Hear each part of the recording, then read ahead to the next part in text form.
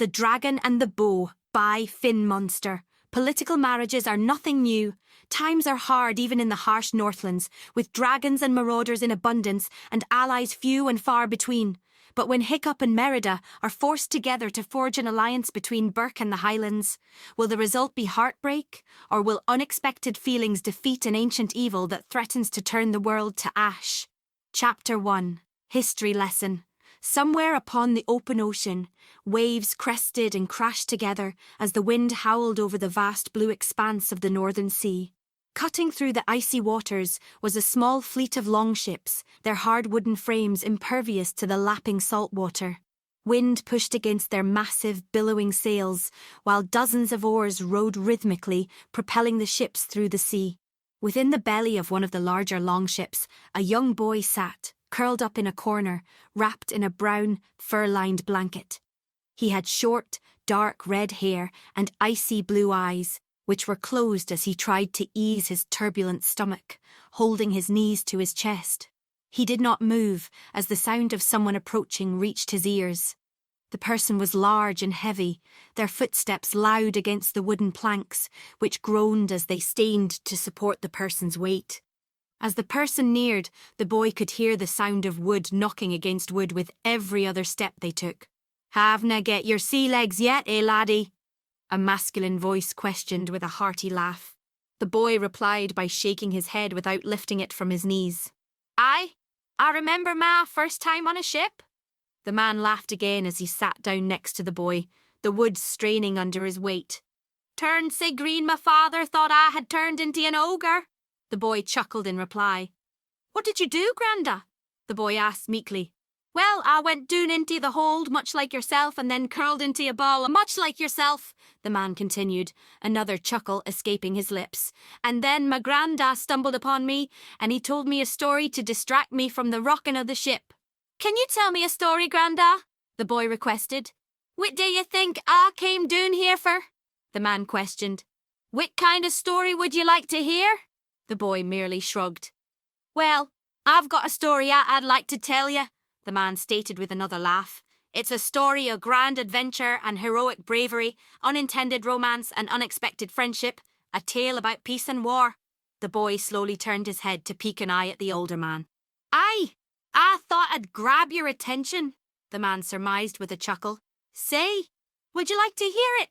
The boy nodded in reply. "That's what I like to hear," the man grinned.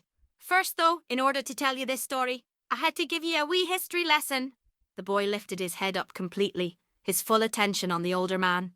"You see, way back when the old empire fell, the world plunged into chaos," the man explained, dropping his voice low and waving his hands about for emphasis. "Kingdoms rose and feel like waves on the sea.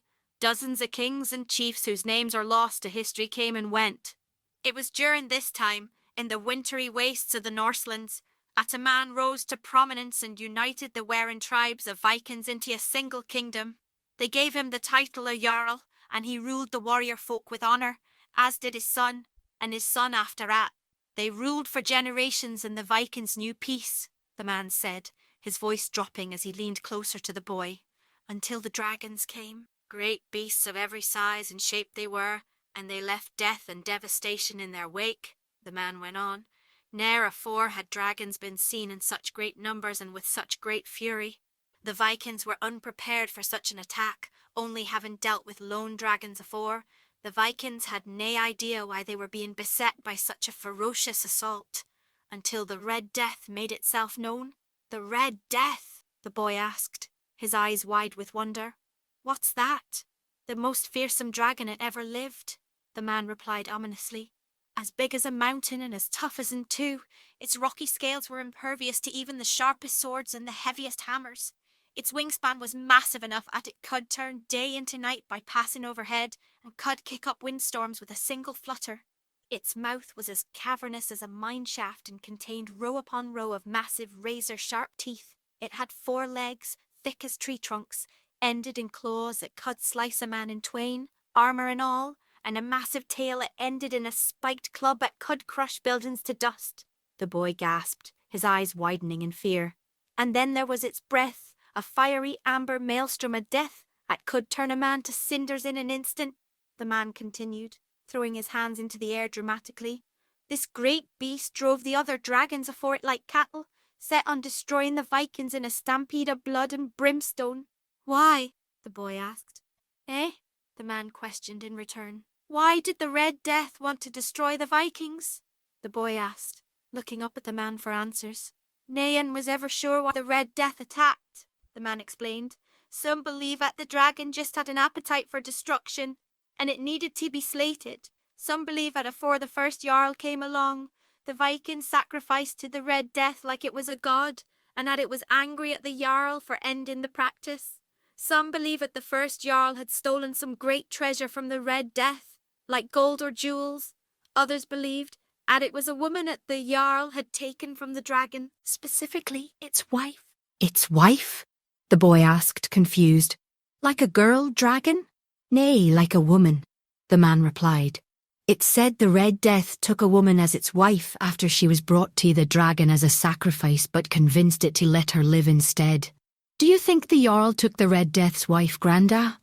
The boy inquired. Dainey rightly ken, the man replied with a shrug. What is important is at the Red Death, and its horde of dragons scorched the Norselands until they reached the capital city where the current Jarl lived. They say there was a great battle, but in the end, the Jarl was killed, his kingdom burnt to ashes and the Vikings scattered to the four winds. What happened to the Vikings? The boy asked. They reformed their old tribes and took to warring with each other again, as well as fighting with the neighbouring kingdoms. Most importantly, nae too long ago, there was a war between the Viking tribe of Burke and the Highland clans. The man explained, his eyes dimming in memory. It was a bloody affair, and there was much lost on both sides. But in the end, the Vikings were defeated and retreated to their island home, while the four Highland clans united under the single banner of Clan Dunbroch. There wasn't to be any peace, though. What happened, Granda? The boy questioned. There came a new enemy, and it clashed with every kingdom upon the northern sea. They were called the Vendel, and between them and the swarms of dragons still haunting the skies, the Northlands knew no peace. Who are the Vendel? The boy inquired. Whitter they would be more appropriate, I think, the man replied. More beast and men they were, living in caves and fighting like mad animals. Some folk even claimed they ate those they killed.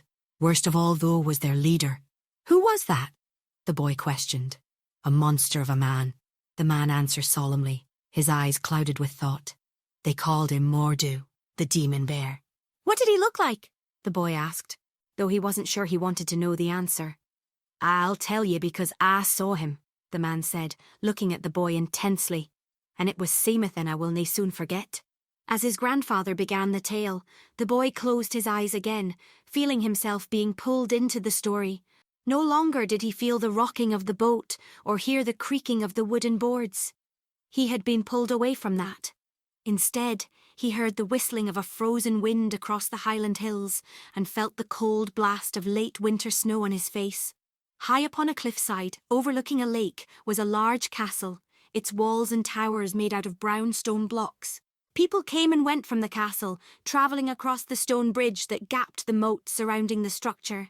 A light snow fell upon the structure, caking it and the surrounding forest in white, while the dim light cast the lake in a dark blue. Moving about the bustling crowd as naturally as a fish through water was a girl no older than 15. She had a wild mane of bright curly red hair that if straight would have most likely touched the ground, but instead stuck out from her head in every direction. She had a slim build, fair skin dotted with freckles and icy blue eyes. She wore a dark blue dress with white trim, along with a black cloak and leather riding boots. A quiver filled with white fletched arrows was strapped to her hip by a leather belt, while a wooden recurve bow was slung around her shoulder. After moving through the crowd, she entered the castle through a pair of large wooden doors. She paused at the entrance to shiver off the cold, while she shook the snow from her hair and stomped the mud from her boots before making her way through the stone hallways, her way lit by torches set in scones along the walls. Eventually, she came to another set of large doors, through which the sound of muffled voices could be heard through. Entering, she found herself in a spacious two-storied meeting chamber. At the centre of the room was a large wooden table, on which dozens of plates piled with delicious-looking food sat. Above, a wooden chandelier hung from the stone ceiling, while 2 sets of wooden stairs leading up flanked the entrance she came in through. Against the opposite wall, roamed the entrance, were 6 stone thrones of various sizes which sat facing the door. At the table, 5 people had gathered. At the head of the table, facing the door, was a large middle-aged man. He had wild red hair like the girls, though his had begun to grey and was held in check by the iron cap he wore. He also sported a trimmed goatee and a massive moustache that stuck out perpendicular to his nose and had icy blue eyes that peeked out from underneath his massive eyebrows. He wore brown leather and grey chainmail armour over his large frame, over which he wore a green and grey tartan held up by a thick brown leather belt. He wore brown leather bracers and a black bearskin cape hung around his shoulder. His right foot was covered in a brown leather fur-trimmed boot, while his left was replaced with a knotted wooden peg leg. Next to the man sat a woman about the same age as him, who was looking over some letters. She had very long, dark brown, grey-streaked hair that almost touched the ground, tied back in 2 braids and woven with golden-coloured thread that kept it out of her brown eyes. She wore a green and black-coloured dress with gold trim and billowing sleeves over her fair-skinned, slim frame, along with cloth slippers on her feet. Around her waist hung a belt of interlocking gold circles, and on her head sat a golden tiara embedded with an emerald. Next to her sat 3 young boys, each identical in appearance. They had fair skin with rosy cheeks, curly red hair and bright blue eyes. They wore the same green and grey tartan robes, held up by large brown leather belts. They also had identical brown leather shoes on their feet. As the girl entered, she saw that the man was in the middle of telling a story, which none of the others seemed particularly interested in. He stood 12 feet tall, a claymore in ane hand and a war axe in the other, the man said as the girl snuck in, apparently unseen by all. He wore the hide of a massive black bear as a trophy, its hide littered with the weapons of fallen warriors. His body was marred by thousands of battles, the man continued, not noticing one of the boys had fallen asleep. Another was picking at his food in boredom, and the third was perfectly lip-syncing with the man's tale, his face scarred with ane dead eye. I drew my sword and... Slash! The girl shouted, jumping in between the boys and startling them. Da's leg was cut clean off. Ah, the man groaned, looking disappointed. That's my favourite part, Merida. Sorry, Da, she giggled as she sat down at the empty seat at the table. But we've heard the story of Mordu and his Vendel hordes invading 1,000 times afore. Well, that's because it's my favourite story, her father explained. And ane day, I'll pay its savage back for what he did to me with interest. Isn't it right, Eleanor? O' course you will, Fergus, the woman replied offhandedly, not looking up from her letters. Merida giggled again as she slung her bow off from her shoulder and placed it on the table while reaching for a plate to serve herself dinner. A lady daresn't place weapons on the table, Eleanor chided, still not looking up from her letters. Ma!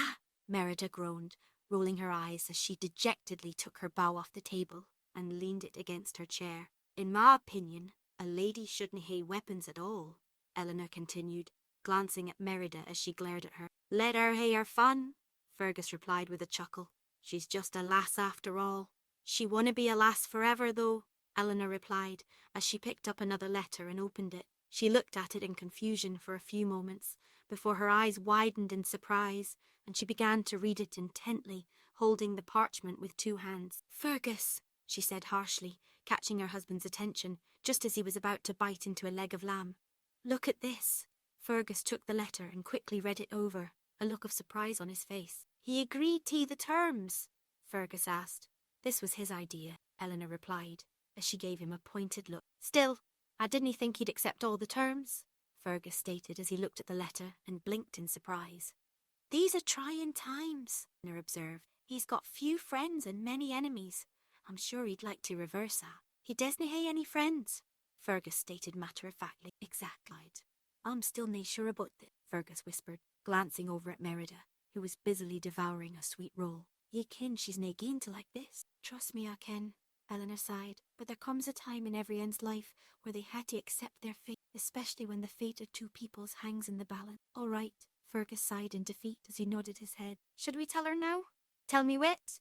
Merida asked, looking up from her dinner in confusion. Looks like it answers it question, Fergus grumbled. Boys, why didn't you wait outside while we talked to your sister? Actually, Eleanor interjected, think it will be better for them to hear it now instead of later. All right, Fergus said solemnly, as the four siblings looked at each other in confusion. We had just received a letter from Stoic the Vast, Fergus began, holding up the letter in question. Do you know who that is, Merida? Eleanor asked. He's the chieftain of the Burke Vikings, Merida replied, confused. The ains that invaded when I was a wee lass. What days he want? He wants peace between our peoples, Fergus explained. And an alliance. An alliance? Merida questioned, her heart dropping as she realised where this was headed. Aye, Eleanor replied. An alliance that must be sealed with a marriage. Marriage? Merida mumbled in shock, as her brothers looked at their parents in surprise. Stoic has a son your age, Eleanor continued. From wit I understand, he's a very nice lad. I dinna care if he's a nice lad, Merida screamed, suddenly exploding with anger, rising from her chair and knocking it to the ground. I'm nae going to be same Vikings whore. Merida, Eleanor admonished, rising as well. I want to do it. You canna make me. Merida shrieked, glaring at her mother. Merida, be reasonable, Fergus pleaded. Reasonable? Merida exclaimed. You want me to be reasonable? Reasonable isn't marrying your only daughter off to a complete stranger, to the son of ane of your worst enemies? I'm nae some game piece you can use as you wish. I'm nae giving up my freedom for some deal you struck with some savage. Do you understand what's at stake here? Eleanor exclaimed, her fury rising. Do ye ken the price your freedom will cost? You will do this and that's final. Merida tried desperately to find something to say, something biting to counter her mother's argument. Instead, all she found was sorrow as she burst into tears. Sobbing, she turned and fled from the room, slamming the doors behind her. We could have handled it better, Fergus commented, slouching in his seat. I ken, Eleanor sighed, sitting back in her chair as well. She's just sae stubborn. Remind ye of Seaman? Fergus questioned, earning a glare from his wife. I'm nae at stubborn, Eleanor shot back. Fergus chose not to comment, instead focusing his attention on the three frightened boys who had risen from their chairs and were staring at them. Is Merida really gaeing away? One of them asked. I'm afraid sae, Hamish, Eleanor said, reaching down and pulling the young boy into her lap. She's gaeing to go live with the Vikings. Why? Another questioned, crawling into her lap as well. Well, Harris, it's say at both our people and theirs can see it we are united as friends, Eleanor explained. What if we dainty like him? The third inquired, hanging on to the chair's armrest. Well then, Hubert, I suppose you will have to deal with him, Eleanor replied, a small smile tugging at her lips. What if they dainty like her? Hamish asked. Then they will hae to answer Tammy, Eleanor replied simply, a full smile on her face. Meanwhile, up in her room, Merida lay face down in her bed, sobbing into her pillow and cursing her fate along with every Viking who had ever lived. Chapter 2. Betrothed. The cold northern sea churned as four longships made their way across the blue expanse of the water, the winds filling their sails and their oars cutting through the ocean foam. Each of the ships flew a flag depicting a downward-pointing sword in front of four interlocking circles upon a field of green. Merida leaned against the railing on the deck of one of the boats, glaring out at the sea as the wind fluttered her red hair, making it look like she was ablaze with anger. Standing behind her were three young men around her age. One was tall and athletic, with fair skin and a skinny yet muscular physique.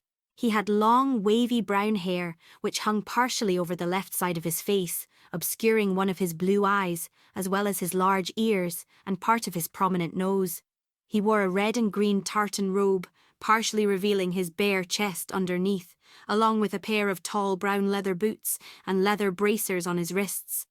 He wore a claymore strapped to his back and a leather belt around his waist. Blue war paint swirled down his right arm from his shoulder to his wrist. The young man standing to his right was larger in both height and girth. He had fair skin and a stout physique. He had blonde hair tied back in a braided ponytail, along with some blonde stubble on his round face. He wore a grey wool tunic under a set of brown leather armour, over which he wore a green and red tartan robe held up by brown leather belt.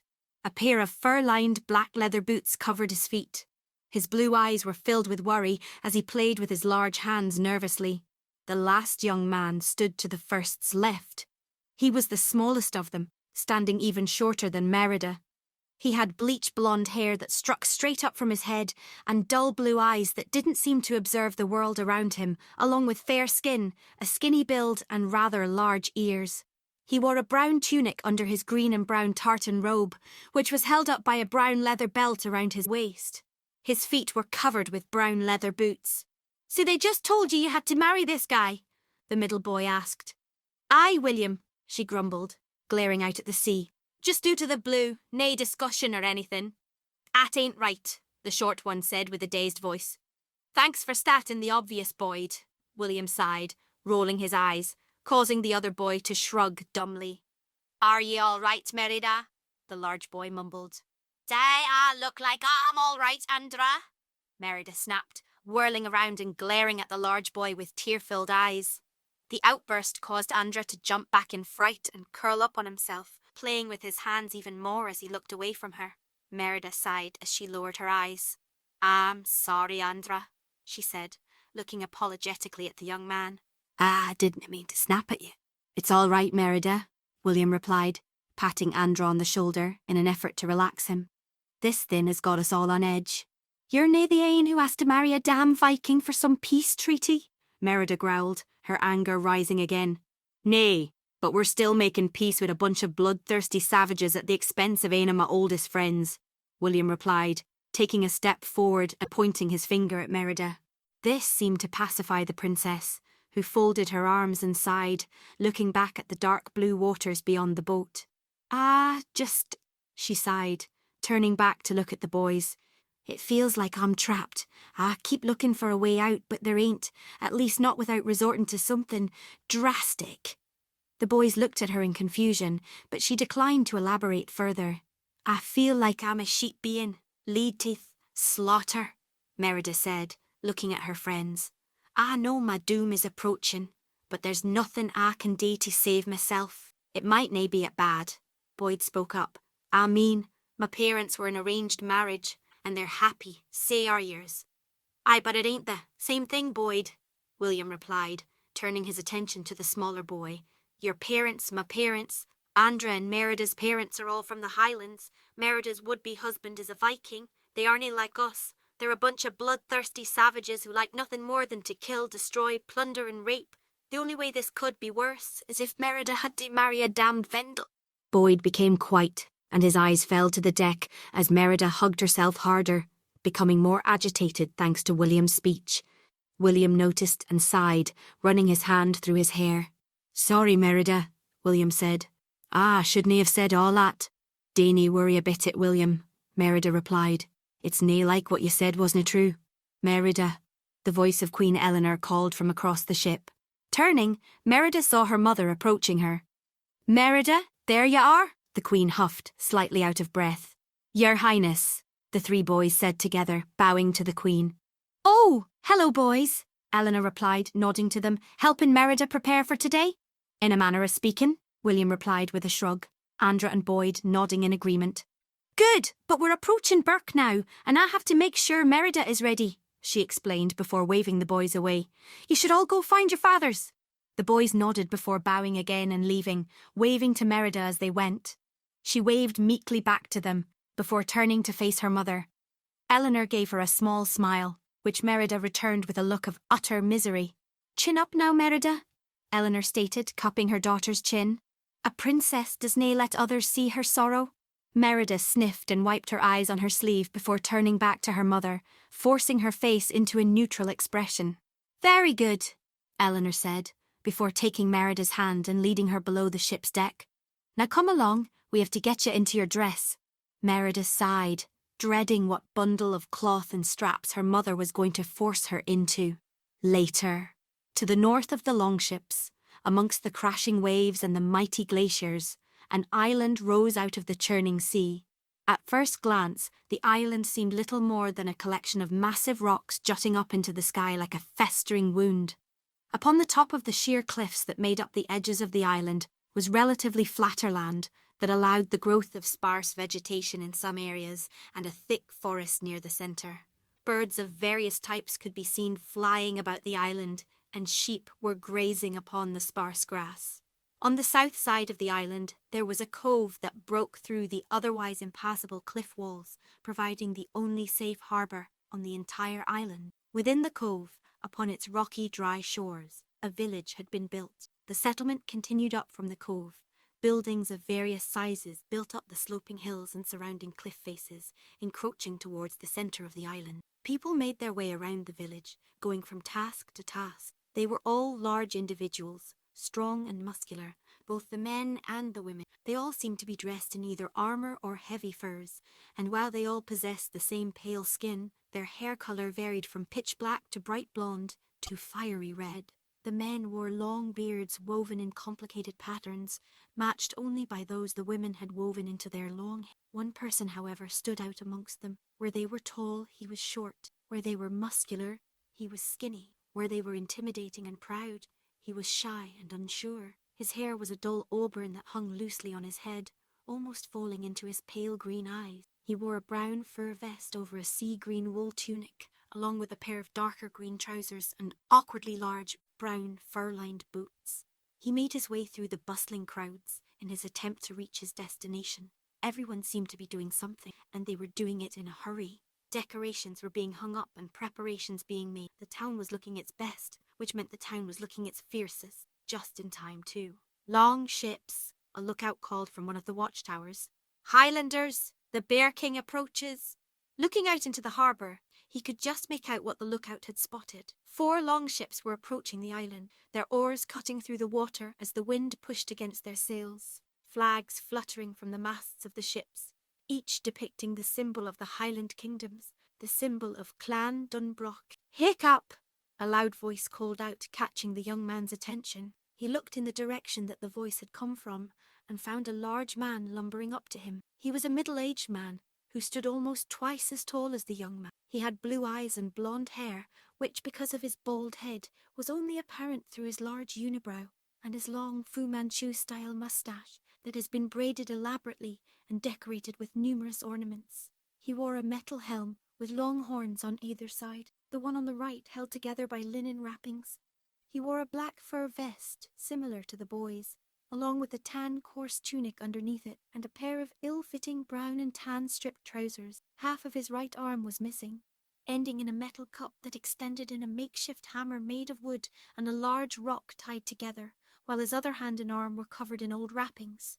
In addition, his left leg was also missing, replaced with shoddily carved wooden peg leg. A brown fur-lined boot covered his other foot. "Hiccup!" he called again as he ran up. "There you are, lad. Your father's been looking for you." "Great," the young man Hiccup said, rolling his eyes. "Where is he, Gobber?" "Down by the docks, of course," Gobber stated. "Or did you forget we've got a hostile royal entourage coming to visit?" "Trust me, that's one thing I did not forget," Hiccup stated with a resigned sigh as he began to make his way towards the docks. "Hey, cheer up, lad," Gobber replied, following Hiccup. "At least this way you can actually help the village for a change. You know, unless the Bear King chops your head off for being too weakened, pathetic for his daughter and restarts the war." "Thanks, Gobber," Hiccup sighed, rolling his eyes. "I can always rely on you for moral support." "It's what I'm here for," Gobber replied, completely missing Hiccup's sarcasm. Hiccup said nothing as the two of them made their way down to the simple wooden docks, where a large group of Vikings were waiting for the approaching ships. At the head of the group was a truly massive man, standing a head taller than most of the already impressively sized men. He had thick auburn hair, stern pale green eyes, and an impressively large beard that hung down to his barrel chest, the ends tied in knots. He wore a dark green tunic over his massive frame, along the brown trousers and brown leather boots, a large leather belt, studded with iron and held up by a belt buckle depicting a snarling, a kilt of iron scale mail hanging. He wore a mighty horned iron helmet and studded leather bracers on his wrists. A large brown fur cape hung from his shoulder, held up by clasps depicting the same. Next to the man on his right stood another large man. He had jet black hair, a black beard of stubble and dark brown eyes. He wore a dark grey sleeveless tunic, along with matching trousers and brown leather boots. He wore a studded leather belt around his waist, secured with an iron belt buckle and a scale mail kilt hanging from. He wore bracers made of padded cloth and twine on his wrists. and a horned iron helmet on his head. A brown fur cape hung from his shoulders, held up by metal clasps. On the other man's side stood a large, muscular woman. She had straw blonde hair which was held back in a braid, piercing blue eyes. She wore a brown leather breastplate and a skirt made of individual strips of red studded leather. She wore a small brown fur cape held up by metal clasps and brown leather boots. An iron helmet with tall horns sat on her head. With the two adults were two children, the same age as Hiccup's age. With the man was a boy with spiky black hair, dark brown eyes, and a pug nose. He wore a green linen tunic and a black fur vest over his muscular physique and a pair of fur-lined brown leather boots on his feet. He wore a pair of dark grey trousers held up by a dark grey leather belt with an iron belt buckle. He had brown leather bracers on his wrists and an iron helmet decorated with black goat horns on his head. With the woman was a girl with straw blonde hair held back in a long braid, along with a red studded leather headband, though she still had long strands that flanked her face and bangs that obscured the left of her piercing blue eyes. She wore a sea green tunic and tight black trousers over her slim, athletic physique. In addition, she wore a skirt made of red studded leather straps, held up by a belt decorated with small skulls. Also, she wore brown, fur-lined boots, tan wrappings around her wrists and lower arms, and iron, spiked pauldrons on her shoulders. Hiccup forced his way through the crowd of Vikings that was behind the five people, stumbling as he reached the end, causing the boy to snort and the girl to roll her eyes. "Nice of you to show up," the girl commented, folding her arms and turning to look at the longships, which were in the process of docking. "Sorry, had big, important stuff that needed taking care of," Hiccup explained weakly as he straightened his clothes. "Probably fell into a ditch tripping over those scrawny legs of yours," the boy chuckled, glancing at Hiccup, who glared back. "That's enough, snot-lout," the man behind him said, eyeing him. "Sorry," he replied, scratching the back of his head in embarrassment. "Hiccup," the large man stated, catching the boy's attention. "Son." "Hey, Dad," Hiccup replied awkwardly, looking up at his father. "Today's an important day, Hiccup," the large man stated seriously, looking Hiccup dead in the eye. "Everything has to go right." "Yeah, of course I know that," Hiccup said, rubbing his right arm nervously. "Good, so you know I need you to be, well, not you," his father stated, struggling to find the words he needed. "Good luck with that, right, Astrid?" Snotlout snorted, turning to look at the girl. She ignored him while the man behind him smacked him in the back of his head, shutting Snotlout up. "I'm not sure I can really do that, Dad," Hiccup began nervously before noticing all the people eyeing him angrily before forcing a smile on his face. "But I will. I will totally not be me, totally." "That's what I like to hear," his father replied, smiling at him before turning his attention to the ships. Hiccup turned around, seeing the 4 ships had docked and soldiers dressed in tartan robes and metal armour pouring out onto the docks, putting all the Vikings on edge. A few moments later, a herald forced his way to the front of the group before blaring the large brass horn he was carrying and snapping to attention. "Presenting King Fergus, the Bear King, head of Clan Dunbroch, Lord of the Highland Kingdoms and his sons, the Princes Hamish, Harris and Hubert." When the herald was finished, the crowd of soldiers separated, allowing Fergus and his sons to walk to the front of the group. The triplets looked around nervously, eyeing the Vikings with fear-filled eyes, while Fergus locked eyes with Hiccup's father, his gaze never wavering as he approached. "Stoic," he practically spat, standing eye to eye with the chief. "Fergus," Stoic replied, making a face like the word left a bad taste in his mouth. "This is your boy?" Fergus asked, looking down at Hiccup and clearly not impressed with what he saw. "He is," Stoic replied simply. "Where's your girl?" "She'll be along," Fergus answered as the herald blew his horn again. "Presenting Lord Duff McIntosh, head of Clan McIntosh and his son William," the herald called as William walked towards the front of the group with an older man, clearly his father. Duff McIntosh was a lanky man with a wiry build. He had jet black hair that puffed out in all directions with a matching chin-strap beard and blue eyes. He wore a red and green tartan robe and nothing else, showing off his bare chest with a leather belt around his waist and leather, fur-lined, pointed shoes on his feet. He had swirling patterns painted on his arms and face in blue war paint. Duff took a position to Fergus's right, with William to his as well. William looked over Hiccup, raising an eyebrow at him before sighing and shaking his head in disbelief. Presenting Lord Gerald MacGuffin, head of Clan MacGuffin and his son Andra, the herald called, as Andra walked up to the front of the group accompanied by his father. Gerald MacGuffin was slightly larger than his son, standing a few inches taller and a few pounds heavier. Unlike his son's nervous expression, Gerald's was calm and serious. His blonde hair was tied into short pigtails on either side of his head, his thick moustache worn in a similar way. He had an equally thick beard, and his eyebrows were so thick they obscured his blue eyes. He wore a grey tunic under brown, studded leather armour, over which he wore a green and red tartan robe. He had a brown leather belt around his waist, which a sheathed knife was slung from, along with brown leather shoes on his feet. Gerald took a position to Fergus's left, with Andra on his left, mirroring the Macintoshes. Andra looked at Hiccup before glancing at William, who shrugged in reply. Presenting Lord Cameron Dingwall, head of Clan Dingwall, and his son Boyd, the herald called yet again as Boyd and an older man walked down the docks. Cameron Dingwall was short and stout, much like his son, with a shock of white hair that shot straight up, accompanied by a thick moustache. His face was reddish in colour, and he had dull blue eyes. He wore a dark grey tunic under a green and red tartan robe, along with a brown leather belt and a brown leather boots. They took up positions to Fergus's left, in front of the taller MacGuffins. Boyd didn't even glance at Hick, instead staring off into space. And finally, presenting Queen Eleanor Dunbroch, Lady of the Highland Kingdoms, and her daughter, Princess Merida, the herald called one last time, as the king and the lord stepped aside to let the soon-to-be-approaching woman walk by unimpeded. I bet you she's fat, Snotlout whispered, fat and with warts. If he's lucky, she'll be lame, so he has to carry her around all the time, Astrid mumbled, glaring at the Highlanders. That way he can have an excuse to not be a skinny wee. Hiccup ignored the comments outwardly, but inwardly he was terrified. He was about to meet the girl he was going to marry, the girl he was going to share his bed with, the girl he was going to share the rest of his life with. This was huge, and he had absolutely no idea what to expect. She could be hideous, like Snotlout said. She could be completely normal. She could be an assassin here to kill him and his father. She could be... Hiccup's thoughts trailed off as Eleanor and Merida came into view. Merida was now wearing a sky-blue dress with gold trim, along with a gold sash around her waist. A wimple covered her massive red hair, leaving a lone curl to stick out just above her eyes. Her blue eyes met with his green, felt his heart skip a... She could be the most beautiful girl I've ever seen, Hiccup mumbled to himself, so quiet that no one else could hear him. What? Snotlout whined quietly. You kidding me?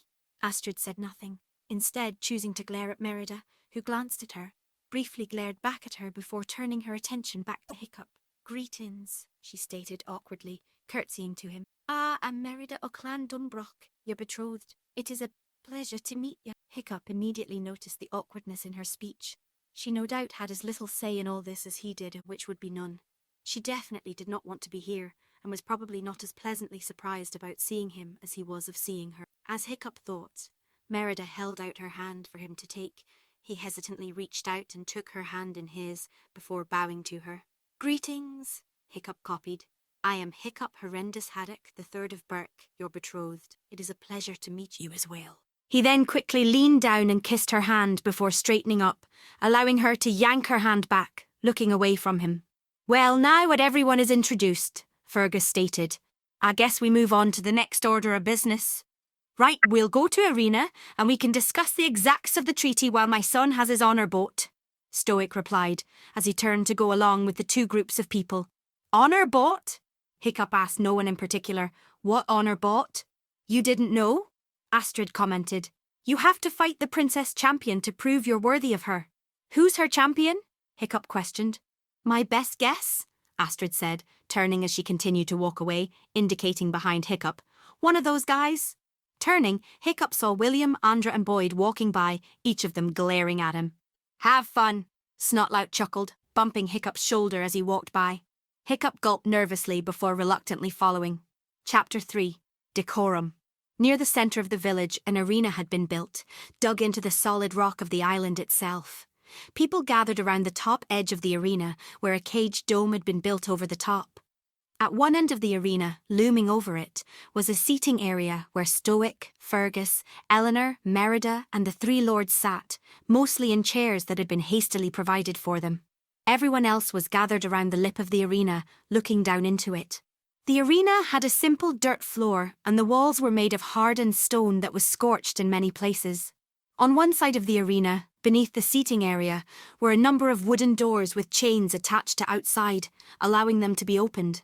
On the opposite side there was a ramp leading down into the arena from the outside, cut off by a portcullis. Inside the arena, Hiccup stood alone, a sword and a round wooden shield sitting next to him while William, Andra and Boyd stood a few feet in front of him. So, how does this work? Hiccup asked, nervously scratching the back of his head. Really? William asked, surprised. You dainty know? People don't really keep me in the loop around here, Hiccup replied with a shrug. William sighed and shook his head in disgust. You challenging us to single combat to prove that you're worthy of the princess hand? He explained, crossing his arms and glaring at Hiccup. Wait, Hiccup stated, holding his hands up. I get to pick which one of you I fight? Aye, William replied, rolling his eyes. Since it's supposed to be you offering the challenge for her hand, it means you get to pick who you're challenging. It's all basically just a ceremony recreating the old story of a prince rescuing a princess and taking her as his bride. So, we're not really fighting? Hiccup questioned. Like not to kill each other, right? Aye, technically we're nae trying to kill each other, William answered before grinning savagely at him. But accidents do happen. Hiccup gulped nervously, eyeing each of the boys. William looked like he was bred to fight and was itching to use that sword strapped to his back. Andra didn't seem to have quite the same fighting instinct as he nervously played with his hands. But Hiccup was sure if that he chose the large boy, that it wouldn't take him long to snap the Viking teen like a twig. So Hiccup's eyes turned to Boyd. The blonde's eyes glazed over as he stared at nothing, trapped inside his own little world.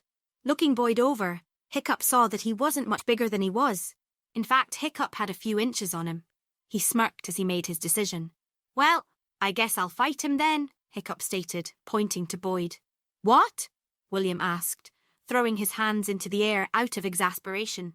Duff McIntosh made a similar movement next to Fergus as Cameron Dingwall smiled at Hiccup's choice. Fergus raised his eyebrow at the choice as Eleanor offered no comment. Merida, however, glared down at the arena, her icy blue eyes never looking away from Hiccup. Stoic nodded before pushing himself to his feet and raising his hands, drawing all attention to himself. The challenger has chosen Boyd Dingwall as Princess Merida's champion, he declared. The two will now fight to determine if the challenger, Hiccup Horrendous Haddock III, is worthy of Princess Merida's hand. As Stoic talked, William and Andra began to move to the side of the arena to be out of the way of the fight. As he walked by, William paused and placed a hand on Boyd's shoulder, seemingly snapping the young man back to reality.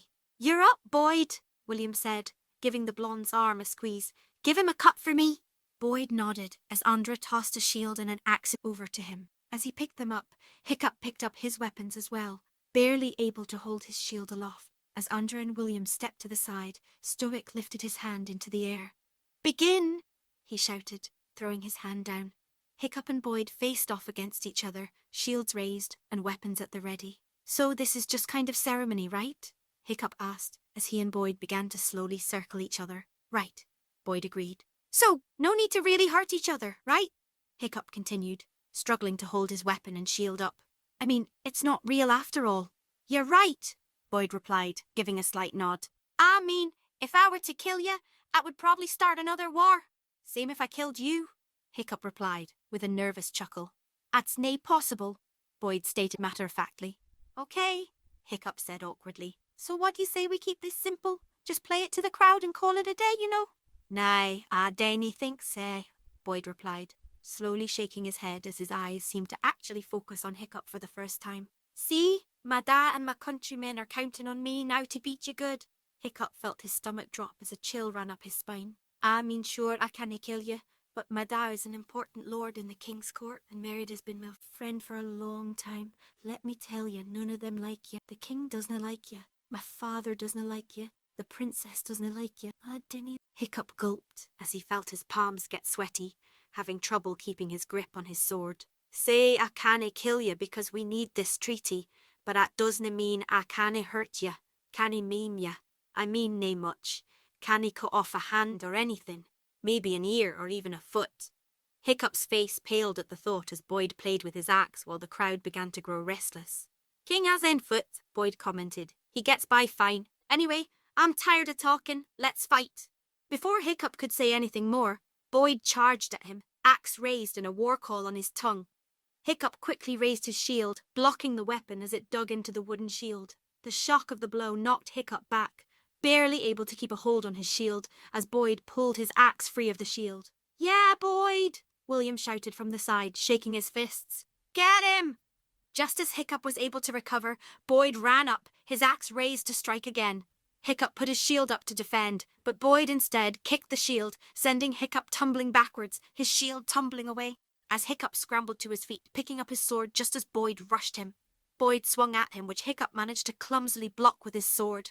As he did, Boyd quickly slammed Hiccup with his shield, sending Hiccup tumbling away again, dropping his sword as he did so.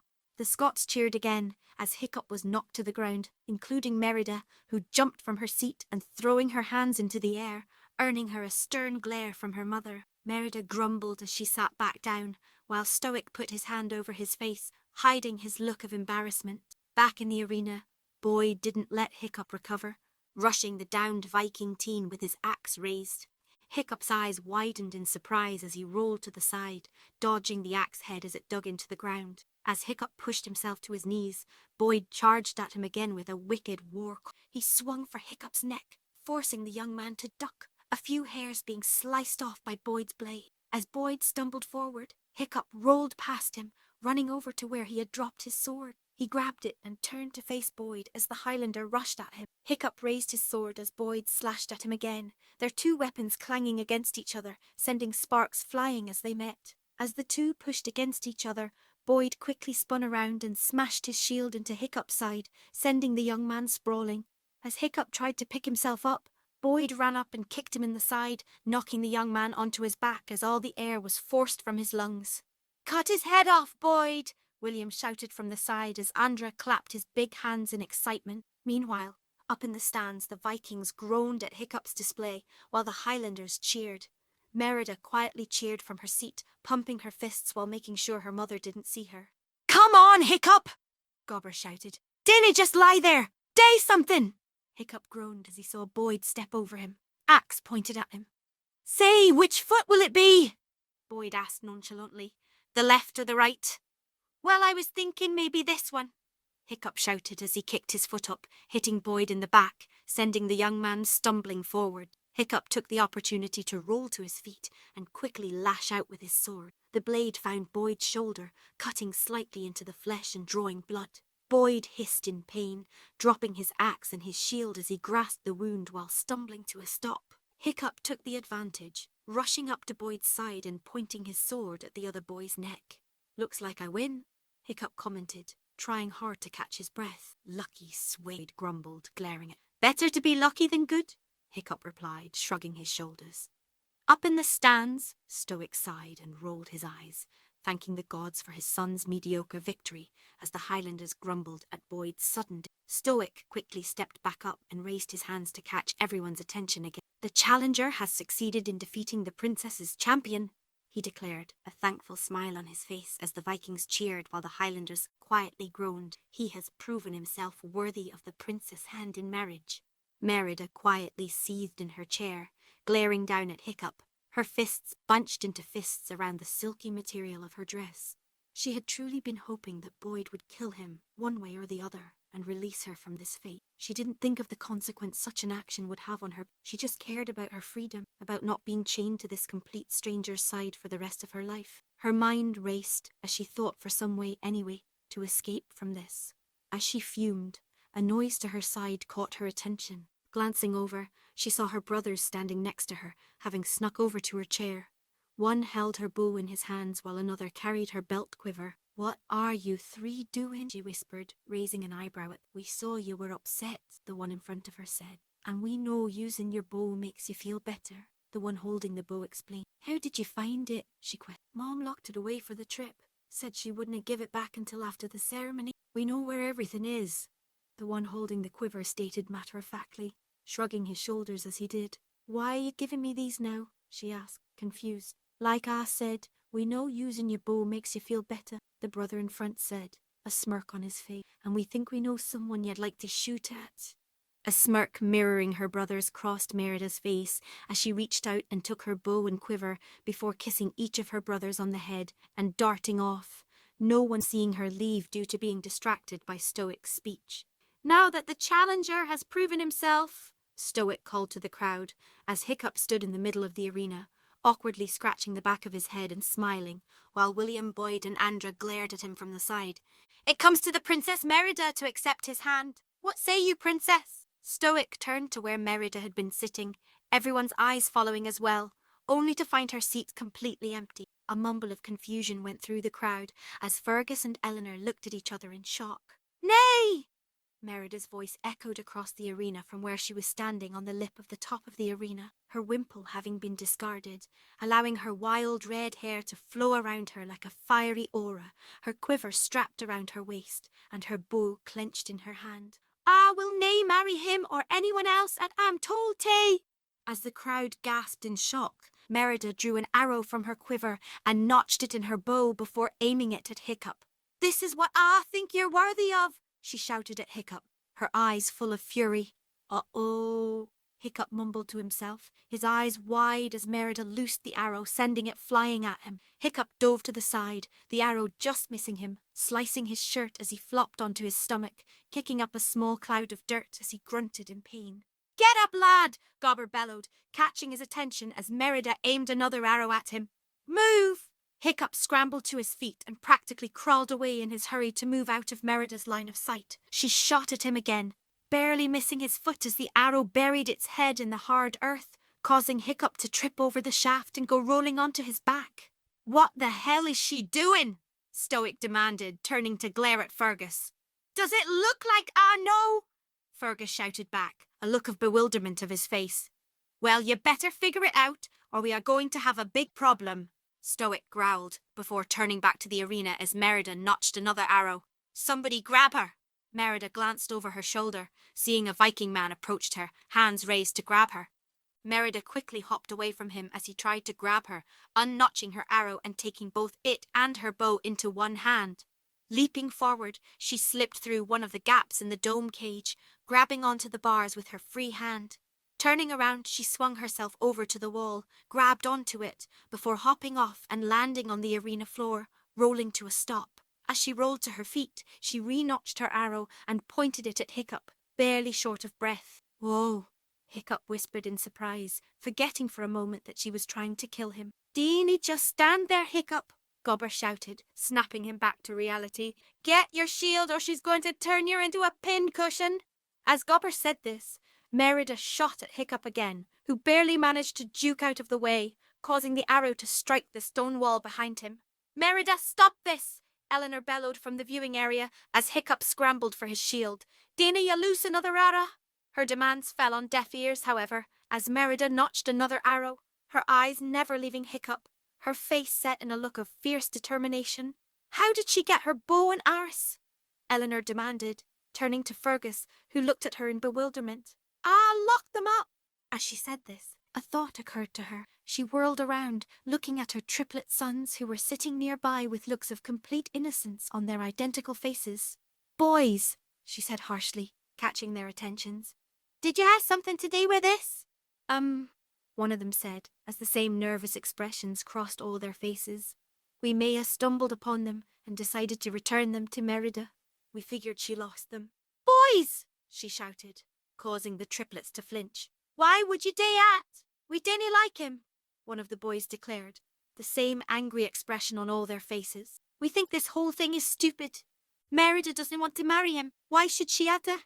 Eleanor almost screeched in frustration, clenching her hands into fists and shaking them, before she stormed off. "Where are you going?" Fergus asked, watching his wife leave. "I'm putting an end to this," she shouted back, not bothering to turn around and look at him. "This is all your fault," the black-haired Viking man shouted, walking up to Fergus and pointing a finger in his face. "I knew this whole treaty was a bad idea. This was all just a trick to get them into our village and kill us all."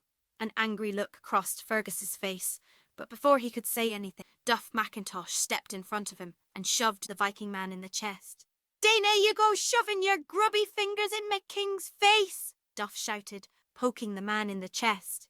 Don't touch me, you backstabbing Highlander, the dark-haired Viking growled in anger as he slapped Duff's hand away from him. I'll put my hands wherever I damn well please, you paranoid savage, Duff yelled, giving the black-haired Viking another shove. I told you not to touch me, the Viking shouted before cocking his fist back and punching Duff hard in the face, sending the Highlander reeling. Hey! Gerald MacGuffin bellowed, running up and hitting the Viking man hard in the stomach, causing him to double over and allowing Gerald to grab him by the shoulders and toss him against the railing around the edge of the arena. As Gerald moved towards the Viking man again, the blonde Viking woman stepped in front of him and decked the lord hard in the face, sending him reeling as well.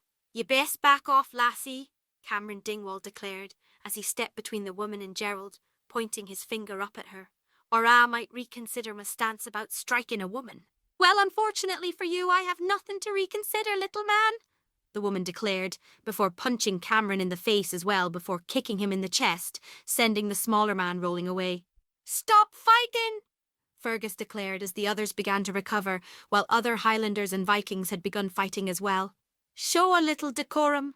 Spitelouth right, isn't he? Stoic asked, causing Fergus to turn around only to find the Viking chieftain glaring at him. What? Fergus asked incredulously. This was all a trick to get us to let our guards down, Stoic shouted, leaning right up into Fergus's face. Are you daft? Fergus asked, his anger boiling up. Why would we want to come to this god's-forsaken island to kill an enemy we already beat? Oh, is that what you think? Stoic demanded, his hands clenching into fists. Aye, it is, Fergus declared, his face turning red from anger. I didn't even remember why I wanted an alliance with you inbred bunch of hooligans. Inbred hooligans, Stoic bellowed. Who are you calling inbred hooligans? Yeah, you great hairy hooligan, Fergus shouted back, spittle flying from his mouth. And I'll be damned if I give you my only daughter. Well then, I guess this treaty's off, which means I can do this, Stoic declared before punching Fergus hard across the face, sending the king reeling. Catching himself, Fergus glared at the chieftain before charging at him with a hateful cry, tackling into him, sending both men rolling across the ground as they began to beat on each other. Meanwhile, down in the arena, a group of Vikings were desperately trying to open the portcullis blocking the path into the structure, while William, Andra and Boyd were rushing up to Merida as she aimed yet another arrow at Hiccup while he scrambled for his shield. Merida, stop! William shouted as he approached her, arms held out to grab her. Merida quickly spun around and pointed her bow at him, causing the young lord to stop in his tracks and throw his hands into the air. Back off! Merida shouted, waving her bow between all three of them. All of you back off! The three young men quickly did as they were told, allowing Merida to turn her attention back to him, who managed to pick up his shield and hold it between the two of them. Growling, Merida shot her arrow out, hitting the shield dead center. The arrow going so far in the head burst out the other side, stopping only an inch from Hiccup's face, causing him to gulp nervously. Screaming in anger and frustration, Merida ran at Hiccup, causing the young man's eyes to go wide as he tried to backpedal away from her, almost tripping over his own 2 feet. As Merida reached Hiccup, she grabbed onto his shield and yanked it to the side, pulling it out of the Viking's hands and sending it tumbling away. Before Hiccup could recover, Merida grabbed her bow with both hands and swung it, hitting the young man on the side of the head and sending him tumbling to the ground. As Hiccup groaned in pain, Merida stepped over him, notching another arrow and pointing it right between his eyes less than a foot away. Whoa! Hiccup shouted, holding up his hands in attempt to get Merida to stop. Hold on, how about we talk about this, okay? There's nothing to talk about, she shouted, putting her foot on Hiccup's chest to make sure he didn't get up. If I kill you, then I'm free of this marriage and can determine my own fate. Even as his body was frozen in fear, Hiccup's mind was still running a mile a minute, giving him a moment of clarity as a thought occurred to him. And then what? He asked, his voice barely above a whisper. What? Merida asked, blinking in surprise, caught off guard by the comment. And then what will you do? Hiccup clarified, the fear slowly leaving his eyes. Merida mumbled as her mind raced, realizing she hadn't thought of a plan past this point. Would she try to fight her way out? Would she surrender? What would be the consequences for her actions? What were the consequences already? As Merida tried to puzzle this out, the portcullis opened and her mother stormed in, a group of Vikings right behind her. "Merida, stop!" Eleanor shouted, snapping her daughter out of her thoughts. Looking over, she saw her mother and the Viking quickly approaching. She looked back at Hiccup, and then at the arrow she had pointed at him. She quickly glanced back and forth between the two, then she shouted in anger and frustration before shooting the arrow into the ground next to Hiccup's head. As Hiccup let out a sigh of relief, Merida whirled around and glared at Eleanor, whose face was only a few inches from her own. The two glared at each other for a few moments before Eleanor reached out and grabbed Merida's arm hard. "Are you insane?" she shouted, pulling Merida away from Hiccup. "Do you know what you done?" Merida said nothing, instead choosing to glare at her own feet. This enraged Eleanor further, causing her to reach down and grab Merida's chin, forcing her head up. "Look!" she demanded, forcing her daughter to look at the fighting going on around the arena, causing Merida to hiss in pain. "Look what yan your thrice-damned bow he caused!"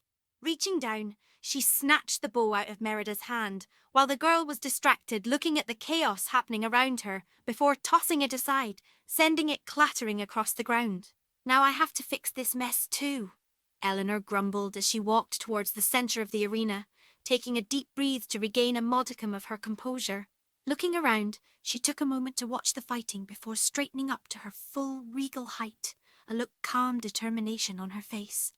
"That's enough!" she shouted, her voice ringing off the stone walls of the arena. The authority in her voice caused everyone to pause in their fighting, including Fergus and Stoic, who had grabbed onto each other, their fists cocked to punch one another in the face. They looked at Eleanor in surprise. "Chief Stoic, I believe that there are some matters that you need to discuss with my husband and I," she stated, looking right into the Viking chieftain's eyes. "Is there somewhere we can talk privately?" Yes," Stoic replied, awkwardly letting go of Fergus and lowering his fist. "The Great Hall should do." "Excellent," Eleanor said with a slight smile. "I will meet you and my husband there shortly."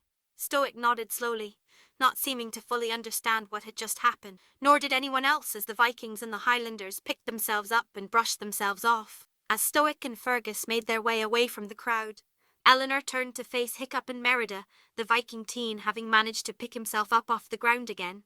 "As for you two, you're coming with me," she said in a tone that brokered no argument, causing the two teens to glance awkwardly at each other before looking away just as quickly. Chapter 4.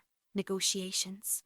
The Great Hall stood near the centre of the village, further inland than the arena, sitting on a rocky outcropping that allowed it to look over the entire village. It was longer than it was tall, giving it a squat look, with a curved roof but a square base. It was made out of dark brown wood, while the foundation was made of grey stone. Stoic led the way as they approached the Great Hall's large wooden doors, their surface carved with depictions of great heroes and dragons. Hiccup at his side, while Eleanor, Fergus and Merida followed behind. Reaching the doors, Stoic flung both of them open before stepping inside, the others following him. Inside, the roof was supported by 2 rows of thick wooden columns, while rows of wooden long tables were on both sides of the room. "Now can someone explain to me what in Thor's name just happened?" Stoic demanded, whirling around to glare at Fergus and his family. "Because it looks to me like your daughter just tried to murder my son." "I'm sure Merida has a perfectly logical explanation for all of this," Fergus asserted, before turning to look at his daughter. In response, Merida's eyes slowly fell, unable to look Fergus directly in the eye. "Or perhaps not," Fergus said, shaking his head in disappointment. He turned around to find Stoic glaring at him. "Sounds like we still have a score to settle, ye and I," Stoic said threateningly, stepping towards Fergus. "Oh, we day we," Fergus replied angrily, his hands clenching into fists. Before either of them could come to blows, though, Eleanor stepped between them, an angry look on her face.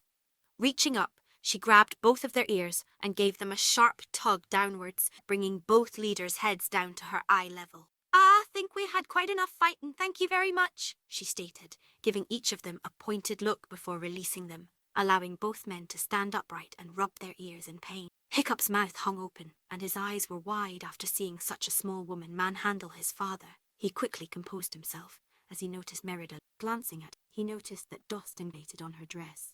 Probably she had tumbled into the earth. He also noticed a few rips and tears in the material, no doubt made by all the physical activity that she had performed for which the dress was not made for. What also drew eye was her wild mass of rip. His first thought upon seeing it was how it had all fit under that wimple. That thought eventually gave way to just how red and wild it was, like fire given solid form. He couldn't help but notice, even in the arena when she was trying to use him for target practice, how utterly it seemed to fit her. Thinking back to how demure and fragile she looked when he had first seen her, he couldn't help but feel a sense of incompleteness from it, that he hadn't been seeing the full picture. Now that he saw her like this, he could understand why. This new Merida, the real Merida, easily replaced the one he had seen before as the prettiest girl he had ever seen, even as her icy blue eyes turned to him and glared. "What are you looking at?" she practically growled, causing him to flinch as he snapped back to reality. Hiccup mumbled, tripping over his words as he tried to think of something to say before Merida sighed in disgust, turning away from him as she rolled her eyes before quickly walking over to the other side of the and sitting at one of the long tables, pointed, not looking. Hiccup sighed as he took a seat at the long table, looking over at his father, talking with Fergus and Ellen. "How do I know that this wasn't some plot to get your people in here and kill us all?" Stoic shouted, pointing an accusatory finger at Fergus. "You're the ane who invited us here, remember?" Fergus shouted back, looking at Stoic like he was insane. "Yes, for the treaty that ye purposed," Stoic retaliated, getting even more in Fergus's face. "Well, we're nae attacking you now, are we?" Eleanor interrupted, raising an eyebrow at Stoic. "What's your point?" Stoic asked. "My point is if we're attacking you, we're doing a pretty poor job of it, seeing as I stopped them and asked to talk." Stoic was quieted by this, slowly lowering his hand, taking a step back. "I suppose ye have a point there." Stoic relented. "I suppose I do," Eleanor replied, a somewhat smug smirk on her face. "Then that brings us back to what actually happened down there," Stoic stated, turning a stern eye towards Merida. "Why was your daughter trying to kill my son?" Merida looked away, not willing to meet Stoic's gaze. "That's something I've been wondering myself," Fergus agreed, looking at his daughter as well, causing Merida to wilt under the combined gazes. "Merida is prone to the occasional unladylike outbursts," Eleanor explained, catching Stoic's attention. She saw the fight in him, probably just felt the urge to join in. "That's nae true, and you know it," Merida shouted, jumping to her feet and pointing her finger at her mother. "That's enough, Merida," Eleanor shouted back, trying to silence her daughter. "Nay," Merida yelled, bristling before turning to Stoic. "The reason I went down there is because I want nothing to do with this alliance or this marriage. I'm being forced again my will to marry someone I dinna even know, from a people that my people were at war with nae say lang ago. I had nae say, nae opinion, and nae options, so I panicked. I saw what I thought was my way out and I took it. I'm sorry, I know I shouldn't have done it, and I dinna want to start another war, but I also dinna want to marry your son." Merida paused and looked over at Hiccup. Their eyes met, and a look of contempt passed over her fair features. "I dinna want anything to do with him," she stated, before turning back to face Stoic, not noticing Hiccup's face fall slightly. "I had just about enough of you," Eleanor declared angrily as she marched up to her daughter. "Good," Merida declared, glaring up at her mother, "because I've had just about enough of you."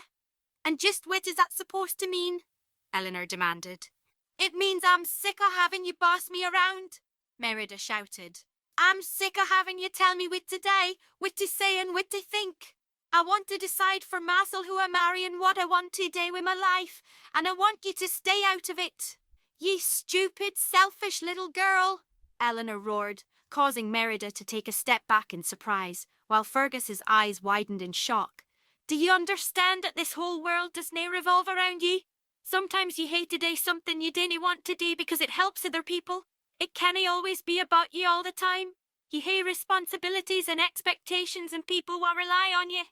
"I dinna want responsibilities or any of that stuff," Merida ranted, throwing her hands up into the air. "I dinna want to keep the peace with my own misery. I dinna want to be shuffled off to a culture. I dinna know to spend the rest of my life with a man I dinna even like. And most of all, I dinna want to end up like a stuffy, controlling noblewoman who never actually did anything with her life like ye." Before anyone knew what had happened, a loud slap echoed through the great hall as Merida stood with her head to the side, an angry red mark forming on her cheek. Slowly, She turned to look at Eleanor. An expression of shock sprawled across her face. Eleanor loomed above Merida, her arm posed in the air from the backswing of the slap. She glared at Merida, but as she looked as her daughter's expression changed from one of shock to one of hurt, a look of horror crossed her own. "Merida!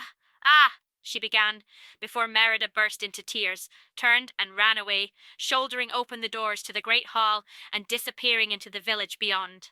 "Merida, wait!" Fergus called, holding up his hand in a futile attempt to stop her, but she was already gone. Fergus sighed as he lowered his arm, while Eleanor looked like she wanted to cry. "Oh, what hae I done?" she moaned, cradling her face in her hands as Fergus walked over and placed a hand on her shoulder. "Looks like you hit her," Stoic commented. Fergus whirled around and glared at the Viking chief, who merely shrugged in reply. "Shouldn't someone you know go after her?" Hiccup suggested. "She's a stranger on a small island," Stoic replied. "She won't get far, and she has nowhere to go anyway. There's nothing to worry about." As he said that, the loud, low blare of a horn sounded over the village. Both Hiccup and Stoic's eyes went wide as another blast sounded over the village. "Wait, was that?" Fergus asked. "Something to worry about," Hiccup commented before gulping nervously. "What is it?" Eleanor asked nervously. "Dragons." As she asked, another horn gave 3 short blasts. It sounded higher pitched than the first horn, and judging by the reactions on Fergus, Stoic, and Hiccup's faces, it did not belong to the Vikings. "Nay," Fergus whispered, his face pale with fear. "Vendel." "Oh, nay," Eleanor whispered with fear. "Merida." "I had to go find her," Fergus shouted as he made for the door. "I'll go too," Stoic stated. "I have to help my village." "My men will aid ye," Fergus said, turning to look at Stoic. "All right," Stoic said with a nod. "Thank ye." "There are bigger things here than ye and me," Fergus replied, his face hardening. "I guess this means our treaty is still on," Stoic observed. "Ah, guess it does," Fergus answered, before the sound of the Vendel horn echoed over the village again. "We'll have to discuss it later, though." "Aye," Stoic replied, before turning to look at Hiccup. "Stay here with the Queen." "But I can help," Hiccup exclaimed, despite his clear fear. "No," Stoic stated as he made his way to the door, Fergus at his side. "You stay here. Someone has to protect the Queen." With that, Stoic and Fergus left, slamming the door behind them.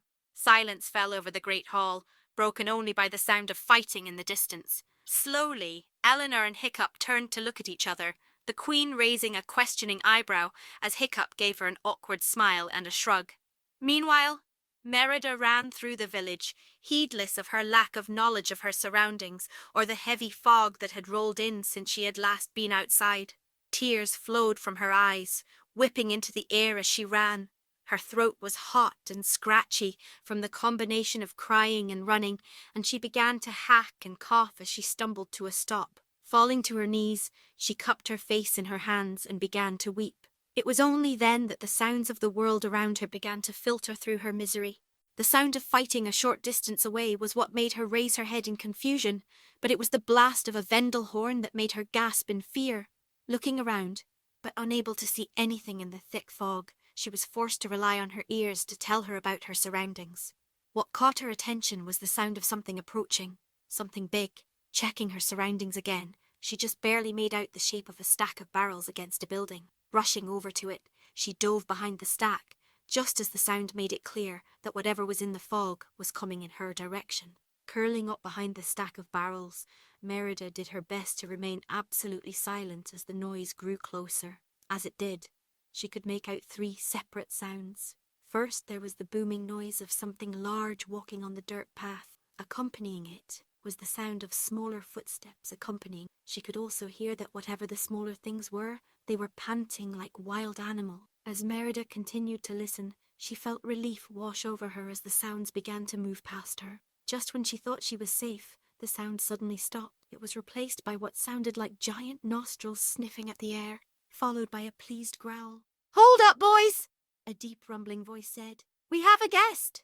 Merida felt a cold chill run down her spine at the thought. She thought desperately of what to do as she heard the sound approaching her again. She was armed with only the arrows in her quiver, and if she made a run for it, whatever was stalking her would surely notice her. "Come on out," a voice said, as the sound stopped right on the other side of the stack of barrels. I know you're there. Merida squeezed her eyes closed, hoping that if she remained still and silent, whatever was behind her would think it was mistaken and leave. Not coming out, huh? The voice asked with a chuckle. Fair enough. Now how did that line go again? Oh, right. Listening. Merida could hear whatever was behind her, lean down and feel hot breath seep through the gaps between the barrels. Fee-fee, fo-fur. I smell the blood of a Highlander, the voice quoted as it gave a sniff for emphasis. Merida knew she should run, knew that whatever was behind her was going to try and kill her, but she couldn't will herself to move, frozen. And what was worse was that she was certain she knew exactly who it was behind her. Be she alive or be she dead? The voice continued, the mention of her gender causing Merida to begin shaking uncontrollably. I'll grind her bones to make my bread. There was a pause, where the only sound Merida could hear was her own heart hammering in her ears. Suddenly the barrels seemed to explode behind her, causing Merida to scream in terror as a massive hand reached through the stack and snatched the back of her dress. It pulled her into the air, but the damage to her dress caused it to rip away and send her flying through the air and rolling across the dirt road, the rip along the back of her dress exposing her white underdress as she came to a stop on her stomach. As she pushed herself up, her eyes lifted to look at what, or who, had attacked her. The first thing she noticed were the two men standing not too far away from her, glaring down at her. They had large and imposing physiques, over which they wore dirty and torn clothing that looked like it had been stitched together from rags and various animal hides. They both had scraggly dark brown hair, equally dark brown eyes, and scraggly brown beards. They wore heavy fur cloaks made from black bear pelts, along with heavy linen wrappings around their arms and legs. Their feet and hands otherwise remained uncovered, which were rough and dirty. Their exposed skin was painted black with war paint, and was further decorated with white painted symbols on their faces and arms. In their hands they carried heavy clubs made out of bone and tipped with the claws of a bear. What really drew her attention, however, was the massive man looming behind them. He easily stood 12 feet tall and was built like a mountain, with muscles upon muscles and a barrel chest. He had fair skin and coarse black hair that covered most of the exposed flesh. He had pitch black beard that hung down to his chest and was elaborately braided, with a dozen hollowed-out human skulls threaded into his beard like beads. Most of his exposed skin was covered in scars and burns from countless battles. He wore the fur of a gigantic black bear draped over his shoulders and back, with the head hollowed out so that he could wear it like a hood, the snout sticking out past his face, its long teeth framing his features. One of his eyes was dark red, while the other was grey and glassed over, a long scar slicing through it. He wore tattered leather armor over a torn tunic and pair of pants that had seen better days. His feet were bare and topped with the same coarse black hair. His hands were bigger than her, dirty and calloused, while his nails had been apparently filed to points. A giant sword and axe hung from sheaths attached to his back. Well, well, well, the large man said, grinning at her, causing Merida to notice that his teeth had been filed to points as well. The two smaller men moved towards Merida threateningly, but were stopped when the man held out one of his massive hands, signalling for them to stop. Now let's not be hasty, boys, the man chuckled. We're in the presence of royalty after all. Merida's eyes widened in surprise as she pushed herself up to her hands and knees. Surprised, cub?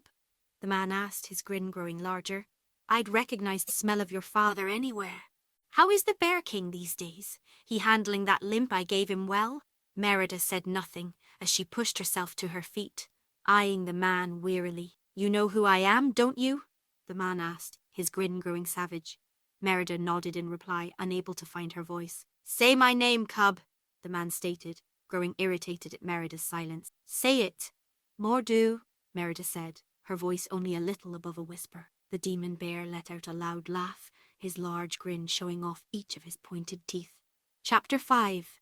The Eaters of the Dead. So, cub, what brings you to this god's forsaken rock of an island? Mordu asked, leaning down so he could look Merida right in the eye, despite the fact that his blood-red eyes were almost twice as big as her own. I could ask you the same question, Merida stated, trying to sound brave as she took a step away from Mordu. Well, you're a feisty one when you feel like talking, Mordu declared with an uproarious laugh, causing the men with him to chuckle as well. I can see a lot of your father in you now. You didn't answer my question, Merida, taking another step back as she slowly reached for an arrow in her quiver. Why else would a known raider and cutthroat go anywhere? Moradu questioned. To pillage, rape, and murder, of course. Merida nervously slid an arrow out of her quiver and palmed it, holding the head between her middle and ring finger, hiding the shaft behind her arm. Now that brings us back to what you're doing here, Mordu stated, pointing one of his dirty and calloused fingers at her, his pointed nail aimed right between her eyes. I can smell over this rock, though either I stepped into a war. Merida looked him right in the eye, her icy blue gaze not wavering from his fiery. Or you're all here to make some kind of alliance, Mordu continued, studying Merida closely. Merida's eyes wavered, glancing briefly at the ground before looking back at the demon bear, causing him to grin evilly. An alliance, huh? Mordu surmised, chuckling as he did. And you know what goes good with an alliance, don't you, boys? The Vendel men chuckled in reply. Sounds like someone's getting married off, Mordu commented, causing Merida to stiffen. I bet you're excited, having a honeymoon up here in the cold wastes, while looking forward to pushing out some Viking brats. Merida said nothing as she continued to inch away from the giant. That's what I thought, Mordu said with another chuckle as he reached up and drew his sword from the sheath on his back. It was twice the size of any sword she had ever seen. The blade scratched and dinged over almost its entire length, which was twice her height and made out of a polished black stone that she realized was obsidian. The pommel was wrapped in black leather, and runes were etched along the entire length of the blade in red. Pulling the sword out, Mordu lowered his arm to the side, allowing the front of the blade to land on the ground with a thud, kicking up a small cloud of dust. Why don't I send your father your head as a gift to congratulate him on his alliance? Mordu asked, his wicked grin showing each and every one of his pointed teeth. I think he'll like that, don't you? Merida said nothing as her fear froze her in place, her heart hammering in her chest as she watched the giant lift his massive sword effortlessly into the air and point it at her. I thought you'd agree, Mordu stated simply, before lifting the sword above his head and swung it at her. Merida's eyes went wide before she ducked beneath the blade as it swung by, the blast of air following in its wake, flipping her hair onto her face as she rolled out of the way. Quickly pushing herself to her feet, Merida managed to scramble away as Mordu lifted his sword up to swing at her again. Merida dodged out of the way as Mordu slammed it down where she had been standing a moment before, breaking a chunk of the ground and sending a spider web of cracks across the surface, up a small cloud of the force of the blow forced Merida to stumble to her knees, sliding and ripping her dress even further. Stand still, Mordu barked as he pulled the sword out of the ground, dust and small rocks falling away from the tip. This will only hurt for a second. As the demon bear lifted his sword to swing again, Merida tried to get to her, but stumbled on the remains of her dress and stumbled again. She turned around and looked up with horror as Mordu lifted his sword and prepared to thrust it into her. A second before he did, something slammed into the barbarian's shoulder, knocking him off balance and causing his thrust to go wide, slamming into the ground next to Merida with a loud thud and kicking up another cloud of dust. Growling in irritation, Mordu turned to look over his shoulder, finding a javelin sticking out of his back. Turning his eyes to follow the trajectory that the javelin, Mordu saw Andra standing still in the follow-through of his throw with a pair of javelins clutched in his offhand. Boyd and William stood behind him, their weapons, his eyes narrowing angrily. Mordu reached up and grasped the javelin with his thumb and forefinger before yanking it out with a sharp tug, heedless of the blood slowly oozing from the wound. As the three boys watched in horror, Mordu turned to face them, examining the javelin for a few moments as the Vendel men growled at the lordlings. Smirking, Mordu turned his eyes towards the boys. I think you dropped this, Mordu said to Andra, before flicking the javelin like a dart at the young man. Andra's eyes widened even further in surprise before he dove to the ground in order to avoid the attack, while the two others dove to the sides. The javelin shot through the air possible speeds before slamming into the wall of a building, knocking a sizable hole into the wooden structure. The boys glanced back at the damage in mute terror before turning their eyes back to Mordu, who grinned wickedly. I'll deal with you lads after I've dealt with your princess here, Mordu laughed, before turning to face Merida, but instead found empty space where she had once been. Glancing up, his eyes narrowed in anger as he saw Merida in a hasty retreat, darting around a corner and out of view. Roaring angrily, Mordu gave chase to the Highland princess, sparing only a moment to glance over his shoulder at his men. Kill them! he ordered, before turning and lumbering around the corner that Merida had disappeared behind. Snarling, the two Vendel men turned and glared at the three lordlings before charging at. Three young men quickly pulled themselves to their feet as they raised their weapons to face their enemy. "Macintosh!" William yelled, brandishing his claymore high above his head. "MacGuffin!" Andra shouted, tossing one of his javelins into his free hand and holding them both at the ready. "Dingwall!" Boyd added, banging his axe against his shield. "For the Highlands!" the three shouted in unison before charging forwards and meeting the snarling wild men head-on. As they reached the young men, one of the Vendels leapt into the air, raising his club to strike one of them. Boyd quickly jumped forward and brought his shield to bear, deflecting the man's attack, while the Vendel's body slammed into the shield, knocking Boyd onto his back with the savage on top of it. As the Vendel tried to crawl over the shield to get at Boyd, the young Highlander pushed up on his shield, trying to keep his head away from the wild man's gnashing teeth and heavy club. Seeing his friend struggle, Andra rushed over and kicked the Vendel in the side, the blow accompanied by the sound of cracking bone as the lordling's attack broke some of the savage's ribs. The force of the kick knocked the Vendel clear off of Boyd and sent the wild man rolling a few feet but came to a stop on his back, groaning. Before the Vendel could back up, Andra ran over to the man, placed his foot against the savage's chest before driving his javelin through the barbarian's heart. The Vendel gasped in pain and shock. His mouth hung open in an expression of pain and shock as his blood oozed out of the wound. After a few moments, with Andra watching with wide, frightened eyes, the Vendel's eyes fluttered close and his body sagged, breathing no more. Andra gulped slightly before bracing his foot and pulling his javelin free, the Vendel's blood dripping down the tip. At the same time, William had met the other Vendel warrior head-on. Blocking the man's wild swing with his claymore, he sifted his weight around before following up with a shoulder to the Vendel's chest, knocking the savage back. As the Vendel recovered, William rushed the man, his sword raised. As William swung at the Vendel, the savage tried to parry with his club. As the blade met the other weapon, it sliced through the wooden shaft, causing the head of the weapon to fall to the ground and rolled away. As the man pulled away, William used his momentum to spin around before driving his weapon into the Vendel's stomach. The savage wheezed in pain as blood splattered against William and his sword. After a few moments of struggling, the Vendel went limp, forcing William to place his foot against the man's chest before pushing him off, causing the wild man's body to fall to the ground. William breathed heavily, trying to catch his breath, watching as the blood dripped off the tip. Looking up, he saw Andra helping Boyd to his feet before he looked up, his eyes meeting with William's. "First blood, Andra?" William asked. Andra nodded as Boyd brushed himself off. "Mine too," William said, sparing a glance down at his sword. Blood still dripping off of his sword, but there's no time to think about it now. Merida needs our help. Boyd and Andra both nodded, looks of determination on their faces. "Well, we're wasting time then, come on," he ordered, before turning and running in the direction Merida and Mordu had gone in. Boyd ran right after him, while Andra spared a moment to look at the man he had slain before following his friends. "Meanwhile, you can't run forever, Cobb," Mordu shouted as he pursued Merida around another bend, swing his sword at her as he did, missing her and lopping off a corner of the roof instead, sending tile and thatch flying around Merida, catching in her hair as she ran through it. Turning, she managed to dart around another corner, just as Mordu reached out and tried to grab her, missing her by inches.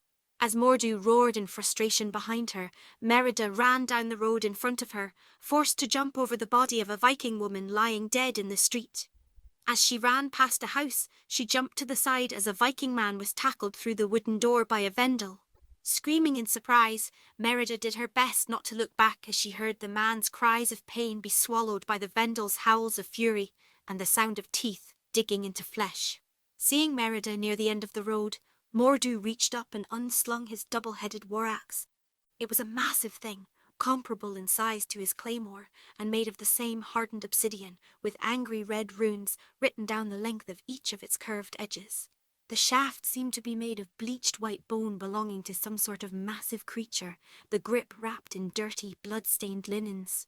Heaving the weapon above his head, he flung it down the street with a single arm, sending the axe flying end over end towards Merida. Hearing the massive weapon fly through the air towards her, Merida turned to see the axe hurtling towards her, her eyes widening in shock. Letting out a panicked scream, Merida dropped to the ground, causing the axe to go just miss her, the edge of one of the axe heads grazing her hair as it passed by.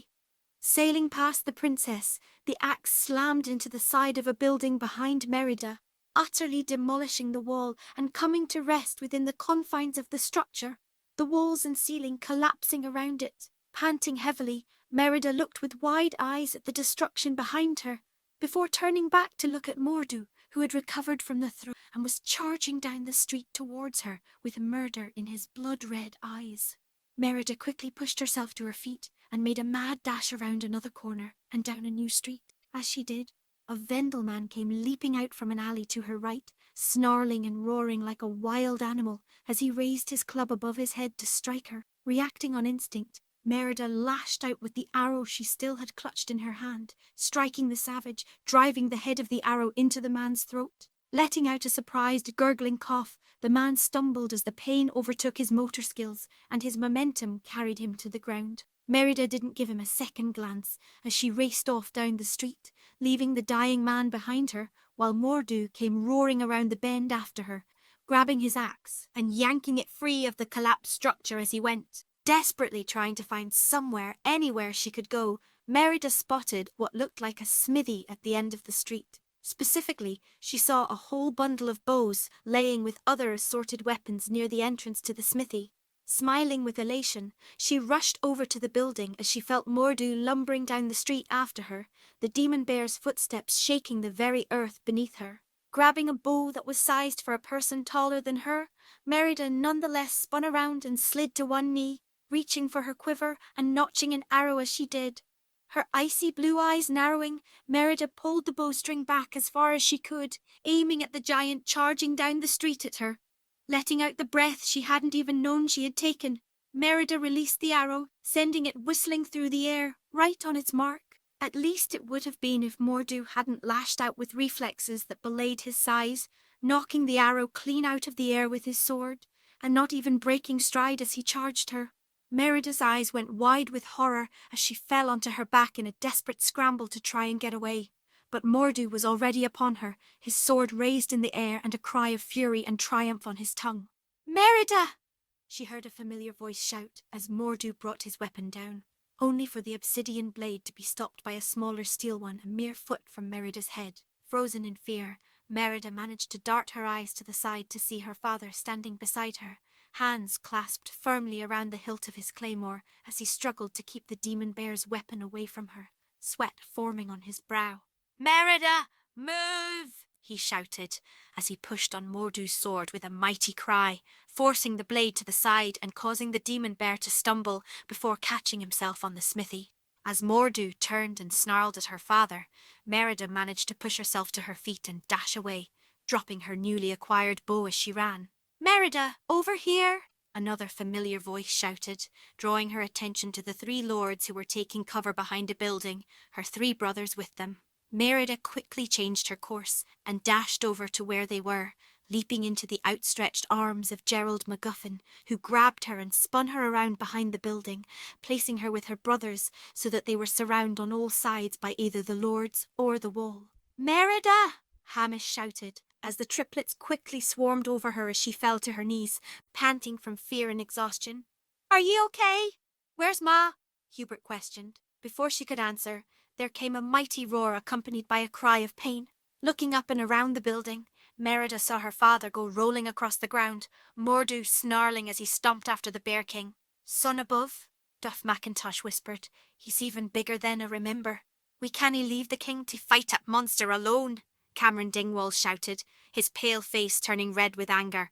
"We cannae leave the king's children unguarded either," Gerald yelled back, his thick eyebrows knitting together. "Then wid do we die?" Duff asked, a hint of fear in his voice. Merida didn't seem to hear the conversation happening around her, her eyes glued on her father as he managed to pick himself up and turn to face Mordu, his sword at the ready. "It's been a long time, Fergus," Mordu taunted as he and the Bear King began to circle one another. "You look well. How's the leg treating you?" "I was just catching up with that pretty little daughter of yours. They grew up so fast." "Dinna ye talk a bit, my daughter, you damned beast," Fergus roared as he charged Mordu, swinging his sword at the massive man. Mordu merely laughed as he parried the attack with ease before swinging his axe at Fergus's head. Fergus managed to duck the attack, but was caught off guard when Mordu spun the axe slightly in his hand before catching Fergus with a backswing, hitting the Bear King with the side of the axe head and sending him sprawling. "Da!" Merida cried in horror as she saw her father go tumbling across the ground, grunting in pain as he rolled to a stop. "Come on now, Fergus," Mordu said, raising his hands helplessly as Fergus pushed himself to his feet with a grunt. "We both know how this is going to end. You couldn't beat me before, and you're not going to now." Fergus ignored him, raising his sword and pointing it at Mordu. "Here, I'll make it easy for you," Mordu stated, flashing a savage grin at Fergus. "I'll cut your head off this time. It will be nice and quick, and that way you don't have to think about how you couldn't stop me from massacring your entire family." This was enough for Fergus, who let out a loud battle cry as he charged at Mordu, the demon bear giving him a toothy grin in return. As Fergus reached him, he thrust his blade at Mordu, who spun around it before slamming the butt of his sword's hilt against the back of Fergus's head, sending the man stumbling. As Fergus tried to catch himself, Mordu spun around, kicked the Bear King in the back, sending Fergus falling to the ground. "So much for the Bear King," Mordu laughed as he lifted his axe above his head and stepped over Fergus while Merida watched on in horror. Just as Mordu was about to bring the axe down, Stoic came rushing from around a corner before slamming his shoulder into Mordu's back, sending the demon bear stumbling away. "You know, I'm getting really tired of these last-moment rescues," Mordu roared angrily as he turned to face Stoic as Fergus picked himself up again. "That's too bad," Stoic as he pulled the double-bladed war axe he had strapped to his back off and took it into his meaty hands, "because I'm getting sick of you being in my village." "Fine then," Mordu growled as the two men moved to flank him. "I'll be more than happy to gut you both." With that, Mordu let out a roar as he began swinging at both men with his axe and claymore. Fergus and Stoic fought valiantly against the demon bear, but even with their superior numbers, Merida could see that Mordu outclassed them in every way. He seemed to know exactly where Stoic and Fergus were at any given moment, blocking and parrying their attacks without any effort at all, while his blows hammered the leaders like sledgehammer, knocking them back or off balance with every swing. Roaring savagely, Mordu swung his axe in a wide arc, hitting both Fergus and Stoic as they tried to block and knocking them down. "I think it's about time we end this," Mordu began, facing the two downed leaders with his weapons at the ready, but trailed off distractedly. He took a few experimental sniffs of the air before catching waft of something, taking a big sniff as his eyes went wide in surprise. Glancing around the surrounding village as if he was looking for something, a grin slowly began to spread across his features as he started chuckling to himself. "Found you," Mordu said to himself between his laughs. "What's he doing?" Stoic asked as he pushed himself to his feet along with Fergus. "Ah, hey, nay idea," Fergus admitted, as Mordu began laughing uproariously at a joke only he seemed to understand. "Something funny?" Stoic demanded. "Yes," Mordu admitted as he calmed down, "but I'm afraid you wouldn't get it. Anyway, this has been fun, but I really must be going. Speaking of which, Fergus, if you and all of your men are here, who's watching your homes back in the Highland?" Fergus's eyes widened in realization and fear. "Must be quite the skeleton crew," Mordu commented as he sheathed his sword and slung his axe back over his shoulder while pulling a horn from around his neck. "You know, it's been so long since I've been there. I think it's time for another visit." Before Fergus or Stoic could say anything, Mordu brought the horn up to his mouth and gave 3 short blasts. Roars and howls of affirmation came from within the village as the mist seemed to thicken around them. Chuckling, Mordu took a step back into the mist, seeming to melt into it. "We'll have to save this for another time, Fergus," Mordu mocked from the mists. "Tell that little cub of yours I hope I see her again soon." "Get back here, you monster!" Fergus bellowed as he charged into the mist and began swinging his sword in every direction as Mordu mocking laughter surrounded him on all sides. Then, just as quickly as it had appeared, the mist dissipated, leaving Fergus swinging at nothing but open air. "What happened?" Stoic asked. "Where did he go?" "Ah, dinna know," Fergus growled, before he regarded Stoic with narrowed eyes. "But I know where he's going." A few minutes earlier, up in the great hall, Eleanor and Hiccup had managed to push one of the long tables up against the doors to block them. They both sighed as they sat down on one of the benches, Hiccup resting his back against the table behind it and rolling his head back while rubbing the back of his neck. As he did, Eleanor glanced over at him and raised an eyebrow. To be honest with you, Hiccup was it? Eleanor asked, earning a nod from the Viking teen. You knew what I was expecting when I heard Stoic the Vast had a son. You're not the first, Hiccup replied with a chuckle. And I doubt you'll be the last, your highness. I take it you get that sentiment often, Eleanor questioned. Basically every day of my life, Hiccup admitted, before a confused look crossed his face and he shot a questioning look at Eleanor. Why do you care, if you don't mind me asking? It's not like what people around here think of me affects you. If it affects my daughter, then it affects me, Eleanor replied simply. Well, if you don't mind me saying, Your Highness, it doesn't seem like you and your daughter really get along, Hiccup observed nervously, not looking Eleanor in the eye. You noticed that, did you? Eleanor sighed with a little bit of dry humour in her voice. It was kind of hard to miss, Hiccup replied with a shrug, playing with his hands nervously. Especially after you, well, you know. Eleanor let out a longer sigh as she rested her elbows on her knees and buried her face in her hands. Can't I believe I did that, she mumbled into her hands. I take it that stuff like that doesn't happen often? Hiccup questioned. Never, Eleanor replied, looking up from her hands at Hiccup. She just made me so angry. As she thought about the incident that had happened a short while ago, Eleanor balled her hands in the fabric of her dress, and her brown eyes narrowed. It's like she refused to see any other point of view except her own, the Queen fumed. She's just so stubborn, Hiccup provided, arching one of his eyebrows. Aye, Eleanor agreed, sighing. She's very stubborn, very opinionated, very much. Like you, Hiccup interjected, sucking in his breath as Eleanor shot him an annoyed glance at him. I mean, that's just what I saw, but I could totally be wrong. I just met you all today, so I could be completely off base, and Eleanor held up her hand, stopping Hiccup's desperate attempt to retract his statement. That's enough, Hiccup. It's quite all right, Eleanor said, lowering her hand as the young man clamped his mouth shut. Shouldn't he get mad at you for speaking the truth? Merida and I are very similar in some ways, which is why we can butt heads so fiercely. Eleanor's brown eyes turned sad as she looked down at the stone. Though never at fiercely before, Eleanor added sadly. I'm sure she'll get over it, reassured. Nay, she's too stubborn for that, Eleanor stated, before a hint of fear entered her as she nervously ran her hand through her. That's if she hasn't already been torn apart by Vendels.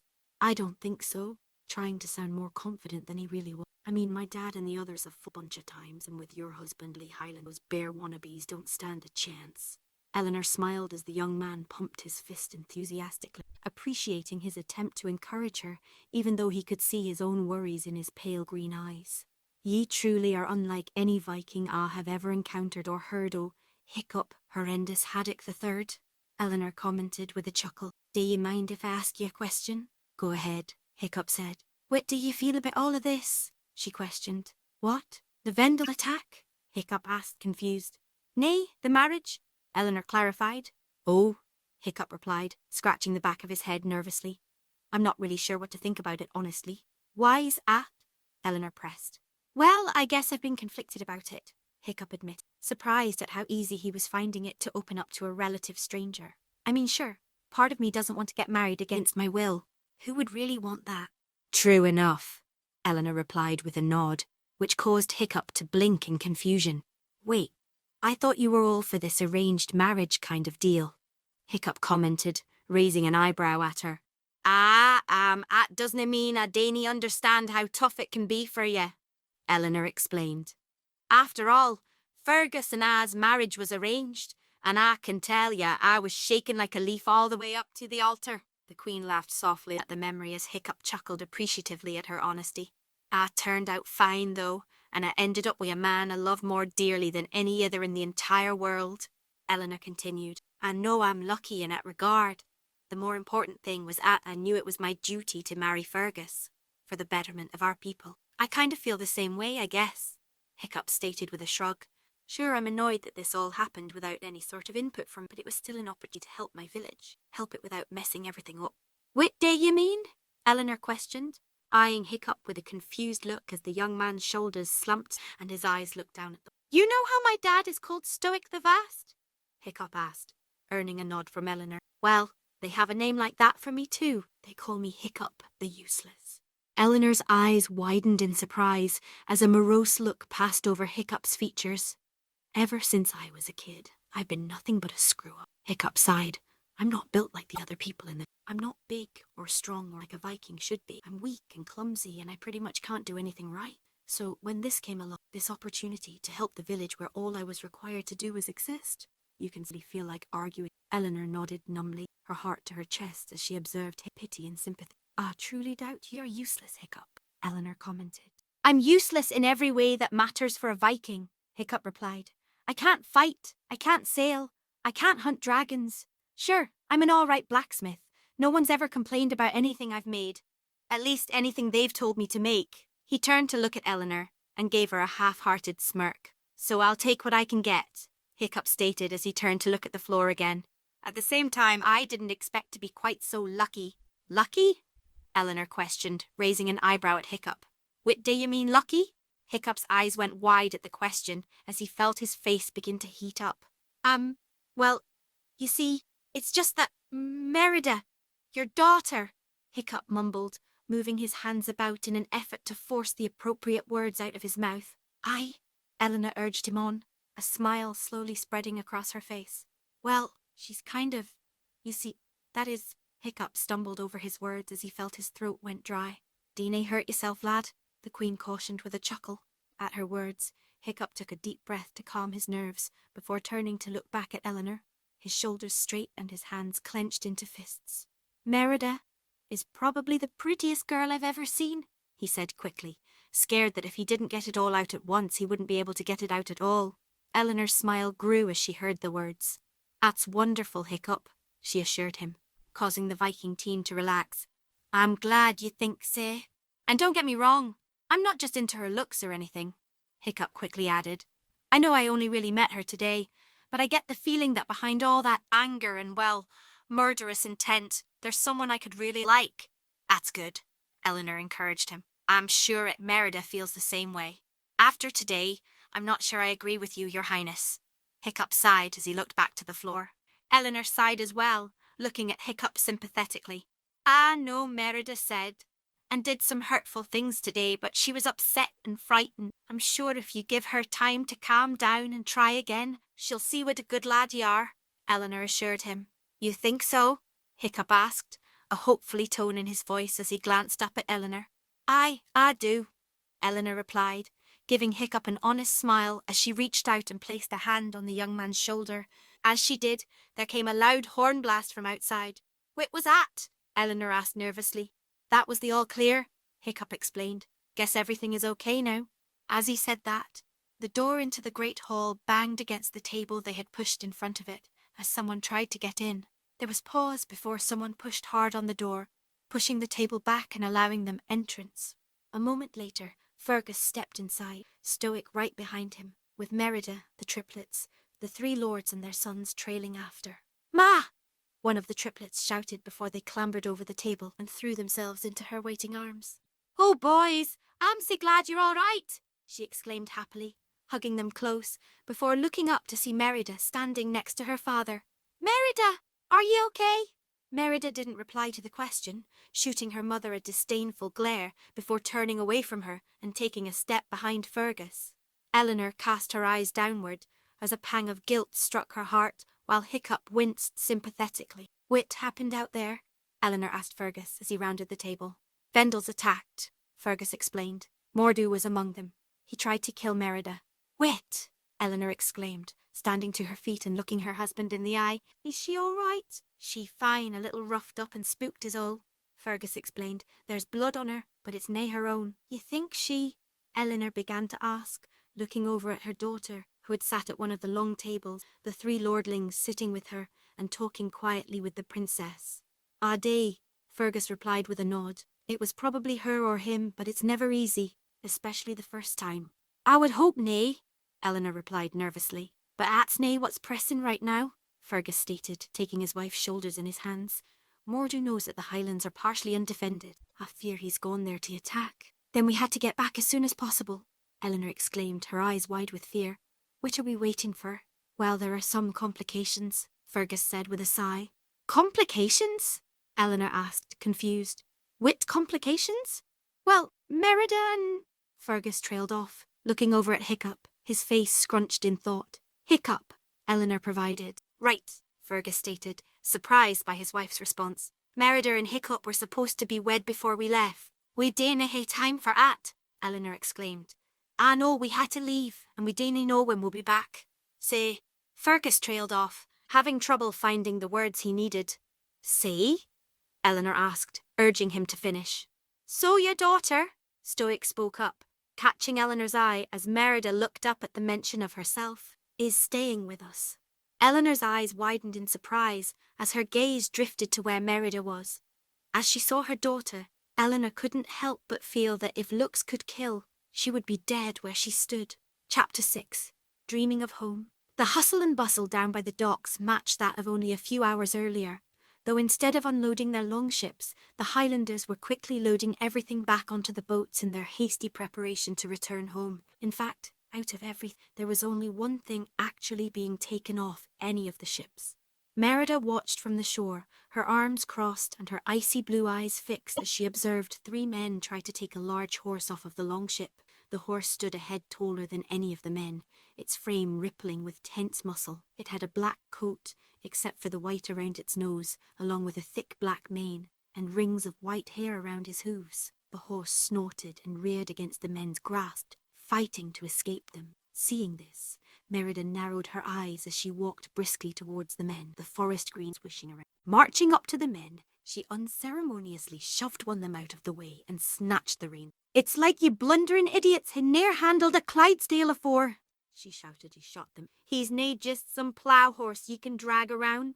The men mumbled their apologies as they backed to horse, causing it to consider. She soothed it further, shushing it as she stroked the head gently, looking right into the creature's large brown eye. The horse snorted and nuzzled, causing a small smile to spread. Come on, Angus, she said, leading the horse off the dock, his heavy hooves knocking against the wooden planks, which creaked under his weight. Merida led the horse up the hill into the village, passing by the Viking villagers, who either shot her or gawked in surprise at the size of her. Others look at her at all, too busy tending to or collecting. Merida looked away as 2 Viking men walked by, carrying the body of a third on a makeshift litter. Merida only dared steal a quick glance at the deceased Viking, but what she saw made her shudder as she noticed what looked like bite and claw marks covering the man. She squeezed her eyes shut and shook her head, trying to banish the image from her mind as she continued up the hill. As they approached one of the highest points of the village, not far from the great hall, a building came into view over the rise.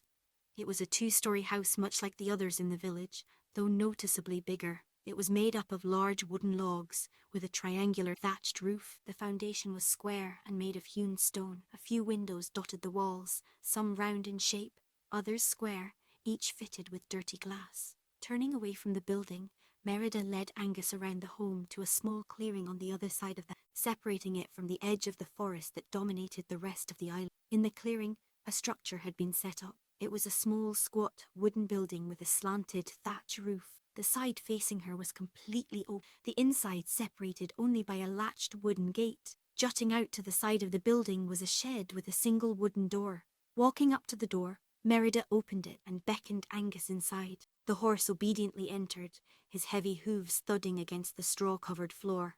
Entering the building, Angus turned around and stuck his head out over the gate, making Merida happy that the horse had enough room to move around in his 1-pen stable. Welcome to your new home, Angus, Merida said as she reached up and removed the reins from Angus, the horse bowing his head down to make it easier for her. They built it special, just for you. Angus seemed unconvinced by the sincerity in her voice and nudged her with his nose, causing Merida to smile and stroke it. Ah, no, she said. It's nae what thou want. Merida's eyes darkened as the smile fell away. Seems like neither of us hae much say in our fates, she sighed. Seeing her downcast face, Angus snorted and nudged her face with his nose again, bringing her attention back to him. Sorry, she apologised. I am just feeling worn out. Merida flashed back to what couldn't have been more than an hour before, when she was screaming so loud she swore she could see the walls of the great hall reverberate from the force of her voice. Her mother had been strangely impassive during her tirade, keeping her eyes focused on her daughter, but her lips remained shut, her only sign of distress being the way that she never let go of Fergus's arm, squeezing it every time Merida threw a verbal barb the Queen's way. Merida, however, ignored any sign of her mother's plight as hot tears poured from her burning eyes. Her tongue seemed to take on a mind of its own as it transformed her rage into audible form, spewing venom at any and all within the room, but focusing on her mother in particular. By the end of her outburst, everyone present knew that she hated her mother, that Merida wished she had never been born, that Merida felt that no one in the world had been cursed with a worse mother than her. Eleanor seemed to wilt under the personal assault, any fire she had long having left her. By the end, it appeared as though the regal queen was on the verge of bursting into tears herself as the triplets clung to her dress, watching the events with wide, fearful eyes. Fergus, for his part, had repeatedly tried to intervene, to calm his daughter and put an end to her verbal assault, as had the lords and even her friends. All pleas fell upon deaf ears, unable to reach her through the roaring fires of her fury and indignation. All requests for thought and reason were met with accusations of betrayal and declarations of rage, quickly cowing them all into silence. Stoic remained impassive through the entire scene, all insults thrown his way, allegations of tyranny and barbarism, met with a look of unconcern and disinterest. Any barrage of loathing towards him proved as ineffective as slinging pebbles at a watchtower. Hiccup, for the most part, escaped her rant, hanging back by the tables, stealing occasional worried glances at Eleanor. By the time Merida had finally remembered he was there, her fiery anger was little more than crackling ember. She glared at him for a few moments, her frost-blue eyes scanning him with contempt. Not only was he a Viking, he was the poorest excuse for a Viking she had ever seen. His lanky, tiny figure, combined with his performance in the arena, had convinced her that she could easily take him in any sort of fight, be it with swords, axes, or her own fists. He seemed to her to be utterly cowardly, hiding there in the great hall with her mother, while his people bled and died outside. Nothing about him struck her as at all attractive, be it his looks, his personality, or his skills. She had no doubt that if she were not being forced to marry him, no woman would want anything to do with him. Dozens of biting insults she could hurl his way went through her head, but ultimately she settled to merely spit on the ground in his general direction, before shooting him a scowl so cold he took a step away from her in surprise. For a long moment the room was silent, no one daring to say anything as Merida fought to catch her breath. Then, without a word, Merida turned on her heel and stomped towards the door. "Merida!" her father called after her, managing to find his voice again. "Where are you going?" "Out!" she spat back, before slamming the large wooden door behind her for a second time that horrible day. The princess wandered aimlessly around the village for a while, numb from the intense emotions that had coursed through her such a short amount of time. Eventually, she found her way back to the docks and found a trunk of her things that had been unloaded from the ships. Opening it, she pulled out one of her older dresses and put it on, after tearing off the remains of the new blue one, covering her dirty white underdress. After that, she had noticed the men unloading Angus, which ultimately led her to where she was at that moment. As Merida stroked the horse a few more times, the sound of her name floated up from. She sighed tiredly, not wanting to speak to anyone, but knowing one way or another she would have to. "I'll talk to you later, Angus," she said, before giving the horse a kiss on his large nose. "We'll get ridden real soon." The horse snorted in reply as Merida turned and walked over to the shed. Opening it, she found it currently unequipped, but that it was fixed with hooks from which she hung the reins. Closing the door behind her, Merida began to trudge down the hill towards the centre of the village. After a few moments, one of her father's men came upon her, and after calling her name, wordlessly began to lead her back to the docks. Arriving there, she found the 4 longships in the final stages of their preparation to cast off. Her family, along with the lords and their sons, stood on the docks, watching her approach. As she stopped in front of them, Fergus dismissed her escort before turning his eyes to his daughter. "Ah, see you found Angus?" Fergus commented hesitantly. "Aye," Merida replied impassively, not meeting her father's gaze. "We had to be shipping aft now," her father continued awkwardly, scratching his chin.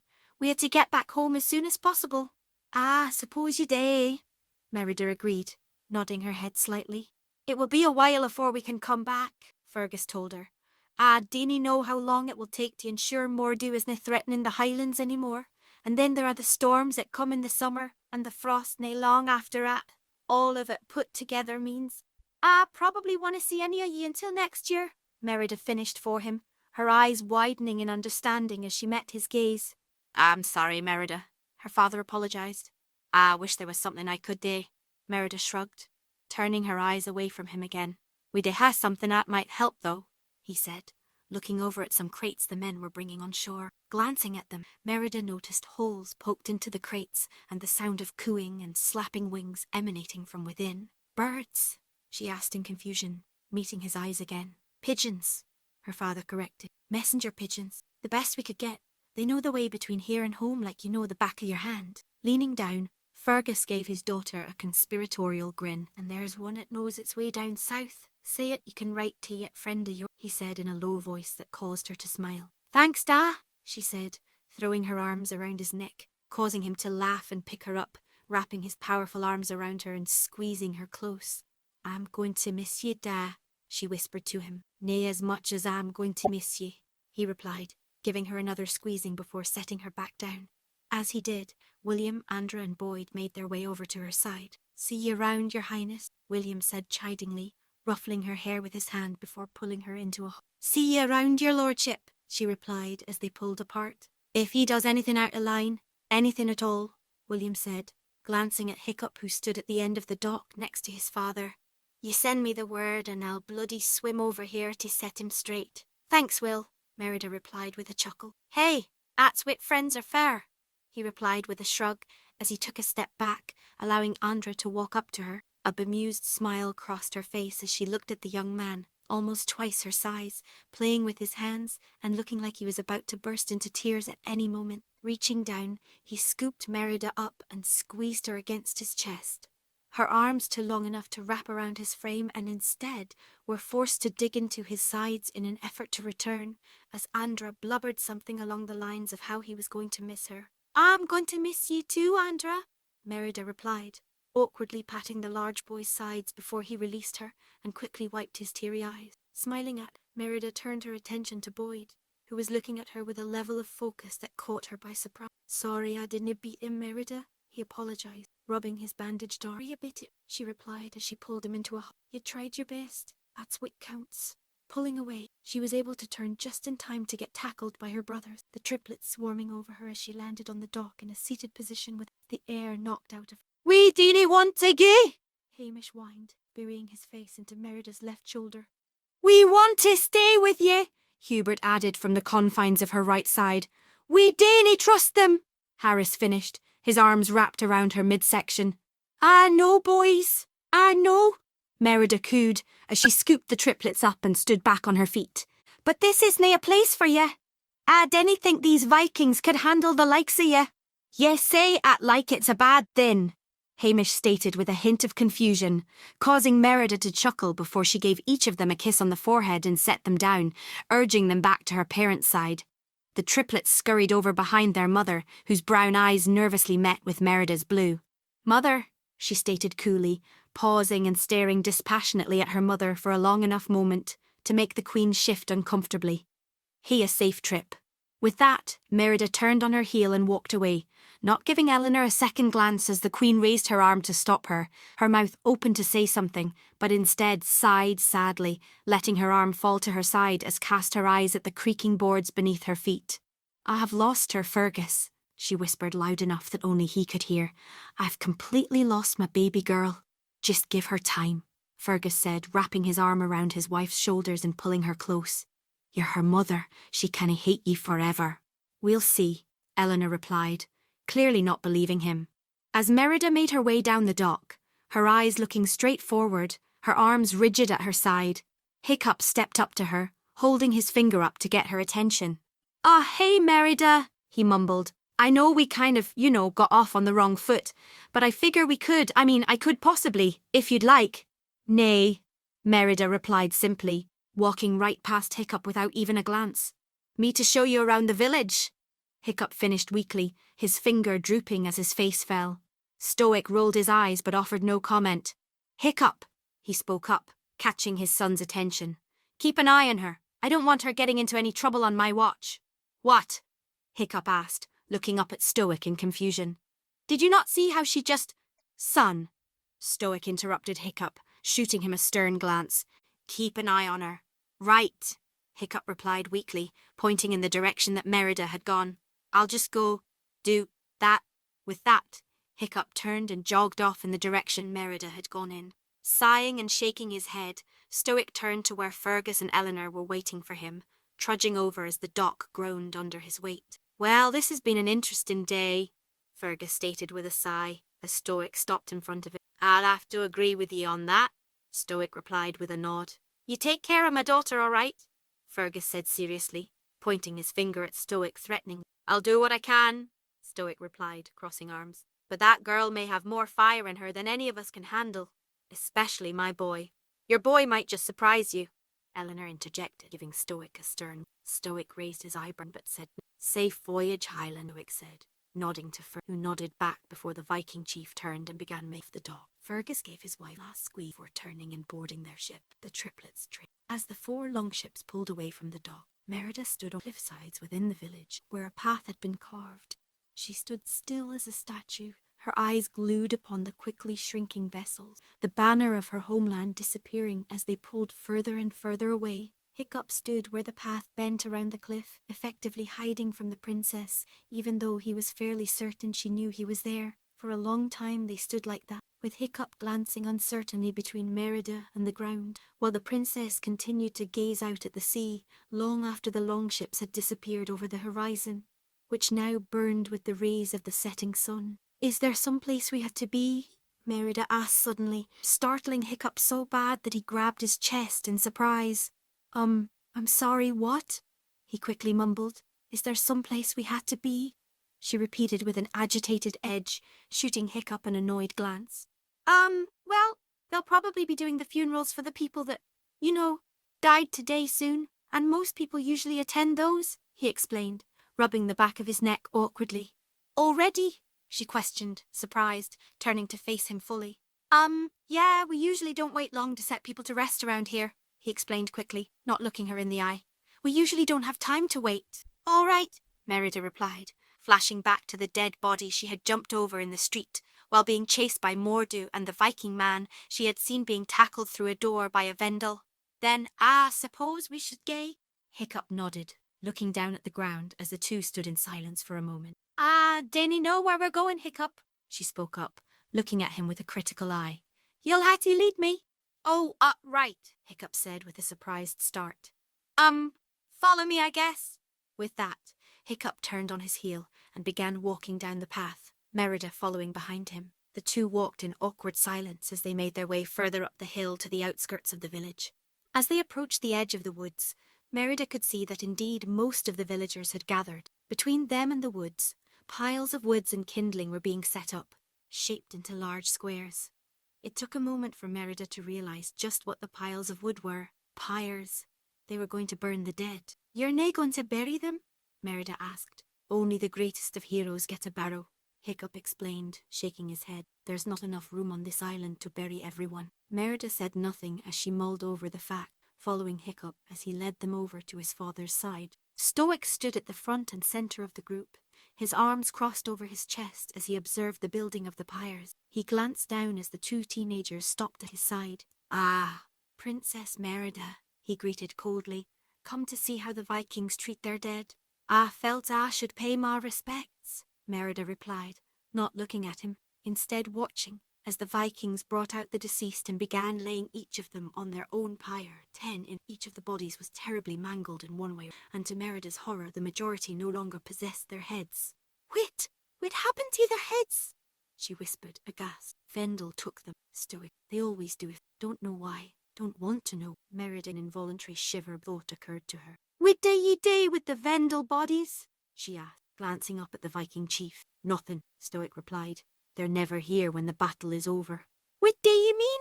she asked in confusion. "I mean the Vendel always take their fallen with them without fail," Stoic explained. "I don't know why they do that either before you ask." Merida said nothing more as the bodies were finished being put upon their pyres.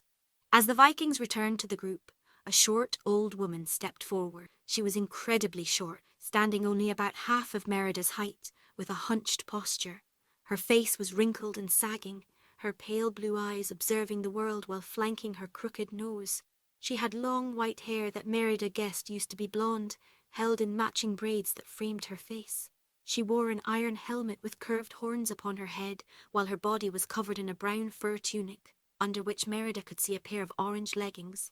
She wore brown, fur-lined boots on her feet and fur sleeves on her lower arms. She carried a gnarled wooden staff that was taller than her, decorated with trinkets and talismans, and a simple stone pendant hung around her neck. "Who's at?"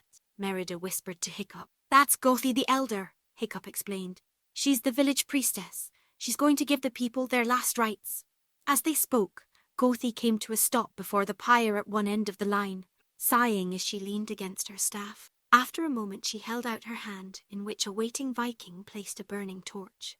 Gothy looked at the burning flame for a few moments, before turning to the pyre in front of her. "Let us pray," she said in a raspy voice that nonetheless appeared to command everyone's attention. "Lo, there do I see my father," she chanted, as she placed the torch against the pyre, the dry wood instantly catching fire, racing up to consume the fuel and the body with it. "Lo, there do I see my mother," Gothy continued, setting the next pyre ablaze as she made her way down the line. "Lo, there do I see my sisters, my brothers." Gothy pressed on, as Merida began noticing some of the other Vikings had begun chanting along with, "Lo, there I see the line of my people, back to the beginning."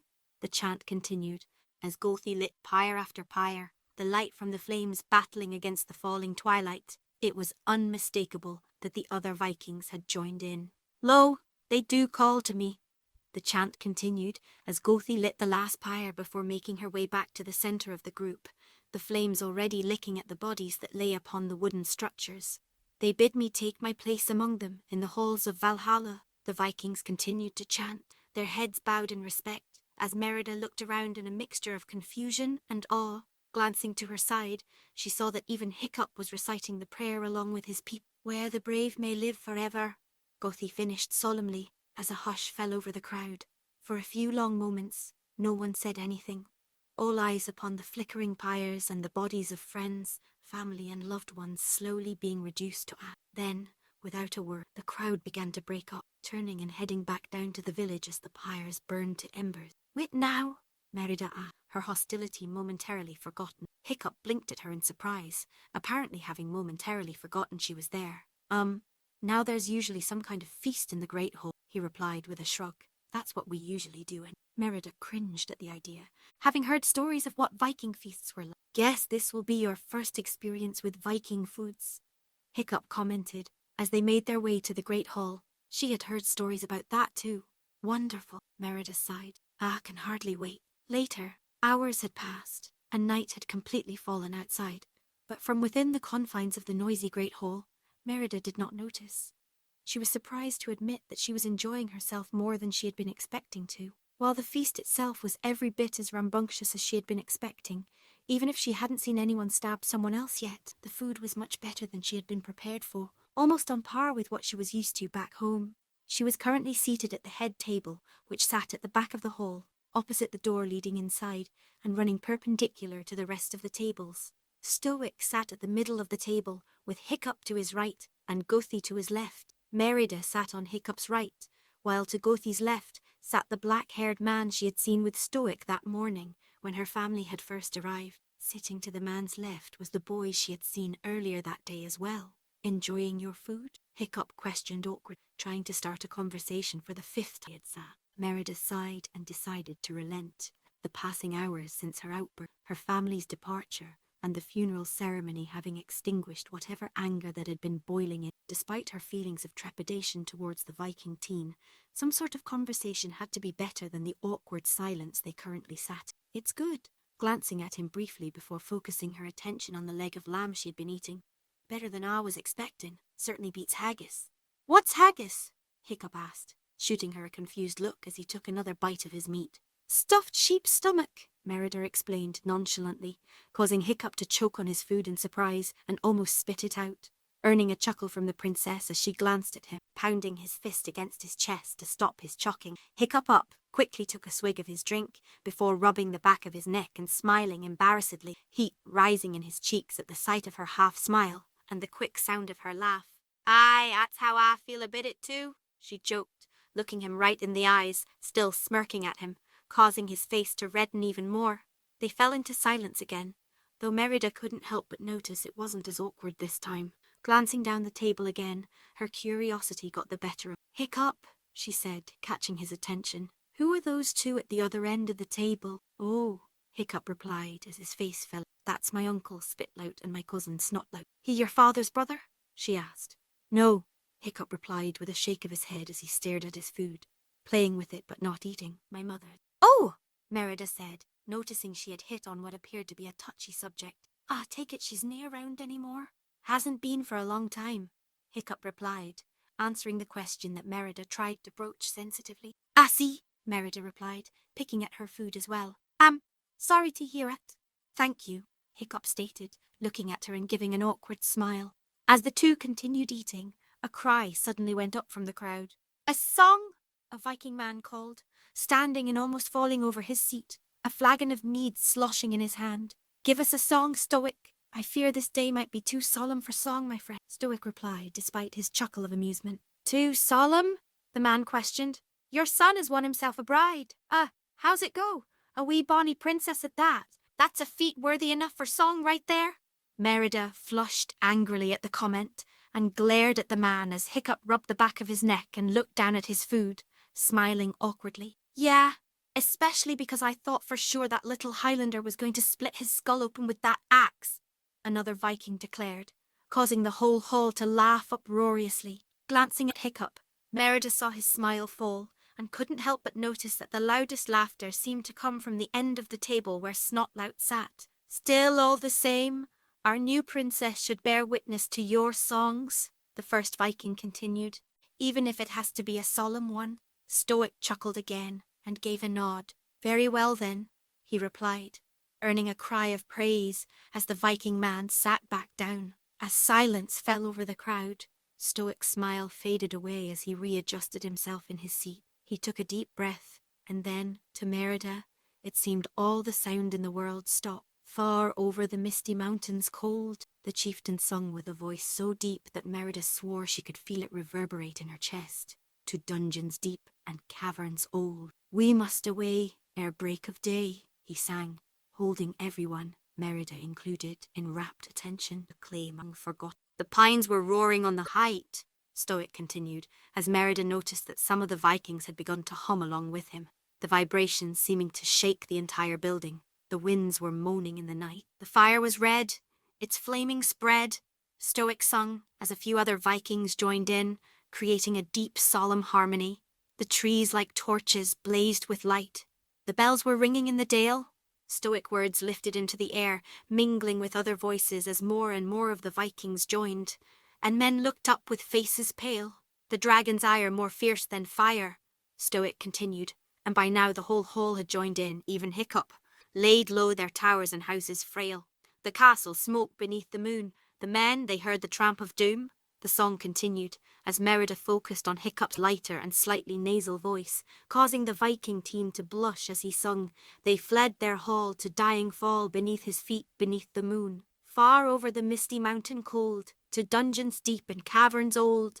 The whole sang as one, their voices so loud now that Merida was sure the whole island and beyond could hear them.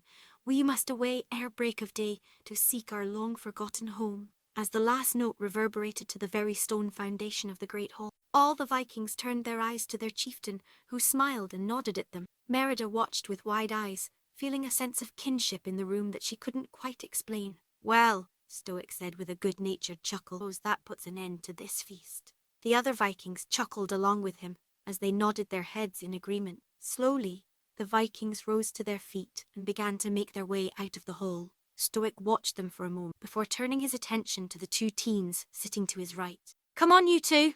That means us as well, he said, before his gaze focused on Merida. When we get home, Hiccup will show you to the spare bedroom where you'll be spending your nights until your parents return.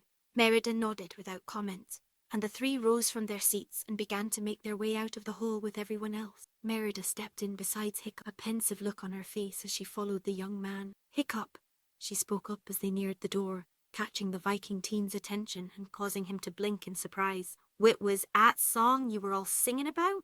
Oh, that one, he questioned with a chuckle. It's an old Viking song about the Red Death destroying the capital of the old Viking kingdom and scattering all the tribes. You'd find a variation in pretty much any Viking village you visited. See? Merida replied. Take it your people miss those times. Wouldn't you? Hiccup inquired, raising an eyebrow at her. I mean, don't get me wrong, not even Gothi is old enough to have been alive when that kingdom still existed. It's kind of hard to miss something you never really knew. But still, wouldn't you? Wouldn't you miss it? Knowing there was a time when your people were better than they are now, when they were safer and at peace. Despite what they say, I think everyone wants peace, so I don't believe there's a Viking alive who doesn't miss those times. Even ye? She asked, raising an eyebrow at him, causing him to smirk. Yeah, even me, he answered before looking at his surroundings.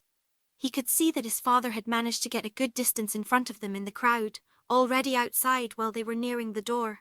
Just as they stepped through the door and began making their way towards his father, who was already heading for home, Hiccup felt someone jerk hard on his arm and pull him out of the crowd before shoving him back against the hard wooden wall. Hiccup grunted as some of the air was knocked out of his lungs before he managed to get a bearing on where he was.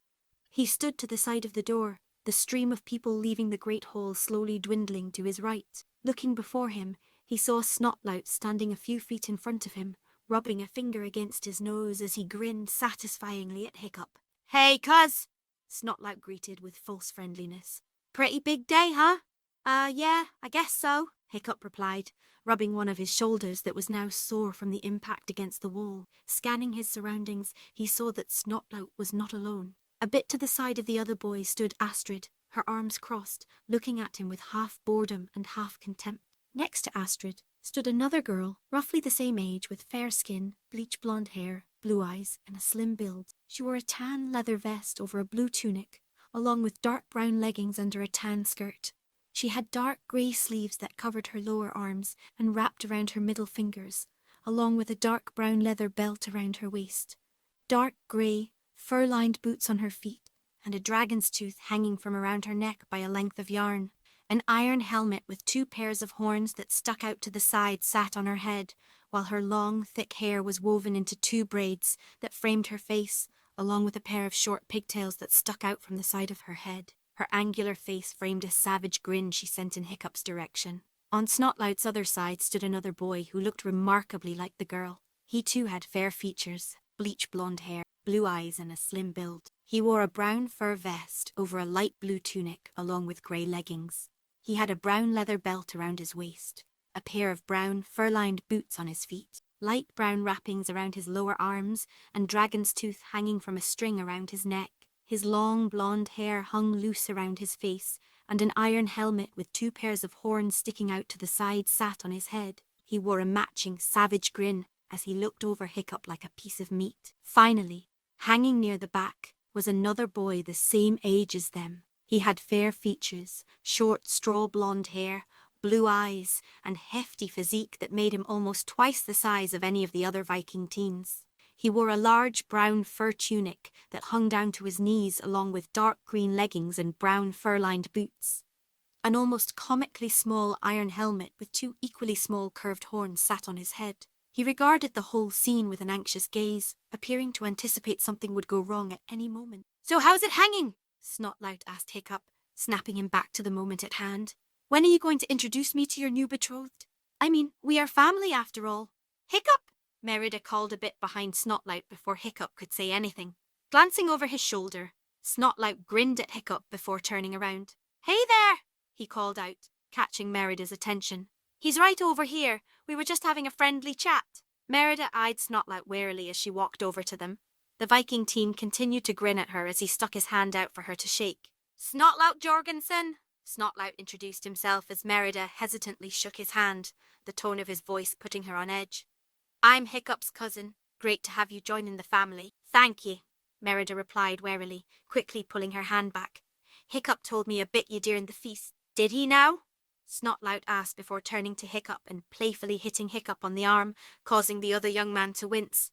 "You scamp talking about me behind my back?" "Yeah, you know me." Hiccup laughed awkwardly as he moved to go. "Anyway, me and Merida need to be getting back to my house so we can get her all situated, so if you don't mind."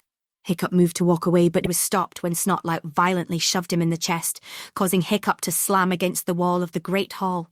"What's the hurry, cuz?" Snotlout asked him with a hint of venom in his voice. "The house isn't going anywhere." "I suppose you're right about that," Hiccup gasped, coughing from the air being knocked out of his lungs. Why don't you introduce the pretty lady to everyone? Snotlout suggested, before turning to look at Merida, his eyes roaming her up and down. And my, she is very pretty up close, isn't she? Yeah, Hiccup replied as he pushed himself away from the wall, his eyes darting to Merida, who took a hesitant step away from Snotlout. I'll do that. Merida, Hiccup said, catching her attention. These are some of the guys from around the village. These are the twins, Roughnut and Toughnut Thorsten. Hey, the boy, Toughnut, greeted Merida, nodding and grinning wickedly at her. How you doing? The girl, Roughnut, added with a matching nod and grin. And back there is, Fishlegs Ingerman, Hiccup continued, indicating towards the large boy. Merida noticed something below the awkwardness the two regarded each other with, but couldn't make out what it meant. And last, but not least, we have, he began, but was cut off as Astrid stepped right up to Merida, looking dead into Merida's eyes with an intensity that surprised and confused her. Astrid! The other girl practically growled. Astrid Hofferson. It's, good to meet you all, Merida said, taking a step away from Astrid. It's nice to meet Hiccup's friends. Astrid snorted in contempt as Snotlout and the twins let out a chuckle. We're not his friends, Snotlout stated with another chuckle. Then, whit are ye? Merida asked in confusion.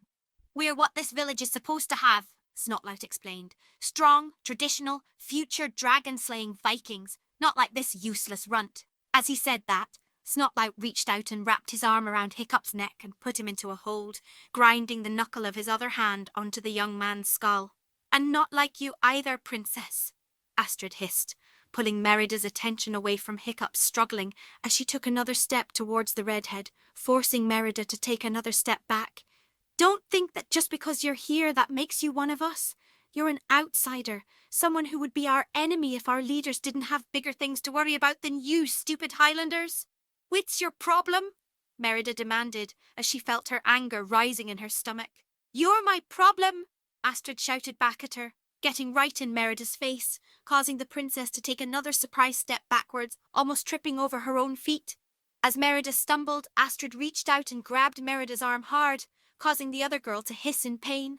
Let go of me, Merida exclaimed, trying to pull away from Astrid's iron grip. It would have been better if you had just killed the runt, Astrid growled, ignoring Merida's pleas. Then we could have executed you like we should have, and killed your entire stupid family while we were at it. That way, we wouldn't have to worry about your kind ever again. Shut up, Merida shouted, her hands clenching into fists as she shook with rage. Or what, you spoiled brat? Astrid yelled back at her. At that moment, Merida felt any semblance of control she had wash away as she threw a punch at Astrid, striking the other girl across the chin. Everyone's eyes widened in surprise as Astrid stumbled back a step, rubbing her jaw in shock before turning and glaring at Merida. Before the other girl could react, Astrid rushed her, grabbing the princess by the throat and slamming her against the wall of the great hall. Merida coughed in surprise before she brought both hands up and wrapped them around Astrid's wrist, trying to pull the other girl away as she felt the Viking's grip tighten around her windpipe. Whoa, Astrid, don't you think that's a little harsh? Roughnut asked, a concerned look on her face. Shut up, Astrid spat back at the other girl before turning to glare at Merida, who was beginning to turn blue. What's going on here? A voice shouted, before they all turned to see Gobber hobbling over towards them. What the hell do you think you're all doing? Crap! Snotlout shouted as he released his hold on Hiccup, causing the smaller boy to fall to the ground as Astrid reluctantly released her hold on Merida's throat, causing the other girl to slide to the ground, coughing and gasping for air. Let's get out of here, Toughnut declared, as he and the other quickly made to run away before Gobber reached them. Another time, princess, Astrid growled, sparing Merida one last glare before running off with the others.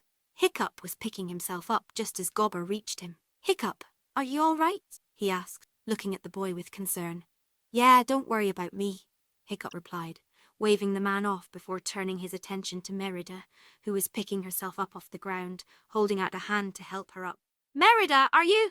Leave me alone, she shouted, slapping his hand away as she thrust herself to her feet and took off running into the night. Merida! Hiccup shouted, running after her into the darkness. Merida, wait! Hiccup, Hold on a second, Gobber called after the boy as he hobbled after him. Merida rushed through the darkened village, ignoring Hiccup calling her name behind her, even though she had no idea where she was running to. Eventually, she reached the village outskirts by running uphill and burst into the forest, dodging around trees as the brush grabbed at the hem of her dress. Ultimately, she came to a stop at a cliff edge, falling to her knees as her lungs burned. It was then that the tears came anew as she gave into her sorrow, sobs racking her body as she held her face in her hands. After a few minutes of crying, Merida slowly lifted her face from her hands, observing her surroundings with tear-filled eyes. The cliff overlooked the churning sea, black and formless beneath the night sky. A full moon hung overhead, casting everything in a pale light as the stars danced around it in the sky. Slowly, Merida's eyes fell to the horizon, to the west where her home lay across the mighty sea, and she was filled with the desire to leap into the sea and swim all the miles between here and there. But she knew she couldn't. She was trapped there, on the rocky island of Burke, and she felt completely, utterly alone. "I hear the mountain birds, the sound of rivers singing," she sung quietly to herself. "A song I've often heard. It flows through me now. Say clear and say loud." She sung louder, the melodic beauty of her voice clashing with sorrow of her song. "I stand where I am, and forever I am dreaming of home," she continued, her words carried through the forest by the ocean breeze. "I feel sae alone, I'm dreaming of home. It's carried in the air, the breeze of early morning." Her words echoed through the forest, catching Hiccup's attention as he frantically searched for her, causing him to pause in confusion as he listened. "Ah, see the land sae fair. My heart opens wide, there's sadness inside." Her song flowed through the woods, prompting Hiccup to follow it. "I stand where I am, and forever I'm dreaming of home," Merida continued to sing, standing up and facing the ocean, unaware of Hiccup standing at the edge of the forest behind her, watching and listening in rapt attention. "I feel sae alone, I'm dreaming of home. This is nae foreign sky, I see nae foreign light," she sung, her voice echoing almost across the entire island, causing some of the villagers to look around in confusion. "But far away I am, from some peaceful land. I'm longing to stand, a hand in my hand," Merida sang loudly, tears falling from her eyes as Hiccup leaned against a tree, watching her. "And forever I'm dreaming of home, I feel sae alone. Forever I'm dreaming of home." Merida's voice trailed off as she reached up and wiped the tears from her eyes. "Hiccup?" She spoke up after a few moments, causing the young man to jump to attention in surprise. Yeah?" Hiccup asked nervously. "Can you take me back to your house?" she asked, turning to look at him, her icy blue eyes almost glowing in the moonlight in a way that took Hiccup's breath away. "I'd like to go to bed." Right, sure," Hiccup replied, before beckoning her to follow him, the two making their way silently through the forest back to the village. Unbeknownst to them, another had heard the song, perched upon a higher cliffside. It was a reptilian creature of large size, dwarfing even a horse. It had sleek black scales that blended perfectly, spiked ridges along the side of its head and down its back, and a form that resembled a salamander, with large ear-like appendages on either side of its wide face. It fluttered its large bat-like wings as it observed the two teenagers with yellowish-green eyes with black irises. As the creature watched them leave, its ears pricked up as a soft sound, almost like a child murmuring, came from nearby. Turning, the creature saw a tiny, spectral creature floating a few feet away from it. The spectre was light blue colour and made out of some sort of formless mist that glowed in the darkness. It had a vaguely humanoid form with a head, torso, and two spindly arms that trailed off into wisps of vapour. It regarded the creature with two pinprick eyes. The creature sniffed the spectre suspiciously before it vanished with another murmur, causing the creature to sniff in surprise. It darted its eyes around in confusion before spreading its wings and taking off into the sky, disappearing into the inky blackness. Meanwhile, a lone figure stood on the edge of the forest, observing the creature as it disappeared into the night, before glancing towards where Merida and Hiccup had walked off in. After a moment, there came another murmur as the spectre appeared over the figure's shoulder. Chuckling, the figure pat the spectre on the head with a gnarled hand, before turning and walking deeper into the forest. "Come along, dearie. the figure said with a raspy feminine voice. "There's much work to be done." Chapter 7. Broken. Merida, dressed in her dark blue dress, sighed as she sat upon Angus's back, looking down at the island of Burke stretching out below her. Her bow was looped around her shoulders, she finally having gotten around to recovering it after that first horrible day on Burke, thankful that no one had taken it from the arena floor. The horse and rider currently stood on one of the island's highest rocky cliffs, the forest, valleys and crags all visible to her. It had been weeks since she had first arrived on the island, and she had done little other than explore the land. Not that it was truly by choice. The Vikings had given her nothing to do in the village, and seemed to prefer that she be in the area as little as possible, an unspoken request she was more than happy to oblige. It's not like she really wanted to do any work for the Vikings anyway, though she'd be lying if she said that the work done at the smithy didn't interest her to some degree. Merida was happy to be out of the village also, because it meant she didn't have to be around the Vikings. Stoic seemed to resent the fact she was there at all, almost as if Merida staying in his home hadn't been his idea in the first place. Stoic's attitude towards Merida was practically welcoming, however, in comparison to the outright hostility she received from the teenagers, especially Astrid, who seemed to loathe her entire existence. Merida had to admit, though, that Hiccup seemed to be interested in getting to know her. Or at least, he made it seem like he was, as Merida was fairly certain he was just putting on a show for her, that he had a somewhat better grasp of diplomacy than his father, and knew that playing nice with her would be better for both of their peoples, even though it made him seem two-faced to her. Merida sighed again as she looked over the wilderness that covered most of the island, which she had been exploring for the majority of her time there. Merida was shocked to discover that the island's forests and cliffs were actually quite beautiful.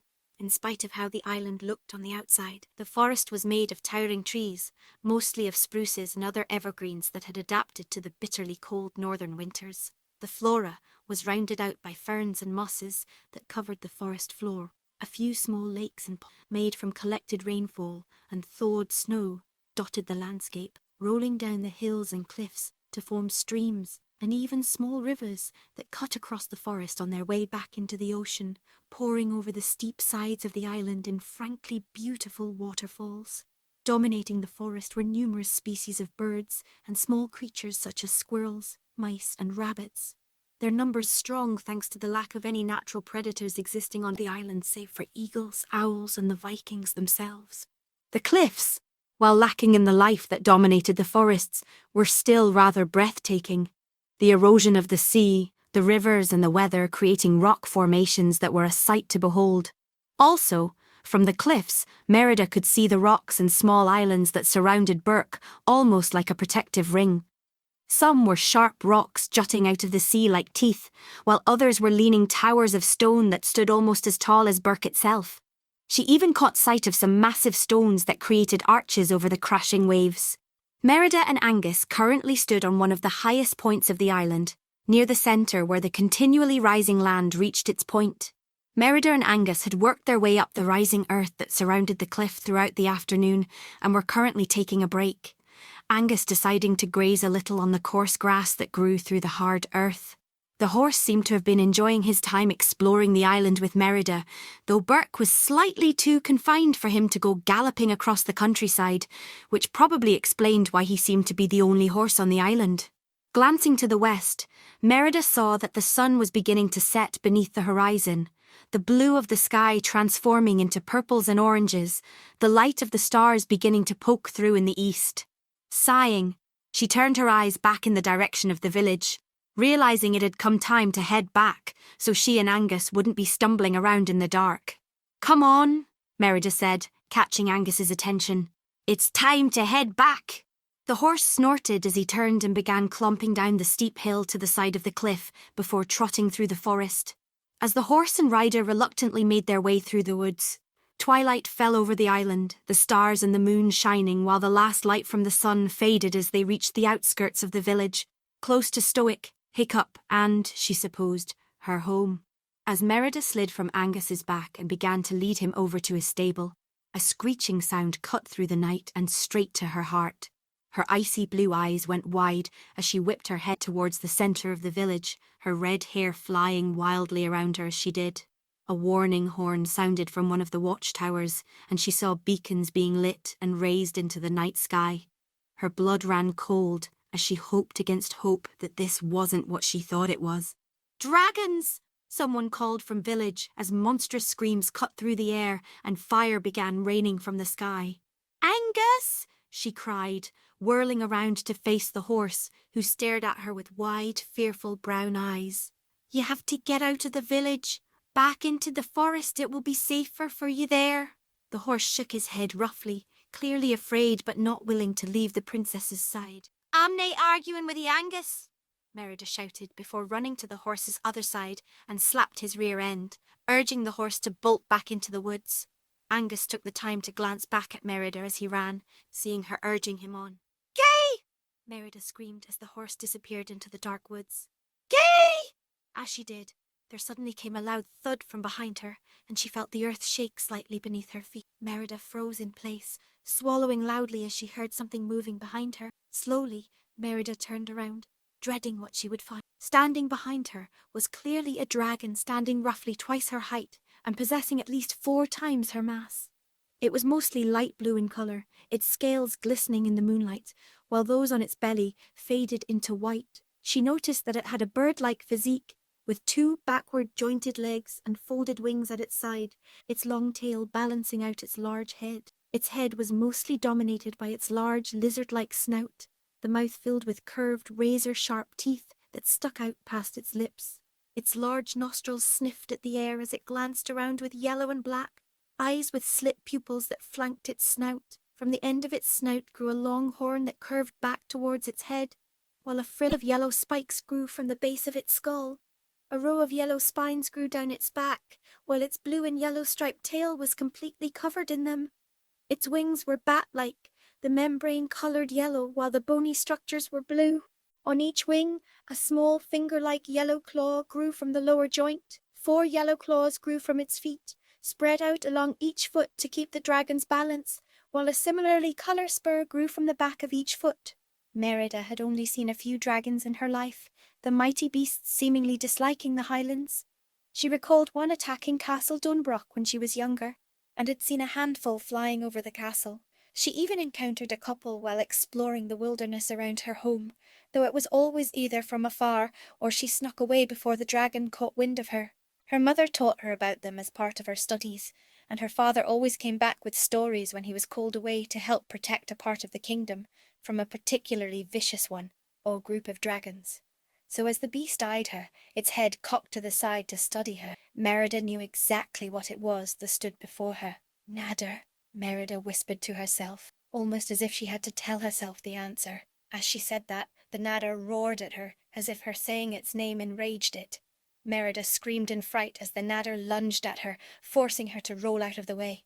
Rolling to her feet, Merida quickly unslung her bow from her shoulders and drew an arrow. She spun around to face the Nadder, notching the arrow and pulling it back, aiming it right at the dragon. The Nadder hissed as it turned to face Merida again. As it did, the Nadder opened its massive mouth wide, a glow appearing in the back of its throat. Merida's eyes widened in surprise as she realized what the Nadder was doing. As the fire grew in the Nadder's throat, Merida loosed her arrow, sending it flying right into the Nadder's gaping maw, the missile embedding itself into the top of the dragon's mouth. The Nadir screeched in pain as it lifted its head up, shooting fire into the night sky. Merida quickly notched another arrow, backing away from the Nadder and watching in fear and awe as the flames cut off. Turning back to Merida, the Nadder hissed angrily at her, flicking its tongue against the arrow in its mouth, snapping the shaft and sending it flipping through the air in a shower of blood and saliva before it came rolling to a stop at Merida's feet. Merida looked at it in surprise before aiming her bow at the Nadder again. The Nadder screeched at her in response and whipped its tail at her, sending a shower of spines flying at her. Letting out a yelp of surprise, Merida dove to the ground, avoiding the spines that impacted the ground around her. Taking advantage of Merida being forced to the ground, the Nadder rushed at her, its jaw wide and its wings spread threateningly. Merida gasped in surprise as she tried to scramble to her feet, but couldn't get away before the Nadder raised one of its clawed feet to slash her open. Before it could, though, something tackled into the now unbalanced Nadder, sending the dragon tumbling to the ground. The nadder screeched in surprise and pain as it rolled across the ground, kicking up a cloud of dust and debris as it flapped its wings angrily. As the nadder tried to right itself, Merida looked to her saviour, finding Stoic looming over her, his eyes trained on the nadder before glancing at her. "On your feet, girl," he ordered, causing Merida to push herself to her feet and dust herself off as the nadder managed to pick itself up as well. "Get to the smithy," Stoic told Merida as the Viking chief turned to face the nadder, which hissed at him angrily. "You'll be safer there." "Wit?" Merida asked in confusion. "How will I be safer there? It's where I keep my son, isn't it?" he asked hurriedly as the nadder began to charge at him. "Now go!" Grunting in frustration, Merida turned around and slung her bow back over her shoulders as she ran, while the nadder slammed into Stoic, who dug his feet in and met the charge head-on, wrapping his arms around the dragon's snout and beginning to wrestling with it, being careful to not gore himself on the beast's horn. As Stoic fought with the nadder, Merida ran down the hill towards the village's centre. Everyone was out, either fighting with the swooping dragons or trying to douse the flames that sought to consume buildings throughout the village. As she ran through the chaotic streets, she saw Snotlout, Astrid, and their group of friends helping put out a fire on the roof of one of the houses. Turning away, she dodged out of the way of a man fighting with smaller dragon before ducking around another corner, bringing the smithy into sight. Running up to the door, Merida flung herself against it, slamming the door open and sending the princess stumbling into the smithy, loudly knocking over a couple of weapons before catching herself on a wooden chest. "Merida," she heard Hiccup say, causing her to turn to look around the room. It was set up much like the smithy that was in the castle back home. In one corner sat a bench that seemed to be a desk used for designing, covered in scratch of parchment and charcoal pencils. In another corner sat a pair of workbenches covered in tools and clamps. The furnace and billows occupied a third corner, the coals burning hotly within the metal confines, while the fourth corner had a large window that opened to the outside. A desk strewn with weapons in front of it, while a few racks of weapons hung from the wall on either side. At the centre of the room sat a black anvil next to a large bucket of water. Hiccup stood at the anvil, working on a sword, an apron on over his clothes, his vest hanging on a peg on the wall. Nearby, Gobber stood at the bench by the window. They both wore matching, surprised expressions as Merida picked herself up and brushed off her dress. "Wit?" she asked irritatedly, eyeing them both with an annoyed expression. "Ye act like you've ne'er seen me afore." No, it's not that," Hiccup replied hurriedly, dropping the hammer he had been holding and the sword he was working on before holding them up defensively. "It's just that I've never seen you, in here before." "Aye," Gobber agreed, as he handed a passing Viking battle-axe. "Certainly didn't expect you to come flying into my shop like that. Most people knock, "Well, in case you hadn't noticed, there's a dragon attack happening outside," Merida exclaimed, quickly slamming the door closed. "Say I was in a bit of a hurry." "That's right. There hasn't been a dragon attack since you came here, has there?" Gobber stated with a nod. "Are you okay?" Hiccup asked, concern written on his face. "I'm fine," Merida replied dismissively, looking around the shop. "I ran into a nadder near you at the house. Your dad's taking care of it." "Wait, you ran into a nadder?" Hiccup asked. "Did it attack you?" "Of course it's a dragon, isn't it?" Merida replied, shooting a confused and slightly irritated glance at him. "How did you get away?" Hiccup questioned. "I fought it off until your dad showed up," Merida replied offhandedly. "You fought off a nadder?" Hiccup exclaimed, surprised while Gobber looked at her with an impressed expression. "I shot it in the mouth when it tried to breathe fire at me," Merida said with a shrug. "No big deal, really. It almost got me with those spines a bits, but your dad showed up and started fighting it. Guess I owe him." "You shot the nadder in the mouth?" Hiccup questioned, shocked while Gobber let out an impressed whistle. "I got to say, lass, that's pretty impressive for someone without any dragon training," Gobber stated. "Thanks, I guess," Merida replied with another shrug as she continued to look around the smithy. Hiccup brushed a hand through his hair as Gobber chuckled while shaking his head incredulously. "Well, looks like they might be leaving," Gobber stated, as he looked out of the window up at the sky as the screeching of dragons, shouts of Vikings, and the clashing of metal against scales began to fade. "Already?" Merida asked, confused, causing Gobber and Hiccup to shoot her confused looks of their own. Nay, I am complaining or anything, just surprised. Figured these attacks lasted longer. Nay, usually, Gobber replied. The point of these attacks is to raid our food supplies and livestock. The dragons we actually end up fighting are providing cover for the others. Once the raid is done, the others make a break for it themselves. I'm surprised, though. Hinna I heard anything about the... Gobber trailed off as his ears pricked up. Listening as well, Merida could hear what sounded like a high-pitched whistle, sounding similar to wind being sucked through a narrow hole. His eyes widening in surprise, Gobber looked up, his jaw going slack in shock, before whirling around to look at Merida and Hiccup, who looked at him with a mixture of confusion and worry. "Doon!" Gobber shouted, turning fully from the window. "Get doon!" Gobber's warning was followed by the sound of something whistling through the air at high speeds. Gobber quickly dove to the ground as Hiccup spun around and grabbed Merida by the shoulders before pulling her down to the ground with him on top of her. A split second later, something slammed into the ground as there was a flash of purplish light and a blast of heat from outside the smithy, accompanied by a deafening boom. After a moment, there was silence as smoke began to pour into the smithy from outside.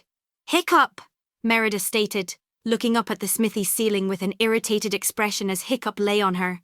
"Yeah?" Hiccup asked. "Think you can get off me now," she said, a hint of annoyance in her voice.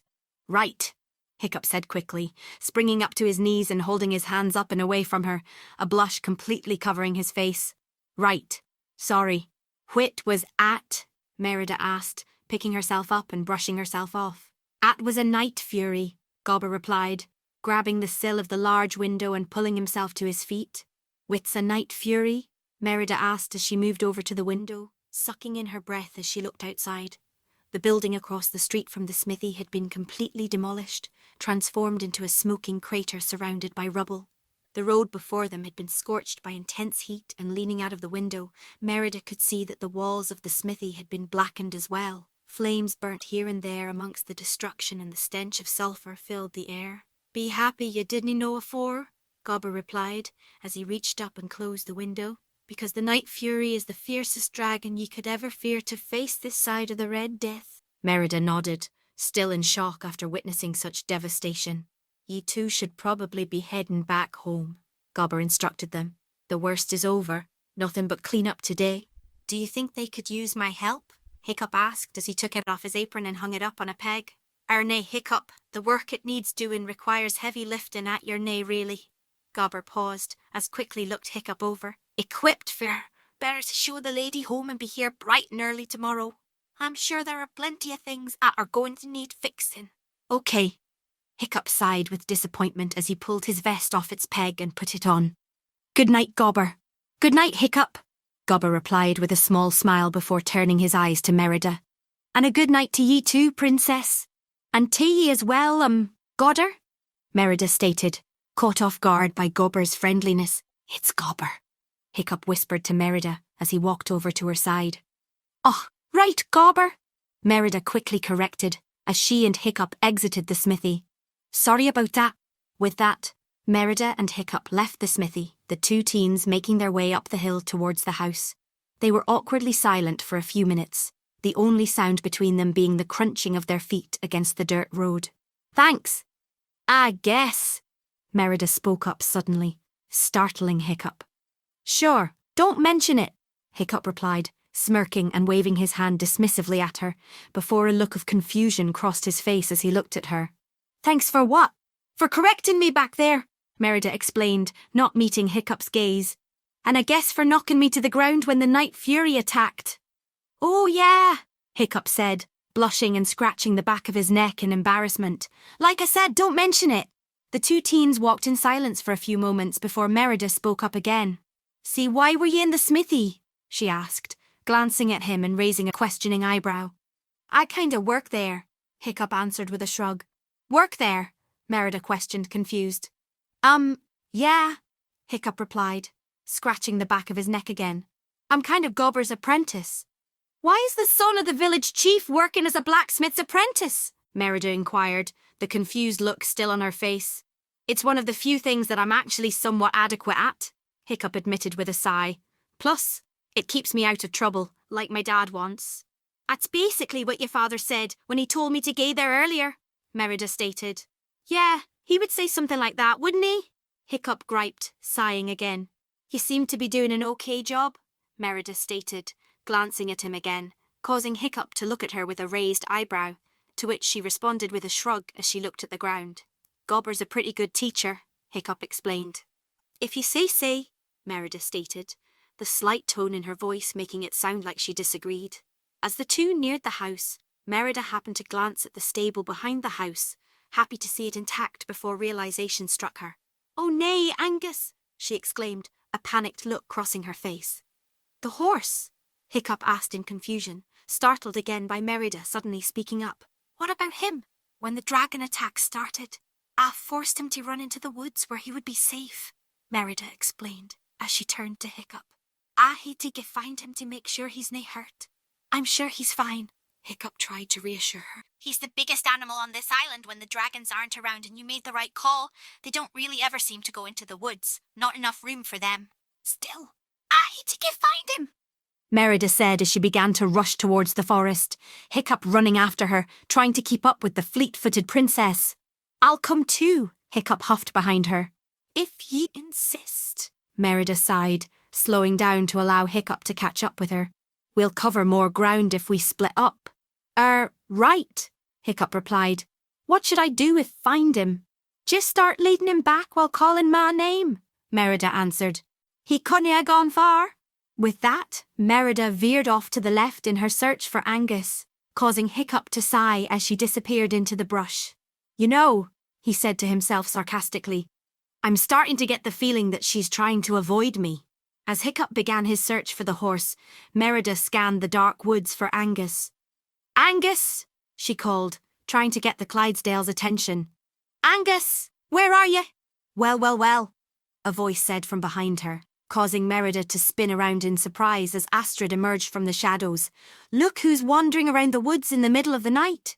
Meanwhile, as Hiccup wandered around the forest, he happened upon a clearing, dominated by a peaceful glade.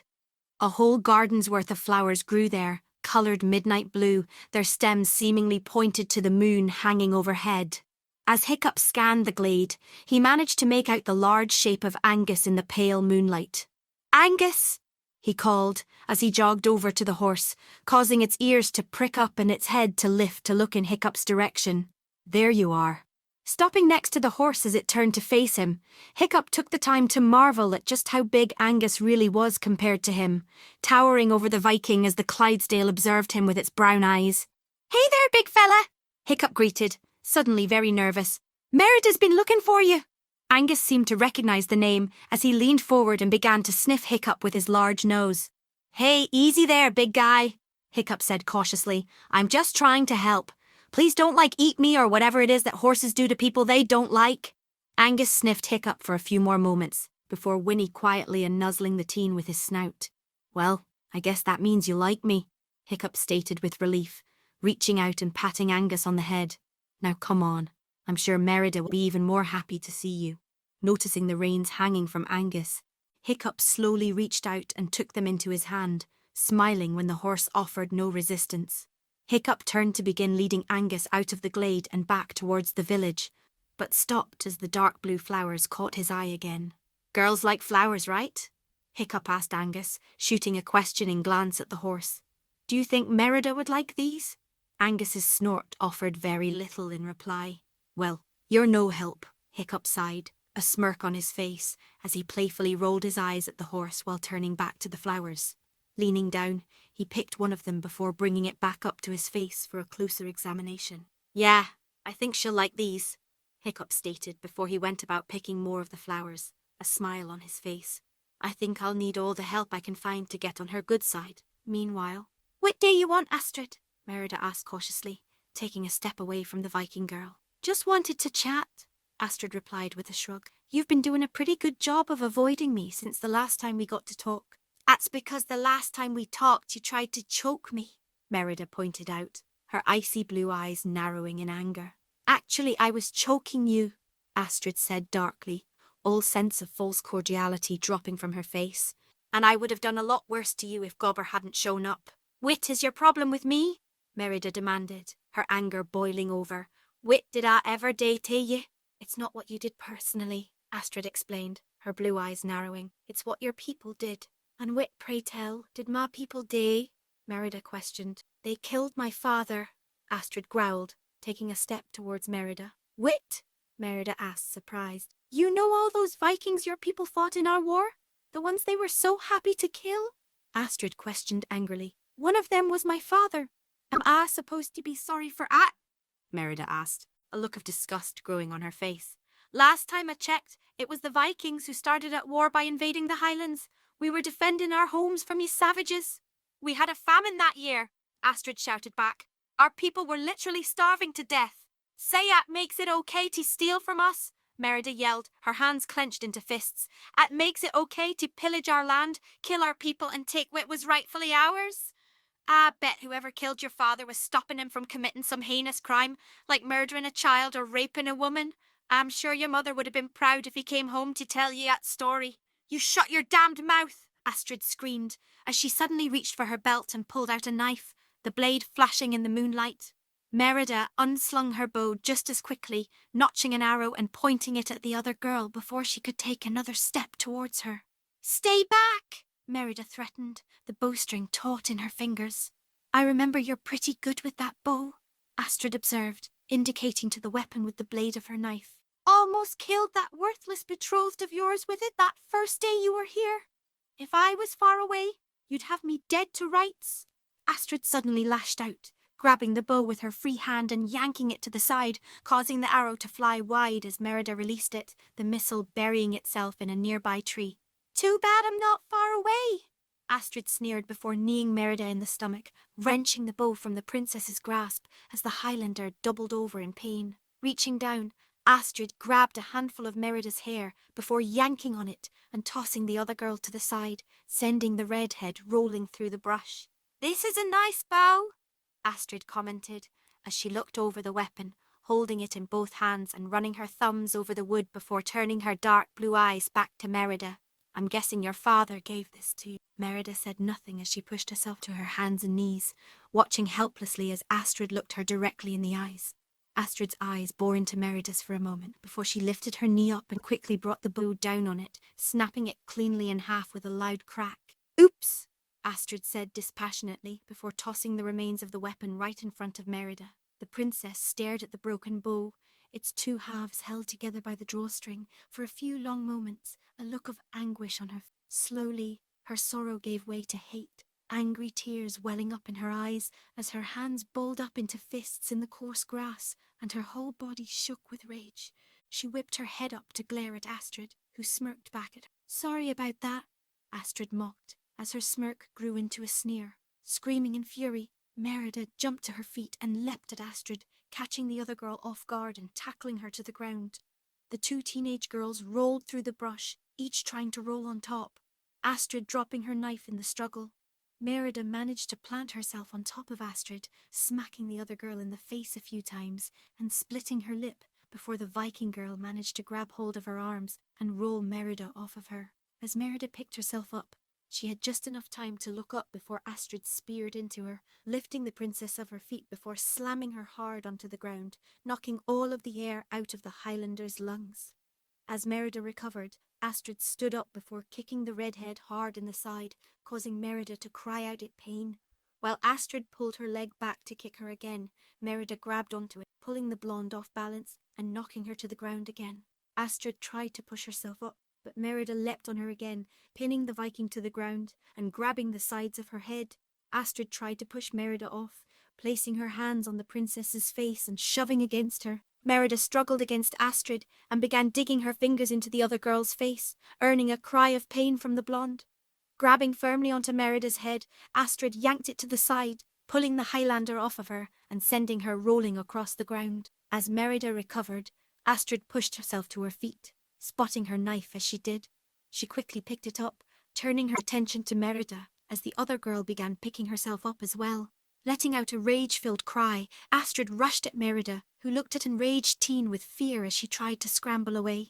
Before Astrid could get to Merida, there came a monstrous scream as Angus came bursting into view, slamming into the stunned Viking and knocking her to the ground, the knife tumbling out of her grip. Astrid screamed as Angus reared back, rolling out of the way as the horse brought his massive hooves onto the ground where she had been laying a moment before. "What the hell's going on here?" Hiccup shouted as he came running into view, a bouquet of flowers clutched in his hand, glancing first at Merida, who laid on the ground, fear still in her eyes, and then at Astrid, who stood nearby, blood beginning to ooze from the cuts on her face. "Astrid, what in Odin's name are you doing? What am I doing?" Astrid demanded. "What the hell are you doing, Hiccup? Why are you defending this Highland trash? Why are you trying to kill her?" Hiccup yelled back with more bravado than he knew he possessed. "Are you kidding me?" Astrid asked incredulously. "After everything her people did to us? After she tried to kill you? You're actually sticking up for her? What's wrong with you?" Before Hiccup could say anything, Astrid glanced at what he was holding in his hands before letting out a disbelieving laugh. "Really? You picked flowers for her?" Astrid questioned, snatching the flowers out of his hands before he could do anything. "Do you actually like her or something?" Hiccup sputtered and mumbled, caught off guard and unable to come up with a response, causing Astrid to snort in contempt. "Gods, you're pathetic," Astrid stated, tossing the flowers right in Hiccup's face, causing the young man to flail at them in surprise as she rolled her eyes at him. "You're in an arranged marriage. You're marrying her regardless of what happens, and yet you're throwing yourself at her. How desperate are you?" Hiccup said nothing as Astrid scoffed again, turning and beginning to walk. "You know what? I've wasted enough time with you losers. I'm going home," she said, before pausing a few feet away, who was still sitting on the ground. "Have fun rutting around with Hiccup the useless princess. Maybe you'll get lucky and you can add impotence to his list of fates." Astrid turned to go, but held up a finger as if she remembered something she forgot and turned to look at Merida again. "Before I forget," she stated, before pulling in her bottom lip, sucking on it, and then spitting a blood-filled loogie into Merida's face. "Thanks for the split lip." Merida screeched in fury as she scrambled to her feet, trying to chase after Astrid as the other girl began to walk calmly back towards the village. Before she could get at the Viking girl, however, Hiccup stepped between the two. "Merida, stop!" Hiccup shouted, reaching up and barely catching Merida on the shoulders before she barreled into him. "Get out of my way!" Merida demanded, glaring at Astrid as she tried to claw past Hiccup, the other girl glancing over her shoulder and shooting Merida a smug smile. "No, you have to stop," Hiccup argued, barely holding on to the enraged princess. "All of this fighting isn't helping anyone." "Gods, what kind of Viking are ye?" Merida demanded, pushing Hiccup away from her. "What happened?" Hiccup asked, ignoring her question and trying desperately to help, but Merida wasn't having any of it. "Just leave me alone!" Merida screamed at him, scooping up the remains of her bow and shoving past Hiccup, almost knocking him to the ground as she ran into the woods in the direction of the house. Hiccup looked in the direction she had gone with an utterly helpless expression before grabbing hold of Angus's reins and leading the horse behind him as he made his way home. By the time Hiccup got there, Merida had already disappeared inside. Hiccup quickly led Angus into his stable, taking off his saddle and reins before rushing inside through the back door. He raced through the simple kitchen and through the living area before bounding up the stairs to the second. He found himself in a simple hallway, making his way past the doors leading into his father's and his rooms and coming to a stop before the entrance to what had become Merida's bedroom. The wooden door firmly shut. Hesitantly, he lifted his hand and knocked on the door. "Gae away!" Merida's muffled voice demanded from the other side of the door. "I'm sorry, Merida," he said. "I understand just one." "Then help me by going away!" Merida shouted back at him. "Just open the door, Merida!" Hiccup shouted, surprising himself. "I just want to talk to you." Hiccup heard the stamping of feet before the door was thrown open and Merida stood before him, her blue eyes rimmed red from crying. "Well, did it ever occur to ye that maybe I didn't want to talk to ye?" She screeched at him, leaning so close to his face that Hiccup was forced to take a step back. "Did it ever cross that thick Viking head of yours at I didn't want a damn thing to do with you? You'd think it shooting arrows at someone would send that message, but you didn't really pick up on it one, did you, Hiccup?" I, Hiccup mumbled, too caught by surprise to put an entire sentence together. "Why dinna you do us both a favour and drop the act? It's nae fooling anyone," she growled. "You must really think I'm stupid if you think I dinna see what you're doing. But I day, Hiccup, I see what you're doing, trying to act all nice and friendly so this whole stupid marriage thing can gae along smoothly. Oh, for sure, it's real noble of you, trying to encourage peace like that. But all it's really doing is making you look like a damn bloody idiot. So just stop it, because deep down, I know you're exactly like every other Viking on this damned island. See, let's just be honest with each other from now on. I know you hate me, Hiccup, ye and your entire stinking tribe. Well, guess what? I hate you too. With that, she slammed the door in the stunned Hiccup's face, never even allowing him to say another word to her. Hiccup stood there shocked for a few moments before he seemed to recover, and his expression was replaced with one of sadness. Sighing, he lightly hit his head against the wooden door, looking gloomily at his feet. I don't hate you, he whispered, finally finding his voice, but unable to raise it loud enough for her to hear. Slowly, Hiccup backed away from the door. As he did, he felt something brush against his hand against something. Glancing down, he saw that one of the blue flowers had clung to the fur of his vest. Pulling it out, Hiccup looked at it for a few moments, before his expression turned to one of frustration as he balled his hand into a fist, crushing the floor before throwing it against the wall, the petals bursting off of it and floating to the floor. Hiccup watched them for a moment before turning and running into his room, slamming the door behind him and flinging himself face first onto his bed, falling into a fitful sleep as the sounds of Merida's sobbing echoed from the room next door. Chapter 8. Enough. A grey, overcast sky hung over the island of Burke, the clouds churning and fat with rain. A cold breeze blew over the Viking settlement, chilling the inhabitants on the early spring day. This was the day that greeted Hiccup as he groggily opened his green eyes, the weak grey light coming in through his window, more darkening his room with shadow than illuminating it. Sighing, the young Viking sat up in his bed, looking out the window for a few long moments, his thoughts matching gloomy nature of the weather. Moving so his feet hung off the side of the bed, Hiccup's mind shifted to the memories of last night, finding Astrid and Merida fighting, Astrid mocking him, Merida screaming at him, the damned flower. The young man sighed again, running a hand through his auburn hair. This isn't how he had wanted things to go at all, but as usual, it seemed like it didn't matter what he wanted. Remembering that he had somewhere to be, Hiccup pushed himself to his feet. Looking down at himself, he realised that he had slept in his clothes, boots and all.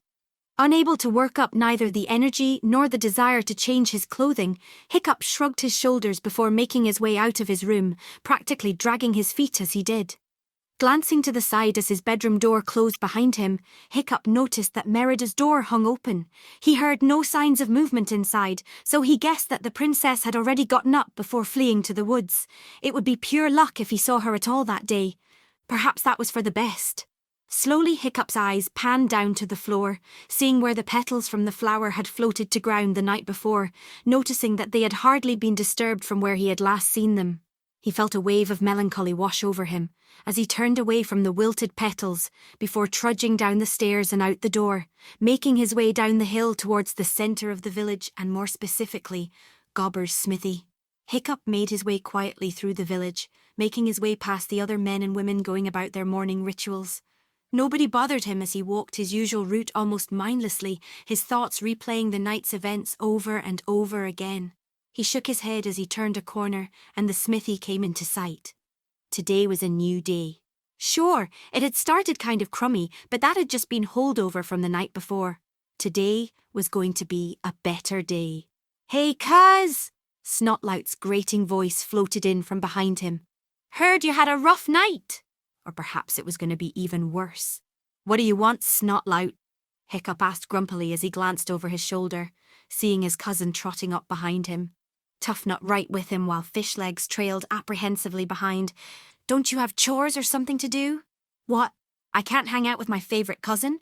Snotlout asked mockingly as he slowed to match Hiccup's pace on the young man's right side, Toughnut taking up a position on Hiccup's left, while Fishlegs continued to trail behind. "I'm your only cousin," Hiccup pointed out sourly, keeping his eyes focused forward as they continued to approach the smithy. Looking up, Hiccup noticed there was no smoke coming out of the smithy's large chimney, meaning that he had beat Gobber there, a revelation that did not brighten the Viking's mood. "Details," Snotlout replied, waving his hand dismissively.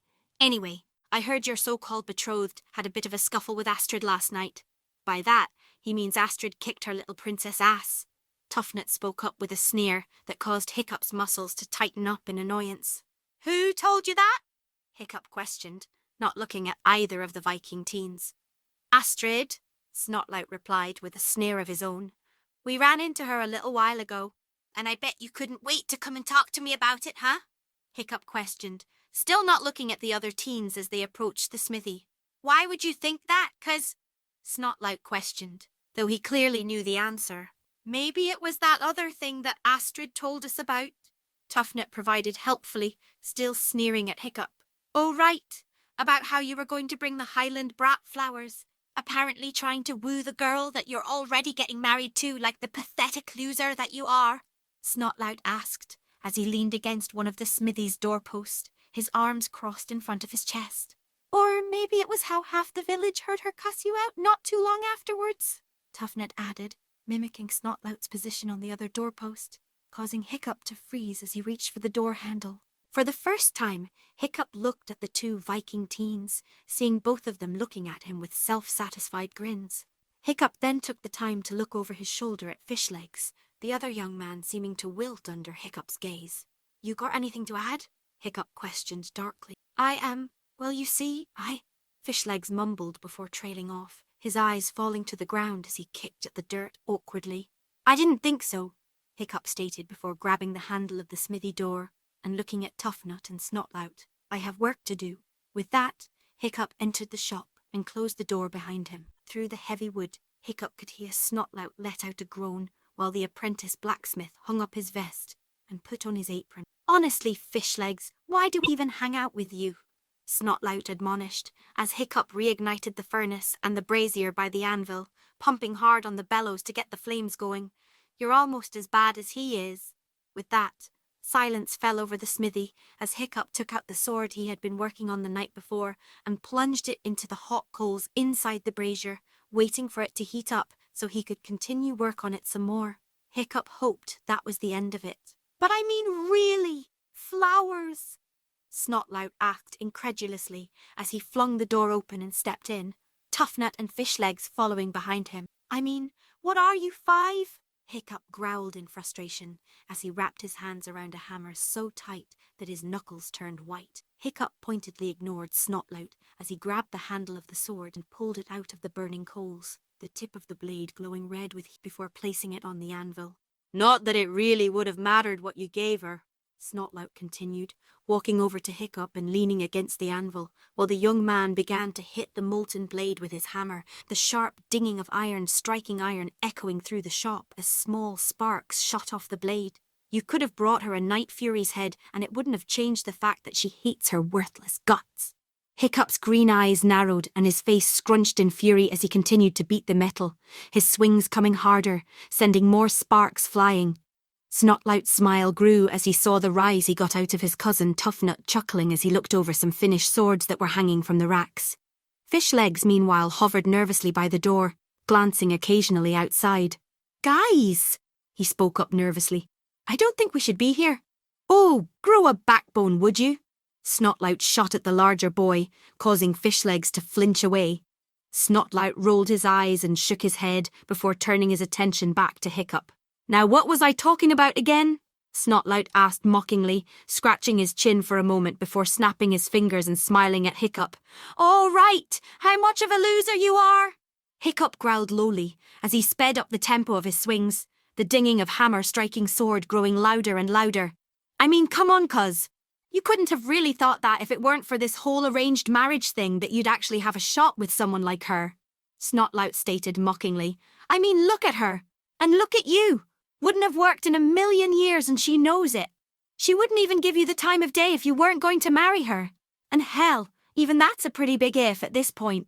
Hiccup's face grew into a full-on snarl as he angrily beat on the sword, sparks flying in every direction as the blade began to bend out of shape, the Viking teen losing all focus in his anger.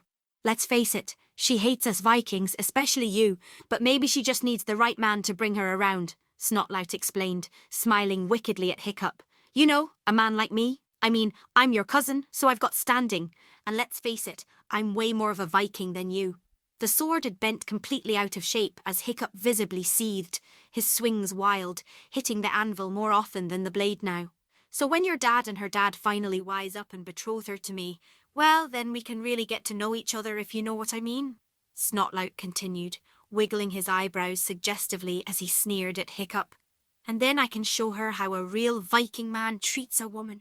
Shut up! Hiccup roared, whirling to face Snotlout and shouting in the other boy's face. Tuffnut spun around to face them, his eyes wide with surprise while Fishlegs jumped back, almost tripping over the threshold of the door and falling out of the smithy. Snotlout pulled his head back in surprise before recovering and smiling at Hiccup. Looks like I hit a nerve, he stated as he smirked at Hiccup again. What's the matter, Runt? Don't like me talking about your little crush like that? Well, then you're going to hate it when she's screaming my name as I said shut up, Hiccup bellowed, as he swung his hammer around and struck Snotlout hard across the chin with the iron head, the force of the blow swinging the young Viking around and sending him stumbling away.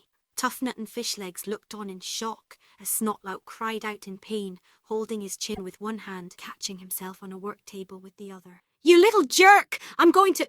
Snotlout began, as he turned around but was interrupted as Hiccup rushed him and struck him hard on the shoulder with the hammer, causing the young man to let out a squeal of pain. You're always running your goddamn mouth like you're the toughest thing to ever walk this island, but I know you're nothing but a snot-nosed punk, Hiccup raged as he continued to assault Snotlout, punctuating every sentence with another blow to the shoulder from his hammer. So why don't you do us all a favour and shut the hell up?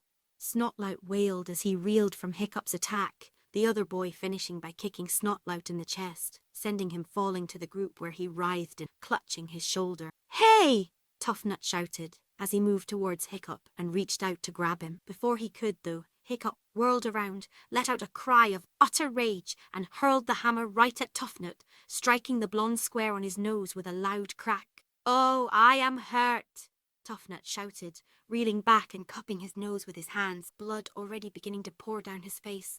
I am very much hurt. You stupid little bastard, Snotlout roared, pulling himself to his feet and grabbing a fire poker with good arm. I'm going to... Snotlout was cut off for a third time as he was hoisted off his feet by the scruff of his shirt before finding himself looking into the very angry eyes of Gobber the Belch. You're going to wit? Gobber growled, his eyes narrowing. I... Snotlout stammered, dropping the fire poker as he searched for words. Nay answer? Fine, I'm going to tell you what you're going to do then, Gobber stated gruffly. Ye and your wee friends are going to leave my shop, and you're nae going to come back in unless I say you can. If I find ye inside my smithy without my permission, then I'm going to do much worse to you lot than a broken nose and a bruised shoulder. You can't do that, Snotlout shouted, suddenly indignant. Do you know who I am? Of course I know who ye are, you bleeding imbecile, Gobber snapped back at him. And I know who your father is too. So if you think either of those names are going to intimidate me, well, you've got another thing coming. I'll make you pay for this, you stupid half. Snotlout began to shout, but was stopped when Gobber held up his missing hand, revealing he was currently wearing a prosthetic that ended in a wicked-looking hook. You breathe another word and I'll pull your tongue out with a pair of my tongs and show it to you, understand? Gobber growled, earning a frightened nod from Snotlout. Good. Now to reiterate the point my apprentice made. Get out of my bloody shop. With that, Gobber dropped Snotlout to the ground before giving the boy a sharp kick in the rear that sent him tumbling out the door, where Fishlegs had scurried right after Gobber had entered the smithy. Tuffnut quickly ran after them, holding his bleeding nose with one hand as he helped Snotlout to his feet with the other. This isn't the last of this, Snotlout shouted. Is that a threat? Gobber demanded, as he hobbled hurriedly out the door towards Snotlout and the others, grabbing a hatchet off the rack as he did, and brandishing it threateningly. Is that a threat? Seeing the angry Viking approaching them with a weapon raised, the three teens quickly turned and ran in the opposite direction, as fast as their legs could carry them. That's right, you little punk, Gobber shouted, as he shook the hatchet threateningly after the three young men. Go tell your father about Atana. Glancing around, Gobber noticed a number of adults looking at him with confused expression. Scratching his nose awkwardly, Gobber turned and hobbled back into his smithy, slamming the door behind him. Gobber paused for a moment before sighing as he hung the hatchet back up on the wall. Looking around, he found Hiccup leaning against his workbench, his breathing calm, but his face set into an angry glare. "Ye all right, lad?" Gobber asked. "Am I all right?" Hiccup asked incredulously. Am I all right? Do I look like I'm all right? Nay? Gobber replied awkwardly, taken aback by his apprentice's anger. Nay, if I had to say, I'd say you seemed rather upset. You're damn right I'm upset, Hiccup shouted. I'm sick of everyone in this village giving me crap. Roaring in frustration, Hiccup spun around and shook the bench, rattling the tools sitting on top of it. Every day it's the same thing, Hiccup ranted, resting his hands on the top of the workbench and glaring down at it. You're so pathetic, Hiccup. Why can't you be more like a real Viking, Hiccup? Your father must be so disappointed, Hiccup. Why are you so useless, Hiccup? Day in and day out, that's all I hear. Hiccup continued, calming slightly. Runt, pathetic, loser, useless, that's what everyone calls me. My cousin, my father. Hiccup turned to glare at Gobber, a hurt expression on his face. You? Me? Gobber asked, pointing at himself and blinking in surprise. Whit did I day? Oh, don't play dumb with me, Gobber, Hiccup shouted, rounding on his blacksmith master. I see you chatting with the others. I hear you having a laugh at my expense. Gods, you act like you don't pick me apart every single day. What are you talking about, Hiccup? Gobber questioned, throwing his hands into the air in confusion. What am I talking about? Hiccup asked incredulously, before suddenly slipping into an impression of Gobber's accent. What am I talking about? Och, Hiccup, you're far too scrawny to be carrying those swords around. Hiccup, I can't let you out there to help with the dragon attack, because you might do more damage than the dragons. Hey, cheer up, lad. At least this way you can actually help the village for a change. You know, unless the Bear King chops your head off for being too weak and pathetic for his daughter and restarts the war. Grabbing a sketchbook off the table, Hiccup whirled around and hurled it at Gobber with an angry growl, the object bouncing ineffectually off of the large Viking's chest. Gobber looked down and scratched his chest where the book had hit him before looking back up at Hiccup, the young man still glaring at him. And now, finally, something good comes along, Hiccup ranted. I find a way to help the village, to prove to everyone that I'm useful, that I have reason to be here, and all I have to do is marry the prettiest girl I have ever seen. Someone new who won't immediately look at me like I'm some kind of waste of space. Hiccup paused for a moment to catch his breath, his chest heaving as Gobber watched him in shock. I could tell she started to like me to some degree. Hiccup continued after a moment, calmer, but his anger clearly rising again. When it was just me and her, when there wasn't any kind of conflict or pressure on her, she would open up. I saw her smile, I heard her laugh, and then you all came and ruined it. Letting out a shout of frustration, Hiccup spun around and slammed his fists against the table with a loud bang. He hissed in pain as he opened his hands, his palms shaking with combined pain and anger. I just wanted someone who saw me for me, not as Hiccup the useless. Hiccup sighed as he slumped onto the stool in front of the table, leaning his elbows on the tabletop and hanging his head. Is that so much to ask? Gobber observed Hiccup sadly, the young man looking like he was barely holding it together. Guilt ate at the pit of his stomach as the blacksmith thought about what Hiccup had said, specifically what the young man had said about him. Gobber thought about all the times he had made fun of Hiccup, both to the boy's face and behind his back. He couldn't believe he never realised how cruel he was being until now, especially with his own history with the people of village. This was a young man who everyone else shunned, who spent more time with the blacksmith than his own father. Gobber was the person Hiccup looked to for guidance, and Gobber had thrown that trust back in Hiccup's face. The Viking wasn't sure he had ever felt so low. You're right, lad, Gobber admitted with a sad sigh. The village hasn't ever given you a break, and a Heaney always given you the best of support. Hiccup scoffed, shaking his head and waving a hand dismissively at the blacksmith. Gobber rolled his eyes while he sighed again. Fine, I ne'er really give you the best support, Gobber admitted, reaching up and scratching the back of his head awkwardly. And I'm sorry for that.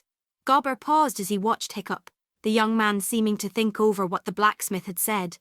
Slowly, Hiccup turned to look at Gobber, a hesitant look on his face. You are? Hiccup questioned. I am, Gobber admitted with a small smile, hobbling over to Hiccup's side and placing his good hand on the young boy's shoulder. Haney done right by ye, and I aim to change that. You shouldn't have had to worry about something like that here. Thanks, Gobber, Hiccup replied, smiling up at the blacksmith master. Nae problem, Gobber replied, before pausing for a moment. That was a really good imitation, by the way.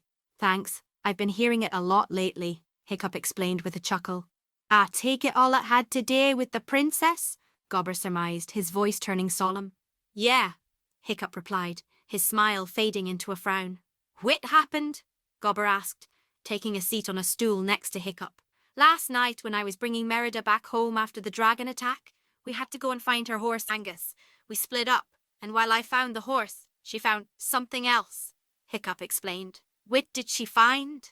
Gobber questioned. Astrid, Hiccup stated, his eyes unfocused as he flashed back to the scene from the night before his eyes. I'm not entirely sure what they were fighting about, but when I stumbled onto them, they were really at each other's throats. Astrid had a knife, and if I hadn't come upon them when I did, well, I don't know what would have happened. There are a lot of old wounds from our war with the Highlands, Gobber explained. Doesn't it surprise me at the princess being here opened some of them? Still, Astrid should know better. I'll have to talk to her mother. I guess that could help, Hiccup replied with a shrug. That's not really what I'm having a problem with. Oh? Which is then? Gobber questioned. Afterwards, Merida was pretty upset. I tried to help her, but she just exploded at me. She told me that she thought all of the nice stuff I was trying to do for her was an act, that I was just trying to be diplomatic, that I hated her just like everyone else in the village. Hiccup trailed off, his expression growing sadder. That she hated me. I'm sorry, lad, Gobber said, squeezing Hiccup's shoulder to reassure him. Sometimes these things dainty work out. You don't get it, do you? Hiccup asked, a hint of annoyance in his voice as he looked at Gobber out of the corner of his eye. I guess, dainty, Gobber replied with confusion, pulling his hand back. Care to explain it to me? The only reason she hates me is because everyone in the village has been so hostile towards her since she came here, and she thinks I'm just like them, Hiccup explained. Probably the only ane on the whole island who thinks you're just like everyone else in the village, Gobber commented with a chuckle, but quickly bit his tongue when he noticed Hiccup glaring at him. Sorry! Anyway, if I could make her see that I'm not like everyone else, then maybe she would actually give me a chance, Hiccup explained, his voice hopeful. I suppose that would work, Gobber agreed with a nod, scratching the back of his head as he thought. But hain't he already been disproportionately nice to her? I mean, nae offence, but it doesn't seem like it's working. I know, Hiccup groaned, placing his face in his hands as he leaned against the table. I need to think of some big gesture. Something that, if I pull it off when she sees it, she'll realise that I'm not lying to her, that I really do like her. Aye, but what kind of big gesture could you do? Gobber questioned, shrugging his shoulders. It's nae like you could throw her a party or anything. That's it, Hiccup exclaimed, sitting up straight and slamming his hands against the table, startling Gobber as the young man spun around in his seat to face him. Gobber, you're a genius. I'll throw her a party. A birthday party. Aye, that would work, Gobber replied with a nod, before a thought occurred to him. When's her birthday? I have no idea, Hiccup replied, his enthusiasm undiminished as he hopped to his feet, grabbing a pad of paper and a charcoal pencil from the desk. But I know who does. Who? Gobber questioned, turning in his seat to follow Hiccup as the young man made his way towards the door. Merida's mother, Queen Eleanor, Hiccup explained as he pulled open the door. Me and her are on pretty good terms. How are you going to ask her? Gobber questioned, standing up and following Hiccup. Well, we had that pigeon coop installed so we could communicate with the Highlanders, didn't we? Hiccup said as he stepped out of the door, walking backwards so he could continue talking to Gobber. So far, I'm pretty sure only Merida's used them. No point in letting them sit there. Aye, and it will give Bucket something today too, Gobber agreed with a nod, leaning against the doorframe as he watched his apprentice go. We put Bucket in charge of the pigeons? Hiccup questioned, pausing as he asked. Aye, he liked the birds, and it's not hard of a job, Gobber explained with a shrug. What are you going to do if her birthday's already passed? I'm just going to pray to any god that will listen that it hasn't, Hiccup called as he began to jog away. Oh, by the way, I may have maybe totally, utterly ruined that sword I was working on. Sorry about that. Gobber raised his eyebrow in confusion, before turning around and catching a glimpse of the bent sword sitting on the anvil. Gobber sighed in annoyance and rolled his eyes as he realised there was still a lot of work to be done that would have gone faster with his apprentice's help. He quickly decided that it wasn't worth the effort to go chasing after Hiccup. Besides, with everything he had gone through, he could use a little time off. Shaking his head and smiling to himself, Gobber re-entered the smithy, closing the door behind him. Hiccup quickly made his way through the village, writing on his notepad while heading up one of the steep cliffsides that rose above the buildings. Reaching the top, he found the simple setup that Vikings had provided for the messenger pigeons. A simple wooden pigeon coop sat near the cliff edge, housing the dozen birds that were cooing animatedly to one another. Sitting next to the coop on a wooden stool was a large, blonde Viking with what looked like an iron bucket attached to the top of his head. He fed the birds seeds and chunks of bread, and every so often would coo along with them. "Morning, Bucket," Hiccup greeted with an amused smirk. "Oh, morning, Hiccup," the big man called, a goofy grin on his face as the young Viking approached him, waving at Hiccup with the hook that replaced his right hand. Hiccup always had a soft spot for Bucket, as Bucket seemed to have a soft spot for him. Granted, Bucket seemed to have a soft spot for just about everyone. The injury that he had received, which fused his namesake to his head, having also seemed to dim his intelligence and mellow his moods.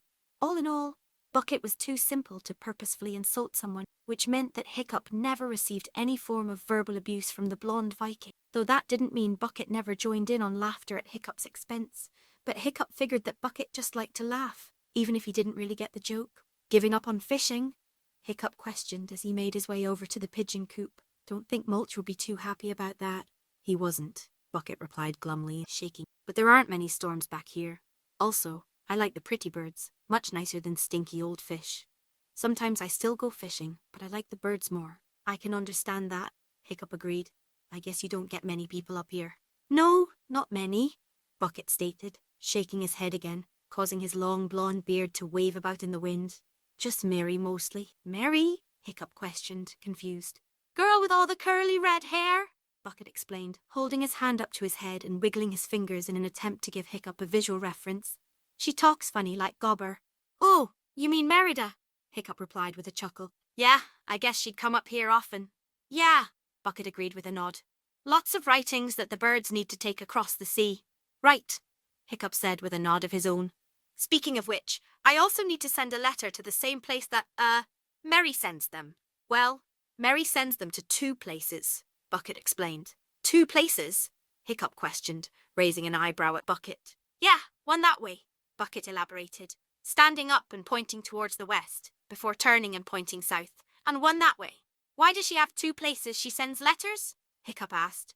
"Well, she says that her family lives over there," Bucket explained, indicating west, before pointing south again.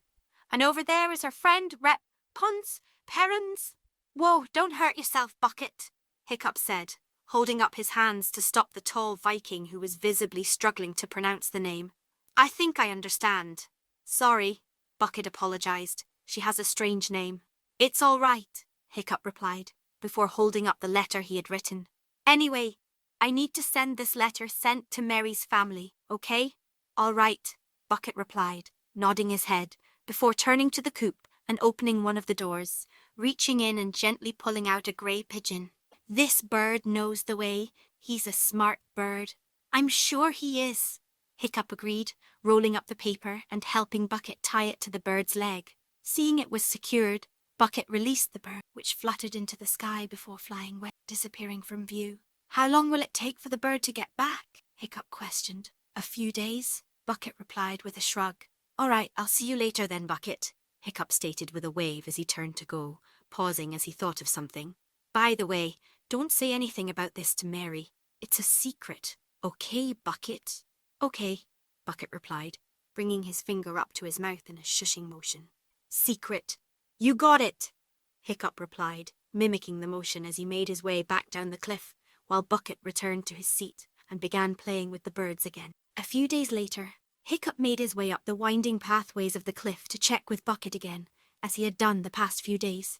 He realized that he was being over-eager, that he should give the bird more time to get to the highlands and back, but he needed to hear the Queen's response if he was going to go through with his plan. The setting sun hung over the cliff, casting a long shadow as the sun coloured the sky orange and purple.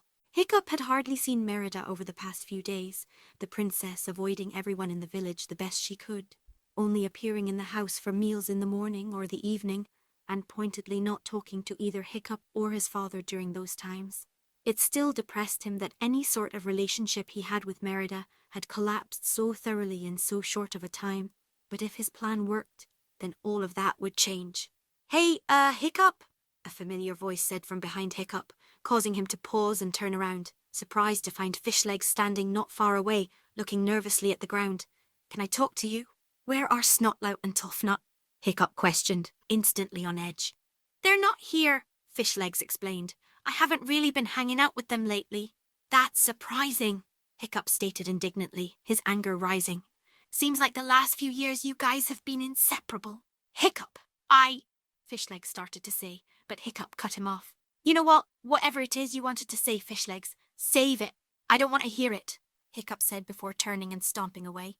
"I've got better things to do than waste time talking to you." "Hiccup, wait up!" Fishlegs called after Hiccup, holding an arm outstretched as he ran after the young man. "I just want to talk."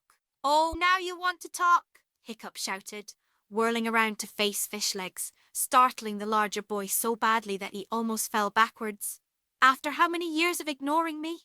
"I just wanted," Fishlegs began, but Hiccup cut him off again. "Wanted what?" Hiccup yelled, causing Fishlegs to take a step away from him. "Wanted to be one of the cool guys? Well, I guess you couldn't do that if you were hanging out with Hiccup the Useless now, could you?" Fishlegs didn't say anything as he casted his eyes to the dusty ground at his feet. "Don't you get it, Fishlegs? You were my best friend when we were little." Hiccup trailed off as he continued to glare at Fishlegs. "You were my only friend, and then one day, you were gone, hanging out with Snotlout of all people and refusing to even talk to me. You even helped them beat me up from time to time." "I didn't do anything like that," Fishlegs exclaimed. "Yeah, you're right," Hiccup agreed. "You didn't do anything, you just stood there and watched." "I know," Fishlegs replied sadly. "I'm sorry." "You're sorry?"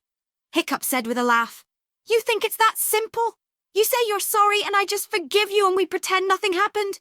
Do you really think I'm that stupid? I know what's happening. This is all some setup so that Snotlout can humiliate me again."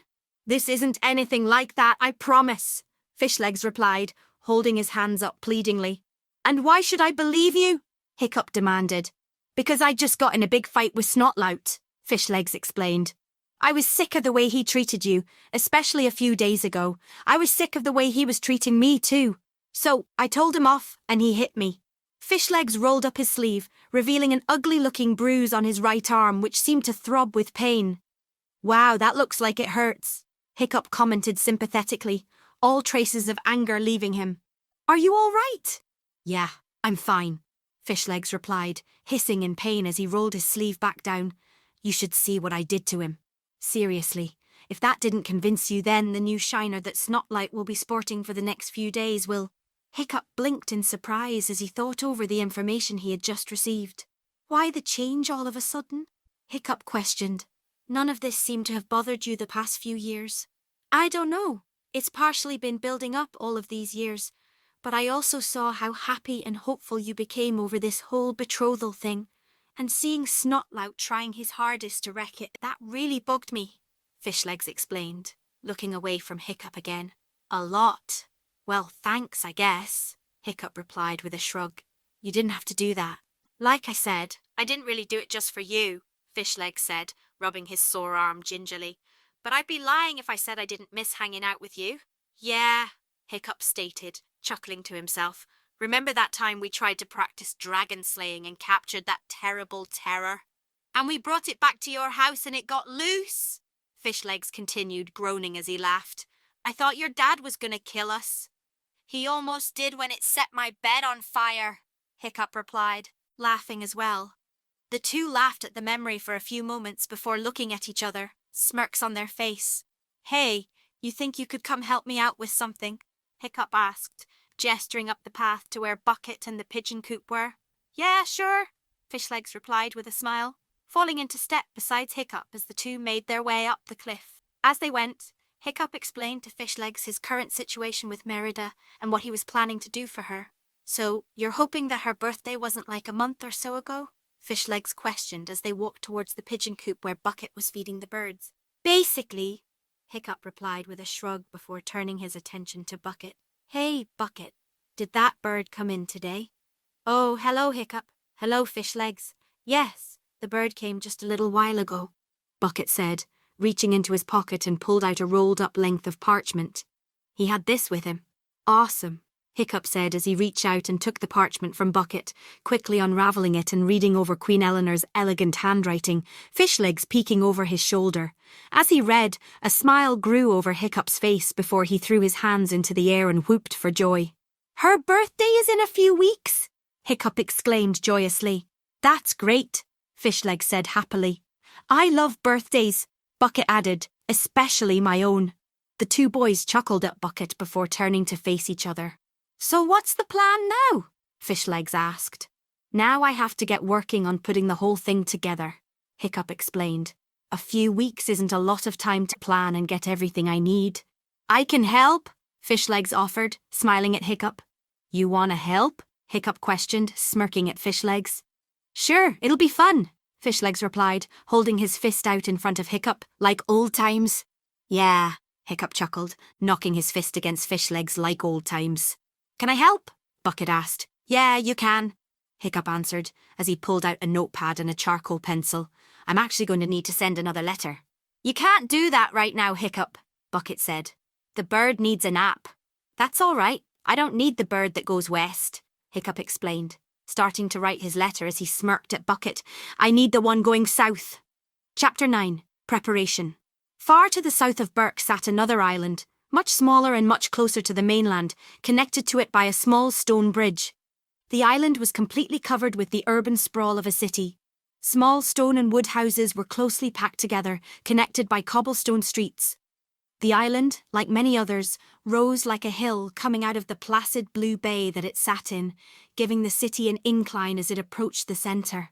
At the centre of the island, and therefore the city, sat a mighty castle. The castle was made of white stone that reflected the sunlight so well the whole structure seemed to glow. Tall towers and spires reached up towards the bright sky, with flags depicting a golden sun on a purple field fluttering in the breeze. Within one of the many chambers that made up the castle's interior was a library. The library looked out onto the castle grounds and the city beyond through massive glass windows that faced towards the rising sun. Each of the other walls was lined with shelves upon shelves of books, differing in incalculable ways from age to thickness to colour and even to language.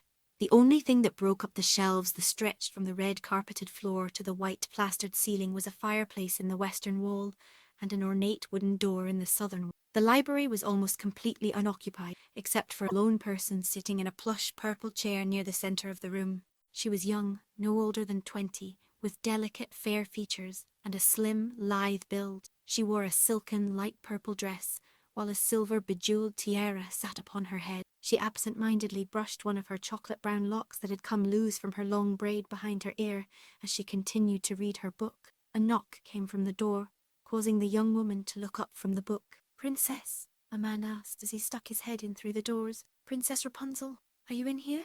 "Yes," she said, giving the man a wide smile. "Please come in." The man quickly entered, bowing as he did. Rapunzel noted the man wore the uniform of a royal messenger, and what appeared to be pigeon feathers clung to his clothes here and there.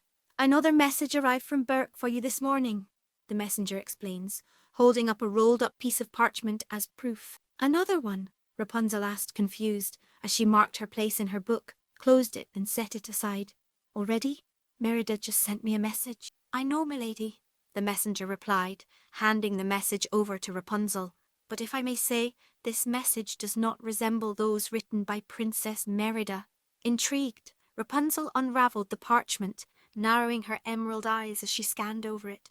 After a moment, Rapunzel turned the parchment over as if she had been reading it upside down, but her expression only grew more confused as she looked it over further. "Is there something wrong, milady?" the messenger asked. This seems to be written in runes," Rapunzel explained, an embarrassed look on her face. "I can't read runes." "I see, a dilemma to be sure," the messenger replied. "I am also unfamiliar with the runic form of writing, but I do believe that there is a book on such a system here in the royal library." "Oh, that would be good," Rapunzel exclaimed, beaming at the messenger. "Do you know where it is?" "I believe it is that one right there," the messenger replied, indicating to an old brown leather-bound tome sitting on a shelf against the north wall. "Thank you." Rapunzel thanked the messenger with a smile, who bowed in return before leaving. As the door closed behind him, Rapunzel got up from her seat and made her way over to the northern wall, her bare feet brushing quietly across the carpet. Reaching up, she pulled the heavy tome from the shelf before bringing it over to a table which she sat it upon. Pulling a chair over, Rapunzel sat in it and opened the book, coughing briefly on the musty air that came from it. Recovering, Rapunzel laid the note next to book, before grabbing another piece of parchment, along with a feather pen and ink, well before she began the process of translating the message. Hours passed, and the sun slowly crawled across the sky as Rapunzel translated the message. She knew it would have been easier to just ask for help. There was probably a royal translator who could have told her what was written in the message in minutes. But Rapunzel was nothing if not eager to learn new things. Plus, she had a feeling that whatever was in this message was personal, and she didn't want anyone else privy to its contents. Rapunzel felt her heart drop as she remembered the contents of Merida's last letter, how it detailed the abuse her friend seemed to be suffering at the hands of the Vikings, especially that awful-sounding girl, Astrid. She needed to know why someone had sent her a message in runic, and she needed to know soon. The sun was beginning to set when someone entered the library. Turning to look, Rapunzel's tired expression turned to one of delight, her smile nearly splitting her face. The person was a young man, roughly her own age, wearing a simple green tunic and brown trousers. He appeared to be deformed somewhat, with a largely humped back and a forehead that drooped somewhat over his right eye. His physique was muscular and his features fair. "Quasi," she said happily, beaming at him. "There you are," he replied, smiling as he walked over to her. "I've been looking for you all day." "Sorry," Rapunzel apologized, kissing him on the top of his head, his auburn hair brushing against her face. "I've been busy deciphering this message I got this morning." "Deciphering a message?" Quasi asked, looking at the message and the book sitting on the table. "Who would send you a message in rune?" "Well, I just finished, so we can find that out together," Rapunzel replied with a smile, picking up her translated copy of the message. "Dear Princess Rapunzel," Rapunzel began reading aloud. "You don't know me, but you may have heard of me. I am Hiccup Horrendous Haddock III, and I am your friend, Princess Merida's betrothed. I'm sure you've heard plenty about how bad things are going for Merida here, and I'm not writing this letter to try and refute what she has said. Instead, I am writing it to say one thing. I do not hate Merida. In fact, I really truly like, and I'm writing this to ask you to help me prove it to her. I know her birthday is in a few weeks, and I was hoping to throw her a party. I'm sure she would love it if you could contribute, so I hope to hear from you soon. Thank you." Rapunzel sat back in her chair as Quasi blinked in surprise. "Wow," Quasi commented. "Yeah," Rapunzel replied. "You know, it's just like Merida to miss something like someone being attracted to her. We have to help, for her sake if nothing else." "You're right," Quasi agreed. "But what should we do?" "Well, Merida did say she really liked my cooking," Rapunzel stated, taping her chin as she thought.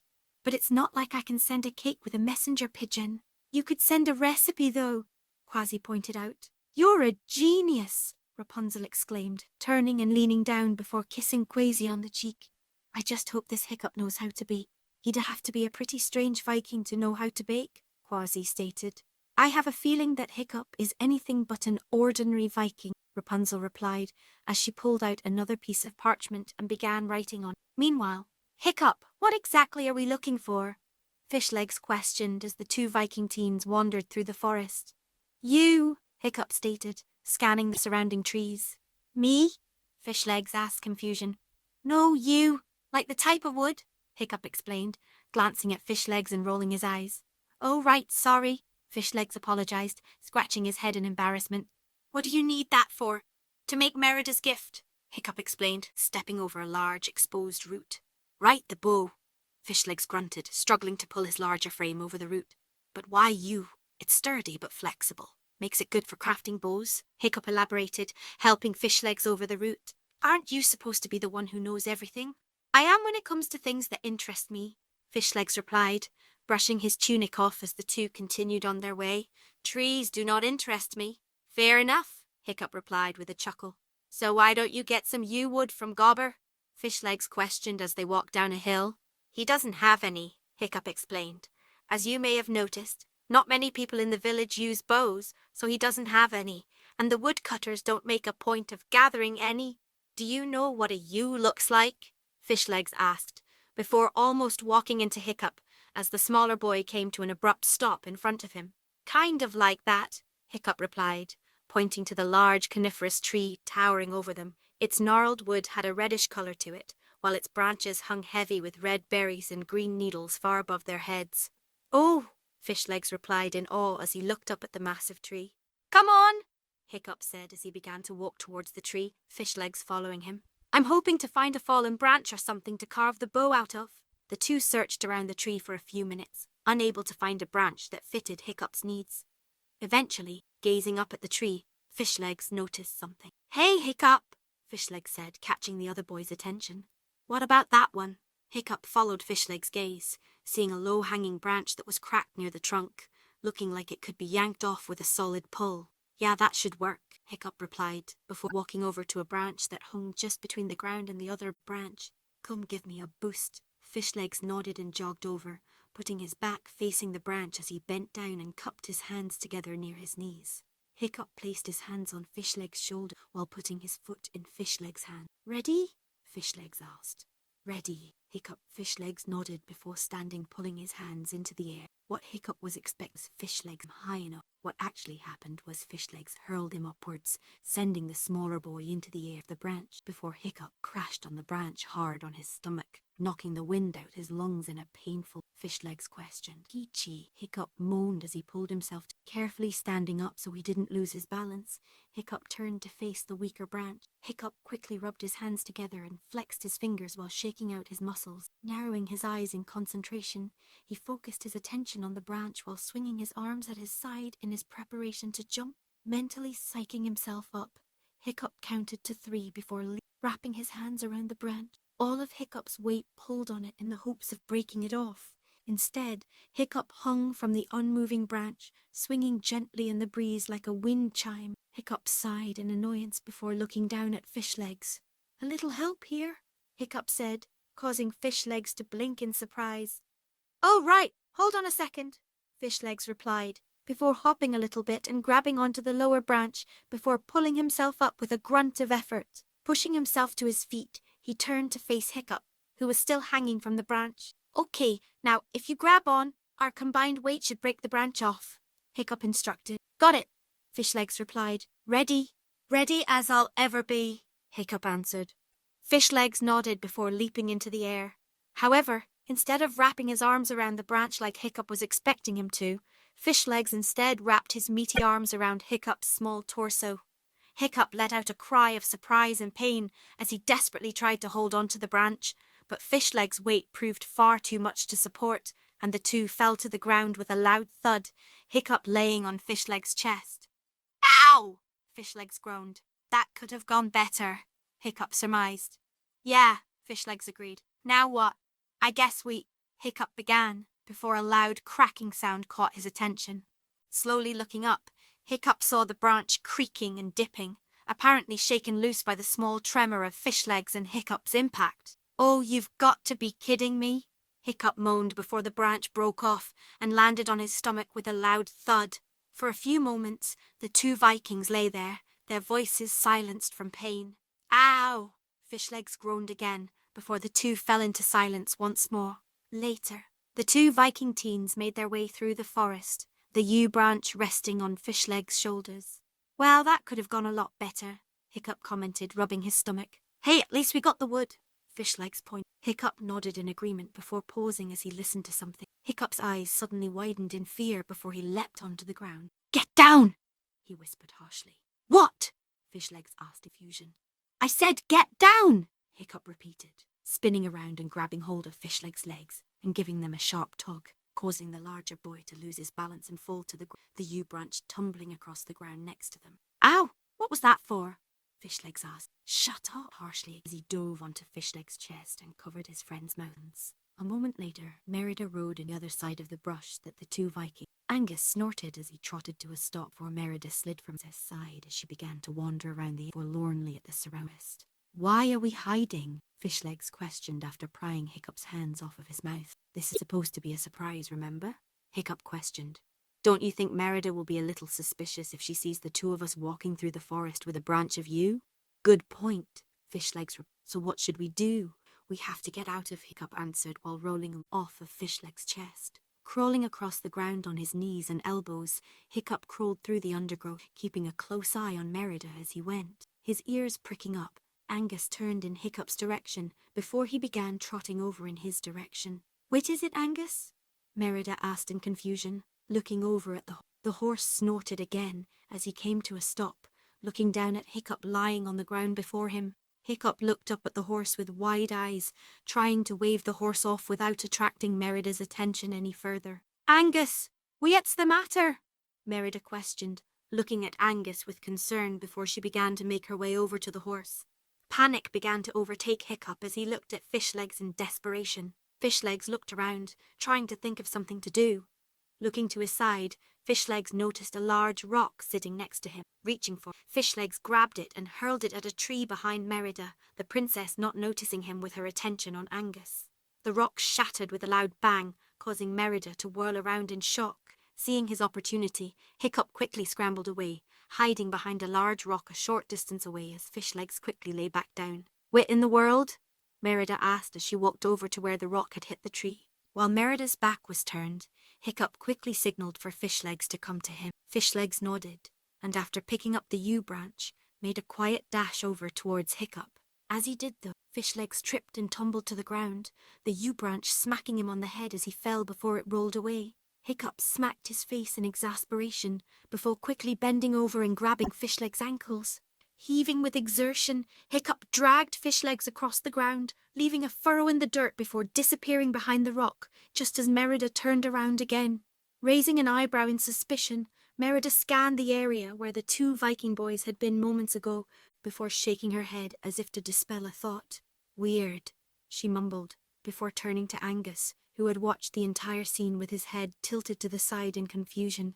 "Come on, Angus." The horse snorted in reply, giving one last glance to the rock Fishlegs and Hiccup were hiding behind before following Merida as she ventured deeper into the forest. The boys stayed frozen behind the rock, Hiccup red-faced and fighting to catch his breath from having to drag the much larger Fishlegs behind the rock. "I think she's gone," Fishlegs stated as peeked around the rock. "Good," Hiccup huffed. "Let's get out of here."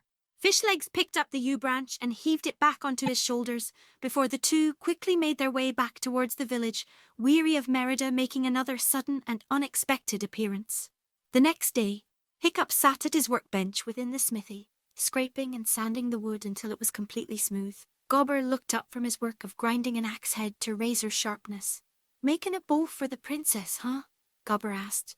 "Been a while since you've made any of those." "Actually, it's kind of worse than that," Hiccup sighed, turning to look at Gobber as the blacksmith hobbled over to him. "I've never made the type of bow that Merida uses before." "Oh, you mean a recurve bow," Gobber surmised. "Aye, they can be tricky. You think you're up for it?" Hiccup looked at the piece of wood in front of him for a few long moments, studying the grain of the scraped and sanded material. "Yeah, I am," Hiccup said determinedly. "Well, from what I know, there aren't many more steps involved with it," Gobber explained. "You just have to make sure to carve it in the correct shape and make sure you heat it properly to get the right shape. Other than that, you got to make sure there are no kinks or breaks in the wood and that you get a strong enough bowstring. Recurve bows are a lot more powerful than normal ains, and there's nothing worse than having a bow snap on you." "You sound like you've made these before," Hiccup commented. "Ance or twice," Gobber explained, smiling enigmatically at Hiccup as he shrugged his shoulders. "Thanks, Gobber," Hiccup stated, smiling at his teacher. "Do nae worry about it," Gobber replied, turning and making his way back over to the grindstone. "Remember, right shape and everything will be fine." Hiccup smirked and nodded in reply as he pulled out a whittling knife and began to carve the stick of wood into the shape he pictured in his mind. The next day, Hiccup made his way down the cliff from the pigeon coop, reading over the message he had received from Rapunzel, smiling as he did. Glancing up, he saw Fishlegs making his way over to him. "Hey, Fishlegs!" Hiccup greeted his friend as the larger boy jogged over to him. "Hey, Hiccup!" Fishlegs replied. "What do you have there?" "Letter from Princess Rapunzel," Hiccup replied, holding up the letter so Fishlegs could see. "What did she say?"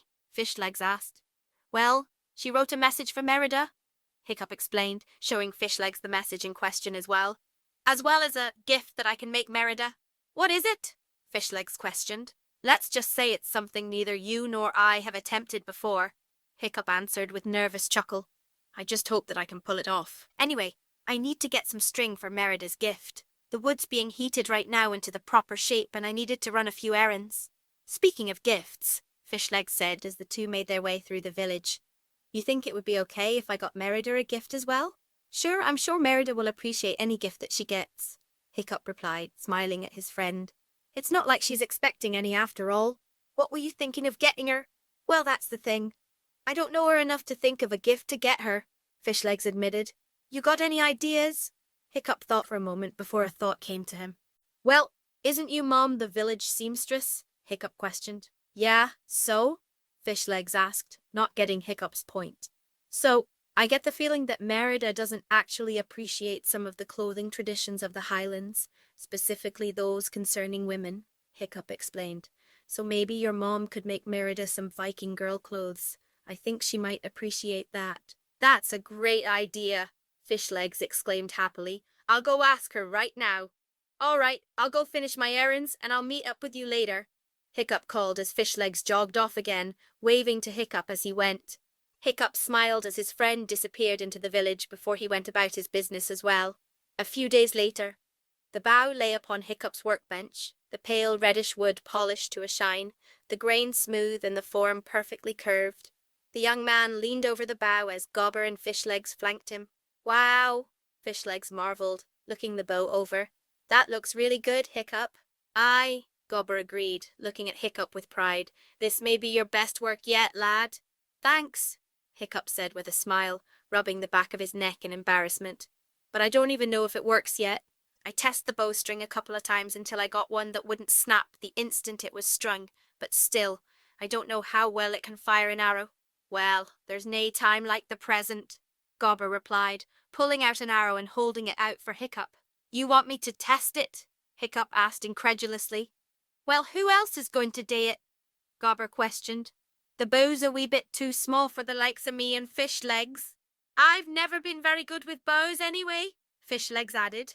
Well, neither have I, Hiccup added, addressing Gobber. Remember when I almost took out your eye? It was a good shot, Gobber replied with a shrug. I was aiming for a target 20 feet to your right, Hiccup exclaimed. Your aim was fine, Gobber said. The problem was you couldn't hold the bow straight. So what makes you think I'm going to be able to now? Hiccup questioned. Let's face it, Hiccup, you're the only ane here that's the right size to fire it, Gobber stated, a smirk on his lips. Besides, I believe in you. Sighing, Hiccup looked down at the bow before picking it up. He thumbed the bowstring for a moment, before turning and taking the arrow from Gobber, who smiled down at his apprentice. Exiting the shop, the three made their way around the back of the smithy, Gobber grabbing a target while Fishlegs grabbed the stand. Gobber and Fishlegs quickly set up the target at one end of the smithy, while Fishlegs stood on the other end, dubiously looking at the bullseye. All right, lad, Gobber called as he and Fishlegs stepped to the side. Give it your best shot. My best shot is a lot of people's worst shot, Hiccup mumbled to himself as he held the bow by the grip in one hand and knocked the arrow with. Looking at the target again, Hiccup took a calming breath before lifting the bow up and pulling the string back. Looking down the shaft of the arrow at the target, he took another breath, concentrating on the target, but was distracted when he realized that his fingers were growing weak and he was quickly losing his grip on the string. Panicking, he let the string go, not realizing that while taking his eye off the target, he had accidentally altered his aim. As such, when he released the arrow, instead of it hitting the bullseye, it soared above it, disappearing behind a nearby rooftop. The three of them watched where it had gone for a few moments before there came a loud screech that sounded like it had come from a chicken. Oh, that sounded like Aina Heidi's chickens, Gobber stated while blanching. We should probably gae back inside. The two boys quickly nodded and darted back around the smithy, Fishlegs and Gobber grabbing the target as they ran. Well, at least you know it works, Fishlegs shouted as they ran, causing Hiccup to roll his eyes at his larger friend. A few days later, Hiccup sat at his workbench in the smithy again, holding the bow in one hand and a knife in the other. Whittling, he flicked some of the wood chippings away with his thumb on it to dispel the sawdust. How's it coming, lad? Gobber asked from behind him. Good, admitted over his hand. Well, I believe I hae something 'at will gae along with your gift rather well, Gobber stated. What's that? Hiccup asked, looking over to Gobber just as the blacksmith walked over to him and placed something down on the workbench. Hiccup realised it was a leather quiver, a large one that was meant to be slung over Hurston's shoulders. You made her a quiver? Hiccup asked. It's nae finished yet, but aye, Figured it'd be better than that dainty ain and noticed her using a four, Gobber commented. Figured she wouldn't mind a new ain to gie along with her. Thanks, Gobber, Hiccup stated, smiling at Gobber. You've been a real help. I'm still surprised, though. Why are you giving her a present? You've only met her once. There's just something about her, Gobber explained. She's got fiery spirit. I like that. She deserves better than what she got, and it's good of you to try and give it to her, lad. Well, thanks again, Gobber, Hiccup stated, smiling warmly at the blacksmith. You've been a big help throughout all of this. Hey, Gobber replied, clapping Hiccup on the shoulder. It's what I'm here for, Hiccup. Later. Are you sure about this, Hiccup? Fishlegs asked, nervously. This might be too hard to pull off. Aye, Fishlegs is right, Gobber agreed. None of us ever dealt with something like this afore. I know, but I have to do it, Hiccup said, no matter the cost. Holding up a piece of parchment, he glanced at Fishleg. Besides, the princess gave me the exact instructions on how to do it, Hiccup explained. It can't be that hard. I mean, look, we've got all the ingredients. Hiccup gestured to the table in front of them as they stood in the kitchen of Gobber's house, a fire burning in the stone oven to their side. Sitting on the table was a collection of items needed to bake a cake, such as milk, eggs, and as well as a large bowl to mix it all in. We just got to follow each of the steps, and we should be fine, Hiccup stated, looking confidently at the others. What's the worst that could happen? Minutes later, the three Vikings stood outside Gobber's squat stone house, watching as the last of the smoke rising from the fiery remains of what could in no way, shape, or form be described as a cake flowed out of the window and chimney. Each of their faces and clothes were covered in a combination of flour, cake batter, and soot. Well, Gobber said after a moment, shrugging his shoulders, at least you didn't burn my house down, Hiccup. Nae bad for the first try, I suppose. Probably should let the kitchen air out afore we try again, though. Yeah, Hiccup agreed, letting out a light cough as he tried to brush some of the flour out of his hair. Probably a good idea. Later, Gobber yawned as he hobbled up the hill towards his home, the sun setting in the west, casting the village in shadow. It had been a long day, working to both get the various tasks the villagers needed doing as well as helping Hiccup put the finishing touches on his party preparation. The boy had been a bundle of nerves the entire day, both excited and terrified about what the next day may or may not bring. Gobber couldn't help but smile thinking about it. He truly hoped things went well for his apprentice. Gods knew he could use a break. As Gobber made his way closer to his house, he noticed someone leaning against the wall of a nearby building, apparently watching him. Gobber looked at the person in confusion, but as he approached, the figure stepped out of the shadows, allowing Gobber to better see him, which caused the blacksmith's eyes to narrow as he scowled. Spite-lout, Gobber growled as he eyed the other man. Gobber, Spite-lout replied, a similar sound of distaste in his voice as he approached the blacksmith. What do you want? Gobber questioned. I wanted to talk to you, Spite-lout replied, crossing his arms over his chest. Talk to me about what? Gobber asked, eyeing the other man wearily. About that stunt you pulled with my son? Spite-lout snarled, taking a step towards Gobber and pointing an accusatory finger at the blacksmith. What? Gobber asked in confusion. Are you talking about me throwing him out of my shop for harassing my apprentice? No, I'm talking about how you beat him up beforehand, Spite-lout growled, his anger rising. Oh, is that what he told you? Gobber asked with a chuckle. See, the thing is, I dinna do more than kick him out of my shop.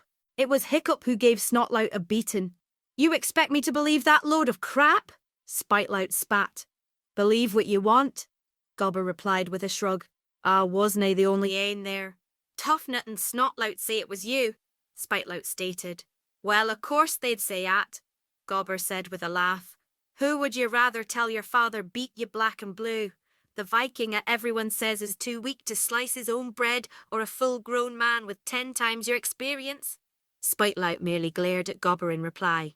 Besides, the 4 of us weren't the only anes there, Gobber explained.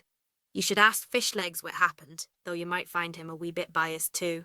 After all, it wasn't me or Hiccup what gave your boy a black eye.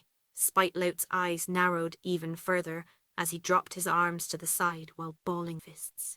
You know, I hate to say Spit-lout, Gobber whispered conspiratorially, leaning towards the other. For someone who's supposed to him in a Viking man should be, your boy is an awful whiner. Don't talk about my son, Spit-lout snarled, pointing his finger in Gobber's face. Why? Never seemed to me like you've had a problem with criticising your own blood, Gobber stated. What? Spit-lout asked in confusion. Well, I'm always hearing you complain about what a burden on the village Hiccup is, Gobber explained. Or did you just gae ahead and forget it he's your nephew? I'm sure Val is sae proud. Don't talk about my sister, you half-breed mongrel, Spitlout shouted as he grabbed hold of Gobber's vest with his 2 hands. Ye seem very selective about which family members I can talk about and which honest I canna, Gobber pointed out with an edge to his voice. Say much for blood being thicker than water. Spitlout growled in fury as he pulled his fist back to hit Gobber, who quickly followed suit. Before any punches could be thrown, though, a powerful hand wrapped around each of their wrists before pulling them apart. The 2 men stumbled backwards a few feet before catching themselves, finding a large blonde Viking woman standing between them, glaring at them both in turn. I'd think you 2 would be too old now for these street scuffles, she spat. Neither of you are 16 anymore. I dinna know what you're talking about, Bertha, Gobber replied, chuckling. Me and Spitlout here were just having a friendly chat. Friendly chat, huh? Bertha asked, raising an eyebrow at Gobber. Well, as friendly of a chat that me and Spitlout are capable of hain, Gobber stated with a shrug. Isn't he at right, Spitlout? Spitlout merely growled while glaring at Gobber, before turning and leaving, stomping his way down the street. You shouldn't antagonise him like that, Bertha admonished, turning to look at Gobber. Hey, it weren't me it started at, Gobber replied, straightening his vest and brushing himself off a little. I heard what you said, Gobber, Bertha stated firmly. He may have said some things, but you didn't do anything to try and calm the situation down. I'm nae afraid of Spitlout, Gobber stated seriously. And nobody's saying you are, Bertha replied. But you 2 can't be getting into fights in the street like you're both still in dragon training. You ain't a talk, Gobber said, his eyes narrowing. Excuse me? Bertha replied dangerously. You're ain't talk about nae fighting in the street when I know for a fact that your daughter has attacked the princess twice. In time with a knife, Gobber explained. She's not exactly fond of the idea of a Highlander living with us. She finds it to be distasteful, Bertha explained. Well, that's the understatement of the bloody year, Gobber replied, rolling his eyes. You know she has a good reason to be angry at the Highlanders, Gobber, Bertha spat, a good deal of venom in her voice. Aye, they killed her father, your husband. I get at, Gobber answered. But isn't the entire point of this treat to breed peace, nae to force open old wounds? What are you getting at? Bertha questioned. What I'm getting at is that since the princess got here, the only ane who's been trying to make this treaty work is Hiccup, Gobber explained. Everyone else has been doing their best to make her feel as unwelcome and unwanted as possible. Nae just your girl, nae just her friends. Everyone. Yeah, Spitlout, Stoic, even me, as I'm ashamed to admit. You know how our people feel about outsiders, Gobber, Bertha replied. Oh, I know, Bertha, Gobber replied irately. If there's anything in this bloody world that I know, it's that our village doesn't take kindly to outsiders. I didn't mean it like that, Bertha sighed, realising how badly she had misspoke. I dinna really care how you meant it. All I really care about is this, Gobber replied darkly. If by some miracle Hiccup and Merida make it through marriage without any of them getting murdered, that they somehow manage to start a family together, are you really going to tell me I'm going to hear the same ridicule, the same prejudice aimed at an innocent child as I did all those years ago? Bertha was silent, looking away from Gobber and at the ground. Aye, Gobber stated after a moment, shaking his head slightly as he turned away from Bertha and began making his way back home. Thought as much. I'll talk to her, Bertha stated, watching as Gobber walked away. You day at, Gobber told her, not bothering to look back as he continued to hobble away. Or we're going to hae a lot bigger problems on our hands than dragons and marauders. Chapter 10. Happy Birthday. Merida slowly opened her eyes as sunlight spilled across her face through the window. She blinked in surprise before she squinted against the light, grumbling angrily at being woken from her slumber. Sighing, she rolled over onto her side, her back to the window, before blinking her eyes to clear them. She looked forlornly at the timber walls of her room, so different from the stone ones she had grown up with. She sighed again as she pushed her heavy fur blankets off of her and sat up, a thought occurring to her. It's my birthday, she sighed, a sad expression on her face. She was 16 years old now, and nobody on the entire island cared. Over the weeks she had been living on Burke, Merida had slowly gotten over her homesickness, helped in part by the resentment she still felt towards her mother. But now it all came flooding back. She was all alone on this island, surrounded by people who hated her. Nobody cared that she had turned 16. Nobody cared that she was one step closer to true womanhood. Nobody cared at all. She sighed again. Maybe this was for the best. She was probably better off with no one knowing. She didn't want to give the villagers a specific day that they could single her out on. Especially Astrid. She realised that she was already spending most of her time hiding in the woods. But if there was ever a day she needed to get far away from people on this island, it was today. Perhaps she would swing by the pigeon coop later. Bucket was always nice to her, and maybe she got a letter from home or from Rapunzel. It was better than nothing. She slid out of bed, her bare feet padding across the hardwood floor of her room, over to her chest of clothing. Digging through it, she pulled out a dark green dress and quickly put it on after shedding her sleeping gown, before sliding on her riding boots. She spared a quick glance towards her broken bow, still sitting in the corner where she had placed it weeks ago, before heading towards the door. She marched to the door, her hand reaching out to pull it open and be on her way before the thud of her boots against the wood abruptly changed to the sound of crumpling paper. Merida froze in place, her hand still outstretched towards the door, a confused look on her face. She shifted her weight back and forth, creating the same sound of crumpling parchment beneath her foot. Taking a step back, she looked down, seeing a folded piece of parchment laying on the floor, apparently having been slid under her door in the night. Her confusion growing, she leaned down and picked the parchment up, unfolding it as she stood back up. "Happy birthday, Merida," she read quietly to herself. "Come to the clearing by the big rock to celebrate." A million thoughts raced through Merida's head at once. Who sent this? Why? Her mind immediately provided an answer for the first question. Hiccup. It must have been him. Who else could it have been? No matter what the people of the village thought about her, she doubted any of them had the guts to sneak into Stoic the Vast's home in the middle of the night. But that still left the second question. Why had Hiccup done this? Could he be setting her up for some kind of trap? Could Astrid be waiting for her when she got there? By why would Hiccup do that? It didn't seem like Astrid exactly liked him either. He certainly didn't seem to enjoy tormenting her like the others did. Merida was sure he disliked her, but he didn't seem to be the type to bully someone else. So what could his goal be? He couldn't actually want to celebrate her birthday, could he? Nay, she chastised herself. That's ridiculous. Why would he day at? He doesn't care at it's your birthday. Dain't he be stupid? Shaking her head and laughing at herself, she dropped the message on the floor and began briskly walking away. However, as she went, her pace began to slow until she came to a full stop.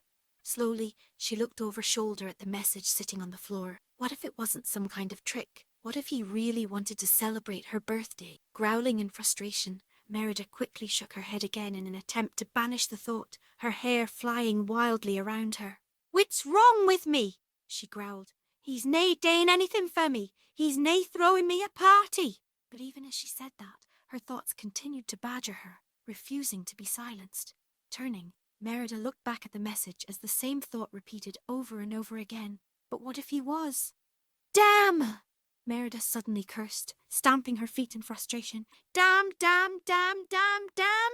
Whirling around, Merida ran over to the message, scooped it up, before dashing back down the hall, down the stairs and out the door before her nerves got the better. She briefly thought of taking Angus, but decided against it. If this was where she thought it wasn't far, and she didn't want to waste time getting the horse ready. She wanted answers, and she wanted them now.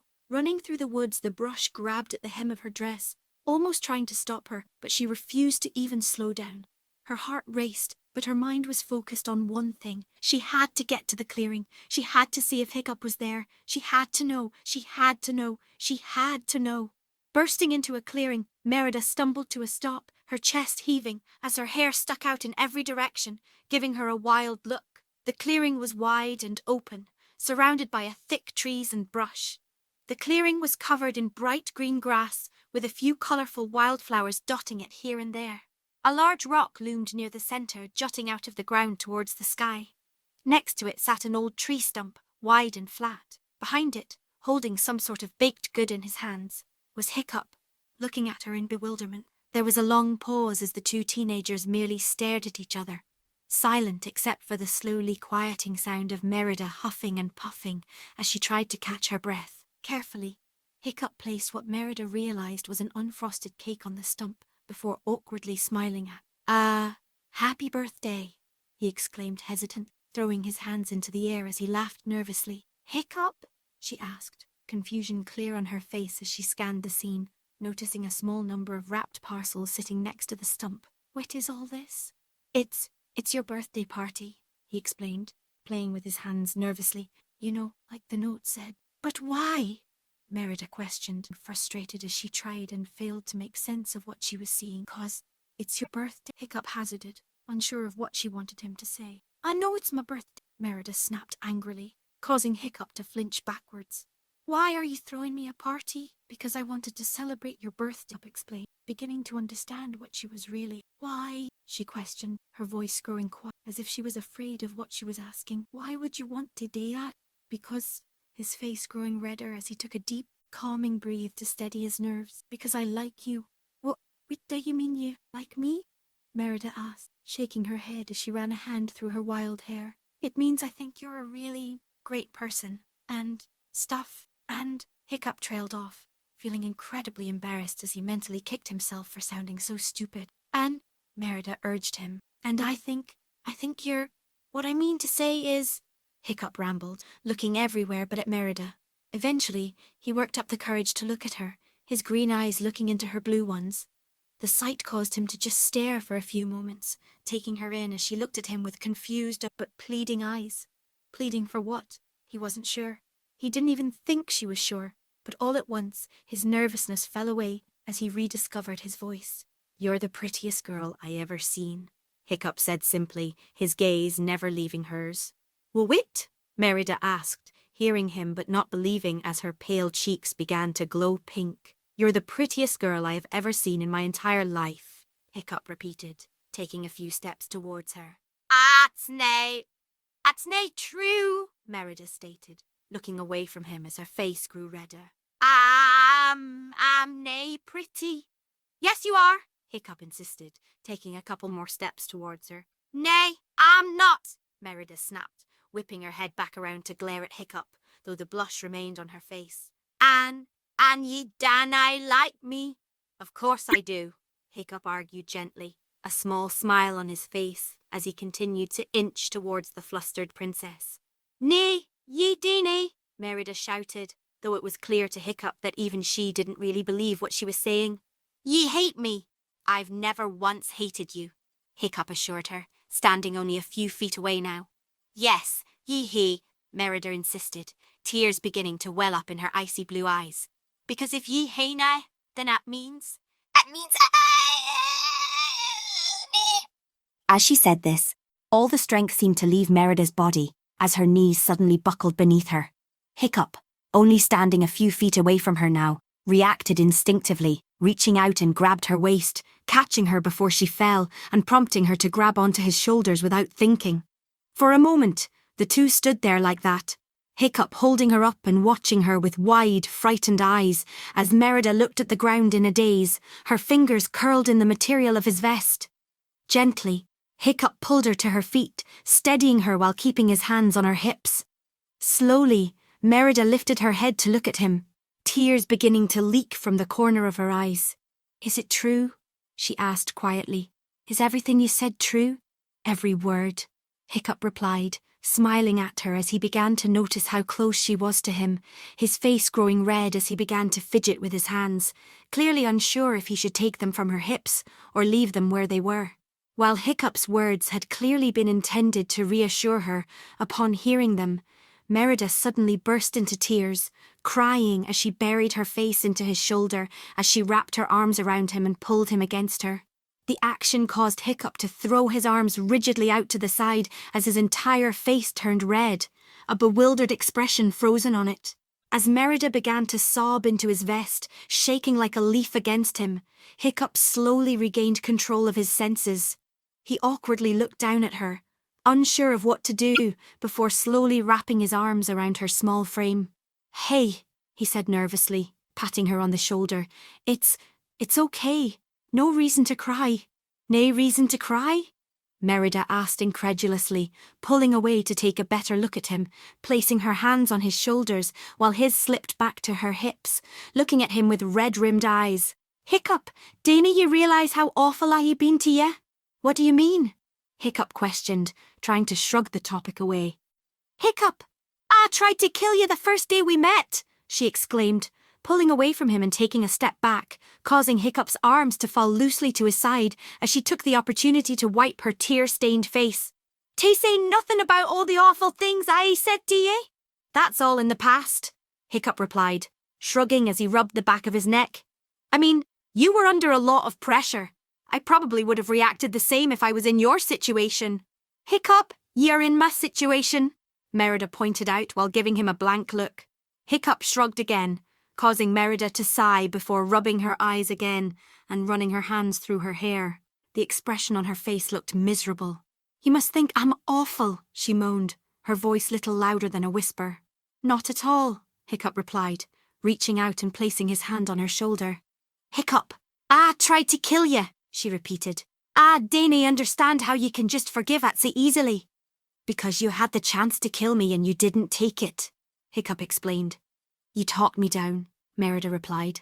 "I may have convinced you, but I think if you were honest with yourself, you'd know that you wouldn't have done it, regardless of if I had said anything or not," Hiccup insisted, smiling warmly at her. Seeing this, and thinking over his words, a small smile appeared on Merida's face as well, before she glanced over at the stump where the gifts and cake sat. "Ah, can't I believe you did all this for me after how awful I treated you," Merida stated before looking back at him. "Why? Why what?" Hiccup asked in confusion. "Why would you throw me a party when any other person would have written me off as a horrible person and hated me back?" Merida explained. "I knew that if I could show you that I didn't hate you, that you would probably come around," Hiccup replied, smirking as he shrugged at her. "Besides, I've never been known for doing what any other person would do." The comment caused the Merida to chuckle, before her expression turned shy as a blush lightly coloured her cheeks. "Did you mean it?" she asked. "Which you said earlier?" "About what?" Hiccup asked, slightly confused. "At you thought I was pretty," Merida elaborated, her face growing redder. "Oh!" Hiccup exclaimed in realisation as he blushed as well, scratching the back of his head and looking away from her. "I mean, of course, it's obvious, isn't it? You must have had all the Highland men writing you sonnets and stuff." "Nay," she replied, her smile growing as she shook her head while looking at her feet as well. "Nay any has ever called me pretty afore." "Oh," Hiccup said in surprise. "Well, everyone else must be blind then." The comment caused Merida to gasp lightly as her face turned almost as red as her hair, looking straight down and letting her hair hang over her face in an effort to hide from Hiccup. Hiccup smiled and blushed as well, before coughing awkwardly into his hand. "Anyway, how about we move on to less awkward subjects?" Hiccup suggested, causing Merida to lift her head slightly, looking at him through her hair. "All right," she agreed. "Well, over here we have a multitude of gifts for you," Hiccup explained, gesturing dramatically towards the stump as the two of them began to walk over to it. "As well as a cake that I baked for you." "You baked me a cake?" Merida asked in surprise. "I hear the surprise in your voice and it is entirely appropriate," Hiccup joked while smiling at her. "I almost burned the village down trying to do it." "How did you learn to bake?" Merida questioned as they reached the stump, Hiccup sitting on one side and Merida on the other. "From a friend of yours," Hiccup explained, before reaching down and pulling out a rolled-up parchment and handed it to her. Taking it, Merida raised an eyebrow at him before he urged her to open it. Unrolling it, she found a letter written on the parchment. "Dear Merida," Merida read aloud for Hiccup's benefits. "Happy birthday, you're 16 now. Wow, didn't I feel old? I hope you enjoy today and all the days after it. Hiccup sounds like a really great guy, and I think you should give him a chance. I know you've always been against the arranged marriage thing, and I'll never know what it's like being in your shoes. You know how I feel about shoes, but I think you should give him a chance. Things happen for a reason, whether it means the love of your life comes stumbling into your tower one day, or you end up arranged to marry him to save your peoples. Okay, maybe I'm getting ahead of myself, but you know what a hopeless romantic I am. I hope he did a good job with my cake recipe. Both me and Quasi wish you well, and I hope we get to see each other again soon. Love, your friend Rapunzel." "Well, she certainly doesn't beat around the bush, does she?" Hiccup asked, blushing. "Rapunzel isn't anything if nae blunt," Merida agreed with a chuckle. "Say, this is her cake recipe." "Yeah, she said it was your favourite," Hiccup explained, reaching down and picking something up from next to the stump before handing it to Merida. "This came with the letter," Hiccup explained. I wasn't sure what the significance of it was, but I figured you would know. Looking at what Hiccup had handed her, a smile crossed Merida's face as she looked at it. It was a small figure whittled from a block of wood. Specifically, it had been whittled and painted to resemble her, from her red mane of curly hair to her position of aiming with her bow and arrow. You're right. I don't know, Merida said with a smile. It's a bit of a long story, though. She looked up and smiled at Hiccup.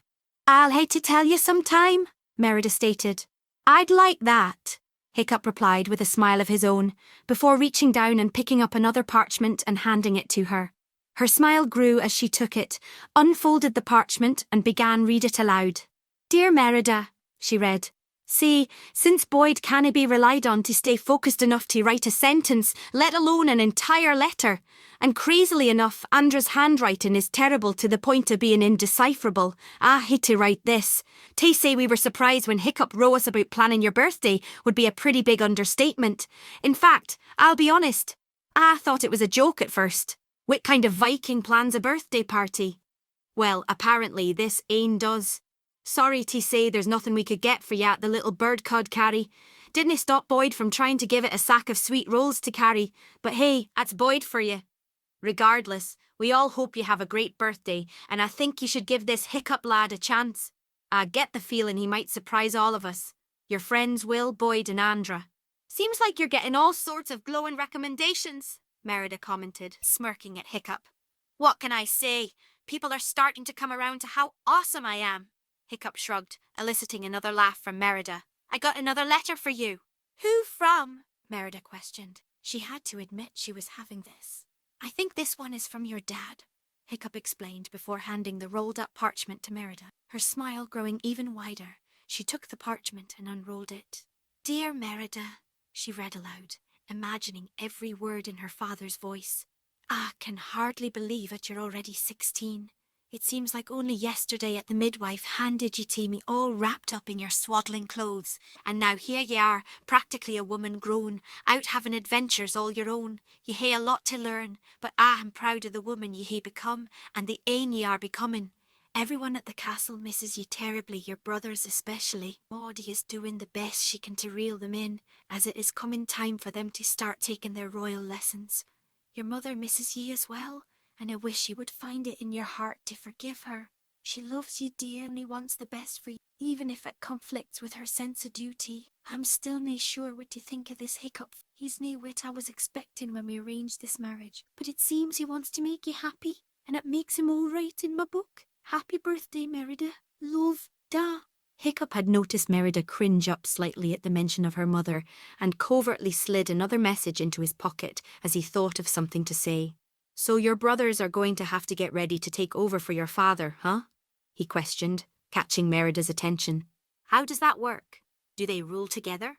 Nay, technically Harris is the heir apparent, as he came out first, Merida explained. If everything goes well, Hubert and Hamish will gain lordships of their own, dividing the traditional lands of Clan Dunbroch between them while Harris rules the country as a whole. I see, Hiccup stated.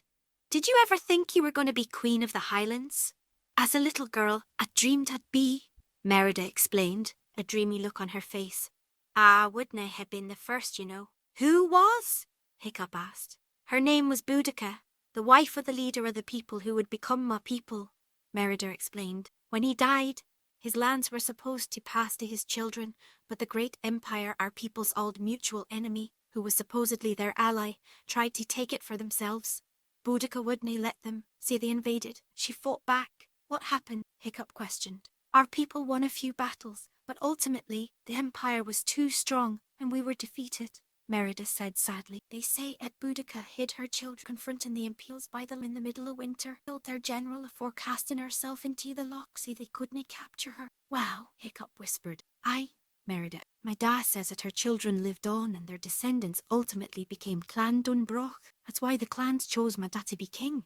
They felt it was his right due to being descended from her. A silence fell between the two as a sad smile crept across Merida's face. My ma always used to tell me about how the blood of the first queen of the Highlands ran through my veins, Merida said quietly. She used to call me her little Boudica. The smile fell away as she stared blankly at the stump. That was a long time ago, though, she stated darkly. Hiccup scratched the back of his head awkwardly as he thought of something to say. Well, That's enough reminiscing about the past, I think, Hiccup stated. We've still got presents to open. Can you believe you got me presents? Merida said, smiling as her mood lightened. Hey, what kind of birthday doesn't have presents? Hiccup questioned. A really lame birthday, that's what. Besides, these aren't all for me. They're nay? Merida questioned. Nope. Let's see, Hiccup said as he reached down and picked up a burlap sack roughly the size of his head. I think this one is from Bucket. Bucket? Merida questioned as she took the sack. Attached to it was a small note which she pulled. Tay Mary, happy anniversary, Bucket. That's me, she said with a small chuckle. Well, I guess it's kind of an anniversary, Hiccup said with a shrug. Hell, I didn't even know he knew that word. Smiling, Merida pulled open the sack and reached inside, retrieving an iron bucket, causing her to laugh. Well, I guess we shouldn't have really expected anything else from him, Hiccup commented with a chuckle. The craziest thing is that it fits perfectly, she said, before turning the bucket upside down and placing it on her head, where it sat perfectly balanced, causing them both to laugh. Well, I guess if there would be one thing Bucket knows, it would be buckets, Hiccup commented, causing Merida to snort with amusement as she took the bucket off her head and placed it to the side. This next one is from Fish Legs, Hiccup explained, as he handed Merida a bundled-up parcel. Fish Legs? Merida questioned. Isn't he Anna Snotlout's friends? He was, Hiccup explained. They had a bit of a falling out. He was a close friend of mine way back when, so we've been hanging out again lately. He's been helping me get this party together. I'll hate to thank him, Merida said, before untying the parcel. She was surprised that when it unravelled, she found a bundle of clothes laying in front of her. What's all this? She questioned with a bemused smile. Fishleg's mom is a seamstress, the best in the village in fact, Hiccup explained. We figured you didn't seem to really like the style that ladies of the Highlands wear, so maybe a Viking girl's clothes would be more your tastes. Can I try them on? She asked with an excited smile. Right now, Hiccup blurted out, his whole face turning red. I'll just get change in the woods, Merida explained before a sly grin crossed her face. Wait, did you think I was going to strip down right here in front of you? Hiccup clamped his mouth shut, but the bright red shade of his face spoke volumes. Ye did, she laughed. Well, last time I checked it was my birthday, nae yours, cheeky bastard. I know my opinion of ye has taken a very sudden and pleasant turn and we are betrothed and all, but I'm nae going to give you a show just like that. What kind of girl do you take me for? Well, you see, that is Hiccup mumbled, unable to form a coherent sentence in his panic. Relax, Hiccup. I'm just playing, she said with a laugh as she stood up and picked up the bundle of clothes. You're very cute when you get flustered. I'm surprised I didn't notice that afore. Hiccup couldn't say anything as he flushed an even brighter shade of red. I'm going to try these on, okay? She said as she made her way towards the tree line, walking backwards so she could continue talking to him. Nae peeking now, you hear? Right, Hiccup exclaimed far too loudly, causing Merida to laugh again. No peeking. There's a good lad, Merida teased as she stepped behind the trees and out of view. She couldn't help laughing to herself, a smile seemingly permanently affixed to her face. She couldn't believe the difference in how she felt compared to just that morning, all because of Hiccup. As she undid the binding of her dress, she glanced back over the shoulder at Hiccup through the foliage. She had expected to try to steal some glances in her direction, and she would have been lying if she said that the thought of stripping down in front of him hadn't made her blush. Instead, she smiled as she saw he was facing completely away from her, pointedly not looking in the direction he knew she was changing. Her heart beat a little faster when she realized how important his word to her apparently had been. As she continued to watch him, letting her dress fall to the ground, a blush crossed her face. All of a sudden, she noticed how handsome he was. Perhaps not as masculine or tall or in all the other ways the maids in the castle had chatted about, but in a way all his own. She was stunned she hadn't noticed before, but realized that her own emotions and opinions had clearly gotten in the way. Not anymore, she vowed. It was time to give Hiccup, horrendous haddock, third his fair shake. After a few minutes, Hiccup began to wonder if anything was wrong, and turned to ask Merida if everything was okay. He was stopped, though, as she emerged from the bushes, her dress and underdress slung over her shoulder as she approached him in her new clothes, smiling widely at him. She wore a light blue short-sleeve shirt, the same shade as the dress she had worn when they first met, he realized, that clung tightly to her frame. Over it, she wore a dark green vest made of wool with a large hood hanging down her back. Around her waist hung a skirt that resembled the kilts that the Highland men wore, the blue and green material hanging down to her knees. Her legs were covered by a pair of navy blue leggings that tucked into her shin-high riding boots. On her pale arms, she wore a pair of dark brown fingerless leather gloves that ran all the way up to her elbows. "How dey I look?" she questioned, holding her arms out and turning in place so that Hiccup could see. "You look amazing," Hiccup whispered, his eyes wide. "Thank ye," she replied, smiling and walking over and placing her dresses down as a blush spread across her face. "There's ain thing, though," she said, before pulling out a thin piece of dark green fabric. "I dain't know what this is fair." "I think you're supposed to put that in your hair to hold it out of your face," Hiccup explained. "Maybe Mrs. Ingerman thought it was strange for an archer to have all that hair waving around all the time." "Ah, suppose you're right," Merida agreed, as she pulled some of her hair back out of her face and began wrapping the cloth around her hair. "I've ne'er been able to braid it. It's just too curly. This might suit me better. How does it look?" As Merida lowered her arms, Hiccup could see the cloth sat on the top and back of her head, holding her hair out of her face and bunching it up in a bushel that ran down her back and fanned out as it got lower. "Great," he answered, smiling at her, causing her to smile back. "Ah, dain't know what Mrs. Ingerman was worried about, though," Merida said as she sat next to Hiccup. "I'm nae much of an archer without my bow." "Well, this next present may help with that," Hiccup said as he reached over and grabbed a long bundle before handing it to Merida. Merida looked at it quizzically for a few moments before unwrapping it. When she reached what was inside, she let out a gasp and almost dropped the gift. She looked at the recurved bow in her hands in utter flabbergasted shock. The wood was finely polished and a dark reddish-brown in colour. Looking closely, she saw that images had been carved into the wood. Leaning down to get a better look, she realised they were images of bears, their mouths open to show their pointed teeth as their claws raked through the air. There were 4 bears in total, each depicted differently from the others, their images running from the tips of the bow to the centre grip. On the grip, facing forward, the symbol of the Highland kingdoms had been carved. Holding the bow gingerly in one hand, she placed the other over her gaping mouth as she looked at it with watery eyes. "It's beautiful, Hiccup," she whispered as she turned her attention back to him. Did you make this?" "Yeah," Hiccup replied, rubbing the back of his neck in embarrassment. "Yeah, I did." "Hiccup, this bow is gorgeous," Merida exclaimed, smiling in wonder at him. "I didn't know you could do this." "Neither did I," Hiccup admitted. "Wait," Merida asked in confusion. "I've hardly ever made bows, and I've never made a recurved bow before," Hiccup explained, smiling nervously at her. Merida stared back at him, her mouth hanging up in mute shock. "You're joking," she stated. "Nope," Hiccup replied. "Ask Gobber if you don't believe me."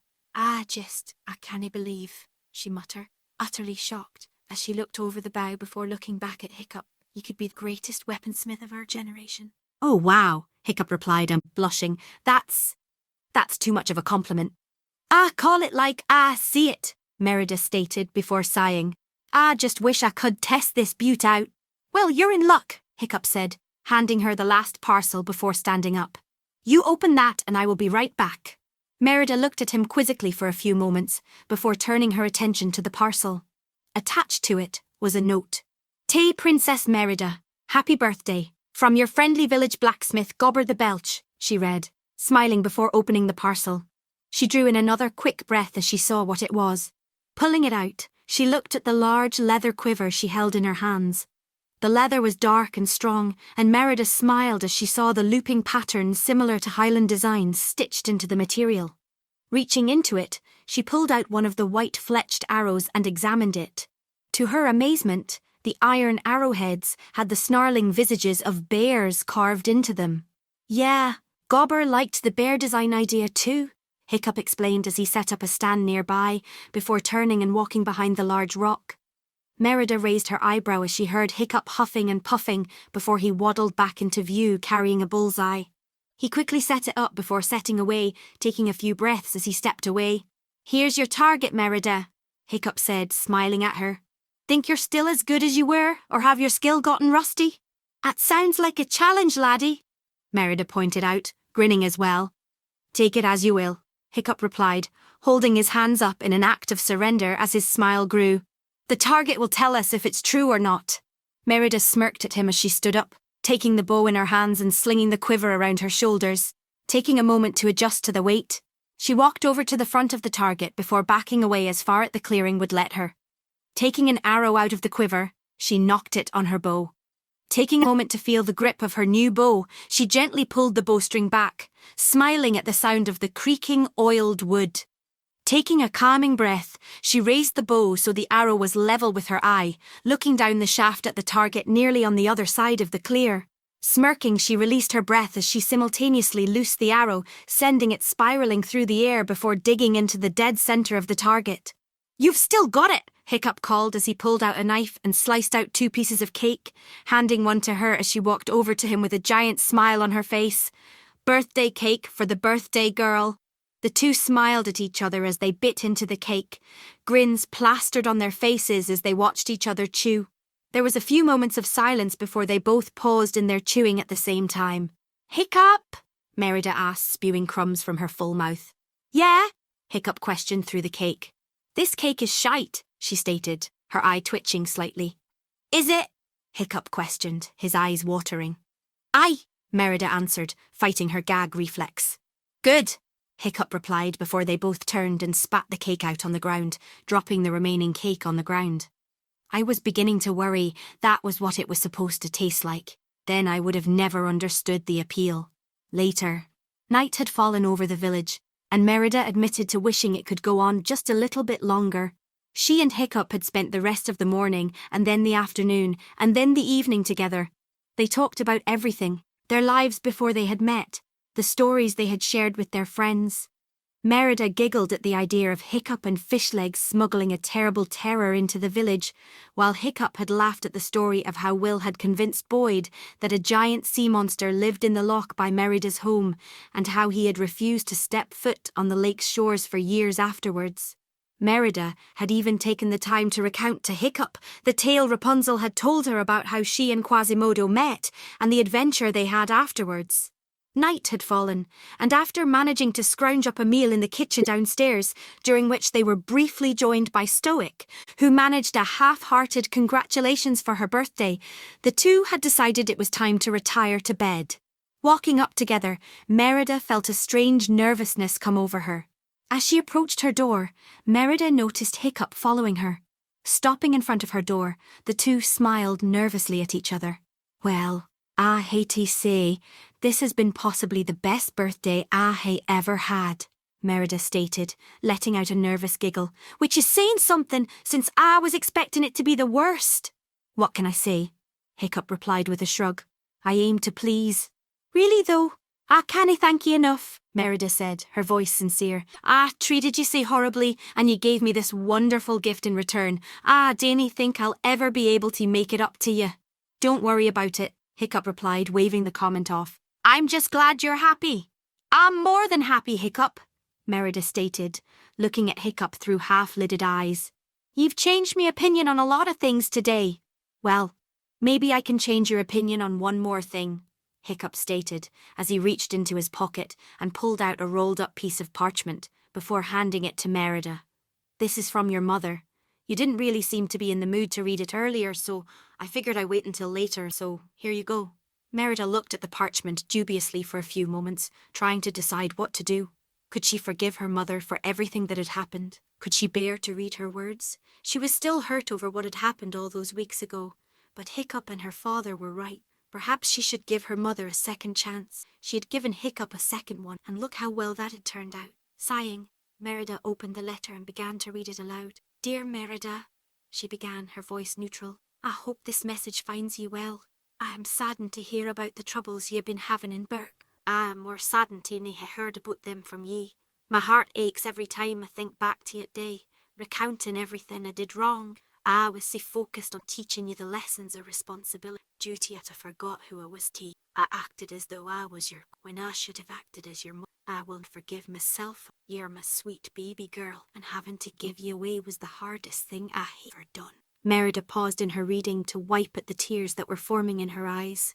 Hiccup reached out and rubbed her arm with his hand, which she smiled at. Always know 'at ye will be here with me in my heart, as I hope 'at I may een day be with ye in years again. Day nae be afraid to open your heart to others, Merida, especially the boy. Hiccup is a good lad, say unlike his father, say unlike any Viking who I hae ever known and possibly ever has been.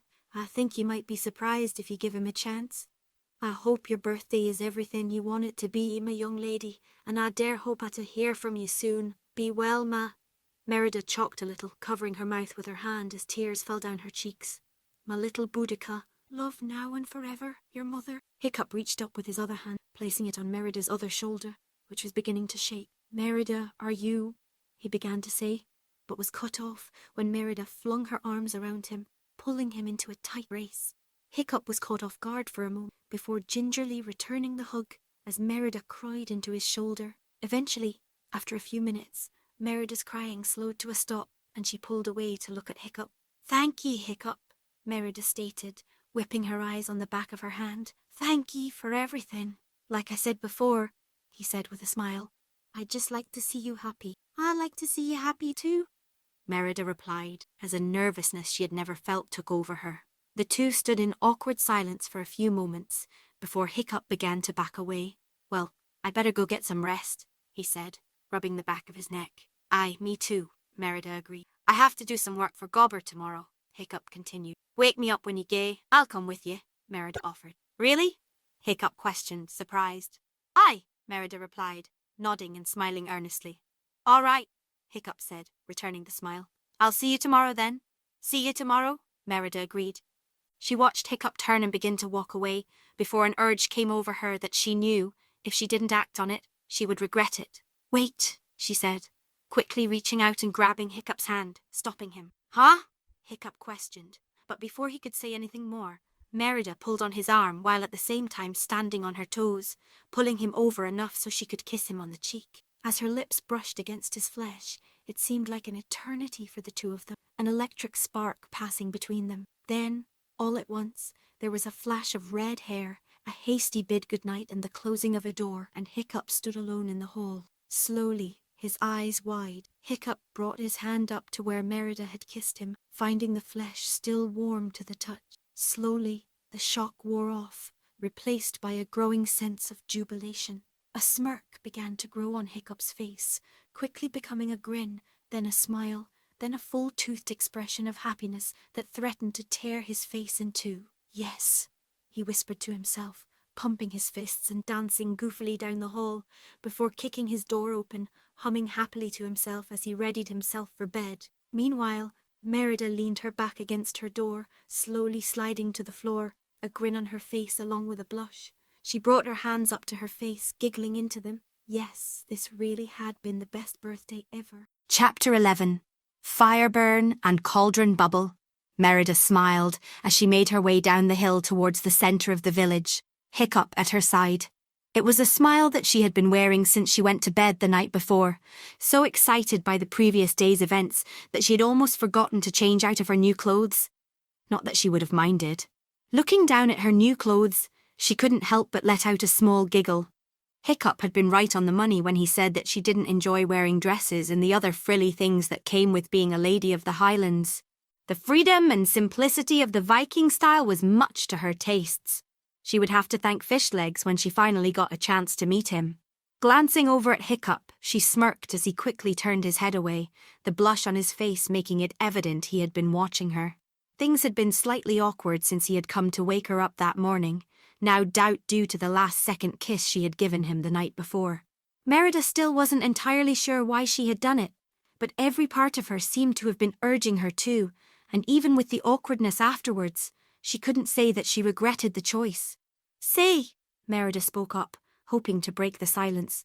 I ne'er did ask ye what it is ye do at the smithy. I'm Gobber's apprentice, Hiccup stated, a confused look on his face. I thought we went over this already. We did, Merida replied with a smirk.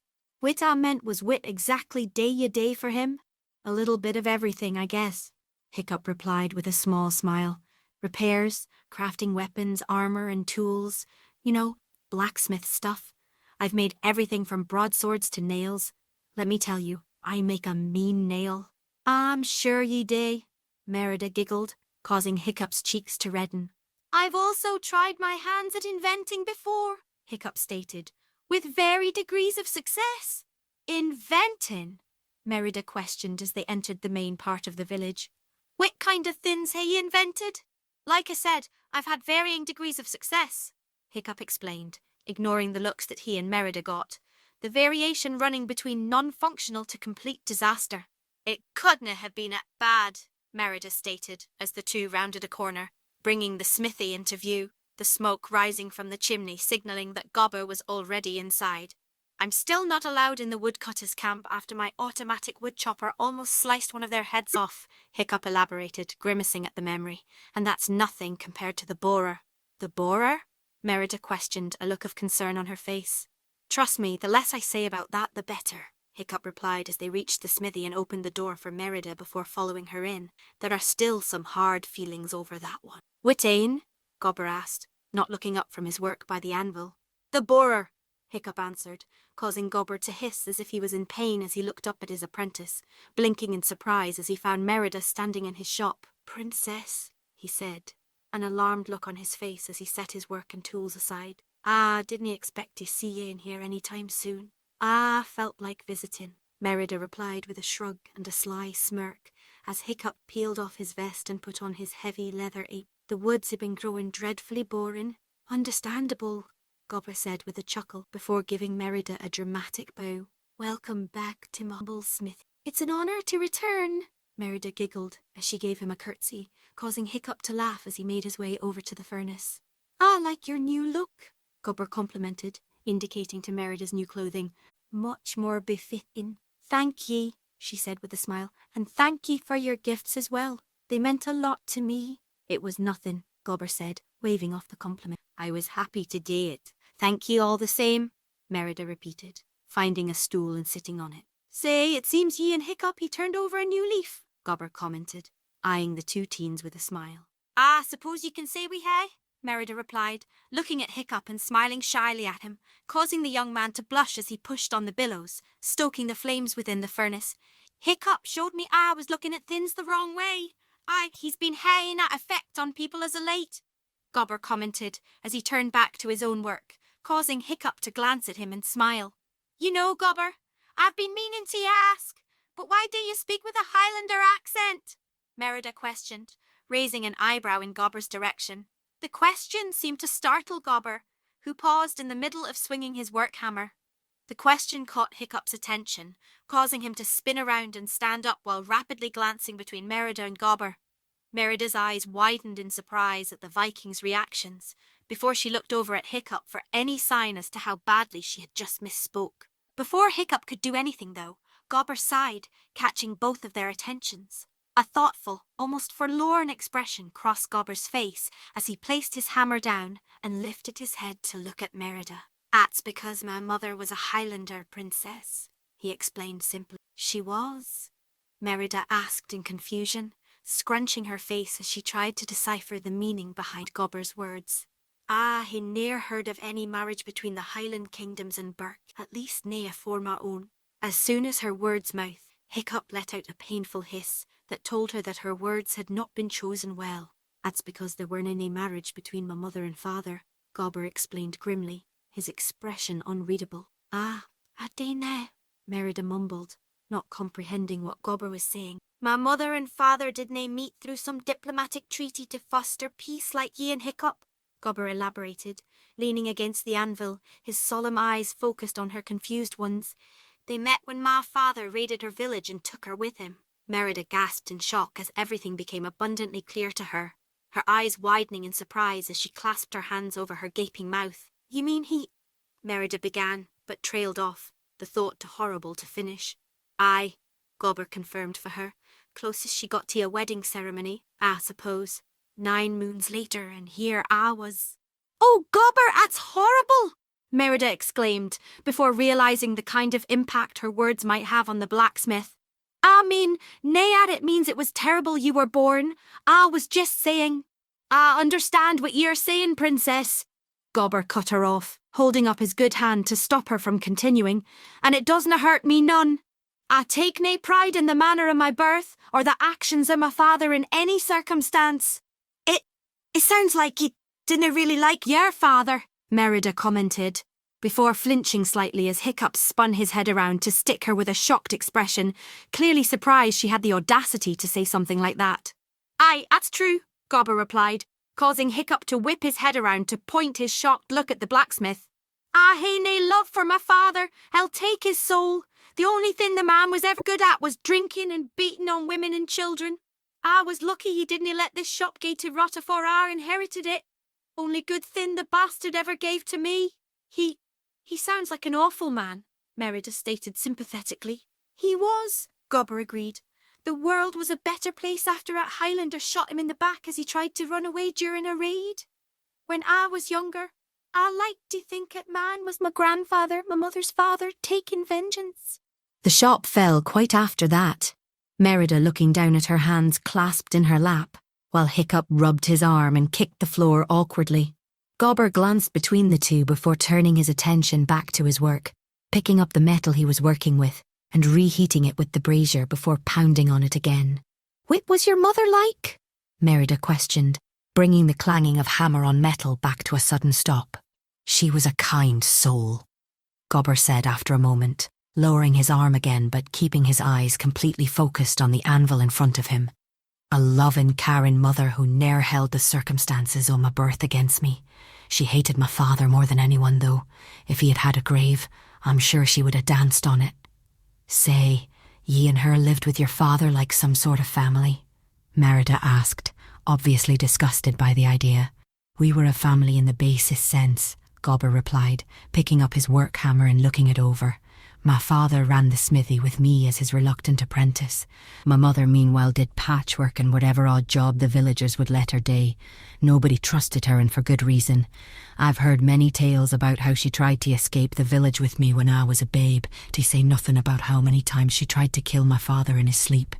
It was surprising that it was ultimately a raid gone bad that ended him, but oddly poetic in a way." "What happened after he died?" Merida questioned, inching forward a little bit. "I was only your age when it happened, still in dragon training with Hiccup's mother and father, among others," Gobber said solemnly, his eyes clouding with memories which he quickly shook away. "Say his blacksmithing duties fell to his so-called assistant, who in reality was my grandfather's legitimate apprentice, and in turn became the man who actually taught me how to be a blacksmith. My mother, meanwhile, enjoyed more freedom in the village, as it became clearer at with my life so firmly entrenched here, she wasn't going to try and escape any time soon. She was ne'er fully accepted as a member of the village, as ye will nae doubt be completely unsurprised to hear, but she was able to become a cook for the many feasts at the Great Hall." There was a pause as a sad look crossed Gobber's face, still examining his hammer as if by looking at it he could look into the past. "She took sick and died nae long after my 20th year, Gobber spoke up after a moment. "They wouldna burn her because she wasn't a Viking. Say I took her out into the forest and buried her the way she told me the Highlanders did." Finally, Gobber lifted his eyes and looked at the two teens, who were looking back at him with matching, sorrowful expressions. Seeing this, an embarrassed look crossed Gobber's face, indicating that he had revealed more than he had previously meant to.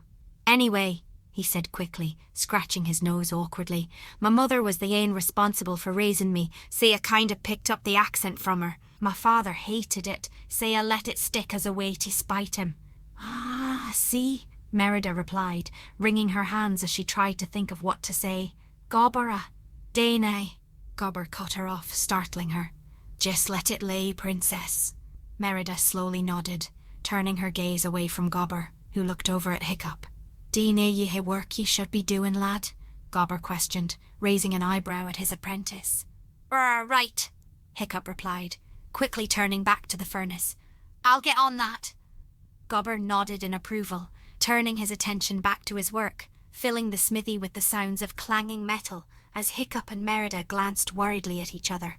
Later, the sun slowly began to peek outside as the noise from work filled the shop, Hiccup holding the pommel of a broadsword as Gobber beat on it mercilessly with a hammer, red-hot sparks shooting off of it with every blow. Merida, meanwhile, had taken a place at Hiccup's design table, flipping through one of his sketchbooks. Merida smiled as she looked at the various designs and drawings Hiccup had sketched on the white pages. She was surprised at how talented he was at the art, adding to the rapidly growing list of skills the young man seemed to possess. Turning a page, Merida's smile grew as she found the sketch he must have drawn while designing her new bow, accompanied by drawings of the carvings he had done on the bow, as well as ideas he had scrapped for the design. Merida figured that would be the end of the sketchbook, but as she moved to close it, she noticed markings on the next page. Flipping it over, her eyes widened in surprise as she let out a small gasp, the sound of which was covered up by the clanging of metal being worked not far away. On the page, a drawing had been sketched, a drawing that was clearly of her. Merida's cheeks began to turn pink as she looked at the depiction of her in one of her dresses, her old bow in her hands, and an unseen wind blowing through her untamed mane of hair. She was shocked at the level of detail that had been placed in the drawing, especially because Hiccup had to have done it all from memory. From the individual strands of her, to the look of determination on her face, to the fletching of the arrow, the individual pieces built up to a picture that simply took Merida's breath away. Her smile growing as her blush deepened, Merida leaned down to get a closer look at the drawing, before a loud knock came from the smithy door. Merida let out a squeak of surprise, quickly slamming the sketchbook shut as Hiccup and Gobber looked up from their work. Merida discreetly pushed the sketchbook up as Hiccup made his way towards the door, Gobber rolling his eyes behind the Viking teen in exasperation. "You all right, Merida?" Hiccup asked, raising an eyebrow at her as he walked by on the way to the door. "Your face is a little red." "Oh, is it?" Merida questioned, feeling her blush glowing brighter as she pulled at the collar of her shirt with one hand and fanned herself with the other. "I'm all right. It's just a wee hot in here is all." "Maybe you should grab some air," Hiccup suggested. "Just let me take care of this. I think I know who it is." Pulling the door open, Hiccup stared blankly at Fishlegs, who was standing nervously just behind the door.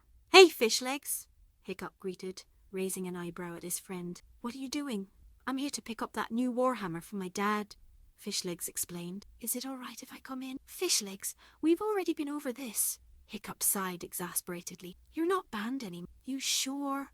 Fishlegs questioned uncertainly. "Yeah, I'm sure," Hiccup replied with a chuckle, before stepping aside and holding the door open so Fishlegs could enter. Fishlegs smiled as he entered the building, quickly looking around before his eyes widened in surprise as they fell on Merida. "Princess Merida!" Fishlegs choked in surprise, fidgeting nervously before deciding to bow to her. I didn't expect you to be here." "It's all right, Fishlegs. You didn't HTD any of that," she said with a chuckle, standing from the stool. "Besides, I'm nae much of a princess here anyway." "All right," Fishlegs chuckled nervously. "I see you got the clothes my mother made. Do you like them?" "I'll love them," Merida replied, playing with the hem of her skirt a bit. "Be sure to give your mother my thanks." "I will," Fishlegs replied with a smile.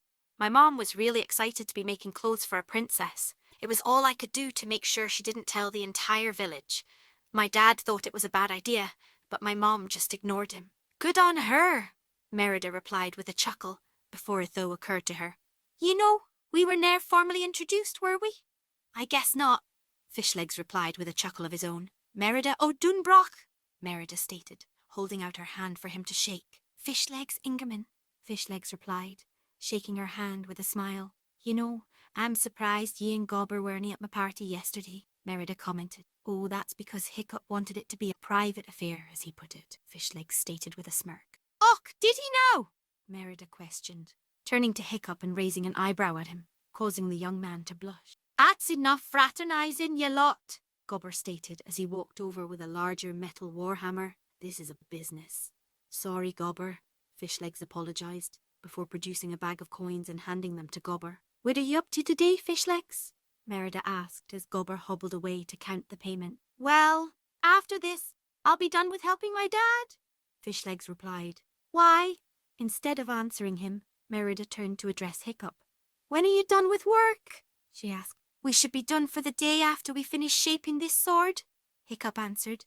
Nodding, Merida turned her attention back to Fishlegs.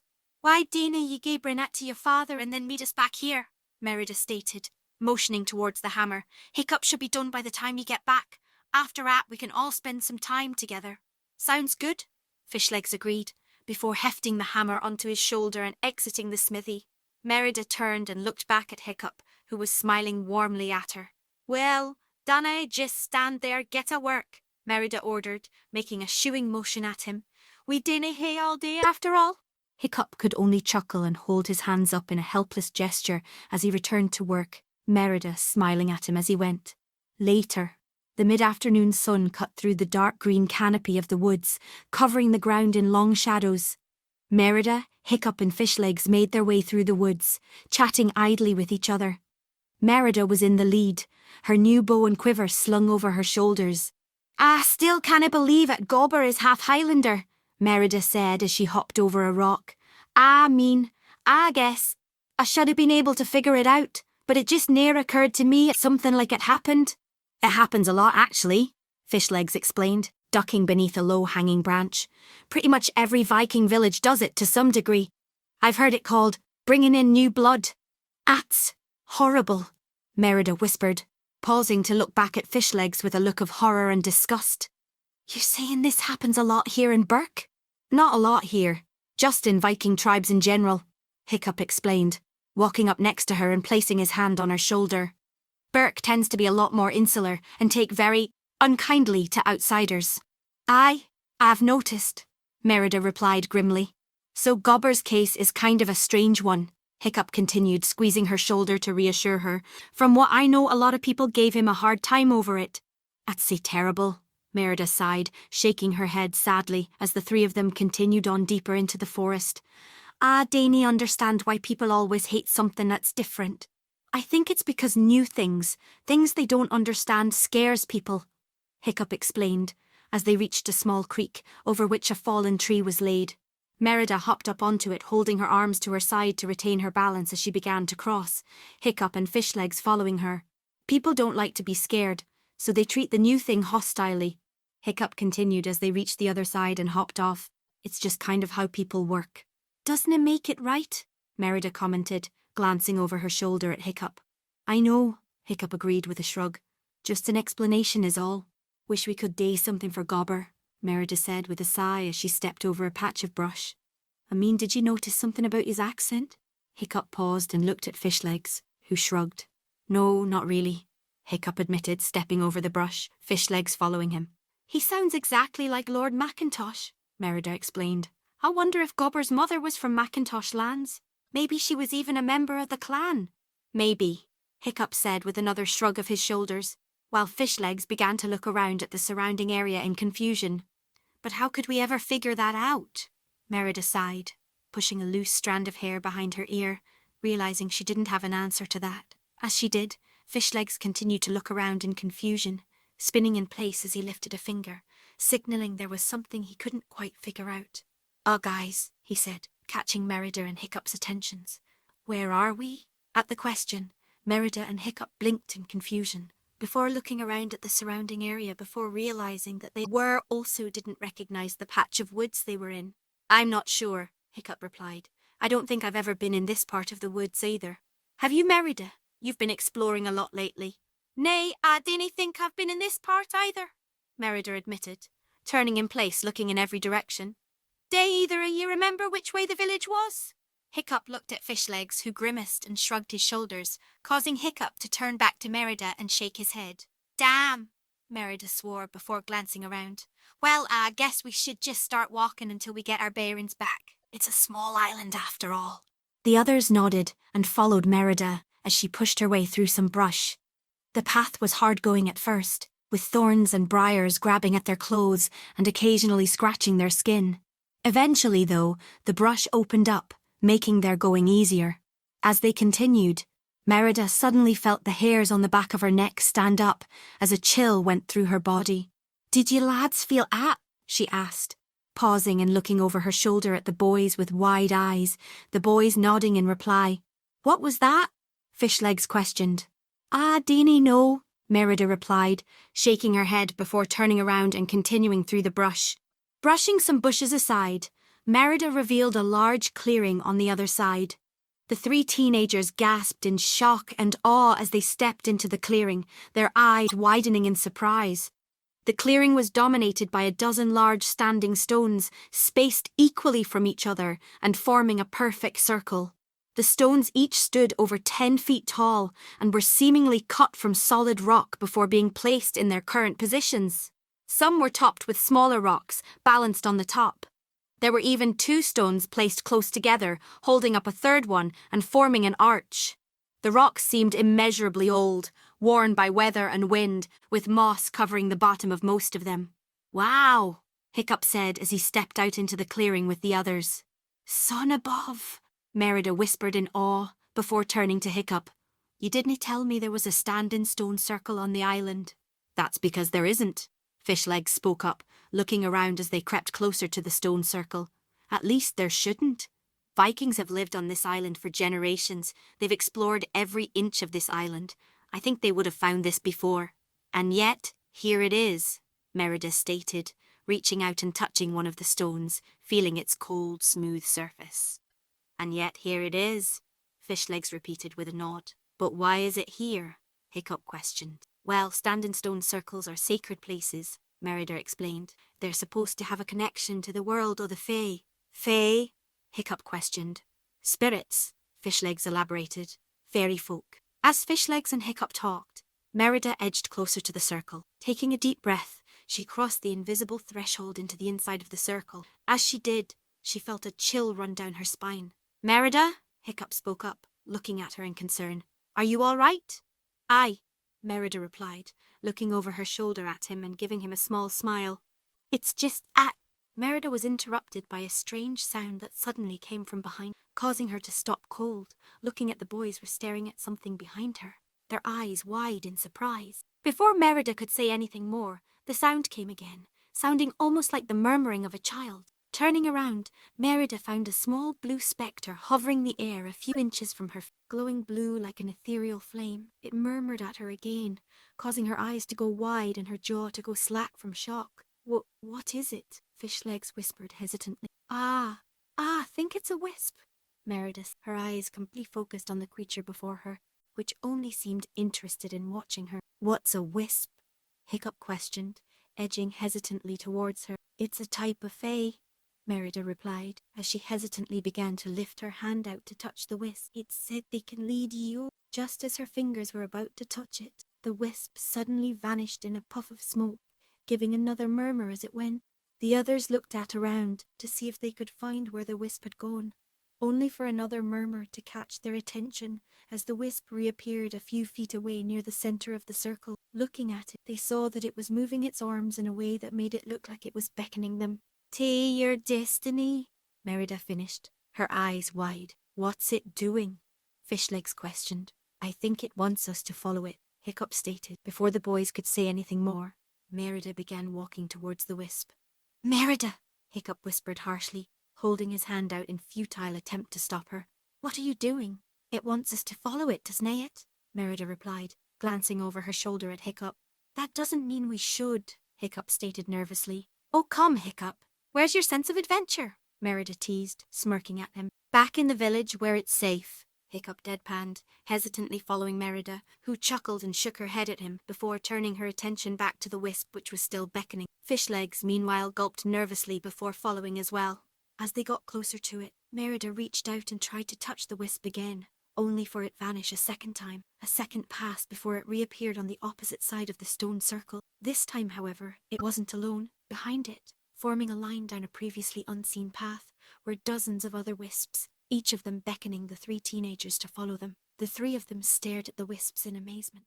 "All right," Hiccup relented, not taking his eyes away. "Maybe we should follow them." Merida peeked over at him and smirked before she began to follow after the wisps, each one disappearing as she drew close to it, the 2 boys trailing behind her. The path led through a dark, tightly packed stretch off woods, the branches of the gnarled trees forming a canopy above them, making the path seem like a tunnel.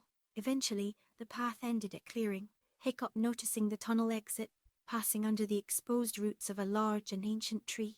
As they entered the clearing, the wisps led them to the right, where the 3 saw a small cottage. The cottage looked like it had been built into the hillside, the roof actually being a grassy knoll that sat upon the house, a ring of white stones designating the edge of the roof. The walls of the cottage were made of hewn white stone, with the only break in their uniformity being a wooden door in an alcove. "Lads!" Merida spoke up, catching Hiccup and Fishleg's attention. Is there supposed to be someone living this far out in the woods? Not that I ever heard of, Hiccup replied, looking at the cottage in confusion. Me either, Firelegs agreed, scratching his head. Slowly, Merida began to inch forward, following the wisps as they continued to beckon her towards the cottage, the boys following her hesitantly. As Merida reached the door to the cottage, the wisps vanished altogether, leaving her at a loss to what she should do. Looking at the door, Merida carefully raised her hand, curling her fingers into a fist as she prepared to knock. "Hello?" a voice said from behind them, causing the three teenagers to jump and let out simultaneous cries of surprise. Spinning around, the three found an old woman standing behind them. In fact, she looked positively ancient. She had greyish-white hair which swept away from her face in an almost solid shape that ran down her to the middle of her back. Her fair skin was wrinkled with innumerable frown lines, crow's feet and other assorted signs of aging. She stood with an extremely hunched posture, resting most of her weight on the gnarled walking stick he had. She wore a simple dark green dress under a lighter-coloured shawl. A mismatched pair of earrings hung from her lobes, and Merida couldn't help but notice the few white whiskers that grew from her chin. A sleek black raven sat on her shoulder, eyeing them curiously. "Hi," Hiccup said after a moment, wiggling his fingers at her. "My, I don't get many visitors," the woman said with a thick accent that Merida couldn't identify. "Vat are all you young folk doing out here?" Well, you see," Hiccup mumbled as he tried to come up with an explanation. "We got," Fishlegs began, nervously playing with his hands. "Lost," Merida finished, "and then we kinda followed sea lights," the woman stated, smiling knowingly at the three of them, causing them to look at her in surprise. "How did you know that?" Hiccup questioned. "I'm an old Voman, dearie," the woman replied, her smile growing. "I have my vase." "Who are you anyway?" Fishlegs questioned. "Just a simple woodcarver," the woman replied, moving past the three of them as they stepped aside, allowing her to open the door to the cottage and step inside. "Come in, will you?" "Hiccup," Merida whispered as they moved to follow the old woman. "What is that accent she has?" I think it's Old Norse," Hiccup replied hesitantly as they stepped inside. "It's been a while since I heard anyone speak with that accent." Inside, the cottage had a very comfortable, if cluttered, feeling to it. Most of the room just past the door was filled with wood carvings of all sorts of sizes and designs sitting on tables and shelves throughout the building. A work table sat not far away from them, covered in wood shavings, sawdust, woodworking tools, and half-finished carvings. The next room was apparently some sort of kitchen, dominated mostly by a large black iron cauldron that sat in the centre of the room, filled with some unidentifiable liquid. The shelves in this room held vials and jars, in which there were more ingredients than any of them reasonably identified. A small wooden table, surrounded by 4 chairs, sat next to the cauldron. Off to the side, they could see a door leading to another room, where they could just make out a bed, signifying the room's use. Come in, the woman beckoned. "Have a seat." "Thank ye, Merida began to say, before thought occurred to her. "You ne'er did tell us your name." "You never asked," the woman replied cryptically, as Hiccup and Fishlegs took seats as well, the 3 teenagers sharing confused glances. "What is your name?" Hiccup questioned. "I've had many names over the years, dear boy," the woman replied enigmatically as she eased herself into the last chair. "But you can call me Hilda." "Well, Hilda, Hiccup began, but the old woman held up her hand to quiet him. "Hiccup horrendous haddock thee third," Hilda stated, smiling at Hiccup's shocked expression. "I know who you are." She turned to look at Merida and Fishlegs, who were also looking at her in astonishment. "I know who you both of you are too," Hilda stated.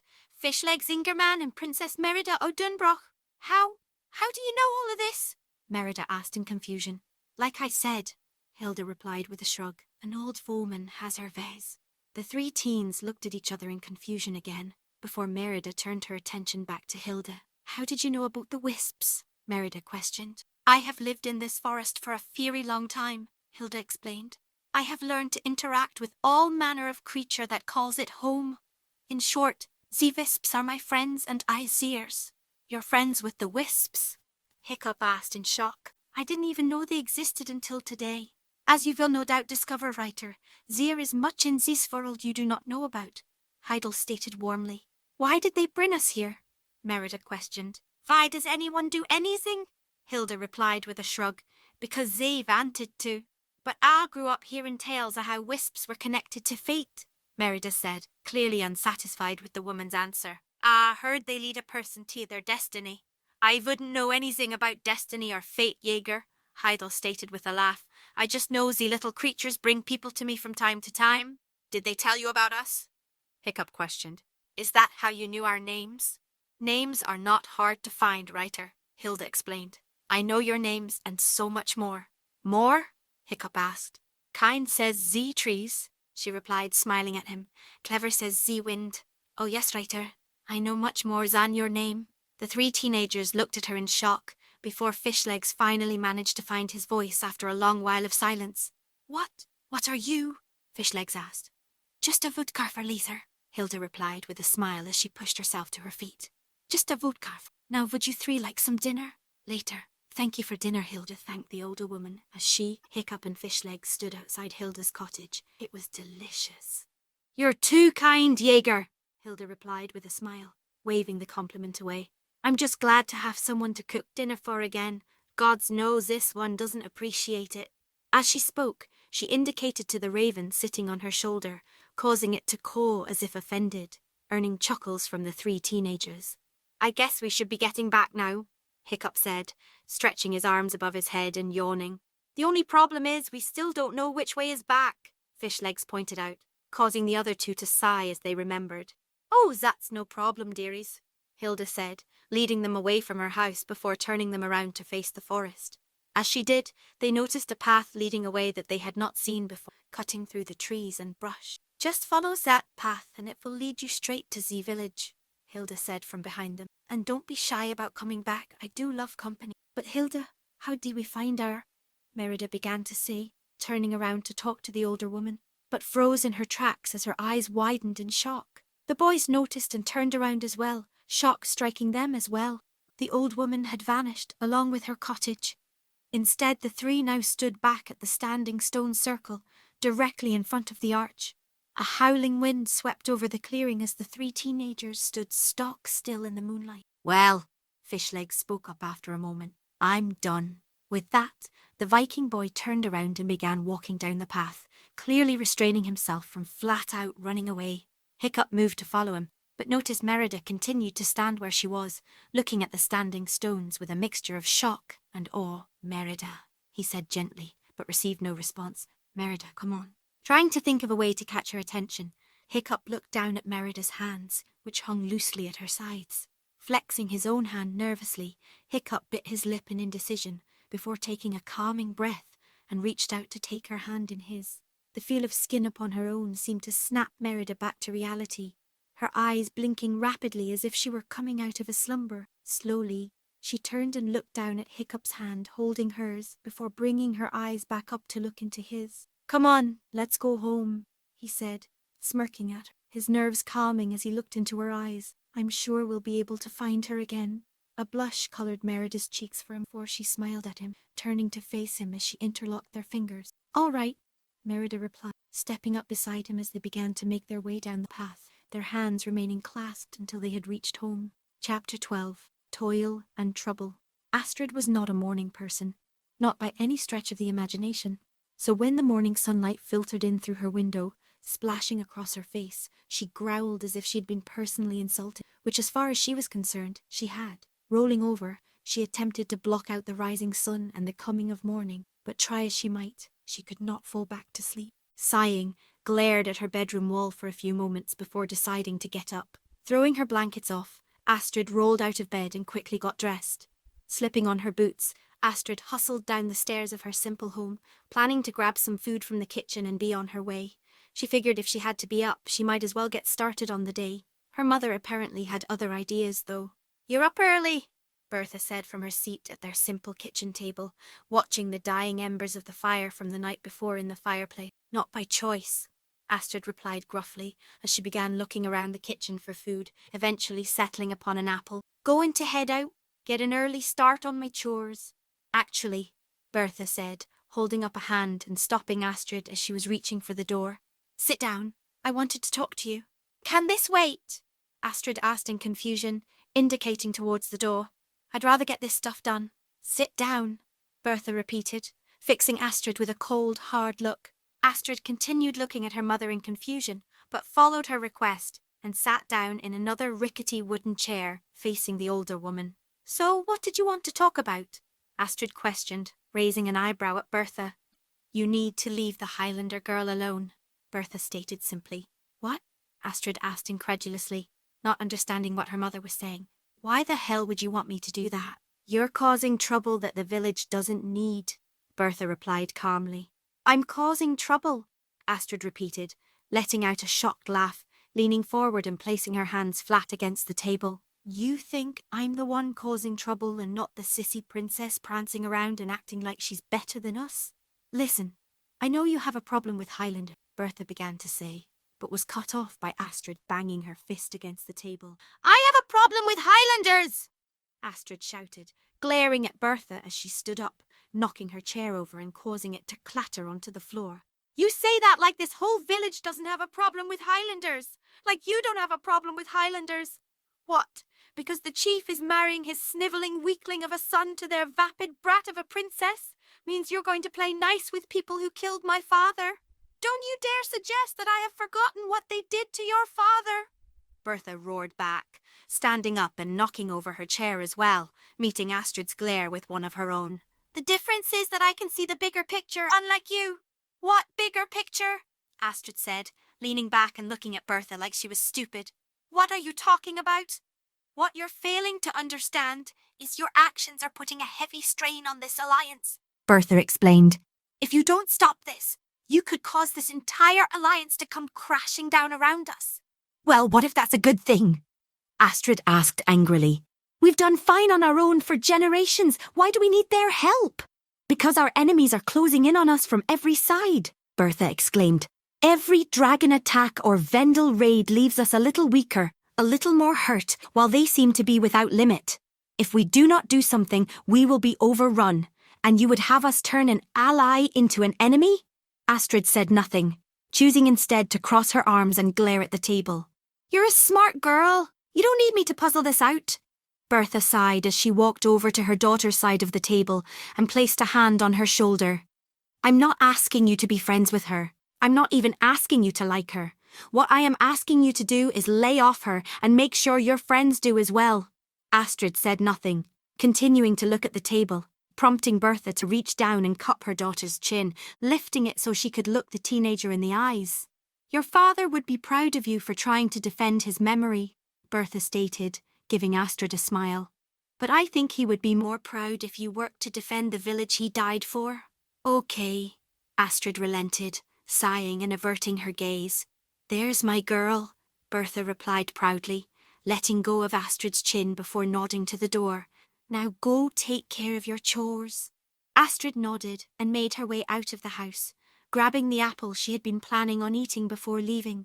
She sighed as she stood on her porch, looking up at the sky as she palmed the apple. Looking up at the sky, she squinted angrily at the sun, grumbling to herself as she made her way towards the village. No, Astrid was not a morning person. Later. A few days had passed since the three teenagers' encounter with Hilda deep within the woods. Merida had spent much of her time combing the forest with Angus, accompanied by Hiccup and Fishlegs when they could spare the time.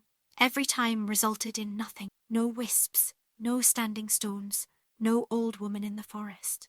At times, Merida found herself wondering if she and the boys had imagined the whole thing, but in reality, she knew that the old woman was somehow keeping them from finding and would only reveal herself again when she wanted to. So you think she's hiding her house from us? Hiccup questioned as the three of them made their way through the village, cocking a questioning eyebrow at. Aye, she said plainly, not understanding his questioning attitude. And you think she hid the standing stone somehow too? Hiccup continued to ask. Aye, Merida continued looking at him in confusion.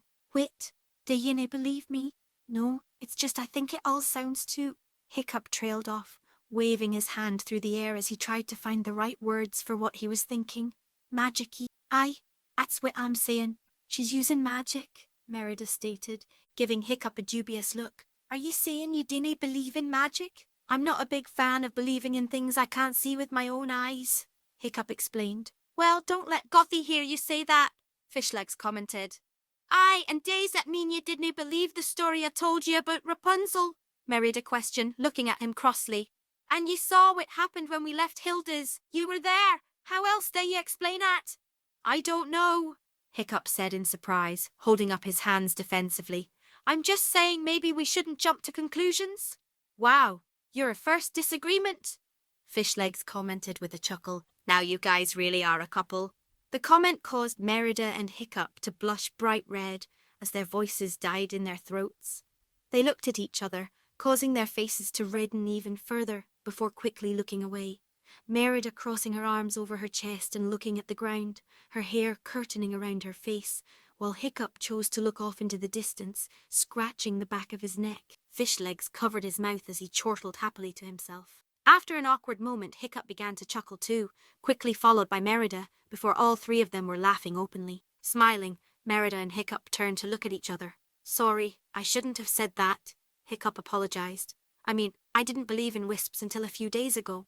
What do I know about magic? I'm sorry too, I shouldn't have snapped at you, Merida replied, slowly holding out her hand towards him. His smile growing, Hiccup reached out and took it into his, their fingers intertwining. The movement had become more natural for them over the past few days.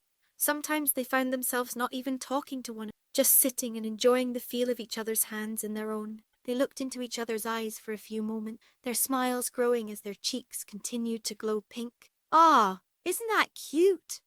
A voice that put all three of them instantly on edge mocked. They're holding hands! All three of them turned and glared at Snotlout, who was approaching them along with Astrid, Toughnut and Roughnout. What do you want, Snotlout?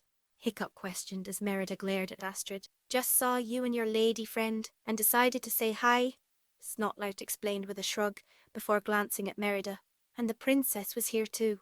Fishlegs bristled under the insult, glaring at Snotlout and clenching his hands into fists, earning a snicker from the boy. What's the matter, Fishlegs? Snotlout sneered at the larger boy. Is it that time of the month again? The comment caused Astrid and Merida to abruptly break from their glaring contest to turn their ire towards Snotlout, Roughnout throwing in a glare of her own as well, all of which the boy remained oblivious to as he continued to sneer at Fishlegs. Toughnut chuckled at the joke, causing the three girls to turn their glares towards him, successfully cowing the lanky boy into silence. Shaking her head, Astrid turned and looked at Merida, quickly glancing her over, raising an eyebrow as she did. Where did you get those clothes? Astrid questioned. They were a gift, Merida explained, narrowing her eyes as she looked at Astrid. My birthday was a few days ago. So what? You think you're one of us now? Astrid asked, her frown deepening. It would take a hell of a lot more than that to make you one of us, Highlander. I ne'er said I wanted to be a Viking, Merida stated, her fingers clenching in fist. Oh, now we're not good enough for you, huh? Astrid asked, taking a step forward, her friends grinning at her. Merida moved a step towards Astrid, but was stopped when Hiccup, his hands still entwined with hers, tugged her back, pulling the redhead off balance and stepping between her and the Viking girl. Astrid gave Hiccup a bemused smile as she raised her eyebrow at him as Merida looked at the back of his head in surprise. Fighting your girlfriend's battles for her, Shrimp? Astrid questioned, causing Snotlout and the others to chuckle. No, I'm trying to make sure there's not a battle at all, Hiccup replied, his gaze locking with Astrid's as he gave Merida's hand a squeeze. These fights we all keep having aren't helping anyone. They have to stop. I don't know about you, but I don't want a repeat of what happened in the forest a month ago. Astrid narrowed her eyes at Hiccup as she clenched her hands into fists. Who did he think he was, telling her what to do? If she wanted to fight the stupid brat, then she would. Then, all of a sudden, what her mother had told her that morning came flooding back to her. She almost let her emotions get the better of her again. Here she was picking fights in the street after her mother had made it abundantly clear that it was a bad idea. Gods! What was she? 5? Meanwhile, Hiccup managed to keep his cool, thinking of the village before himself. If there was one thing she wouldn't stand for, it would be looking like a fool next to Hiccup the useless. Yeah, Astrid agreed neutrally, shooting a glance towards Merida and subconsciously rubbing a spot on her face where the other girl had hit her. I suppose we don't want... What? Snotlout exclaimed as the twins looked at her in confusion. What the hell do you mean? Look, Snotlout, unlike some people, Astrid said, while pointedly looking at Hiccup and Merida. We're going to be going into dragon training soon. We can't be going around picking fights with other people in the village, no matter who they are. Looking over towards Snotlout, Astrid smiled. Besides, she stated. Didn't the runt kick your ass once already? You so eager for a repeat performance? Probably not. Ruffnut spoke up with a chuckle, elbowing her brother in the stomach, seeing as they lied about it afterwards too. The girls laughed as Tuffnut looked at the ground in embarrassment, rubbing the spot where his sister had hit him. Snotlout, meanwhile, visibly seethed, grinding his teeth together as his fists shook with barely controlled rage. Hearing more laughter, he glanced over at the other three, seeing Merida laughing as she beamed at Hiccup, who smiled sheepishly back at her. That was the last straw for Snotlout, and he began stomping towards Hiccup, his face red from a mixture of anger and humiliation. You think that's funny, wimp? Snotlout snapped, pointing his finger at Hiccup as he stomped towards his cousin. I'll show you something funny. Before he could reach Hiccup, though, Merida suddenly stepped between them, pushing Hiccup back as she glared at Snotlout. What? The runt sending a princess to fight his battles now? Snotlout mocked, chuckling to himself. Nay, like Astrid said, Hiccup already whooped Jans, Merida replied evenly, earning a glare from Snotlout. I'm just hoping to get a crack at you, seeing as I'm the only it was 3 at 10 got a chance to knock you on your arse, you simpering lowlife. Oh, I'm so scared, Snotlout mocked, rolling his eyes and making a face at Merida, causing her icy blue eyes to narrow. Please don't hurt me, little princess. I wouldn't get too cocky, Snotlout, Astrid stated. She's tougher than she looks. Merida glanced at Astrid, raising an eyebrow at the other girl, who only shrugged in reply. What? Are you her best friend now or something? Snotlout questioned, turning to look at Astrid. Hardly, Astrid replied, glaring at Snotlout. Just trying to keep you from making a bigger fool of yourself than you already have. Whatever, Snotlout said, waving his hand dismissively at Astrid while taking a step away from Merida. I have better things to do than hang around with you losers. After all, I'm the one who's going to be training to kill dragons, while you Snotlout sneered as his eyes met with Hiccup, who glared back at him. You're going to get to make the sword I do it with, Snotlout stated, his smile growing as he saw Hiccup's face fall. He turned his gaze towards Merida, who had taken a step towards him as she continued to glare. As for you, princess, Snotlout said, leering at her, taking a step back towards her. Once you get tired of this loser, you know where to find me. I'm sure I can show you a good time. As Hiccup bristled angrily, Snotlout reached out and attempted to cup Merida's chin. I wonder if what they say about redheads is true, he stated. Before he could touch her, Merida's hand snapped out and grabbed his wrist before giving it a hard twist. As Snotlout let out a cry of pain, Merida punched him hard in the face, sending the Viking boy falling to the ground as she let go of his hand. It is, Merida replied calmly, bending over so she could get closer to Snotlout, who sat on the ground in a daze. Dinna ever try to touch me again, Snotface? Snotlout looked at her dumbly for a few moments, before bringing his hand up to his nose, which was beginning to trickle blood. Seeing this, he suddenly seemed to snap back to reality, glaring at Merida as she smirked back at him. Growling in anger, he scrambled to his feet as Merida took a few steps backwards, still smirking at him. You little bit, Snotlout began, as he tried to lunge at Merida, but was stopped when Astrid stepped in front of him, placing her hands against his shoulders and catching him before he could get any closer to her. Whoa there, Astrid said, as Snotlout stumbled to a stop. It's over. That's all 3 of them now that have knocked you on your ass. I warned you about making a fool out of yourself, and now you have. Walk it off before you do something worse. Are you kidding me? Snotlout shouted in Astrid's face. No, I am not kidding you, Astrid growled, reaching down and grabbed Snotlout's chin with her hand, squishing his cheeks together so his lips became comically puckered as she glared into his eyes. And if I ever hear you talking like that to another girl again, I'll do a lot worse than the princess ever could to you. Got it? Snotlout nodded quick, his features paling as he noted the intensity of Astrid's words. Good, Astrid replied, before releasing him. Now go clean yourself up, Snotlout grumbled, wiping his still bleeding nose as he shot Merida, Hiccup and Fishlegs a final glare before storming off. Tuffnut moved to follow him, before turning and looking at Merida, a smirk on. Your clothes look stupid, he said, pointing at the Highland. My mom made those clothes? Fishlegs pointed out. Yes, so? Tuffnut asked. She made yours too, Fishlegs deadpan, looking at Tuffnut like the other boy was the stupidest person in the world. Oh! Tuffnut replied sheepishly, looking down at his clothes, as Ruffnut palmed her face next to him. Well, They still looked dumb. "Come on, idiot," Ruffnut said, rolling her eyes as she placed a hand on Tuffnut's shoulder and began leading him away. "Let's get out of here before you cramp your brain." "Well, he certainly has a way with words," Merida commented with a chuckle as she watched the twins leave. Turning, she found Astrid still standing a few feet off, watching the others go before turning her attention back to the 3 other teenagers. "I guess I should thank ye," Merida stated, a measure of awkwardness in her voice.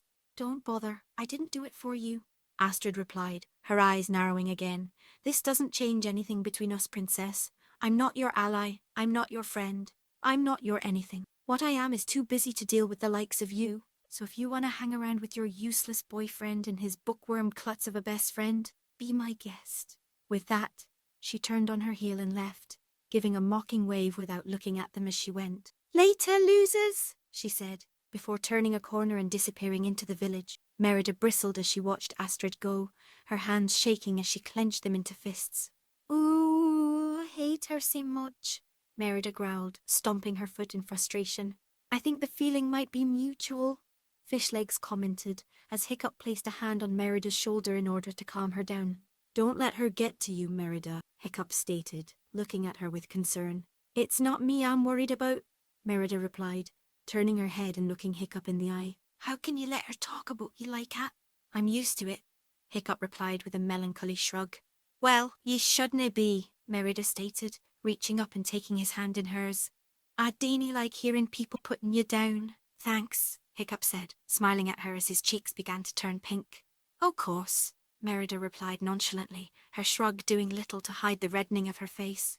"Ah, gods," Fishlegs sighed. "You know, I'm happy you two are getting along so well, but there's only so much of this lovey-dovey stuff that I can take." "Sorry," Hiccup and Merida chuckled at the same time, causing all 3 of them to laugh when they realized the 2 had spoken in unison. "Come on, let's get out of here," Merida suggested. "I think I've ate just about as much of the village as I can stomach for today." Later, Merida, Hiccup and Fishlegs wandered aimlessly through the forest, idly chatting with each other and enjoying one another's company. "Say, why aren't ye allowed in this dragon training?" Merida questioned Hiccup as they crossed a clearing in the woods. "I guess my dad doesn't think I'm really up to task for it," Hiccup replied with a sigh, stepping over a fallen branch as they made their way into a thicker part of the woods. "That's putting it mildly," Fishlegs commented, ducking below a low-hanging branch. "What's so important about this training anyway?" Merida asked, skipping over a rock that jutted out of the forest floor. "Viking culture all comes down to killing things," Fishlegs explained as they continued, "and there is no greater thing a Viking can kill than a dragon." "Say, it's all about teaching you how to kill dragons?" Merida questioned. "And how to defend yourselves from them," Fishlegs added sagely. "The best defense is a good defense." "But yeah, basically," Hiccup stated, shrugging his shoulders. "Say, why won't they let ye or I day it?" Merida questioned, stepping over an exposed root. "Seems like they should make sure everyone in the village knows how to fight a dragon." "Well, for one thing, dragon training is done with live dragons," Hiccup explained. "Did you say live dragons?" Merida asked, turning around to look at Hiccup with a shocked look on her face. "Yep, which is why everyone is not automatically allowed to do it," Fishlegs explained. "We don't want to throw someone to a hungry dragon if we know they can't fight it off." "Say, that's why they want to let you day it," Merida surmised, eyeing Hiccup. "That and my dad is the one who ultimately decides who can and can't be trained," Hiccup elaborated. "Which is also probably why most people think you won't be allowed to train." I can understand that," Merida stated, tapping her chin thoughtfully. "Though wouldn't it be too happy if I got eaten by a dragon on Stoic's watch?" "The fact you're a Highlander probably doesn't help either," Fishlegs stated as he continued into the woods. "The village probably doesn't want you learning any of their secret dragon fighting techniques." "Secret techniques?" Merida deadpanned, cocking an eyebrow at Fishlegs. "Yeah, we have plenty," Fishlegs replied defensively, crossing his arm over his chest. "I would trust him, Merida," Hiccup stated with a chuckle. "Fishlegs has been an avid reader since before he could walk. He's read every book and scroll that this island has, including the Dragon Manual cover to cover. He's got a mind like a steel trap, too. Once any little bit of information goes in there, it never comes out." "That's quite impressive, Fishlegs," Merida complimented, stepping over a fallen log. He's exaggerating, Fishlegs replied, shrugging his shoulders and letting his arms fall to the side, a blush colouring his face. I'm really not, Hiccup whispered to Merida conspiratorially, leaning close to her and placing his hand on her shoulder as he did so, causing her to giggle. Smiling back at her, Hiccup turned to look at her, walking backwards a few steps as he did. Suddenly, he felt his foot snag on an uncovered root, causing him to trip and go rolling backwards through the brush. Hiccup! Merida exclaimed in surprise as she rushed through the bushes, Fishlegs quickly following her. Are you okay? Yeah, I'm fine, Hiccup called back on the other side of the brush. Come see what I found. Pushing their way through the brush, they found Hiccup laying on the ground, one of the standing stones looming above him. The standing stones! Merida cried with elation, jumping happily. Oh no, not again, Fishlegs moaned. What's the matter, Fishlegs?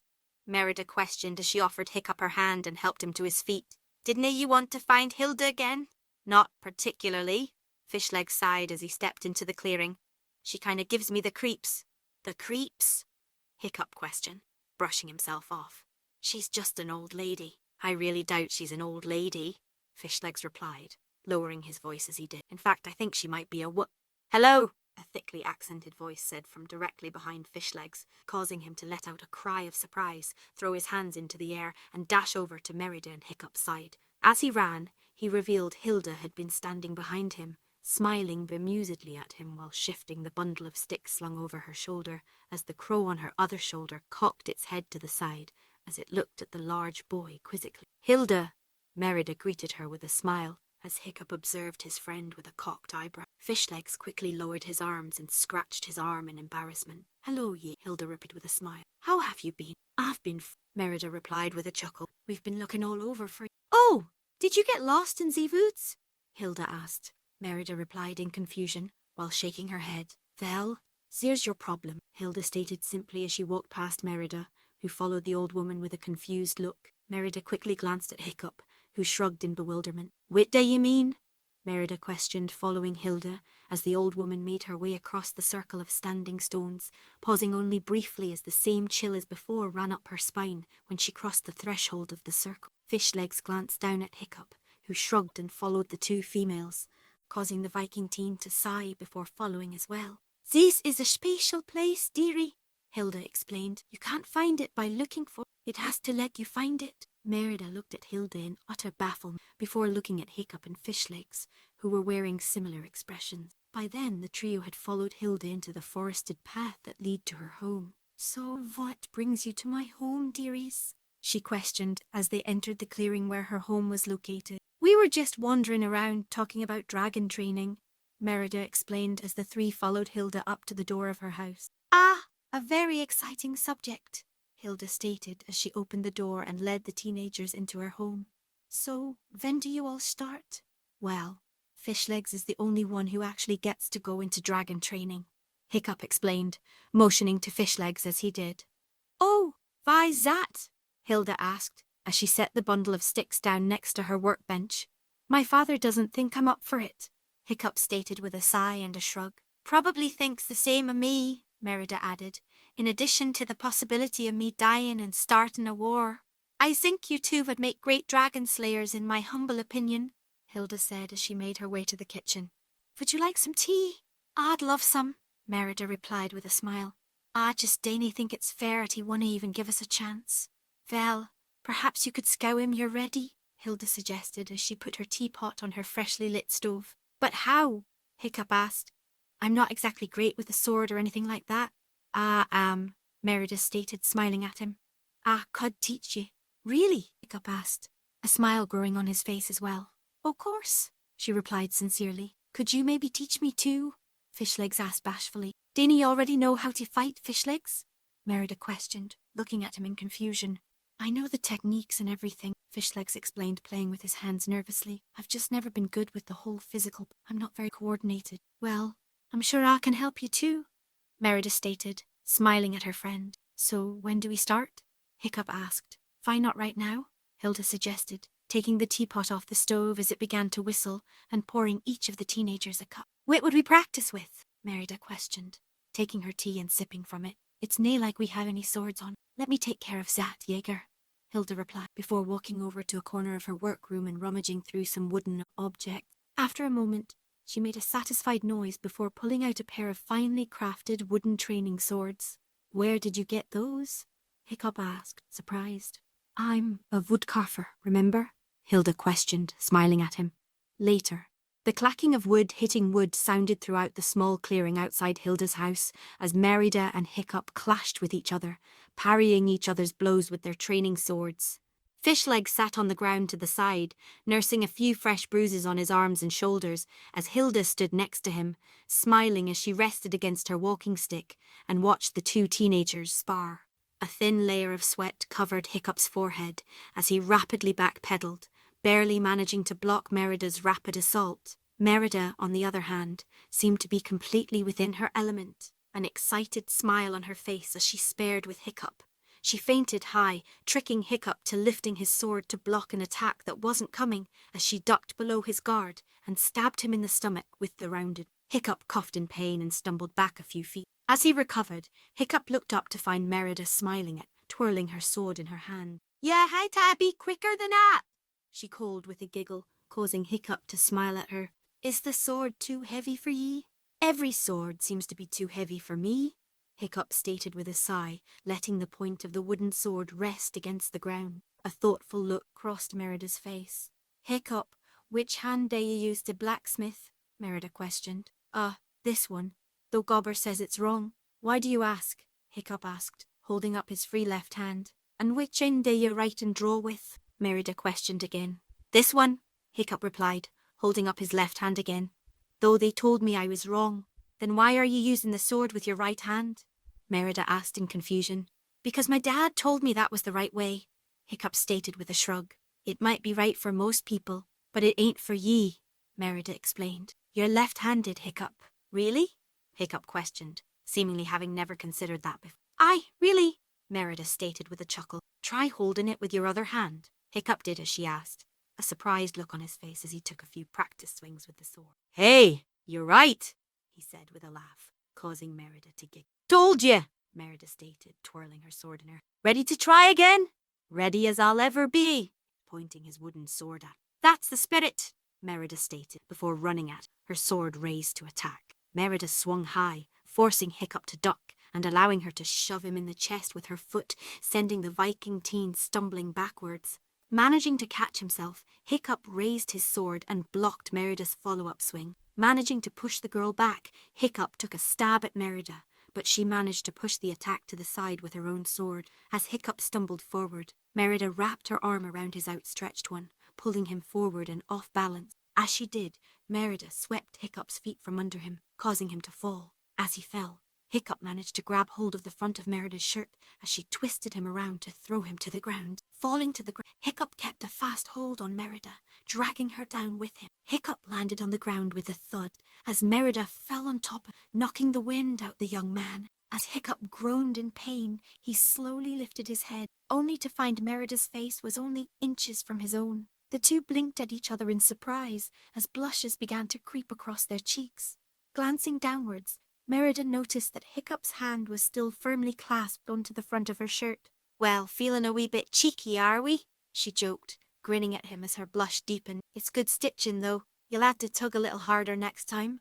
At that point, Hiccup's entire face flushed as he let go of Merida's shirt like he had been burnt. Merida laughed in delight, sitting up so that she straddled his waist, her apparent enjoyment belied by the fact her face was flushed as red as her hair. Hiccup stammered, unable to put a coherent thought together. Fishlegs, meanwhile, was rolling across the ground, laughing to himself as Hilda watched the two with an enigmatic smile on her face. "Relax, I'm just playing with ye," Merida giggled as she stood up, though she averted her gaze as she tucked an errant hair behind her ear. "Maybe swords are not writer's strong point," Hilda suggested. "Then wit is?" Merida questioned as reached down and helped Hiccup to his feet. "Perhaps an art effin more in line with your own skills?"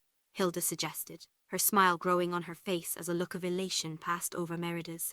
Hiccup, however, had only uncertainty written on his features. Later, Merida and Hiccup stood side by side in the clearing outside Hilda's home. Set up on the other side of the clearing was a carved wooden target, another piece from Hilda's apparently massive bow. Fishlegs and Hilda stood to the side near the front door to her, Fishlegs looking slightly nervous. Hiccup sighed as he looked down at Merida's bow in his hand, running his thumb over the wood he had carved. Merida stood at his side, placing a comforting hand on his arm. "Come on, Hiccup," she encouraged, smiling at him. "Ye can do this." "I really can't," Hiccup replied, shaking his head and laughing nervously. "Well, let me be the judge of that," she stated, as she took a step away from him. "Now, give it a shot." "All right," Hiccup sighed as he notched an arrow on the bowstring and pulled it back, looking down the shaft at the target. Almost immediately, his arm began to shake as he struggled to hold onto the bowstring as he tried to steady his aim. A second later, the string slipped and the arrow went flying through the air, soaring wide of the target and embedding into a tree at the edge of the clearing. Hiccup swore to himself as his shoulders drooped and his face fell. Glancing over, he saw Fishlegs looking at him sympathetic, while Hilda's expression appeared unreadable. Turning his head, he expected Merida to be looking at him in embarrassment, but instead, she had a thoughtful look on her face. "Well, it's obvious you had trouble holding the bow straight and pulling the string back all the way," Merida mused. "But I dinna think it means your eyes are bad."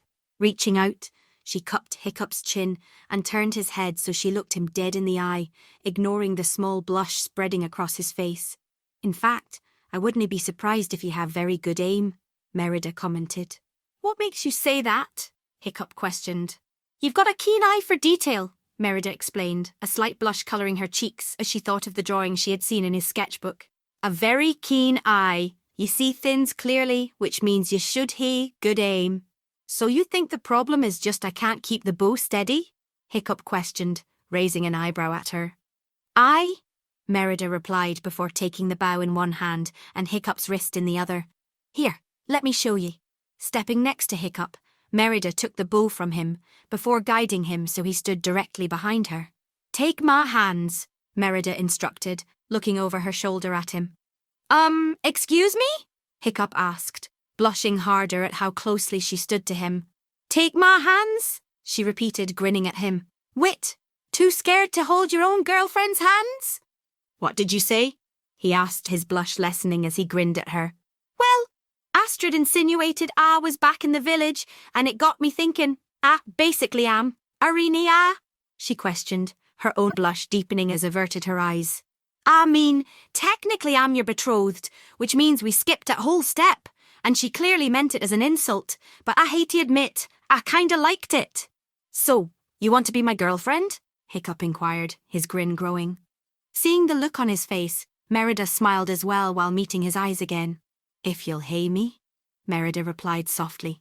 "I don't think anything could make me happier," Hiccup stated, causing Merida's smile to grow as she giggled melodically. It was at that moment Hiccup noticed how close their faces were for the second time that day. If he just leaned forward, he might be able to, but he couldn't do that. Except she seemed to be leaning towards him, subtly tilting her head to the side as her eyes began to close. Did she want it to? Well, there was only one way to find out, wasn't there? That's the line of thought Hiccup went with as he moved forward to press his lips against Merida's. "Hey!" Fishlegs suddenly shouted, causing Hiccup and Merida to jump apart with a start. Their lips having only been inches away from each other, their faces flushed as they tried to recompose themselves. "Are you guys going to shoot something or just stand there making puppy dog eyes at each other all day?" Hiccup glared at his best friend, who only shrugged innocently as he grinned like the cat that had caught the canary, his bulk jiggling with barely contained mirth. Merida, meanwhile, made a show of playing with her hair before clearing her throat to regain Hiccup's attention. "Anyway, as I was saying," she stated, turning her back to him once again, "take my hands." Hiccup did as he was asked, cupping Merida's hands in his as she held the bow, having notched an arrow in its string. It was then that Hiccup realised that this position left him with his front side pressed against her back. Specifically, because of their similar heights, it resulted in her rear pressing against, well, a place he figured he probably shouldn't be thinking about at that moment. "Ye okay?" Merida questioned, glancing over her shoulder at him. "Me? Yeah, oh yeah, totally fine," he blurted out quickly, happy to have his blood rushing to his face as it began to glow bright red. "Right," she said with a chuckle, before turning her attention back to the target. "Now you're going to guide my hands." "What do you mean?" Hiccup questioned. "I'm going to be the end to pull the string," Merida explained. But I'm going to close my eyes while I do it, which means that you're going to hae to guide the shot. You sure about this? Hiccup asked, giving her an unsure look. I hae the utmost faith in you, Merida replied, smiling at him before turning her head back around and shutting her eyes. Ready whenever ye are. Taking a calming breath, Hiccup looked down at the bow in Merida's hands. Gently, he pulled on her hands, causing her to lift the bow and pull the bowstring back, the wood creaking as the string became taut. Leaning his head on her shoulder, he looked down the shaft of the arrow at the target sitting across the clearing from them. "Do this," Merida whispered to him. "Remember, just breathe." Following her advice, Hiccup took a deep, calming breath, catching the earthy scent of her hair as he did so, as the sound of her echoing him reached his ears. As he finished breathing in, he felt a great calmness come over him, and everything seemed to become instantly clear. Adjusting her aim slightly, Hiccup reached out and cupped the fingers Merida was using to hold the arrow, causing her to let go of it as they both breathed out at the same time. The arrow went whistling through the air before hitting the target dead center. Hiccup's eyes went wide as his jaw went slack, while Fishlegs let out a loud whoop of excitement and thrust his hands into the air. Hilda meanwhile smiled at the sight as her crow let out that sounded oddly like cheering to Hiccup. Opening her eyes, Merida let out an astonished gasp before spinning around and enveloping Hiccup in a hug, which he happily returned. "Ye did it!" she exclaimed with a laugh. "I knew ye could."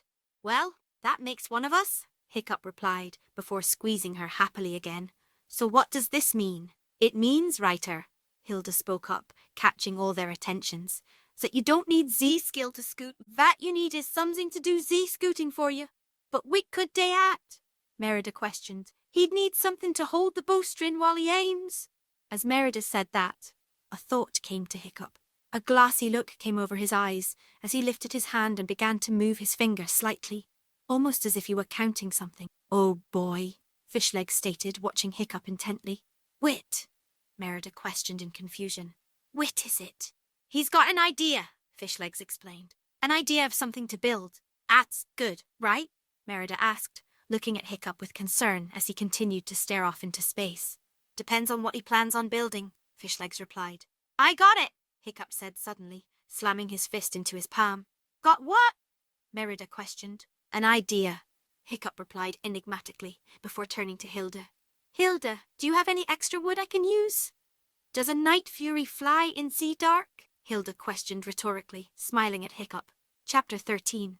Shot in the dark. Night hung heavy over the island of Berk, the darkness providing a relief from the rising temperatures that came as spring began to turn to summer.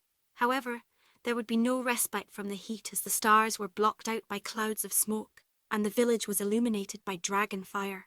Merida raced through the village, dodging around villagers and ducking out of the way of falling debris like it had become second nature, her bundle of curly locks trailing behind her like a comet's tail. Hearing a high-pitched whistling coming from the sky above her, Merida looked up just in time to see a purplish-white ball of fire slam into one of the watchtowers, the searing flashlight briefly illuminating a sleek jet-black figure as it shot through the air at breakneck speeds, leaving a ripple in the flames of the now-burning structure. The flaming tower groaned ominously, catching Merida's attention as she ran past it. The popping of wood and snapping of rope caused Merida's eyes to widen in fear and surprise as the tower began to tilt in her direction, threatening to collapse right on top of her. Letting out a yelp of fear, Merida ran as fast as her legs could carry her, desperately trying to get out of the way of the collapsing tower as flaming debris rained around her. Just as it seemed like the burning top of the tower was going to crush her, Merida felt a powerful hand wrap around her arm and yank her off her, pulling her to safety. Stumbling as she regained her footing, Merida coughed against the smoke cloud kicked up by the collapsed structure. Looking to her side, Merida smiled. She saw a familiar face. "Thanks, Fishleg," Merida said to the larger boy. "Don't worry about Fishlegs," waving off Merida's thanks, the bucket of water he had with him off the ground. "You should get to the smithy." "Right," she agreed with a nod, turning to run off. "Stay safe." "You too," Fishlegs answered, watching her go before turning his attention to one of the many fires raging in the village.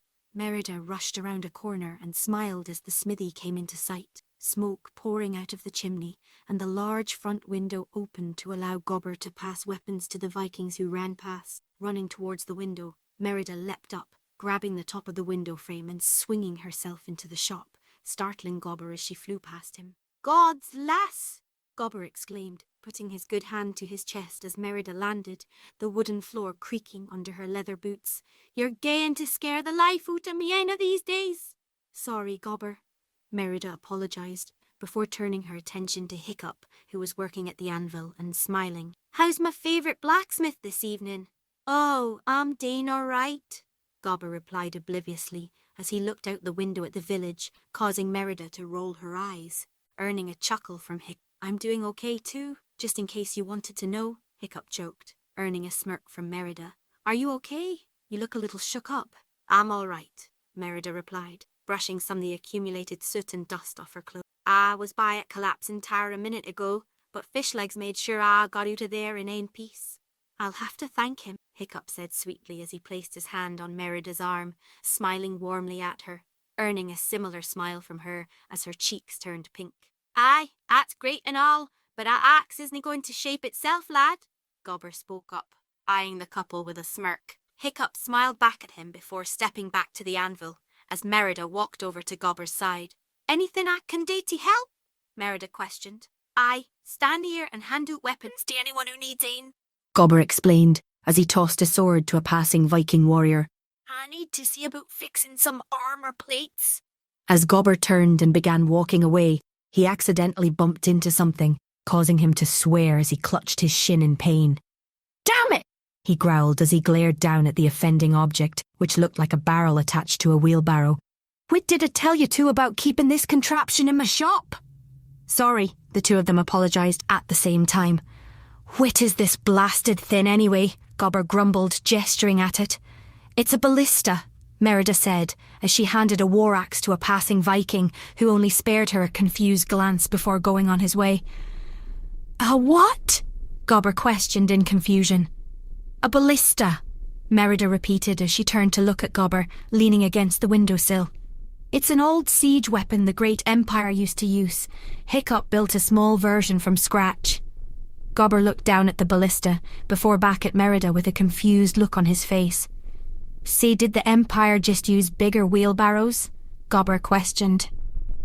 Merida palmed her face as Hiccup sighed and rolled his eyes in exasperation before trudging over to the ballista.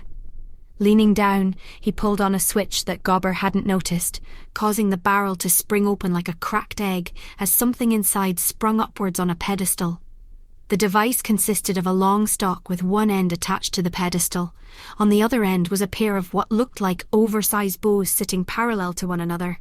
The bowstrings were much thicker than any Gobber had seen before. Following the strings, Gobber saw they were attached to a slider built into a groove that had been carved into the stock. Attached to the top of the slider was a clasp that looked like it was designed to hold something in place, while a thick length of rope was tied to the back of the slider. The rope ran the length of the groove and was tied to a winch built into the other end of the stock. Behind the winch was a hook that looked like it would fit into the mechanism of the winch, the hook itself appearing to be attached to some sort of trigger built into the end of the stock. "Say," Gobber said, looking at the ballista with a mixture of surprise, wonder and confusion. "What day's it day?" "Fire's one of these," Hiccup stated, holding up a crude bola made of a pair of rocks tied at opposite ends of a length of thick rope. "At wit?" Gobber questioned, raising an eyebrow at Hiccup. "Anything unfortunate enough to hae it pointed at them?" Merida explained, handing a Viking woman a sword without even looking at her. "Just ask the poor birch tree we tested it on the other day. Say you're going to shoot trees with it?" Gobber asked. "No," Hiccup said solemnly, a serious look on his face. "I'm going to shoot down a night fury." Gobber just stared at Hiccup for a few moments, the gears in his head churning so hard that Hiccup could have sworn he saw steam coming out of them. "Are you daft, lad?" Gobber exclaimed, his eyes wide. "Or do you just hear a death wish?" "Look, I know it sounds crazy, but I can do this if you just give me the chance," Hiccup pleaded. "A chance to do it?" Gobber demanded, his ire rising. "Get yourself killed? Because there is nae way in hell that you're taking down a night fury with that pile of junk. So you don't think I can do it?" Hiccup demanded, his eyes narrowing. "Nay, I daeny," Gobber stated, leaning over so he was looking Hiccup right in the eye. "But he can do it!" Merida exclaimed, glaring at Gobber. Dainey care whether he can or can't day it, Gobber bellowed, whirling on Merida so fiercely that the girl took a step back in surprise, pressing herself against the windowsill. I'm nae going to let him get hurt just because he feels like he has something to prove. I feel I have something to prove? Hiccup asked incredulously. I just feel I have something to prove. No, Gobber, I actually do have something to prove, or have you magically forgotten how people treat me in this village? Slaying a dragon is everything here, and if I can kill a night fury, then all my problems will disappear. Or you'll die, which I guess when you think about it, accomplishes the same task, Gobber groused, glaring down at Hiccup, before whirling back around to fix his gaze on Merida. And I suppose you've been encouraging him. Hey, Merida admitted. But that's only because he can do this. He built a ballista without ever seeing ane afore. It's the nastiest weapon I've ever laid eyes on, and he shoots it truer than the North Star. If anything can take down a night fury, it at. Do ye two hae any idea what you're dealing with? Gobber demanded angrily, as he gestured out the window towards the burning village. These are bloodthirsty monsters, and a night is the worst of the lot. It'll eat you up and spit you before you can blink. You're nae trained for this. And I will never be trained if I don't do this because no one thinks I can handle it. Hiccup shouted back. It's a never-ending cycle that ends with my remaining the laughing stock of the village for the rest of my life. I will talk to your father. I'm sure I can convince him to let you into dragon training, Gobber said, trying to placate the boy. Yeah, and since when has my dad listened to anyone about anything? Hiccup questioned. I'll make him, Gobber assured him. As he did, there was a loud crash, causing the three of them to look out the window. They saw a large plume of smoke reaching up into the sky, forming a mushroom shape as it rose. What in the world? Gobber whispered, as he took a step towards the window. Gobber, a Viking man called from outside. Stoics fighting a group of grunkles. We need your help with the other dragons. Wait! Now? Gobber asked. Yes, now, the Viking man replied, a look of confusion on his face as he threw his hands up in frustration. I'll be right there, Gobber growled in frustration, before grabbing an axe off the wall and turned to look at Merida and Hiccup. I know what thought is going through both of your heads, and I'll tell you right now. Just drop it. Did I say anything stupid? With that, he leapt through the window and went running into the village, disappearing from view. Hiccup and Merida watched him leave before glancing at each other. You thinking what I'm thinking? Merida asked him, a smirk forming on her face. I'll get the ballista, Hiccup replied with a grin. As Hiccup left, Merida noticed someone running by. Fish legs, she called, sticking her head out the shop window to stop the boy as he went running by with a bucket of water. He stumbled to a stop, almost spilling the bucket's contents across the ground. Merida, he asked in surprise. What's up? Tonight's the night, she replied, waving him over. Come on, we need your help. We're doing it tonight, he asked in surprise as he walked over and entered the smithy, placing the bucket of water to the side as he did so. Of course. When else were we going to do it? Hiccup questioned as he rolled the ballista over while Merida closed the shutters. I don't know if this is such a great idea, guys, Fishlegs stated, playing with his hands nervously as he looked at the ballista. Oh, Dainey chicken out on us now, Fishlegs, Merida groaned. I'm not chickening out, Fishlegs replied with clearly false bravado. I just think we need more time to plan. Wits to plan? Merida questioned, cocking an eyebrow at Fishlegs. We find a vantage point, we find the night fury, we shoot it down. Simple as that. A bit easier said than done, Hiccup commented as he made some quick adjustments to the ballista. We can do it, Merida stated confidently, smiling down at Hiccup, who smiled back before she turned her attention back to Fishlegs. Besides, Dana, you want to go down in history as another people who took down a night fury. All right, Fishlegs said with a reluctant sigh. What do you need me to do? Well, the ballista is pretty heavy, Hiccup said, grinning awkwardly at Fishlegs, earning a groan from the Viking teen as he rolled his eyes. A few minutes later, and Merida stepped out of the smithy, a bola slung over her shoulders. She glanced around before signalling inside for the others to come out. A moment later, Hiccup stepped out as well, holding on to the front of the ballista, while Fishlegs pushed it like a wheelbarrow behind him. Come on! Merida waved them on, heading towards the edge of the village while the boys trailed behind. Merida led them up a hill on the outskirts of the village, the light from the dragon fires fading behind them until they stood in darkness, the moon and stars shining above them. On a cliff, A lone watchtower stood looking over the boundaries of the village. "You sure it will be here?" Merida questioned as they came to a stop, the boys resting the ballista on the ground. "The Night Fury likes to attack outlying buildings," Fishlegs explained as Hiccup took his place behind the ballista, aiming it at the tower. "Helps to divide our people, forcing us to deal with fires on different sides of the village. It's a wonder that this tower hasn't been attacked before." "Smart," Merida commented as she loaded the bola she was carrying onto the ballista.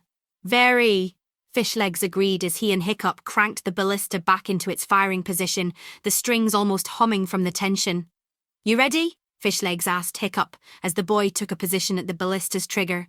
"Ready as I ever will be," Hiccup said, taking a calming breath as he tested the turret part of the ballista. "Ye can do this," Merida said to him, placing her hands on his shoulders and stepping behind him, leaning over his right shoulder, resting her chin on it. "I believe in ye." Then, suddenly, her lips were pressed firmly against his cheek, creating the same jolt of electricity that he had felt the first time he had done it. Just as quickly as she had done it, Merida pulled away, stepping back, the darkness hiding the blush growing on her face. Hiccup turned and looked at her, finding her icy blue eyes looking at him as they practically glowed in the moonlight, the same way they had the first night she had come to the island. They took his breath away much the same way as well. Slowly, a smile spread across his face, Merida returning a shy one of her own. Fishlegs, for his part, merely chuckled to himself, shaking his head before coughing into his hand to regain their attention. "Sorry," Hiccup whispered, turning his attention back to the ballista, while Merida looked at her feet and bit her lip out of embarrassment, brushing a few loose hairs behind her ears. "Don't worry about it," Fishlegs replied with a chuckle, waving his hand dismissively at Hiccup. "Let's shoot ourselves a Night Fury." Hiccup smiled at his best friend before turning his attention back to the ballista, pointing it up at the night sky as he scanned it, looking for any sign of movement. "How am I even going to see it?" Hiccup questioned. "Look for the shadow on the stars," Merida whispered, looking up at the star-filled sky as well. "Shadow on the stars?" Fishlegs questioned. "They might not be strong, but the stars still give off light against the black sky," Merida explained. "See, it means when it passes in front of the stars, the Night Fury will block them out, allowing us to see him," Hiccup finished, nodding his head and turning his full attention back to the sky. Moments passed, but there was nothing to indicate anything was flying overhead. The only sound they could hear was the sound of the Vikings battling the dragons back in the village. "Come on," Hiccup whispered to himself. "Come on, give me something to shoot. Come on." Growing frustrated, Hiccup rapidly scanned the sky before catching sight of something. For a split second, he thought of dismissing it as nothing more as the twinkling of the stars.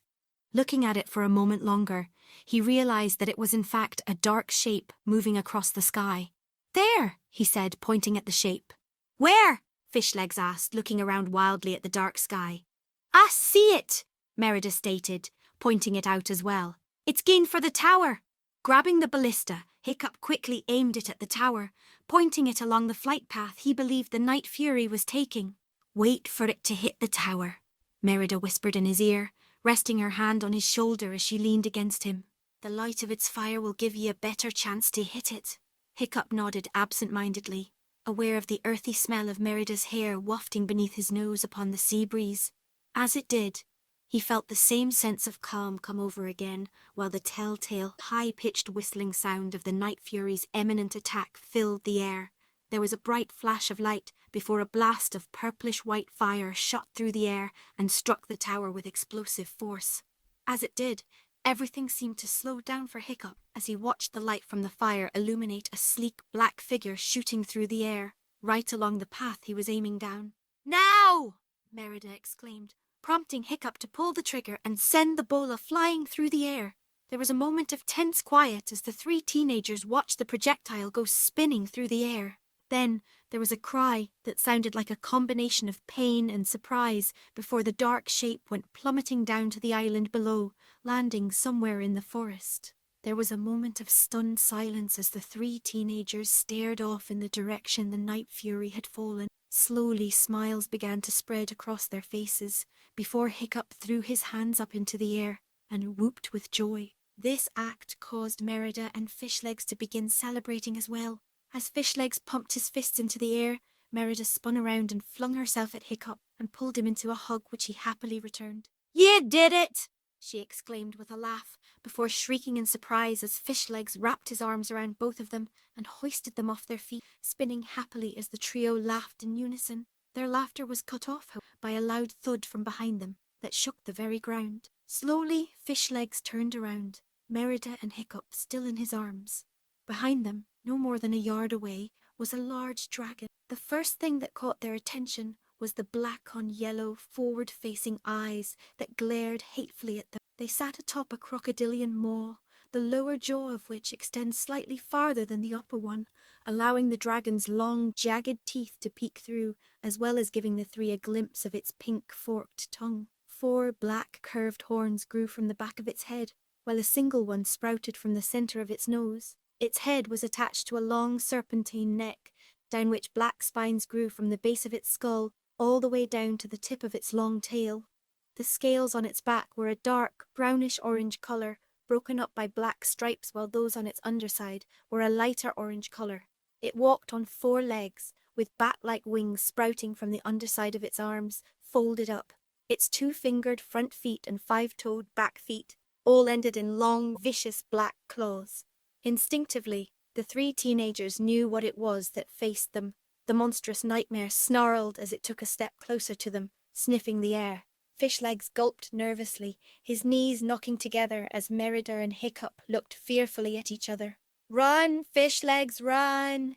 Merida bellowed as the nightmare roared at them, the force of its voice shaking the air around them. Fishlegs quickly spun around and ran as fast as his legs could carry him, the nightmare stomping behind them. The dragon shot a blast of fire at the teenagers, the shot going wide, hitting the ground with tremendous force, nearly knocking Fishlegs to the ground. But the Viking teen managed to keep his footing and continued running down the hill, his friends clutched tightly in his arms. "Must go faster!" Hiccup exclaimed, looking over Fishlegs' shoulder at the approaching nightmare, which roared angrily at them. "Must go faster!" For a brief moment, Fishlegs spared a glance over his shoulder to see where the nightmare was. In doing so, he failed to notice a piece of rubble laying in the street and tripped over it, sending the 3 teenagers sprawling. Desperately trying to scramble back to their feet, the nightmare barreling down on them with its massive jaws opened wide. Before the nightmare could reach any of them, though, a foot lashed out and struck in the side of the head, snapping its long neck to the side and causing the dragon to stumble.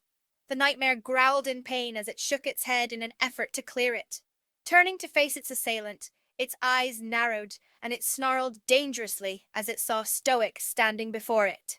"If it's a fight you're looking for, I've got one for you right here," Stoic growled, cracking his knuckles dangerously. "So come on if you think you're hard enough." The nightmare roared at the challenge and charged Stoic, its mouth open to swallow him whole.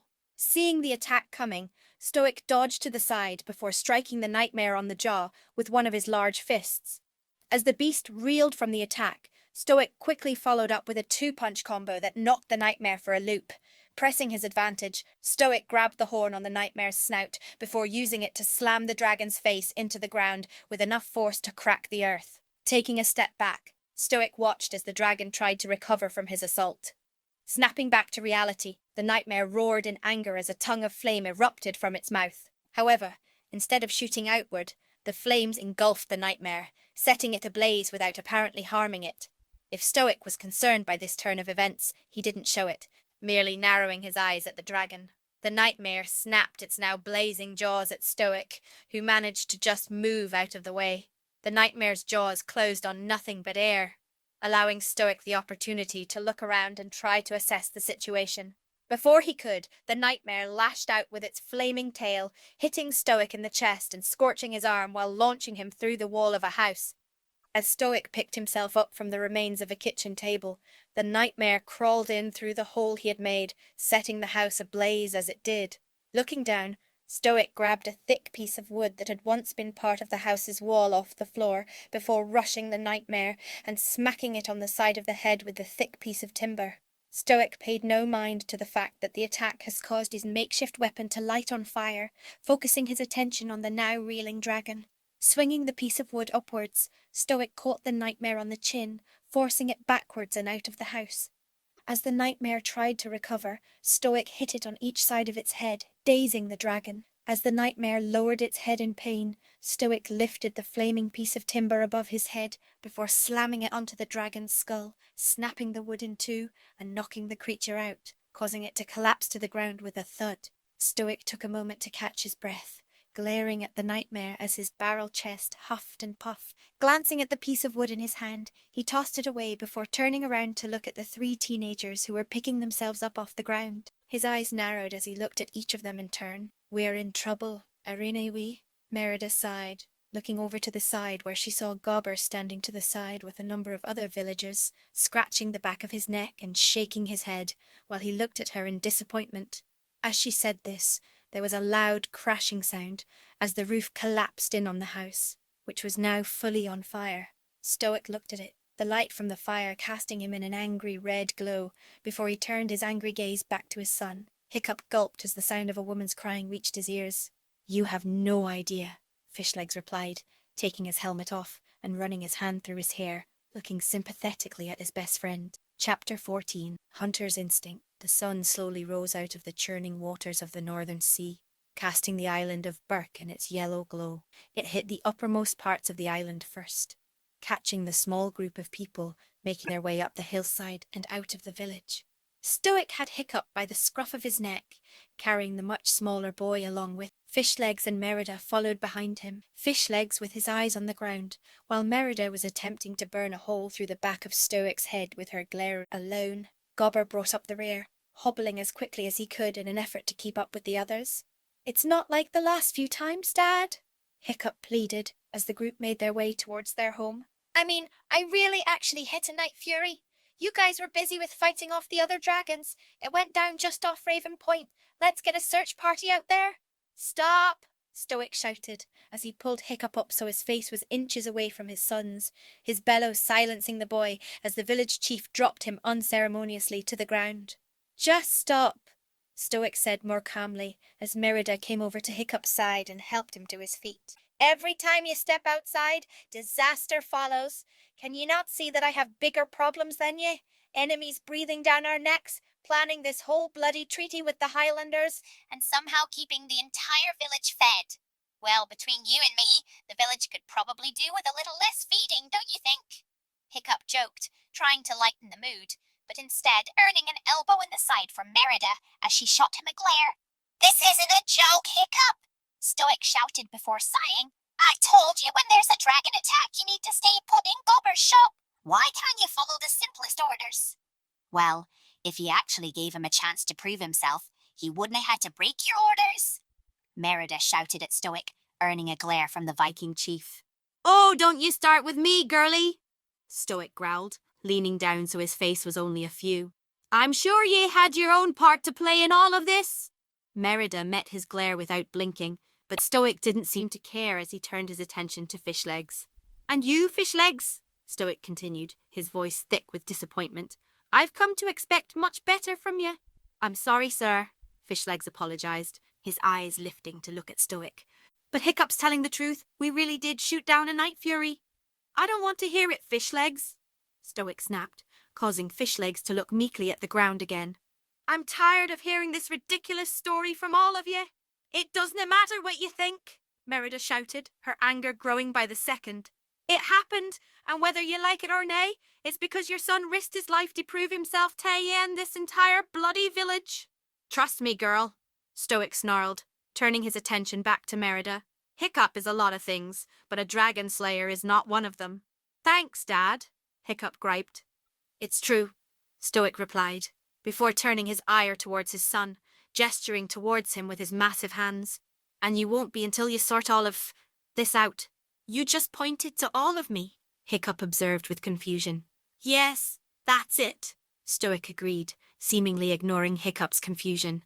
"Stop being all of you and everything will work out." "That doesn't make any sense," Merida stated, raising an eyebrow at Stoic in confusion. "I don't care," Stoic replied. "I have more important things to do than stand here and argue with you three. Go back to the house and stay there. That includes you, Fishlegs. You'll stay there until your parents come and get you, understand?" The 3 teenagers nodded their heads. all avoiding eye contact with Stoic. Nodding as well, Stoic turned to face Gobber. Gobber, he stated coldly, make sure they get there. I have their mess to clean up. Right, Gobber agreed, as Stoic began making his way back towards the village. Turning, he faced the trio as he sighed. I told you three to stay in the shop, he stated, shaking his head in disappointment as he made his way past them towards the house. We really did hit Ain, Merida stated as he and the others began to follow Gobber. Sure, Gobber replied, clearly not believing. He never listens, Hiccup sighed as they approached the front door. Aye, well it runs in the family, Gobber agreed, rolling his eyes as he did. Even when he does, it's with this disappointed scowl, like someone skimped on the meat in his sandwich. Hiccup continued as they reached the front door before turning around, putting on an exaggerated version of his father's accent, sounding more like Merida or Gobber than Stoic. Excuse me, barmaid, I'm afraid you brought me the wrong offspring. I ordered an extra large boy with beefy arms, extra guts and glory on the side. This is a talking fishbone. You're looking at this all wrong, Gobber stated, trying to placate the frustrated young man. It's nae say much what you look like.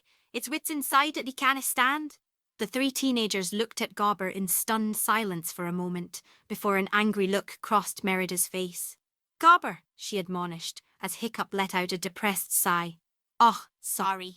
That came out wrong, Gobber apologised as he smacked his hand against his face in frustration. Look, the point is you had to stop trying so hard to be something you're nae, and I didn't mean that as a bad thing. You've got good things going for you, Hiccup. I can see it now. You just need your father to see them now. I don't want my father to see me for what I am, Hiccup sighed. I just want to be one of you guys. Look, like I said afore, I'll try to talk to your father, Gobber said. I just need you to help me out by not getting into any more trouble, all right? Hiccup quietly nodded, his eyes on the ground. That goes for you too as well, Gobber stated, turning his attention towards Merida and Fishlegs, earning nods from each of them as well. All right, you three best get inside then, Gobber said, motioning towards the door. Glumly, Hiccup turned and opened the door, walking inside and followed by Merida and Fishlegs. Gobber sighed and shook his head as the teenagers closed the door behind them, before turning and making his way back down the hill towards the village, oblivious to the trio exiting the house through the back door. Later. You're sure it landed here, Hiccup? Merida questioned, as the three teenagers looked at the empty clearing before them. Hiccup sighed in frustration as he looked at the map he had quickly drawn in his sketchbook. The gods hate me, Hiccup groused as he snapped the sketchbook closed and tucked it into his vest before exiting the clearing and making his way down the hill, Merida and Fishlegs following behind. Some people lose a knife or a mug. No, not me. I managed to lose an entire dragon. Growling in frustration, Hiccup swatted at a low-hanging branch, only for it to spring back and smack him in the face. Hiccup let out a cry of pain as he brought his hand up to his face. Hiccup! Merida shouted in surprise as she ran over to his side. Are you okay?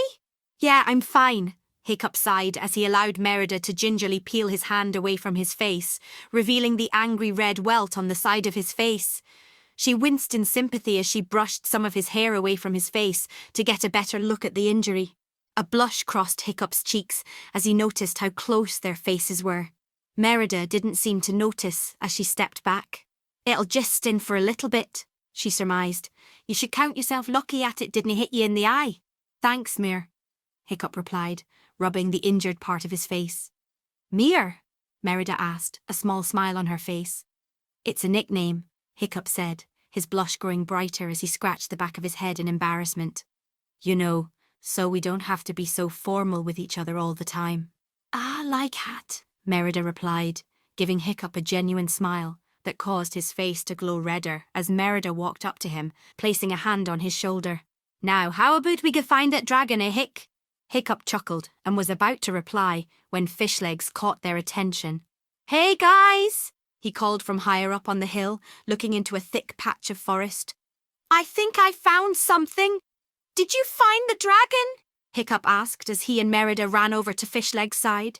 No, but I think I found someone who knows where it is, Fishlegs replied before indicating into the forest, where the three saw a wisp floating amongst the brush, beckoning them to follow it. Hey, Mir, Hiccup spoke up, not taking his eyes away from the wisp. Didn't you say something about wisps leading a person to their destiny? I did, Merida replied, a smirk on her face as she continued watching the wisp as well. I really hate this fairy stuff. Fishlegs sighed as the three of them made their way into the brush, following the wisp as it led them into the woods. They followed the wisp for a few minutes before they came across a broken tree and a deep furrow in the ground that disappeared over an embankment as the wisp disappeared from sight. Well, I think we found the dragon, Hiccup commented as he led the other two carefully down the hill, following the gouge in the ground.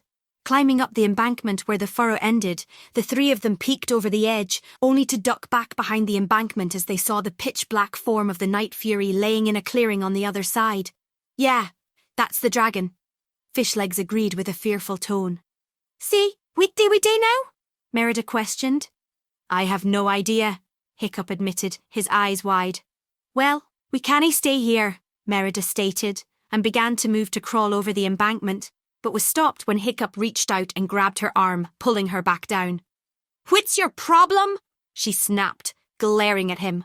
That's one of the most dangerous dragons in the world, Hiccup explained. We can't just go running out there. Night Fury, Fishlegs whispered, more to himself than the others. Speed, unknown. Size, unknown. The unholy of lightning and death itself. Never engage this dragon. Your only chance. Hide and pray it does not find you. Wit, Merida questioned. The entry in the Book of Dragons, I'm guessing, Hiccup replied. Like I said before, he's memorized the thing cover to cover, and he tends to retreat into facts when he gets excited or scared. If ye too are so scared of this dragon, then why did we shoot aim down? Merida questioned. Hiccup and Fishlegs shared a look before turning back to her and shrugging. Merida groaned in frustration before pulling herself over the embankment and sliding down the other side. As Fishlegs and Hiccup looked on in fear, Merida hid behind a large rock that sat between the embankment and where the Night Fury lay. She slipped her bow from around her shoulders and knocked an arrow on the string, pointing it at the Night Fury as she walked around the rock. There was brief, tense pause as Merida stood aiming her bow at the dragon, before she turned to look at the two boys and signalled them to come down with her head. Sharing a quick glance at each other, Fishlegs and Hiccup climbed over the embankment and slid down the hill, Hiccup drawing a dagger from his belt as he went, holding it in his shaking hands. Coming around the rocks, Hiccup saw the Night Fury lying before him, its eyes closed and its body tangled up in the ropes of the bola. Oh, we did it! Hiccup exclaimed happily, letting his guard down as he took a few steps towards the Night Fury. This fixes everything. Yes! He exclaimed happily as he walked right up to the Night Fury and placed his foot on the dragon's head. I have brought down this might beast. Suddenly, the Night Fury let out a loud growl and it struggled against the bonds, causing Hiccup to stumble backwards as Merida pulled the arrow in her bow further back and Fishlegs jumped behind the rock to hide. As Hiccup caught himself, he pointed his knife at the Night Fury and began edging towards the dragon. As Hiccup approached it, the Night Fury's eyelid opened, looking at him with its pale green eye. Hiccup held the dragon's gaze for a few moments as it grumbled and breathed deeply.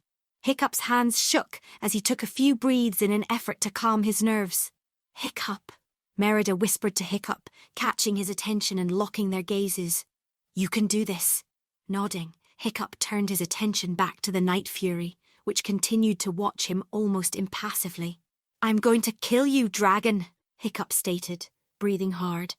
I'm gonna cut out your heart and bring it to my father. Turning the knife over in his hand, he held it up to plunge it into the Night Fury's chest. I am a Viking, Hiccup stated. I am a Viking. You're a Viking, Fishlegs agreed. Ye can do this, Hiccup, Merida urged him on. Finish it. Taking a deep breath, Hiccup lifted his knife above his head, ready to stab the Night Fury. At that moment, Hiccup looked the dragon in the eye again. They held gazes for a few moments before the Night Fury let out a resigned sigh and closed its eyes. Hiccup closed his eyes and gritted his teeth, lifting the knife as high as he could, mentally psyching himself up to kill the Night Fury. Instead, Hiccup growled in frustration and dropped his hands, resting the handle of the knife against his head before dropping his hands helplessly to his side. Hiccup, what's wrong? Merida questioned, looking at him in confusion. I did this, Hiccup stated as he stepped away from the Night Fury. Yes, ye did, Merida replied, slowly lowering her bow. This is what you wanted, to kill a dragon, to prove yourself to your father. I can't, Hiccup stated, shaking his head. Not like this. Hiccup, all of the work you put into this, you can't just walk away, Merida stated, clearly not understanding. I looked into its eye, Mir, Hiccup explained. It's scared, just like us. It knows what's happening. It knows what we're doing. This isn't a hunt, Merida. This is murder. A thoughtful look crossed Merida's face as she completely lowered her bow. At the same, Fishlegs inched out from around the rock and walked over to Hiccup's side. What do we do now? Fishlegs questioned. I don't know, Hiccup sighed as he fell to his knees beside the Night Fury. Ah, day, Merida spoke up as she kneeled down next to Hiccup, swinging her bow back around shoulders while holding onto the arrow. Reaching out, she grabbed one of the ropes entangling the Night Fury and began sawing at it with the sharp edges of her arrow head. Hiccup and Fishlegs merely watched her for a few moments as she worked away at the rope. Well, are you two going to help me, or are you just going to stare at me all day? Merida questioned with a hint of irritation as she paused in her work to shoot an annoyed glance at the boys. Immediately, Hiccup and Fishlegs sprang into action, Hiccup cutting at the ropes with his knife as Fishlegs drew one of his own and did the same. As it felt the bonds being cut, the Night Fury opened its eyes in surprise. In moments, the three teenagers had loosened most of the bonds holding the dragon. As soon as it was free enough, the Night Fury suddenly sprung to life, rolling to its feet and spinning around to face them. It knocked Fishlegs to the side with a swing of its tail, before pouncing on Hiccup and Merida, holding them against the ground with its clawed forelegs. For a tense moment, the Night Fury merely stared at the frightened teenagers, its black-on-green eyes encompassing the entirety of their vision, the hot breath pumping out of its nostrils washing over them. Reaching out, Hiccup grabbed onto Merida's hand, clenching it tightly in his, and shut his eyes as the Night Fury began to rear back. Instead of attacking, though, the dragon brought its face a few inches from their own and bellowed at the top of its lungs, the roar so loud it seemed to shake the ground around them. Then, in a blur of motion, the Night Fury spun around and dashed away, leaping into the forest, gliding into the early morning fog, smashing against an outcropping of rock as it went. Hiccup let out a few panicked gasps for air and held his hand to his chest, while a wide-eyed Merida ran a hand through her red hair, the force of the Night Fury's roar having knocked the clothes out of her hair. Their hands were still clenched together, so hard in fact, that their knuckles had turned white. Are you guys all right? Fishlegs shouted as he ran over to their side, ignoring the pain in his chest from where the Night Fury had struck him. Okay, Merida said, clearly a bit dazed as she picked herself off the ground before helping Hiccup to his feet. Are you all right, Hiccup? Yeah, fine, never better, Hiccup mumbled as he let her hands go and began to walk away. He only walked a few steps before his legs seemed to give out underneath him and he collapsed to the ground, face first. Hiccup! Merida exclaimed as she and Fishlegs rushed over to his side before sharing helpless looks as they tried to figure out what to do to help. Meanwhile, the Great Hall was packed with Viking men and women, all gathered around a large round table used for such meetings, illuminated from the fire burning in a fire pit carved into the table's centre. Either we finish them, or they'll finish us, Stoic stated from his position at one end of the table, a map laid out before him. It's the only way we'll be rid of them. If we find the nest and destroy it, the dragons will leave, Stoic explained as he picked up a knife and drove it into a largely uncharted corner of the map, marked with the images of dragons. They'll find another home. One more search is all I ask. Those ships never come back, a Viking man on the other side of the table pointed out. We're Vikings. It's an occupational hazard, Stoic argued. Now who's with me? The men and women of the village remained quiet, no one willing to volunteer for what many considered a suicide mission. All right then, Stoic stated, his eyes narrowed in determination. Those who don't go will look after Hiccup and the princess. At that statement, everyone in the room jumped at the chance to volunteer for what many considered a suicide mission. That's more like it, Stoic surmised before dismissing them. As the others left the great hall, Gobber remained behind, drinking from a flagon attached to his prosthetic arm. Whipping his mouth, he turned to face Stoic, who had begun to make his way over to him. Suppose I should get back, he stated, though he had a feeling that Stoic had other plans in mind. No, Stoic replied, proving Gobber's hunch correct. It's come time for the new recruits' training to begin. I need you to stay behind and take care of it. Oh, and I suppose while I do at, Hiccup and Merida can watch my shop, Gobber guessed. Molten metal, razor-sharp blades, plenty of time to themselves. What's the worst that could happen? What am I going to do with them, Gobber? Stoic sighed as he sat down next to his old friend. Put them in dragon training with the others, Gobber provided. No, seriously, Stoic replied. I am being serious, Gobber pressed. He'd be killed before you let the first dragon out of its cage, Stoic stated fearfully. And the girl? She's likely to kill one of the others as she is a dragon. Oh, you dinna know that, Gobber said, waving his hand dismissively. Actually, I do know that, Stoic replied certainly. Nay, you dinna, Gobber argued. No, actually I do, Stoic pushed. Nay, you dinna, Gobber contended, raising his voice and pointing at Stoic with his good hand. Listen, you know what they're like, Stoic said as he stood up. Merida is an undisciplined, self-centered hothead who resents each and every one of us.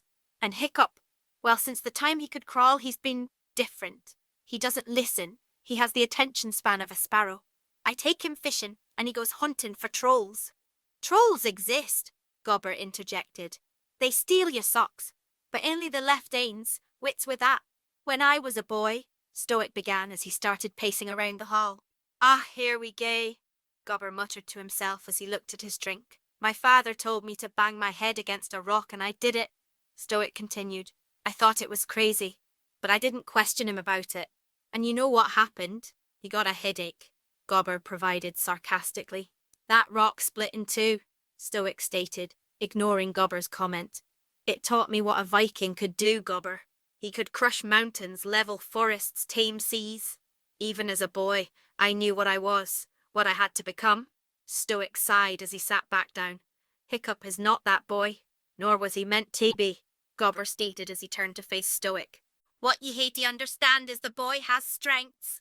They're nae your strengths, but they're there. I've seen them, and whether you like it or nae, they're the strengths he's going to hae to face the world with. You canna change him, Stoic, naebody can, but you can prepare him. I know you dain't like it, Gobber continued, as Stoic seemed to perk up at his words. Especially with what happened with Val, but the truth is, you wanna always be around to protect him. Ain day, you'll be gone too, and he'll be on his own. He needs to know how to protect himself. Stoic sighed, as a small smile spread across Gobber's features. But do you know who will be around him for the rest of his life? Gobber questioned rhetorically. Merida. For better or worse, ye and Fergus had chained those two together through your treaty. And who would you rather hae at his side? Some deadweight princess, or a woman who knows how to handle herself as well as him, if nae better? I guess you have a point, Stoic sighed.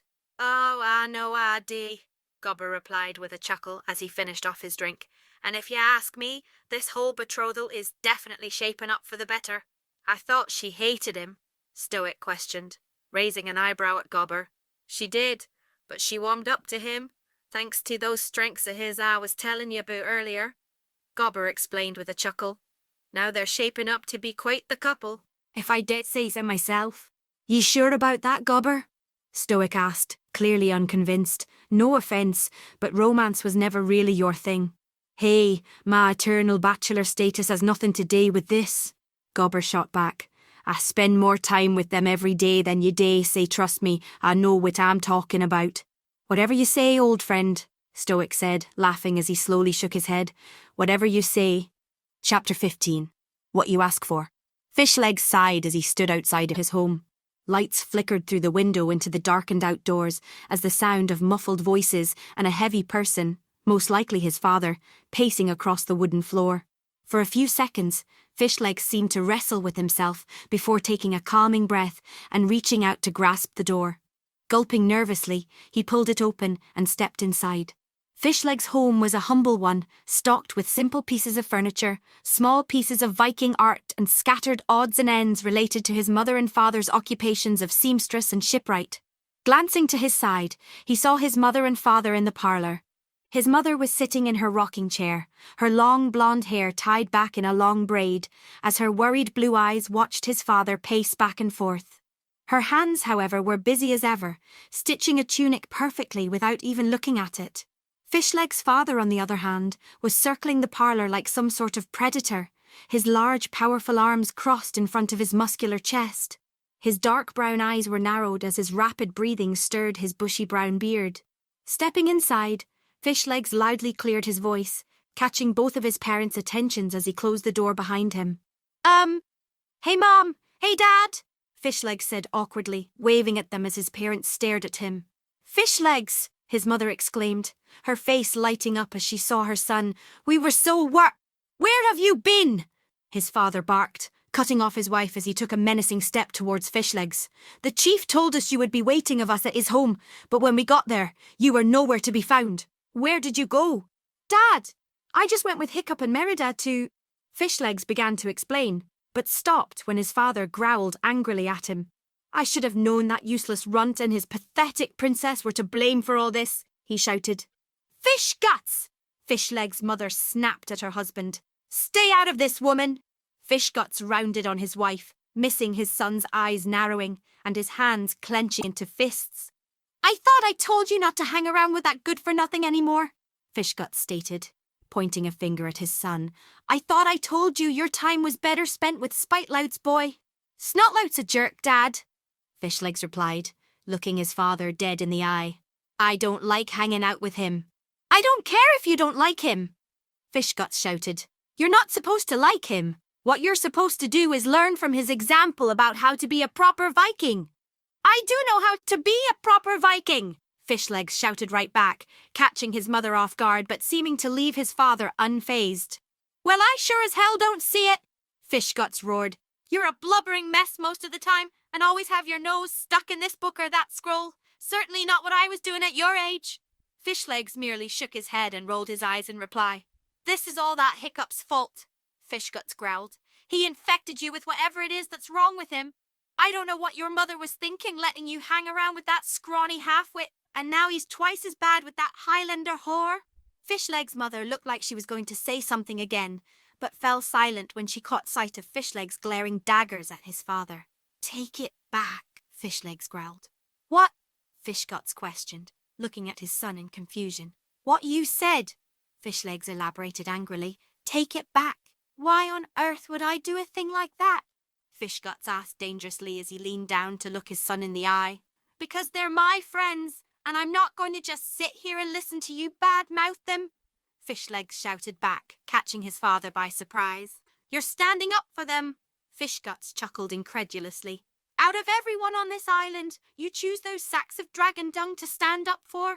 I told you not to insult them, Fishlegs yelled, getting in his father's face. Or what? Fishguts challenged, his eyes narrowing. Or I'll make you stop, Fishlegs answered, his eyes narrowing as well.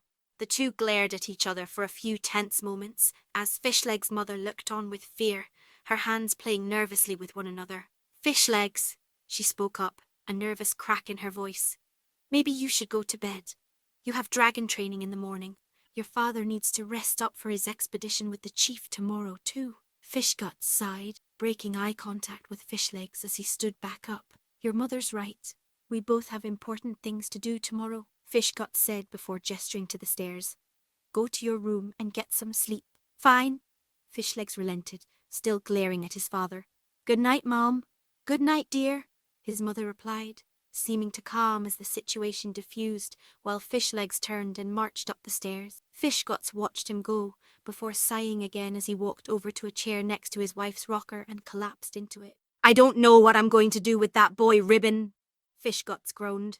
Sure, he's right about knowing what it is to be a Viking, but he's nothing like what a Viking should be.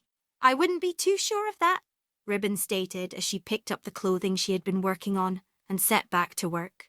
What makes you say that? Fishguts questioned. Do you even realise what just happened there? Ribbon asked, raising her eyebrow at her husband. No, Fishguts replied, shaking his head after a moment. He stood up to you, Ribbon explained with an exasperated sigh. When was the last time Fishlegs stood up to you about anything? I don't know, Fishguts admitted. You don't know because he never has, Ribbon stated, looking her husband dead in the eye. About anything. That's not true, Fishguts said disbelievingly. Fishlegs has let you walk all over him about everything, Ribbon explained. Even the first time you tried to stop him from being friends with Hiccup. Something's changed. He's braver now than he was before, and I think Hiccup and Princess Merida have something to do with it. Oh, you don't know what you're talking about, Fishgut said, as he waved his hand dismissively at his wife. Time will tell, dear husband, Ribbon replied, as she brought her attention back to her work. Time will tell. Meanwhile, Hiccup quietly opened the door to his home, peeking in as he did. He saw his father sitting by the fireplace, his helmet removed and his eyes focused on the burning embers which he was prodding with a fire poker. His attention seemed to be wholly on the fire, giving Hiccup the hope that he and Merida could slip by unnoticed. Turning his attention to the redhead standing anxiously behind him, Hiccup signalled for her to follow him inside and remain as quiet as possible. Merida nodded in reply, and the two slipped inside, closing the door behind them. Their eyes focused on Stoic. The two teenagers walked briskly but quietly towards the stairs, doing their best to not draw attention towards themselves. Reaching the foot of the stairs, Hiccup and Merida carefully began to make their way up to the second level, starting to believe they had gotten by the Viking chieftain without being noticed. Hiccup, Stoic suddenly said as he sat up taller, causing the two teenagers to freeze in place and grimace. Dad, Hiccup replied awkwardly, before sighing and taking a step back. I have to talk to you. I need to speak to you too, son, Stoic replied as he stood up and faced Hiccup and Merida, walking over to the stairs. Guess I should just leave you two alone to talk, Merida stated as she made a move to leave, but stopped when Stoic held up his hand. I need to speak with you as well, girl, Stoic said. Oh, Merida replied, taking a step back so she was even with Hiccup as she blinked in surprise. All right then. Both Hiccup and Stoic took deep breaths as they prepared to say what they needed to say. I think it's time you both learned to fight dragons, Stoic stated, gesturing with his hand while not looking at Merida or Hiccup. I decided I don't want to fight dragons, Hiccup said at the same time as a father, unwittingly making the same motions as well. What? They both said, before turning to Merida. Hey, look at me, Merida replied, holding her hands up in defeat. Ye go first, Stoic said, pointing at his son. No, you go first, Hiccup replied, as he and Merida climbed back down the stairs. All right, Stoic sighed, clasping his hands together. You two get your wish. Dragon training? Ye both start in the morning with the others. Hiccup and Merida both gasped in surprise before glancing at each other. Oh man, I should have gone first, Hiccup moaned as he tried to think of a way out of the situation, because I was thinking, we have a surplus of dragon-fighting Vikings, but do we have enough bread-making Vikings or small home repair Vikings? There was an awkward silence as both Merida and Stoic looked at Hiccup like he had grown an extra head. What's he talking about? Stoic asked Merida.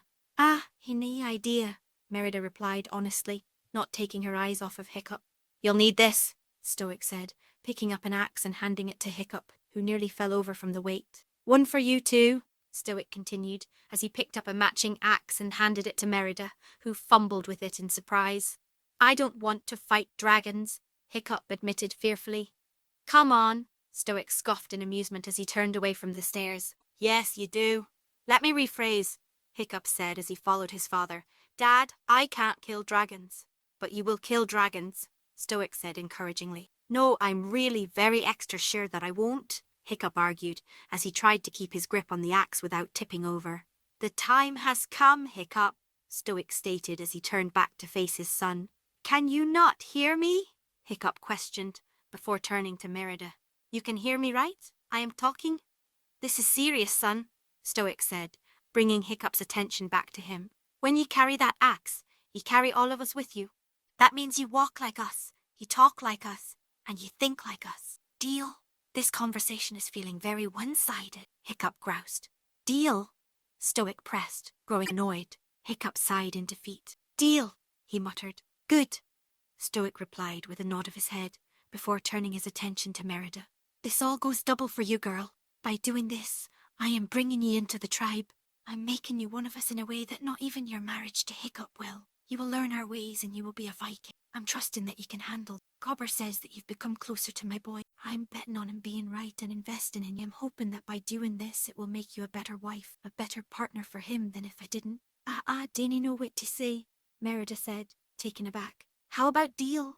Stoic suggested. Oh, right, Merida stated, flushing with embarrassment. Deal.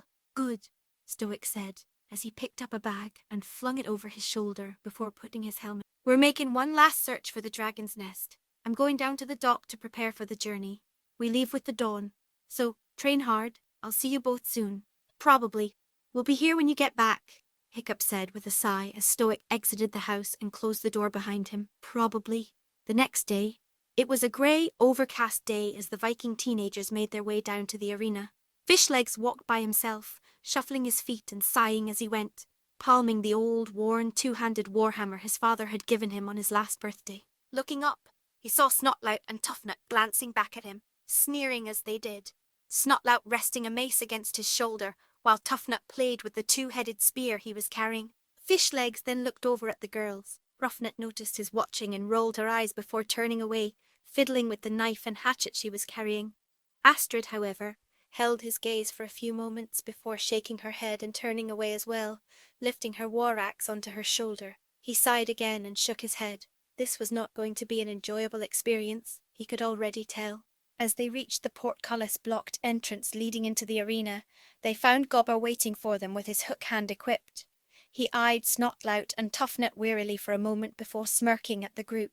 "Well, looks like everyone is here," he said as he turned to the portcullis and lifted it up. "Welcome to dragon training." As they entered the arena, the teenagers took the time to look around, most of their faces frozen in expressions of awe and wonder, as the majority of them had never been able to see the arena from the inside before. "I hope I get some serious burns," Toughnut stated, with all too much seriousness. "I'm hoping for some mauling," Roughnut commented nonchalantly. "Like on my shoulder or lower back." "Yeah," Astrid agreed. "It's only fun if you get a scar out of it." "Ah, dinna think I'll ever understand what Vikings consider fun," a new voice said from behind them. Turning, they found Hiccup and Merida standing next to Gobber, both holding the axes Stoic had given them the night before, while Merida also had her bow slung around her shoulders, along with her quiver. As Fishleg's face lit up with elation, Snotlout, Toughnut and Roughnut looked on incredulously, and Astrid began to seethe. "What are they doing here?" Astrid demanded, glaring at Gobber as she pointed an accusatory finger at Hiccup and Merida before turning her attention towards them. "What are you doing here?" "We're here for the same reason ye are," Merida stated, narrowing her eyes at Astrid. "To learn how to fight dragons." "You're an outsider," Astrid shouted. "You have no right to be here, especially not with this loser." "Well, your chief said we day," Merida shot back, glaring at Astrid. "You going to argue with him about it?" Astrid growled, but didn't argue, clenching her hands into fists until her knuckles turned white. Snotlout, meanwhile, was glaring at Hiccup, who seemed more interested in examining the dirt on his boots. "You're in over your head, little princess," Astrid stated forebodingly. "We'll see," Merida shot back, not taking her eyes from Astrid's own. "All right, ye two. That's enough. Let's get started," Gobber stated, stepping between the two and bringing attention back to himself. "The recruit who does the best will win the honour of killing his or her first dragon in front of the entire village. Hiccup, Fishlegs and Merida already killed a Night Fury, so does that disqualify them?" Snotlout joked, causing Roughnut and Toughnut to laugh as Hiccup sighed while Merida turned to glare at Snotlout, and Fishlegs walked over to their side as the other teens moved away. "Hey guys," he said, a smile on his face so contagious that Hiccup and Merida couldn't help but return it. "I can't believe you got in. What happened?" "Guess Gobber talked to my dad and got him to change his mind," Hiccup explained with a shrug. "Your dad can change his mind about things?" Fishlegs questioned in surprise. "Trust me, I was just as surprised as ye are," Merida answered. "Figures he changes his mind after I don't want it anymore," Hiccup states with a sigh. "I know what you mean," Fishlegs groaned. "I feel bad about it too after what happened with the Night Fury, but there's no way I could tell my dad I didn't want to do dragon training anymore. He's already mad enough because I've been hanging out with you guys." "Sorry about that, bud," Hiccup apologized, giving his friend a sad smile. "Don't worry about it," Fishlegs replied, waving the apology away. "It's nothing I can't handle." "You sure about that?" Hiccup questioned, not buying what his friend was saying. "I know how your dad can be." "Trust me," Fishlegs said resolutely. "I can handle it." "All right, you three, come along," Gobber said as he walked over to the trio of teenagers and began to lead them over towards the others. Now keep your wits about ye and stick together. A Viking's only as good as the man or woman standing next to him. Got it? The three nodded in affirmation, earning a smile from Gobber. That's what I like to hear, Gobber stated with a smile. I got a lot of faith in you three. Don't you let me down. The three teenagers shared a nervous glance as Gobber turned away from them in order to address the group as a whole. Behind these doors are just a few of the many species you will learn to fight, Gobber announced, folding his arms behind his back as he walked past the heavy wooden and iron doors that held the captive dragons. The deadly nadder, Gobber announced, an evil grin on his face. Speed 8, armor 16, Fishlegs mumbled to himself, causing Hiccup to sigh and roll his eyes. The hideous zippleback, Gobber continued, indicating to the appropriate door. Plus 11 stealth times 2, Fishlegs muttered excitedly. The monstrous nightmare, Gobber said forebodingly. Firepower 15, Fishlegs said louder, drawing glances from Hiccup and Merida. The timberjack, Gobber rattled on. Speed 12, attack 10, Fishlegs stated at a quickened pace. The terrible terror, Gobber stated. Attack 8, venom 12. Fishlegs droned almost in a trance. Could you stop at Fishlegs? Gobber shouted in annoyance before turning to the last door and grabbing its release lever. And the gronkle! Jaw strength 8. Fishlegs whispered to Merida, earning a raised eyebrow from the princess. Whoa, whoa, whoa, wait! Snotlout exclaimed, his eyes wide as he stepped forward. Aren't you going to teach us first? Please, you've all been training with your families for years. Gobber replied, shooting Snotlout an evil grin. Besides, I believe in learning on the job. With that, Gobber pulled down on the lever, releasing the weight holding the door closed and allowing the dragon inside to come bursting out. It was small for a dragon and rather round in shape, almost looking like it was made of 4 greenish-brown spheres that had been stuck together in a line and covered in yellow spikes. Its head was dominated by a massive mouth filled with razor-sharp teeth and topped with a large, round nose. A pair of forward-facing yellow eyes scanned the arena as the gronkle buzzed around on a pair of small wings that flapped rapidly like an insect's. Today is about survival, Gobber stated, the teenagers scattering as the gronkle's momentum caused it to slam into one of the arena walls, where it fell to the ground and scrambled to its stubby feet. If you get blasted, you're dead. As Gobber spoke, the gronkle scooped up some large rocks into its maw. Quick! Gobber shouted. What's the first thing you're going to need? A doctor, Hiccup exclaimed. +5 speed, Fishlegs guessed, on the verge of panicking. A shield, Merida shouted, rolling her eyes at her friends. A shield, Gobber agreed. Gay! The teenagers all rushed to the edges of the arena, where racks of weapons and, more importantly, shields had been set up. Reaching the edge of the arena first, Merida grabbed a shield and tossed it to Fishlegs, who snagged it out of the air after bobbling it for a moment. She quickly turned around, grabbed another shield and tossed it to Hiccup. Hiccup, however, wasn't nearly as prepared as Fishlegs was, and the wooden shield hit him the gut, knocking him to the ground and expelling the air from his lungs. Sorry, Merida exclaimed, grabbing a shield of her own, as did Astrid and Snotlout. Hiccup waved her apology off, coughing violently, as Fishlegs pulled him to his feet and stuck the shield in his hands. Your most important piece of equipment is your shield, Gobber explained. If you must make a choice between a sword or a shield, take the shield. As the others picked up their shields, Roughnut and Toughnut ran over to a pile of shields and each attempted to grab the same shield for themselves. Get your hands off my shield! Toughnut shouted at his sister as they tried to yank the shield out of one another's hands. There's like 1,000,000 shields, Roughnut protested. Take that one, it has a flower on it, Toughnut stated, indicating towards a different shield. Girls like flowers. As he said that, Roughnut managed to yank the shield out of her brother's grasp before smacking him in the face with it. Oops, now this one has blood on it, Roughnut quipped, laughing at her brother. Toughnut growled in anger and grabbed the shield again, attempting to wrench it out of his sister's grip. Before he could, though, the gronkle came buzzing by, fire a fireball at them. The fireball hit the shield, shattering it and sending the twins spinning to the ground. Toughnut, Roughnut, Gobber shouted, you're out! What? The twins asked shakily as they pushed themselves to their feet. Those shields are good for another thin noise, Gobber continued. Make lots of it and throw off a dragon's aim. Hiccup, Merida, Fishlegs, Astrid and Snotlout began banging their weapons against their shields, the loud clanging noise confusing the grunkle and causing it to hover in the middle of the arena in a daze. All dragons had a limited number of shots, Gobber instructed. How many does a grunkle hay? 5, Snotlout guessed.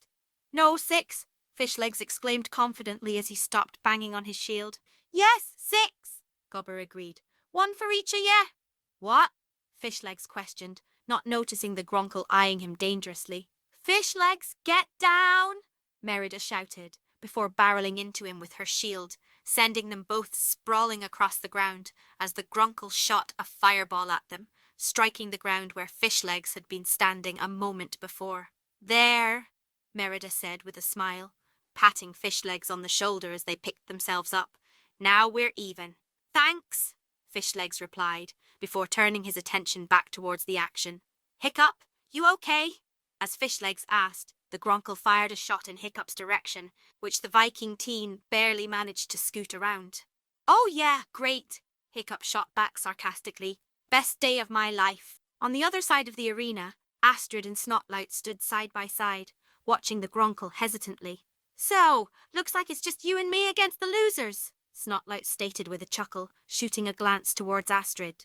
Nope, just you, Astrid replied, before flipping away as the grunkle shot a fireball at them. Snotlout's eyes widened in shock, and he managed to get his shield up in time to block the fireball, the blast knocking him off his feet and sent him rolling across the ground in a shower of splinters. Snotlout, Gobber called with a laugh. Ye're done. All right, lads, Merida said as she, Hiccup and Fishlegs stood in a triangle formation, facing the grunkle as it hovered in the middle of the arena with Astrid on the other side. Remember what Gobber said? Just stick together and we'll be fine. The boys nodded as they watched the grunkle wearily. The dragon turned to face Astrid, who was bouncing on her toes in anticipation of the dragon firing another shot. Snarling, the grunkle charged at her, its maw open wide.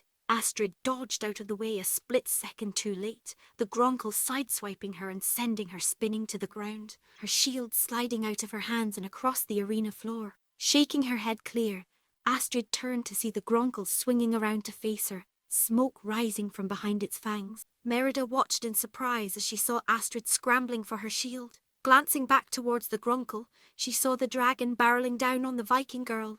She glanced back at Astrid and realised that she wouldn't reach her shield in time. Merida's brow furrowed as she seemed to debate with herself before growling in frustration and tossing her shield and axe to the ground. Mare, Hiccup asked, looking at her in confusion. What are you doing? Something I will probably regret, Merida grumbled as she unslung her bow, drew an arrow, notched it and aimed it at the grunkle as it bared down on Astrid, looking ready to swallow her whole.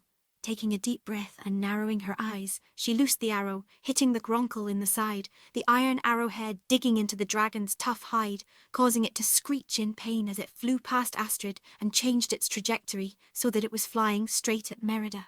Damn, she whispered to herself, her eyes widening as she watched the angry dragon charge towards her.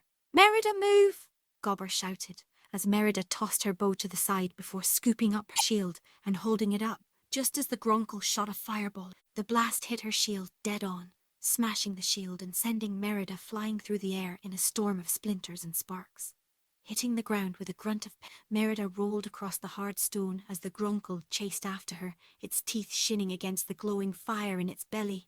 Rolling to a stop, Merida lifted her head up, only to find the grunkle only a few feet away from her, roaring as it moved to bite her in half. Merida! Hiccup shouted, running over as fast as he could and leaping at the grunkle, dropping his axe to grab the shield with both hands as he slammed it into the dragon while throwing all of his weight behind it. The resulting force budged the dragon barely an inch as Hiccup bounced off the grunkle and fell hard onto his back, the shield rolling away. Despite the lack of force behind the blow, it still managed to catch the grunkle's attention, causing it to stop, land, and turn towards him, growling angrily. Hiccup! Merida screamed in fear as she scrambled to her feet. Oh boy, Hiccup whispered as the grunkle crawled towards him, looking ready to bite a chunk out of his hide. I got you, bud! Hiccup heard Fishlegs shout from behind him before he felt one of his friend's large hands wrap around the back of Hiccup's vest before dragging him across the ground as Fishlegs stepped between him and the dragon. Before the Grunkle could react, Fishlegs stepped forward and swung his hammer at Dragon and hit it hard across the jaw, sending it reeling back a few feet. "Fishlegs, what in Thor's name are you den?" Gobber demanded as he watched the large teen in shock. "I don't know," Fishlegs shouted back, shrugging as he scooped up Hiccup's dropped shield with his free hand. "Improvising?" Before he could say anything more, the Grunkle rounded on Fishlegs, biting at him with its massive jaws. Taking a quick step back, Fishlegs avoided the attack before countering by slamming his shield against the dragon's nose. As the Grunkle stumbled back, Fishlegs pressed his advantage and hit the dragon on the jaw with his hammer again, before following up with a backhand that sent the Grunkle completely reeling. "Keep on it, Fishlegs!" Merida shouted encouragingly as she helped Hiccup to his feet. "Dinna give it lug a meat an inch!" As the Grunkle shook its head clear, it turned back towards Fishlegs, snarling viciously at the Viking. Before it could attack him, though, Fishlegs began to bang his hammer against his shield, the loud noise dazing the Grunkle. Pushing his advantage, Fishlegs leapt forward, slamming his shield against the dragon's face again, sending the Grunkle stumbling back some more. Spinning around, Fishlegs swung his hammer up, hitting the Grunkle on its jaw, the force of the blow forcing the dragon onto its hind legs and nearly knocking it onto its back. Trying to continue his attack, Fishlegs thrust his shield at the Grunkle, but was stopped when the Grunkle snapped its jaw at him and bit into the shield. Fishlegs struggled with the Grunkle for a few moments before the dragon wrenched the shield off his arm. The Grunkle thrashed around for a second before tossing the shield aside, sending it crashing into the wall. Fishlegs looked on in surprise, leaving him off guard as the Grunkle slammed head first into him, knocking Fishlegs off his feet before slamming him to the ground. Pinning him to the arena floor with one of its heavy feet, the Grunkle snarled at him for a moment, its yellow eyes locking with his blue. For a split second, Fishlegs and the Grunkle merely stared at each other. Then, just as suddenly, a light began to glow in the back of the Grunkle's throat as it opened its mouth wide and pointed it at Fishlegs. Before the Grunkle could fire the blast, though, Gobber's hook hand suddenly shot out and hooked into the dragon's mouth before yanking it to the side, causing the Grunkle's shot to go wide, slamming into the ground next to Fishlegs' head in a shower of sparks and stone shrapnel. "An at 6, Gobber muttered, as he began to drag the Grunkle away from Fishlegs and towards its pen. "Now gae back to bed, you overgrown sausage!" With that, Gobber spun around before Hammer tossing the Grunkle into its pen, smashing it against the back wall of the pen. As the dragon recovered, Gobber rushed over and slammed the doors shut before sealing them. "I think it might be enough training for today," Gobber sighed as he leaned against the door. "Now that was some serious dragon fighting," Hiccup said with a smile as he and Merida walked over and helped Fishlegs to his feet, Merida slinging her bow back around her shoulders. "You literally pulled my bacon out of the fire back there. I'm sorry to admit I didn't think you had it in you, Fishlegs," Merida added with a chuckle. "Glad you proved me wrong." "Hey!" Astrid shouted, catching their attentions as she stomped over towards them, pointing at Merida. "What the hell was that back there?"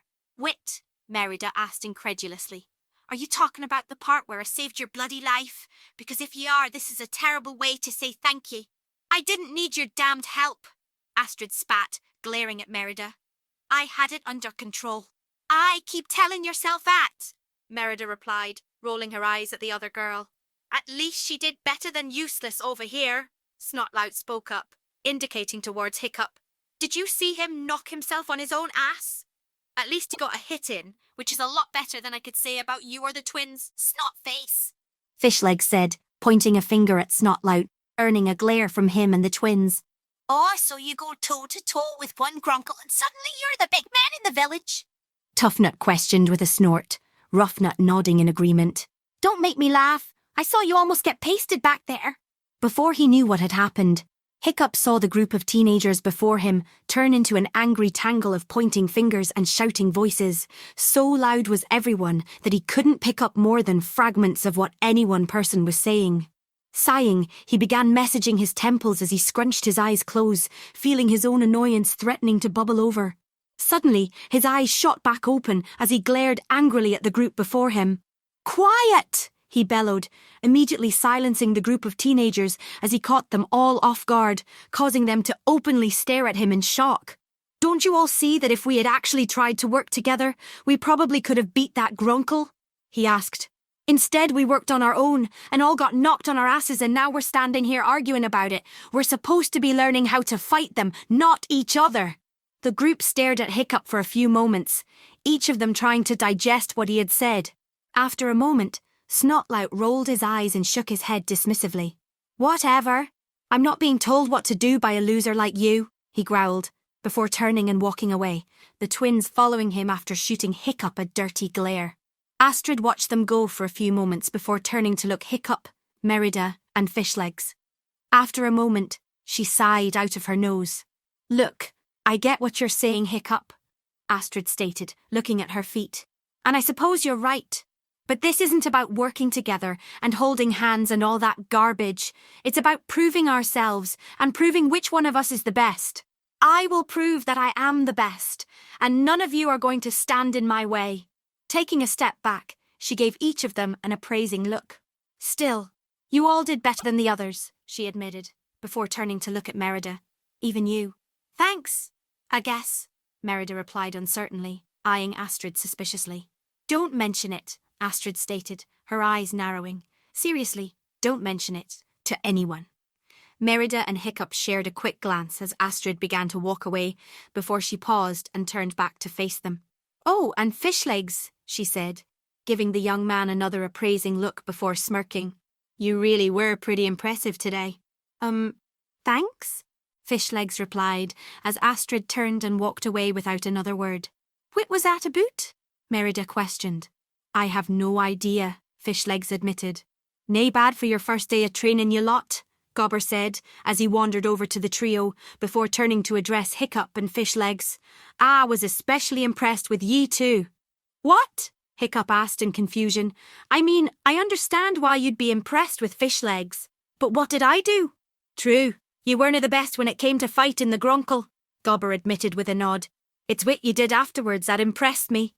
What do you mean? Hiccup asked in confusion. When I was in dragon training with your parents and uncle, we all faced the same problem, Gobber explained. None of us wanted to work together. Your father was a bit of a blowhard back in those days and liked to throw his weight around. Spitelout, well, he was a lot like Snotlout. And Bertha, well, she was a lot like Astrid. And I had more than a few things to prove. Say, you can imagine it didn't take much for us to devolve into shouting matches like the ain you lot had today. If it weren't for ain person, we probably wouldn't have made it through training without killing each other. Who was at person? Merida questioned. Hiccup's mother, Gobber stated, pointing at Hiccup. Val was always the one brokering peace when tempers flared and words got heated. I can see she passed that on to you, Hiccup. It's good to see it again, at compassion, because it's something at this village has been lacking since she passed. Hiccup smiled at Gobber as the large man placed his good hand on the young man's shoulder. As much as I hate to admit it, nae every fight can be won with fire and steel, Gobber stated, a smile on his face. Your mother taught me at say Dana ye gae forgetting it. I won't, Hiccup replied, smiling back, before glancing at Merida as he felt her slip her hand into his and give it a squeeze. Good, Gobber said as he began to lead them out of the arena. And ain more lesson that I should impart on ye after today. Ye hae to be on your toes, because a dragon will always gae for the kill. Always? Merida questioned. Always, Gobber answered seriously before turning and heading out of the arena, not noticing the three teenagers share a meaningful look with one another. Chapter 16. The Weakest Link.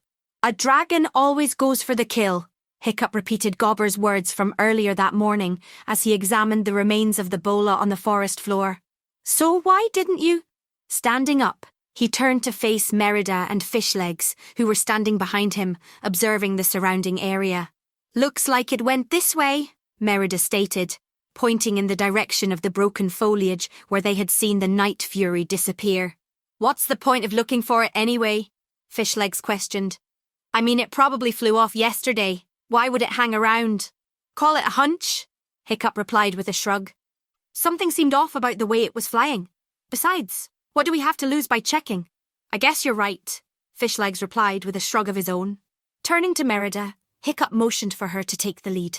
You were telling me about how your dad used to take you on hunting trips, right? Hiccup asked, smiling at her. You think you can take the lead on this?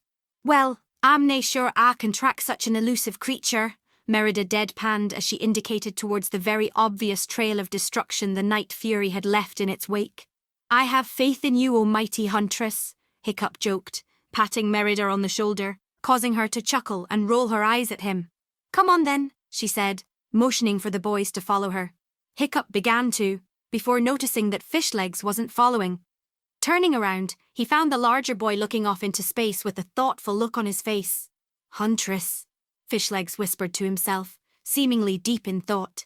Fishlegs? Hiccup asked with concern. You okay, bud? Huh? Fishlegs said, snapping back to reality before shaking his head. Yeah, I'm fine. Just thinking. I'm right behind you guys. All right, Hiccup replied with a smirk, as he and Merida began making their way into the woods down the path the night fury had gone.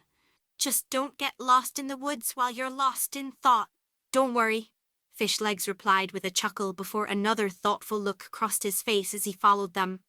I'm with you guys. The trio walked through the woods for a few minutes, Merida in the lead, following the various signs of something large having gone crashing through the forest the day before. Eventually, they came to a large rock wall with evidence that the night fury had gone over it. Finding a crevice in the rock wall that they could fit through, the three made their way through it, coming to a small, isolated valley, largely dominated by a large pond being fed by a small waterfall coming over the wall on the opposite side from them. Ah, didn't see anything else, Merida said as she scanned the valley. Looks like the trail ends here. Damn, Hiccup swore. So much for that idea. What are those? Fishlegs questioned, indicating towards something lying on the ground. Looking down, they noticed what looked like black flakes on the ground. Kneeling down, Merida picked one up to examine it closer. It looks like, she began, but was interrupted when a large shadow suddenly shot by the crevice with a loud roar, startling the three teens. Quickly moving back, they watched as the night fury tried to claw its way up the sheer cliffside that surrounded the valley before falling and swooping over the lake, crashing onto the opposite bank from where the trio hid.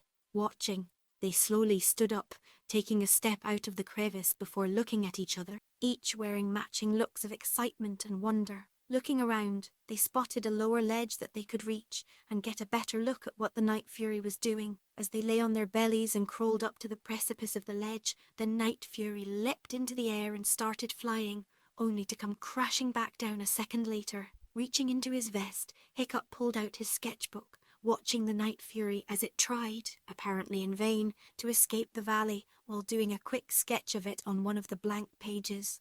Why doesn't it just fly away? Fishlegs questioned as they watched the night fury blast the ground in apparent frustration.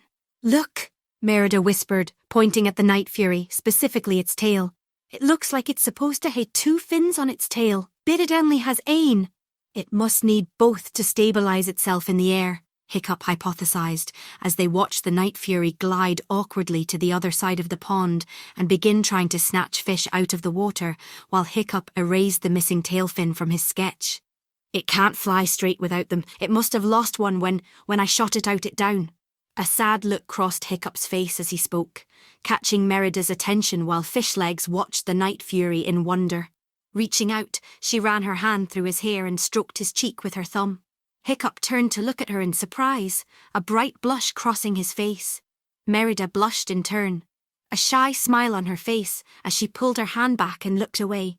Smiling, Hiccup set his pencil down before reaching out and placing his hand on hers, causing her to look back at him and smile. Unbeknownst to either of them, however, the pencil had begun rolling towards the edge of the ledge. Noticing it at the last minute, Hiccup turned and reached out for it, his eyes wide with fear, but missed it, and the pencil went tumbling off the ledge, clattering to the ground. Noticing the pencil fall and hearing it hit the ground. Slowly, the night fury lifted its head, catching sight of the 3 teenagers watching it. It stared at them with an even gaze. Specifically, it stared at Hiccup, holding his gaze as the young man sat up straighter while the night fury tilted its head to the side. I think he likes you, a new yet familiar voice said from behind them, causing them all to jump and almost sending Hiccup tumbling over the ledge. Turning around, they found Hilda standing behind them, watching them with a bemused smile as her pet raven cawed at them. "Hilda!" Merida exclaimed in surprise, holding her hand over heart. "What are you doing here?" "I'm assuming for the same reason you all are," Hilda replied, before indicating to the Night Fury, which was still watching them wearily. "I found the path of destruction that this majestic creature left in its wake and followed it here. I take it you three are the reason it's stuck in this valley?" "Yeah," Hiccup sighed. "It's my fault specifically." "Fault implies you feel guilty about your actions," Hilda observed. "I thought this is what you wanted. After all, no one has ever managed to take down a Night Fury before. That changed. I realized it wasn't some monster, something that needed to be killed," Hiccup explained. "It was scared, just like I was." "So you couldn't do it?" Hilda observed with an enigmatic smile. "Basically," Hiccup replied with a shrug. "So that brings you here?" Hilda asked. "I wanted to know more about it," Hiccup explained. "It had a chance to kill me and Merida, but it didn't take it." "Curious indeed," Hilda agreed.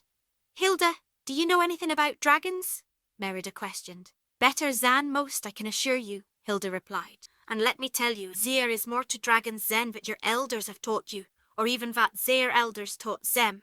"So do you think there's a reason the Night Fury spared us?" Hiccup questioned. "Oh yes, of course," Hilda answered, like it was the most obvious thing in the world. "Dragons are much smarter than your run-of-the-mill animal. They hardly ever do anything without there being a reason for it." "What do you think that reason is?" Hiccup asked. "That, dear writer, is for you to find out," Hilda answered enigmatically. "But I tire of talks of dragons. Shall we return to my home for a cup of tea? There is something I found that I wish to scow you."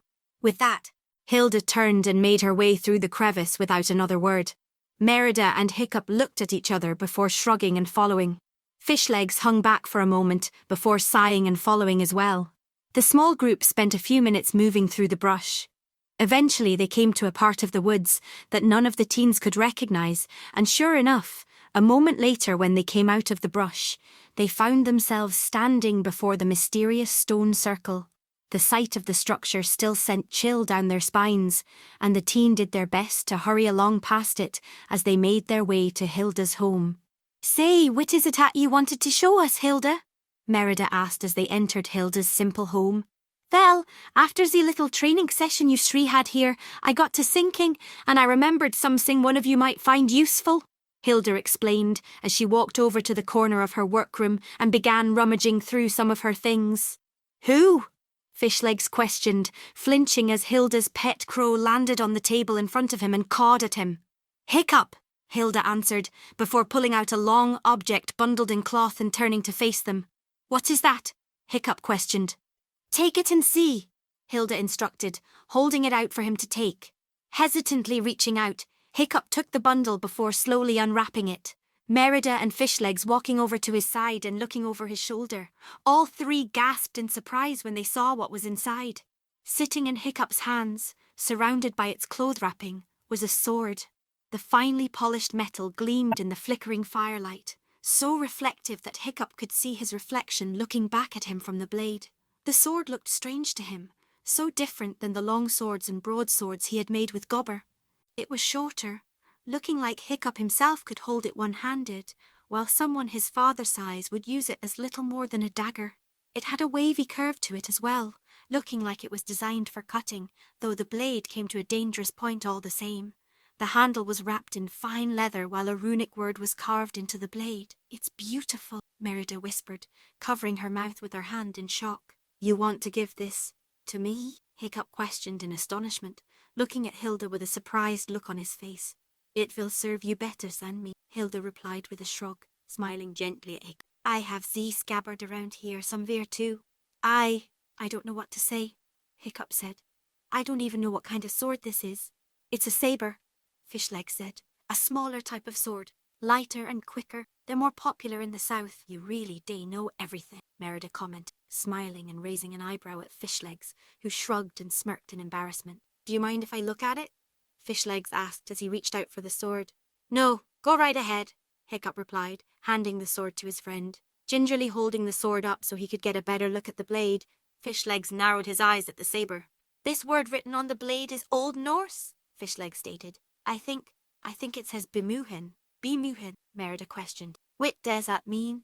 I think it means, Fishlegs mumbled before sighing in frustration. I know I've seen this word before. Endeavor, Hilda spoke up. It means endeavor. Endeavor? Hiccup questioned. Why does it have the word endeavor written on it? Because it's nae a word, Merida stated, a smirk on. It's a name. The sword's name is Endeavor. Hilda nodded, smiling at. Why would you name a sword Endeavor? Any sword was its salt. Hilda gave it a try. Fishlegs handed the sword back to Hiccup, who grasped it by the handle with his left and held it out in front of himself. What do you think? Merida questioned. It's really light, Hiccup commented, twisting the sword in his. Like I said, they're designed to be light, Fishlegs stated. I know. I've just never held a sword this light before, Hiccup explained. It feels good. Fancy a spar? Merida questioned, a wicked gleam in her eye. What? Hiccup asked. Right now? What's the point of getting a fancy new sword if you dinna use it? Merida inquired as she picked up one of their training swords and gave it a twirl. Say, what do you say, Hick? Fancy a Hiccup gulped nervously before smiling uncertainly at the princess. A few minutes later, Hiccup and Merida stood facing each other outside Hilda's home. Fishlegs and Hilda standing to the side with fresh cups of tea in their hand, with Merida's bow and quiver sitting next to them, along with Endeavor's rediscovered scabbard. Hilda, can I ask you a question?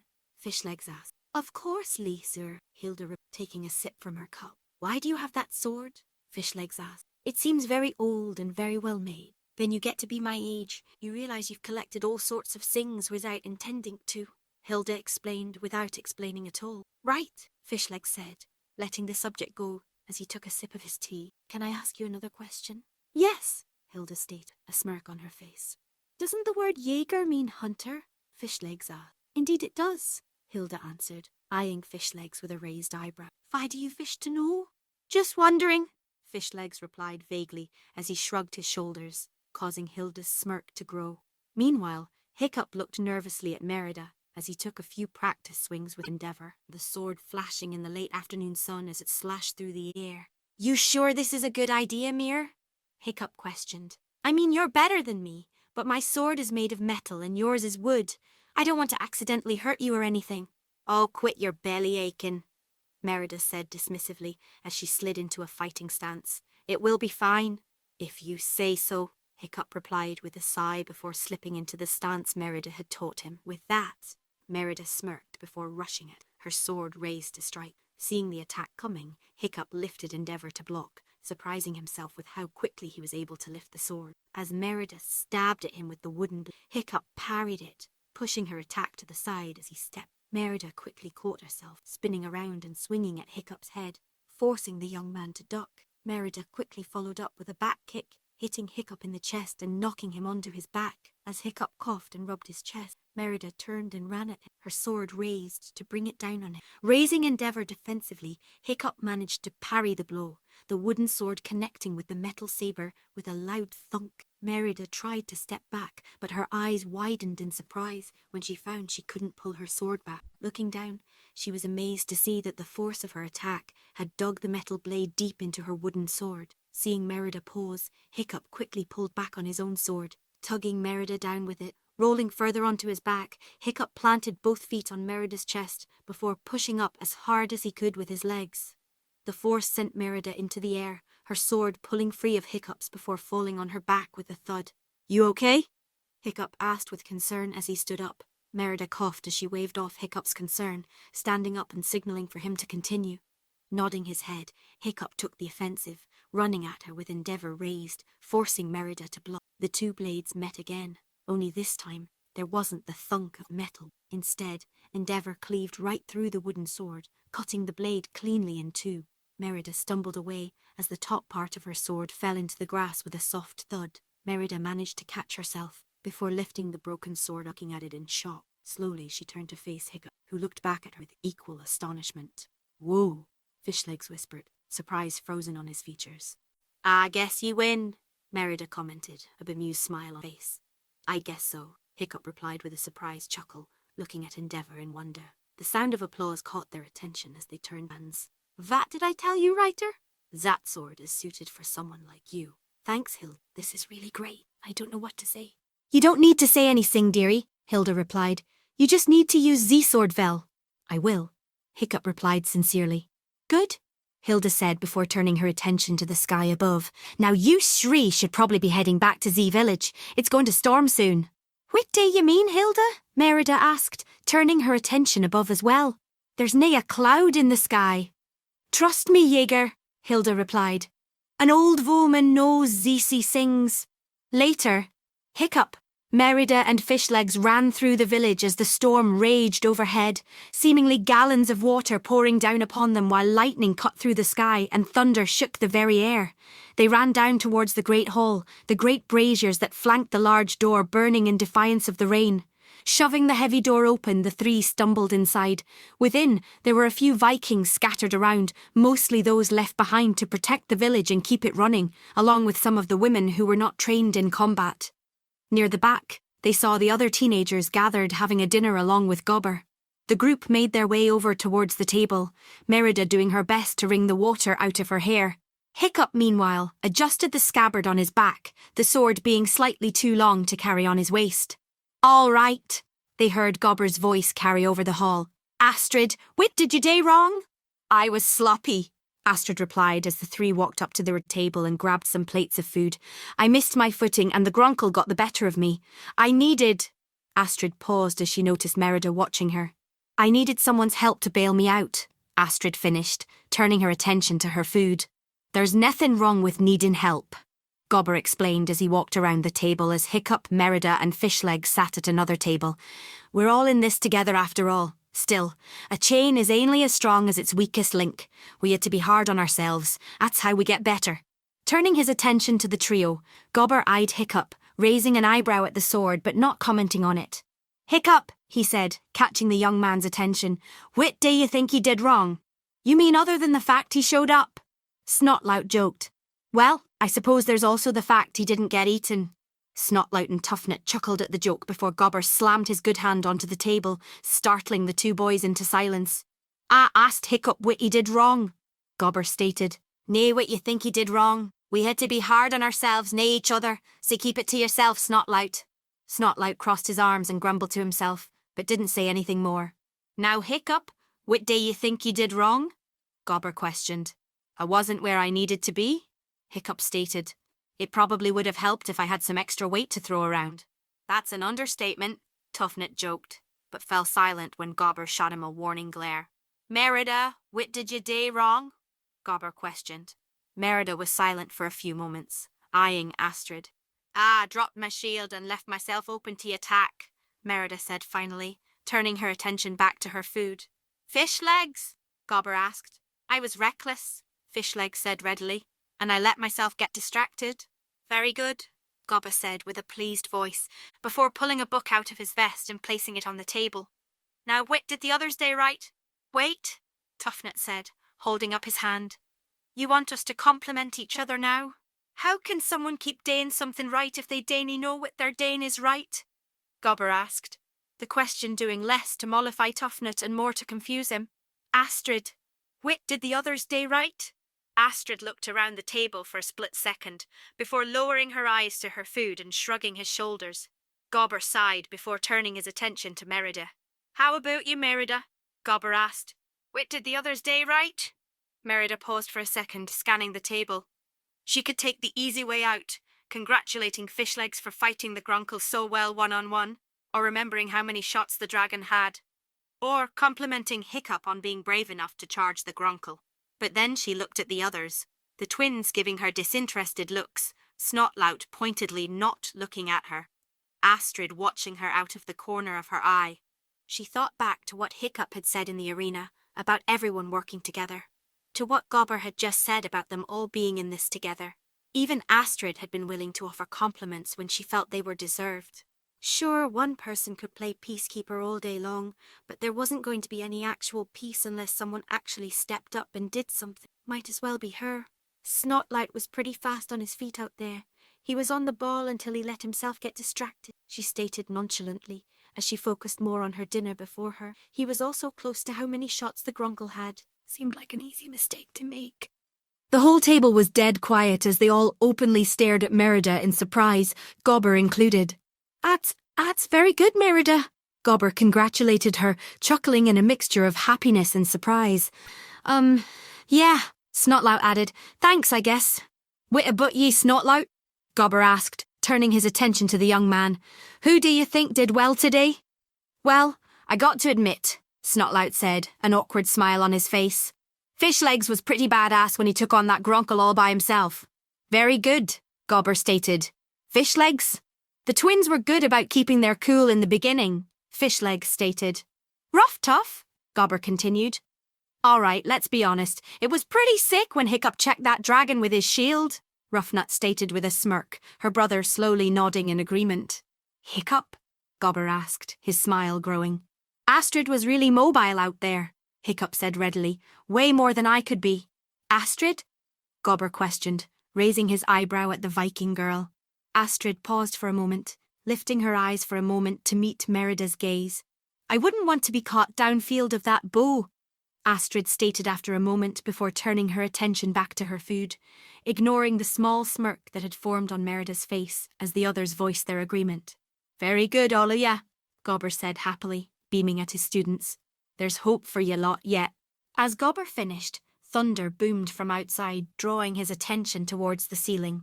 Wanna be an attack tonight, he stated as he began to walk away. Rest up, I'll see ye lot in the morning. The teens bid Gobber goodnight before they slowly began to finish their meals. As they did, Ruffnut rested her head on her hand as she looked quizzically at Hiccup. All right, I've got to ask, she spoke up after a moment, drawing the others' attentions. Where did the sword come from? Oh, this, Hiccup asked nervously. I, made it.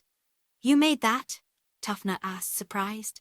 Hiccup's an amazing weaponsmith, Merida quickly spoke up, unslinging her bow before placing it on the table. He made my bow too. Whoa, really? Ruffnut asked in wonder, hesitantly reaching out. Can I touch it? A quick instance of panic shot through Merida as she shot a glance at Astrid, who was watching her in turn. Bringing her attention back to Ruffnut, though, all she saw in the other girl's eyes was genuine interest. Yeah, sure, she said hesitantly after a moment, which was all the permission Ruffnut needed to scoop the bow off the table and hold it in front of her. She looked at the bow in wonder, Tuffnut wearing a matching expression as he looked over her shoulder at the weapon. Even Snotlout leaned in to get a closer look. These carvings are sick, Ruffnut said, running her thumb over them as she lifted her eyes to look at Hiccup. You really made this? Yeah, Hiccup replied, scratching the back of his head in embarrassment. Got the wood from the forest and everything. Sweet, Ruffnut whispered in appreciation as she turned her attention back to the bow. How far does it shoot? Tuffnut questioned. Dinny really know, Merida replied with a shrug.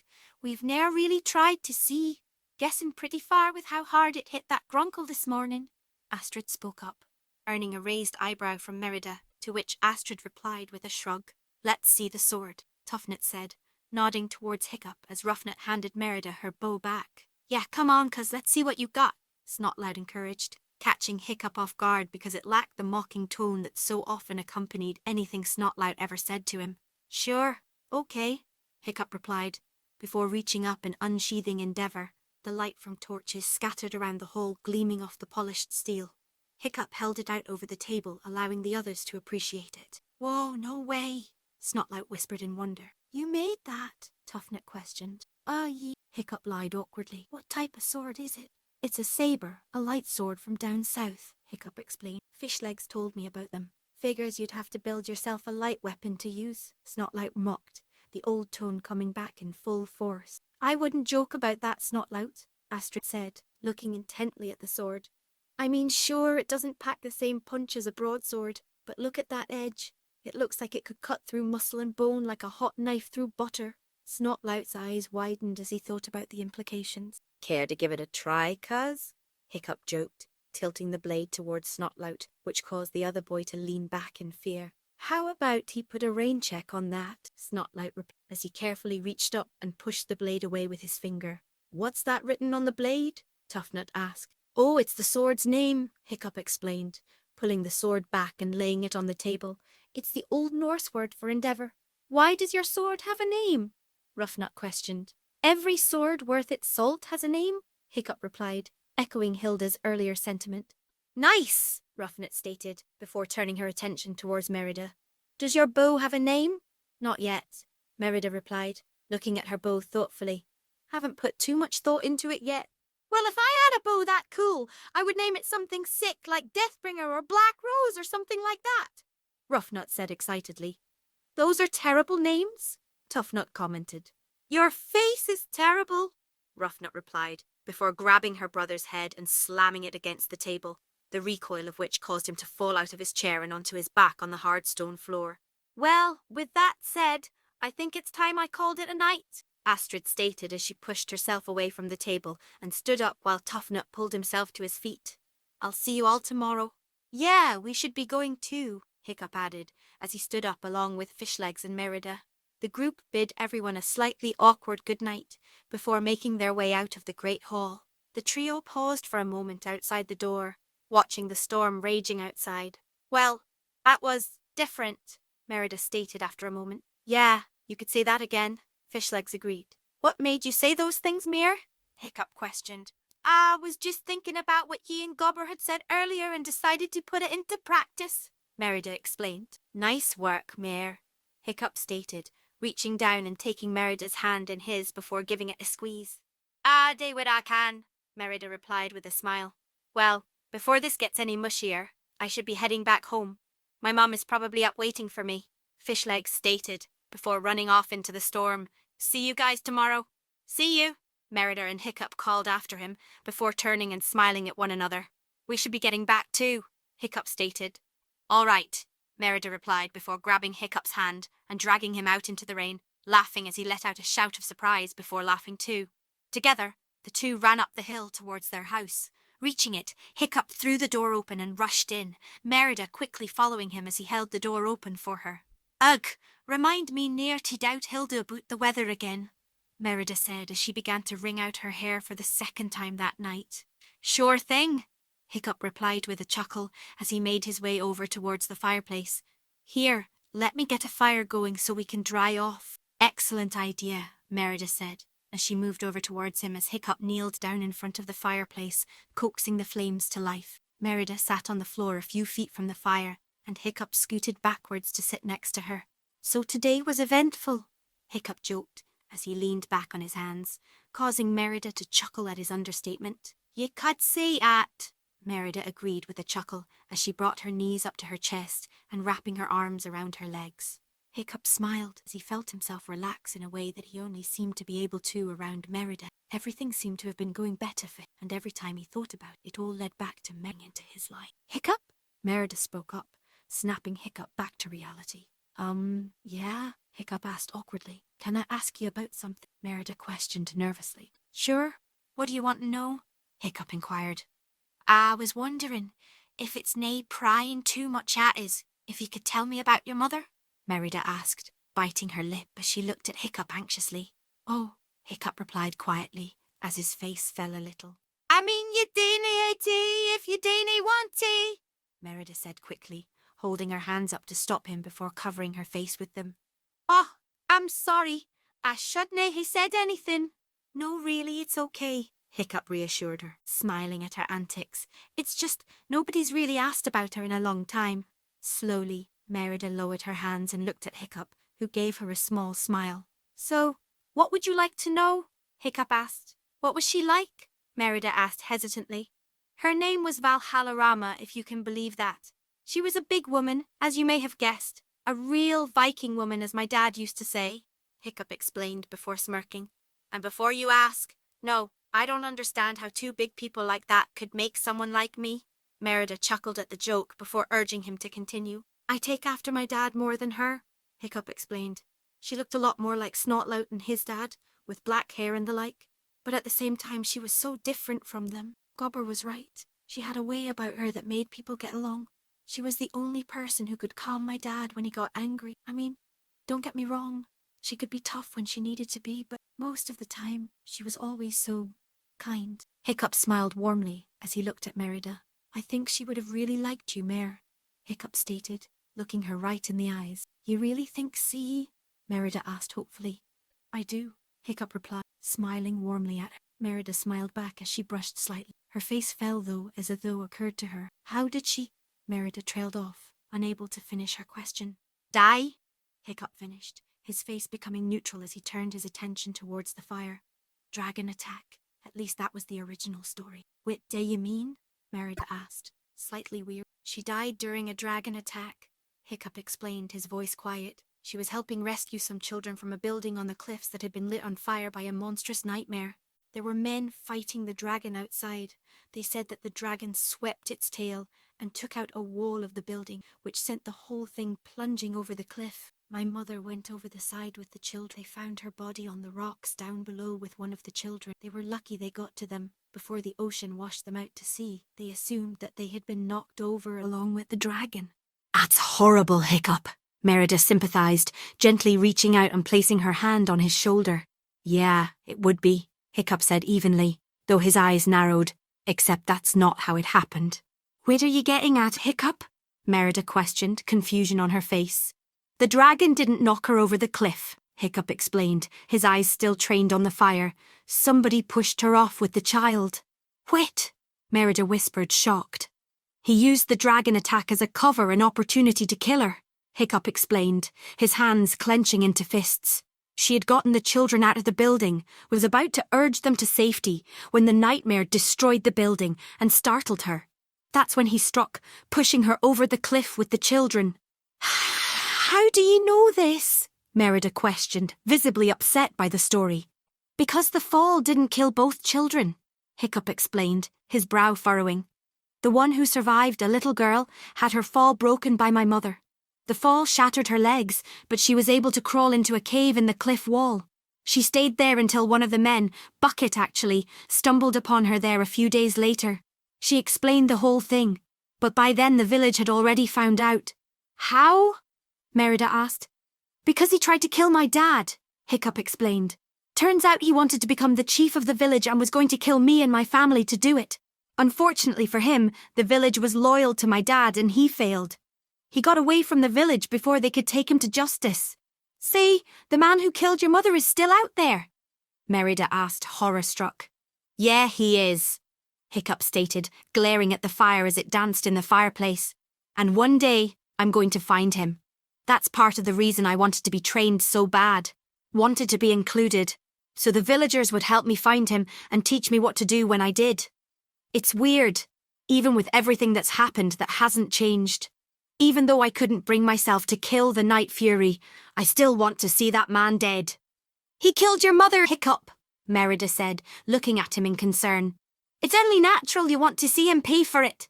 I guess, Hiccup sighed, finally turning from the fire and looking at Merida, the anger flowing out of his eyes, leaving only sadness in its wake.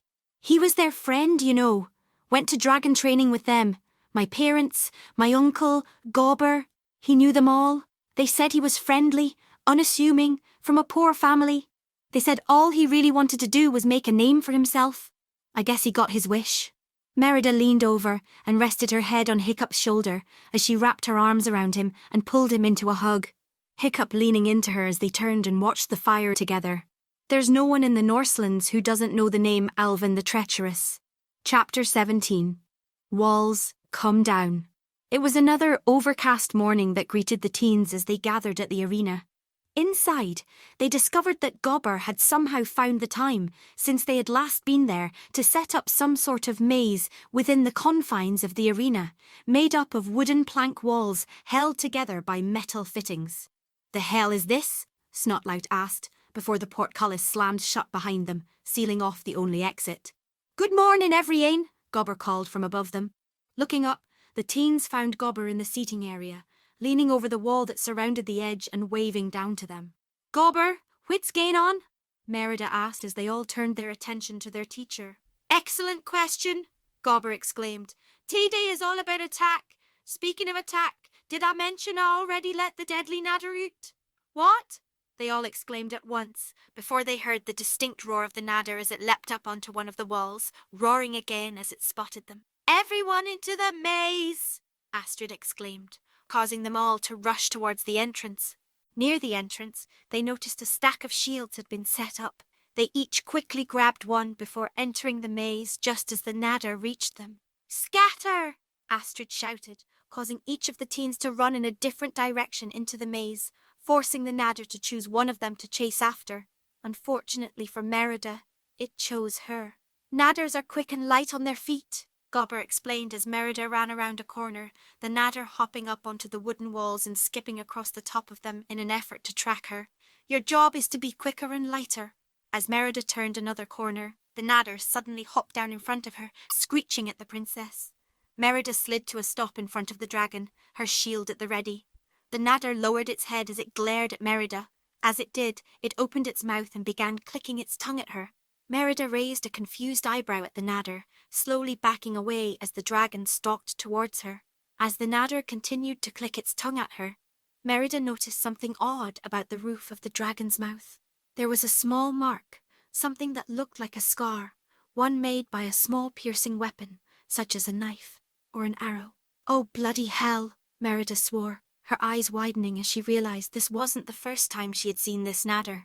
It's ye! Hissing as it seemed to realize Merida recognized it, the Nadder snapped its tail at her, sending half a dozen of its spines flying towards her. Seeing them coming, Merida quickly lifted up her shield, half of the spines thudding against the hard wood as the others sailed by her. Ha! Merida laughed mockingly at the Nadder. I was ready for ye at time. Hissing at her, the Nadder opened her mouth, which began to glow red as it prepared to shoot a fireball at her. Oh, Merida whispered to herself, her eyes going wide. Right. Merida dove to the side as the ball of fire shot through the air, the heat rippling the air as it flew by and slammed into one of the maze walls, cracking and charring it. Merida quickly pushed herself to her feet as the Nadder charged at her, its jaws open wide. Oh, sod this! Merida swore before grabbing the shield like a discus and threw it at the Nadder, hitting the dragon right on its nose. The Nadder howled in pain as it stumbled to the side, slamming into the wall and sliding against it as it fell to the ground, its spines gouging the wood as it went. Merida quickly jumped to the side before running around the Nadder, racing around a corner as the dragon recovered. Hissing, the Nadder hopped back up onto the walls and resumed hunting the teenagers. Running around another corner, Merida almost ran full speed into Ruff and Tuff. Whoa! Ruff exclaimed, grabbing onto Merida's shoulders and stopping her before she knocked the blonde over. Easy there. Where's the Nadder? Tuff asked, looking around wearily. Hot on my tail, probably, Merida said, glancing over her shoulder as she unslung her bow from her shoulders. It's got it out for me. Why would a dragon have it out for you? Ruff asked as Tuff walked up towards the corner and peeked around it. Because during a dragon attack a while back, I shot it in the mouth, Merida explained as she notched an arrow on the bowstring. You shot it in the mouth? Ruff asked, clearly impressed. Damn, you get more badass every time I talk to you. As they talked, Fishleg suddenly came running around another corner, the Nadder right on his heels. As he ran, the Nadder fired another bunch of spines, which he spun around to deflect with his shield, almost tripping over his feet as he did. Gobber! Fishlegs called as he ran towards the others. I'm really beginning to question your teaching methods. Look for its blind spot, Gobber instructed as Fishlegs ducked around the corner. Toughnut had been looking around, leaving Merida and the twins directly in the dragon's path. Every dragon has an, find it, hide in it and strike. Merida and the twins quickly lined up directly in front of the Nadder's nose as closely as they could. Toughnut in front and Merida in back, all three hiding in the blind spot in the dragon's vision. As the dragon snorted at the air in confusion, it blew a blast of air in their faces, causing the girls to gag. Do you ever bathe? Ruffnut choked as the three tried to stay in the Nadder's blind spot, following the dragon as it bobbed its head about, sniffing the air. You smell like month-old cabbage, Merida gripped. Look, if you two don't like it, then you can get your own blind spots, Tuff groused before shoving back against his sister, pushing her into Merida. How about I give you a blind spot? Ruff shouted as she grabbed Tuff and spun him around as she pulled her arm back to punch him. As she did, the Nadder hissed in anger before opening its mouth to prepare to shoot a blast of fire. Doon! Merida shouted before tackling the twins to the ground as the blast of fire shot over them. Move! Merida shouted, hopping to her feet and doing her best to drag the twins with her, dropping the arrow she had notched in her bow as she did. As the teens got back to their feet, the Nadder roared at them and snapped at them with its teeth. Merida dodged out of the way as the twins stumbled to the side. Run! Tuff yelled as he, Ruff and Merida turned and ran around the corner, the Nadder screeching at them as it gave chase. As you can see, blind spot, yes. Deaf spot, nae see much, Gobber said with a laugh as he watched the teens flee from the nadder. Stopping at a point where he could see Gobber, Hiccup looked up at his teacher. Yeah, so, how would one sneak up on a night fury? Hiccup questioned. Nae ain's ever met ane and lived to tell the tale, Gobber replied, sighing in exasperation. Now get in there. I know, but hypothetically, Hiccup said as he began to walk away from Gobber. Hiccup, he heard Astrid harshly whisper at him. Turning, he saw Astrid and Snotlout crouched by a corner looking back at him.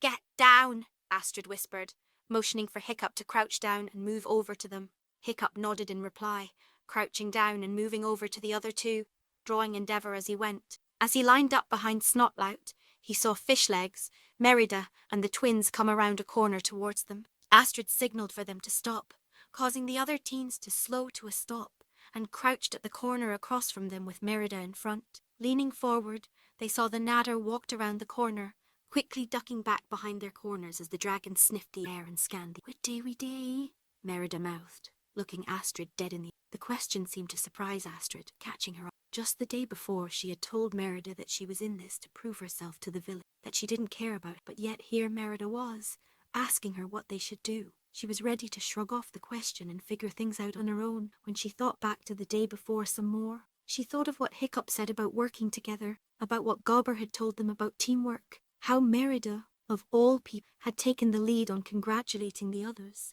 Maybe Merida and the others were onto something. After all, charging in against the nadder like this by herself was a stupid move, especially when they had numbers and the element of surprise on their side. It'd be dumb not to take advantage of it, regardless of her feelings. We need to lure it into a trap, Astrid whispered. If we can get it around the corner, we can all jump it before it knows what's happening. I can lure it, Merida said. Astrid merely raised an eyebrow. Trust me, Merida whispered. Astrid sighed before nodding, looking away from Merida and putting her axe down. She caught the attention of Fishlegs and the twins. Motioning to herself, Snotlout and Hiccup, she pointed to the nadder before she pantomimed someone walking and tripping. Then, pointing at them, she balled her hand into a fist before slamming it against her palm. She raised an eyebrow at the others, earning nods in reply. Turning her attention back to Merida, Astrid nodded towards her, to which Merida nodded back. Hopping to her feet, Merida ran around the corner, waving her arms and jumping up and down. Oi! She shouted at the nadder, which whipped its head around to look at her. Over here! Come and get me, you overgrown salamander! Spinning around, she shook her behind mockingly at the nadder, before turning around again and sticking her tongue out at the dragon. The nadder shrieked in anger before charging at Merida, its wings spread and its jaws open wide. Merida spun on her heel and rushed back around the corner that she'd been hiding behind, the nadder chasing after her. Now! Astrid exclaimed, as she, Snotlout and Hiccup jumped into action. Snotlout swung his mace at one of the nadder's legs, hitting it on the knee. At the same time, Astrid swung her axe, hitting the nadder on the shin with the broadside of the axe head. As the nadder cried out in pain and surprise, Hiccup threw himself at the base of the dragon's tail, slamming his shield against the beast, sending it tumbling forward onto its front. Get it! Tuff shouted, as he, his sister, and Merida jumped onto the front of the dragon, trying to pin down its head and its wings, while Snotlout, Astrid and Hiccup jumped on its lower body, Snotlout and Astrid grabbing onto its legs, and Hiccup grabbing the tail. Hit it, Fishlegs! Merida exclaimed, looking at Fishlegs, who tossed aside its shield and grabbed his hammer with both hands before rushing at the dragon with it raised. Seeing him coming, the nadder began to thrash around, trying its best to throw the teenagers off. As it did, it lifted its tail up, Hiccup's weight proving insufficient to hold it down. Hiccup grasped the tail as the nadder lifted up, taking care not to impale himself on one of the many spines sticking out. Thrashing its tail to the side, the nadder flung Hiccup off, causing the young man to go flying through the air before slamming into one of the wooden walls, causing it to shake and almost fall over as Hiccup slid back to the ground. Groaning in pain, Hiccup raised his head in time to see the nadder lash its tail at Fishlegs, forcing the young man to roll out of the way as the deadly spines flew through the air towards him, embedding in a wall further down the hallway. As Fishlegs and Hiccup recovered, the nadder began thrashing around, throwing off the teens as it stood up and roared. Rearing back, the dragon shot a ball of fire towards where Merida and Fishlegs were standing. Their eyes widened in surprise before diving out of the way as the fireball shot past and slammed into a wooden wall with enough force to knock it over, sending the structure falling to the ground in a cloud of dust and smoke. "Now what?" Snotlout exclaimed. Looking at the collapsed wall, a thoughtful look crossed Hiccup's face before his eyes narrowed determinedly. "New plan!" Hiccup exclaimed, pushing himself all the way back to his feet. "Fishlegs, Snotlout, Toughnut, you guys are with me." "Hold up," Snotlout said angrily. "I don't remember agreeing to follow you anywhere useless."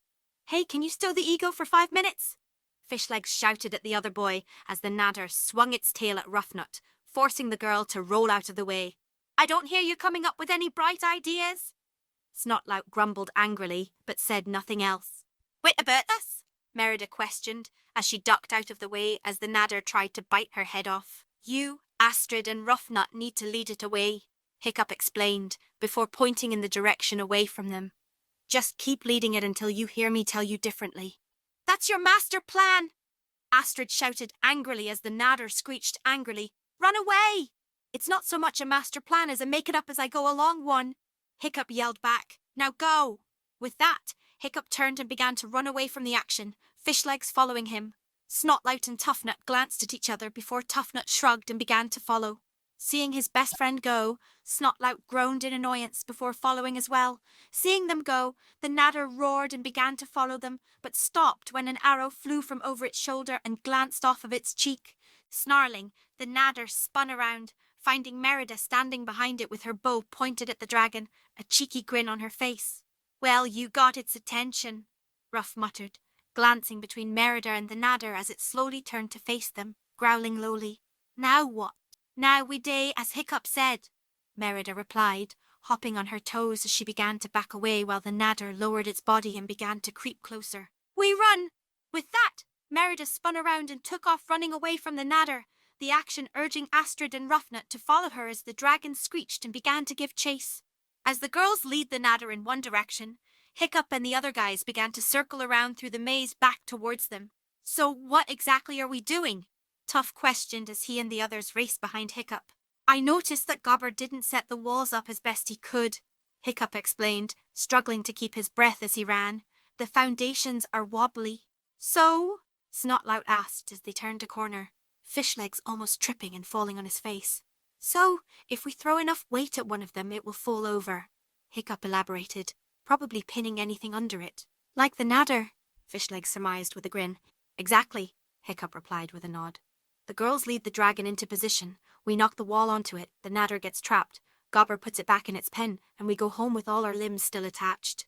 "I've heard worse plans," Tough commented as they turned another corner. As they did, they heard the screeching of the nadder somewhere nearby, followed by the flash of fire from behind one of the walls. "Merida!" Hiccup shouted, coming to a stop with the other behind him. "Hiccup!" he heard Merida call over the wall directly in front of them. "Mer, lead the nadder in front of this wall," Hiccup called as he ran up to the wall and began knocking. "All right!" Merida shouted, as she and the other girls lead the nadder into position. As soon as the nadder was in front of the wall, Astrid and Roughnut tumbled around it, the three girls forming a triangle around the dragon. Astrid and Roughnut quickly began banging on their shields, the sound causing the nadder to shake its head as it tried to fight off the daze the sound caused it. "Whatever you guys are going to do, you better do it soon," Astrid exclaimed as the dragon began to turn towards her, growling angrily. Nodding to himself, Hiccup backed away from the wall, motioning for the other boys to line up with him. As the boys prepared themselves, the nadder lashed out at Astrid with its tail. Astrid managed to duck below the attack, but was unprepared as the nadder flicked its tail back towards her, sending a salvo of spines flying at her. Two of the spines hit Astrid's shield, which caught her off guard and knocked her defense to the side, which left her open as a third spine sliced her arm. Astrid cried out in pain as she grasped the wound as blood began to seep down her arm, dropping her weapon and shield in the process. "Astrid!"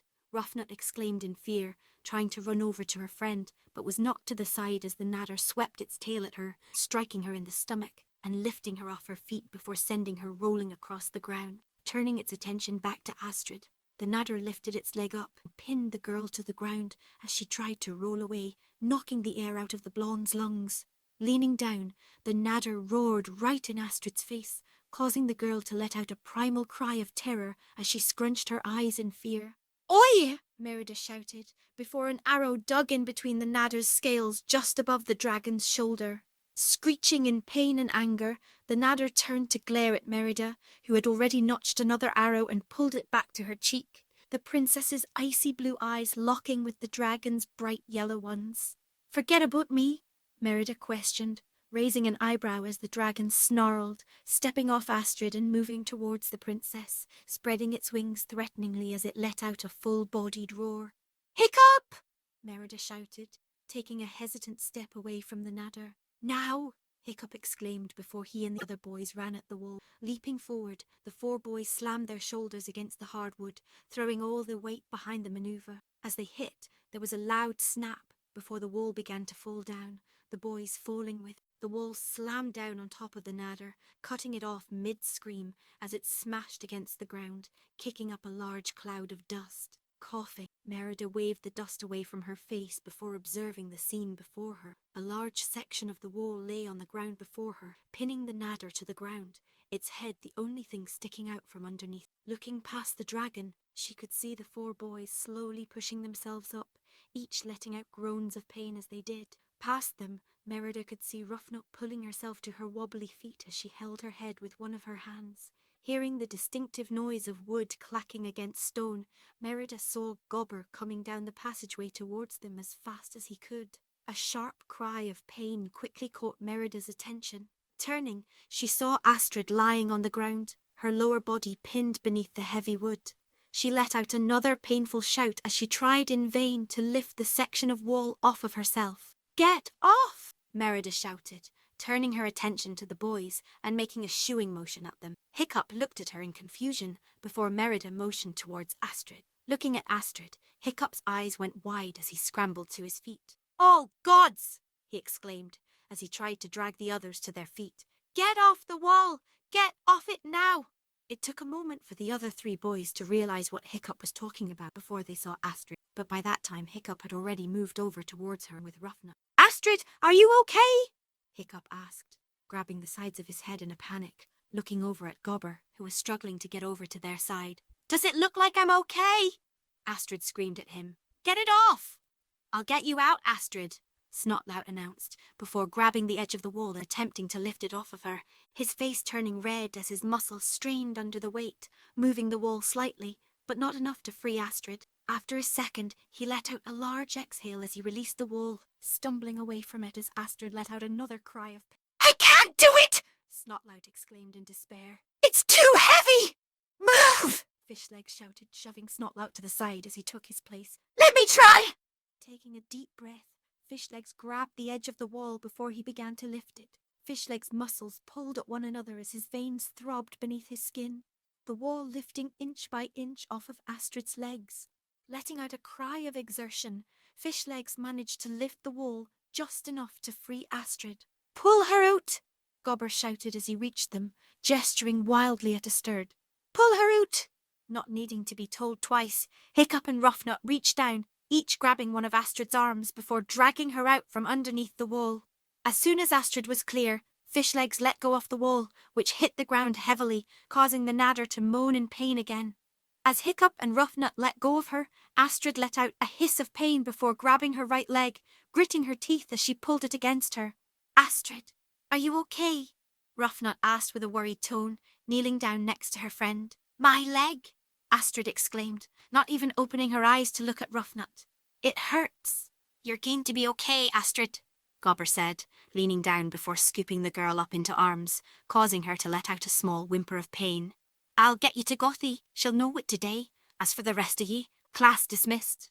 As Gobber began to walk away, Hiccup watched him go with a worried expression, at least until he felt someone grab his shoulder and spin him around, coming face to face with Snotlout's angry glare. "This is all your fault!" Snotlout exclaimed, pointing an accusing finger right in Hiccup's face. "I knew we shouldn't have listened to your stupid plan. I had no idea that something like this was going to happen," Hiccup yelled back, holding his hands up in front of himself as he took a step away from his cousin. "You should know by now that your stupid ideas always mess up in the end," Snotlout growled, taking another step closer to Hiccup. He tried to move closer still, but was stopped when some put their hand on his chest and pushed him back. Turning to the side, he saw Ruffnut standing there with her arm extended. Her eyes narrowed dangerously at him. "It wasn't his fault, Snotlout, and you know it," Ruffnut said evenly, before motioning towards the pinned Nadder. "Also, did you forget about the part where his plan helped us actually take down a dragon?" Snotlout snarled at Ruffnut and moved to say something, but stopped when he felt someone place a hand on his shoulder. Turning, he found Tuffnut standing next to him. "Ease up, man," Tuffnut said. "It was an accident. There was no way any of us could have known this would happen. I mean, you went along with the plan just like she did. It's nobody's fault." Snotlout just looked at his best friend like he had grown a second head for a few moments before shaking his head angrily and pulling his shoulder from Tuffnut's grasp. "I can't believe I'm hearing this," Snotlout growled angrily before he began to walk away. "Whatever, I'm out of here." The 5 teenagers watched Snotlout as he went, before turning to each other as he turned out of sight. "Thanks for that," Hiccup said to the twins, looking at them with trepidation. "Don't worry about it," Tuffnut replied with a shrug. "What you said the other day about working together turned out to be true. Just harder for some of us to accept, I guess."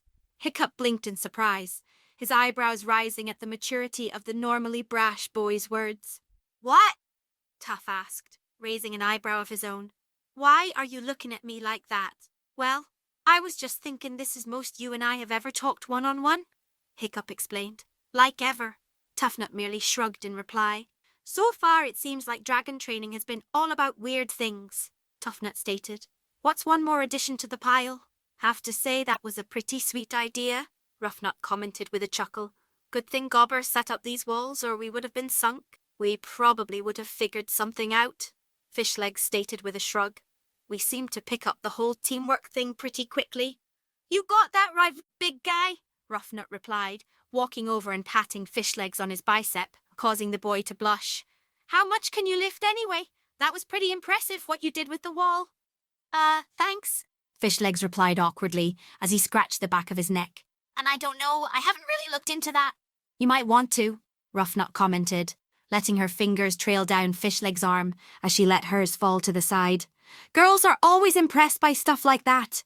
Fishlegs coughed nervously into his hand as his face turned beet red as Ruffnut grinned. Tuffnut rolled his eyes, and Merida and Hiccup shared a quick glance, raising their eyebrows at one another. "Anyway, we should probably get going too," Tuffnut spoke up as turned to leaving, grabbing his sister's arm and dragging her along behind him. "See you guys later." "Yeah, by the way, 6 shots with that bow red," Ruffnut said, pulling her arm out of her brother's grasp and pointing a finger at Merida as the two of them left. "Look forward to working with you again in the future." Thanks," Merida replied awkwardly. "I think—" As they left, Merida turned to look at Fishlegs and Hiccup. "Is she always like at?" Merida questioned, pointing in the direction the twins had gone. "More or less," Fishlegs replied. "What are we going today about the Nadder?" Merida questioned, gesturing towards the dragon that still lay under the section of collapsed wall. "I guess we'll have to leave it here until Gobber comes back to put it in its pen," Fishlegs said with a shrug. "You think it will be okay?" Hiccup asked, a note of concern in his voice. "Looks fine for now," Fishlegs commented, before motion towards the way the others had gone. "We should probably be heading out too." "Yeah," Hiccup replied with a nod, before he and Fishlegs began to head in the indicated direction. Glancing back, he saw Merida looking down at where the Nadder was laying. "You coming, Mer?" Hiccup asked. "Aye," Merida replied, shaking her head as if she was coming out of a daze. "I'm right behind you." Hiccup nodded in reply before turning and walking along with Fishlegs. Merida began moving to follow before pausing to glance back down at the Nadder, which was watching her with one of its yellow eyes. "Well, guess I'll be seeing ya," Merida commented good-naturedly, smirking at the Nadder before turning and walking away.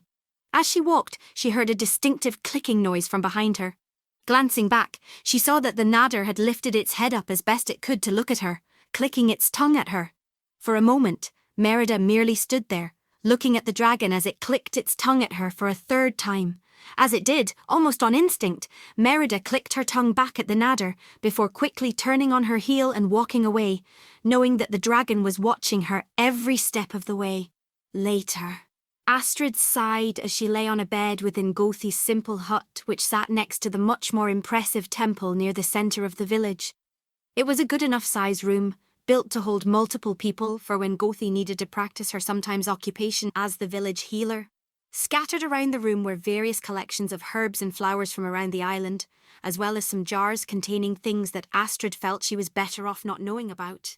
Various fetishes were hung around the room, and Astrid noticed a holy symbol carved into the section of the roof above her head. Groaning due to the throbbing in her foot, Astrid glanced down at it. Her right foot sat elevated at the end of the bed, her right boot sitting at attention on the floor under it. Gothi had said that Astrid had hurt her ankle and the muscles in her leg when the wall had fallen on her. No permanent damage, luckily. Astrid would just have to give it time to heal. In the meantime, Gothi had wrapped Astrid's leg in a bandage soaked with a potion that Gothi said would ease the pain and bring down the swelling. As Astrid observed her leg, she let out an annoyed grumble before scratching at the bandage around her arm. For the cut she had received from the Nadar's spine, Gothi had applied a stinking pink paste to the wound before wrapping it in a bandage as well. Much to Astrid's annoyance, she quickly discovered that, when dry, the paste itched like nothing she had ever experienced. She quickly figured out that the bandage was probably more to keep Astrid from scratching the paste off than to protect her from any sort of infection. As Astrid lay miserably on the bed, Gothi hobbled in, carrying a Y-shaped stick that seemed sized for someone of Astrid's size. "Here you go, child," Gothi said happily, holding the stick out for Astrid to take as the girl sat up in bed. "This will help you move around when you have to, but remember, not too much. The best way to ensure your leg heals quickly is to stay off of it." "Yes, Gothi," Astrid sighed as she took the crutch from the elder. "And make sure you apply this to your cut every night until it is healed," Gothi instructed, handing Astrid a small jar of the pink paste, the girl having to fight to keep from scrunching her nose up in disgust. "Yes, Gothi," Astrid grumbled as she stood up and put the crutch under her armpit, leaning on it instead of her injured leg. "Is something troubling you, child?" Gothi asked, raising a questioning eyebrow up at Astrid. "No, nothing, it's just," Astrid said before trailing off, avoiding eye contact with Gothi. "Come now, child, you can talk to me," Gothi urged, smiling warmly at Astrid, who looked down at the older woman and sighed. "It's just, I feel like I'm not proving myself like I should be," Astrid explained. "We've only had 2 sessions, and already I'm injured when the others are fine. I'm supposed to be the best, but I keep getting shown up by Fish Legs and Hiccup and that little Highlander." Astrid trailed off, opting to instead let out an angry grunt as she gripped the crutch so tightly her knuckles turned white. Gothi watched the display with a small smile on her face. "Are you having problems with Princess Merida?" Gothi questioned. "Of course I'm having problems with her," Astrid shouted. "You know what happened to my father, her people, the people her family rules, killed him. Killed him in war, child," Gothi stated. "Your father went into battle, knowing full well he could die." "That doesn't matter," Astrid snapped, feeling her anger rising. "Her people killed my father." "She is not her people," Gothi argued. "He died fighting them," Astrid spat. "That's all that matters." "Your father died with honor," Gothi said, urging Astrid to listen to reason. "I don't care about his honor," Astrid shouted, her eyes watery from barely suppressed tears.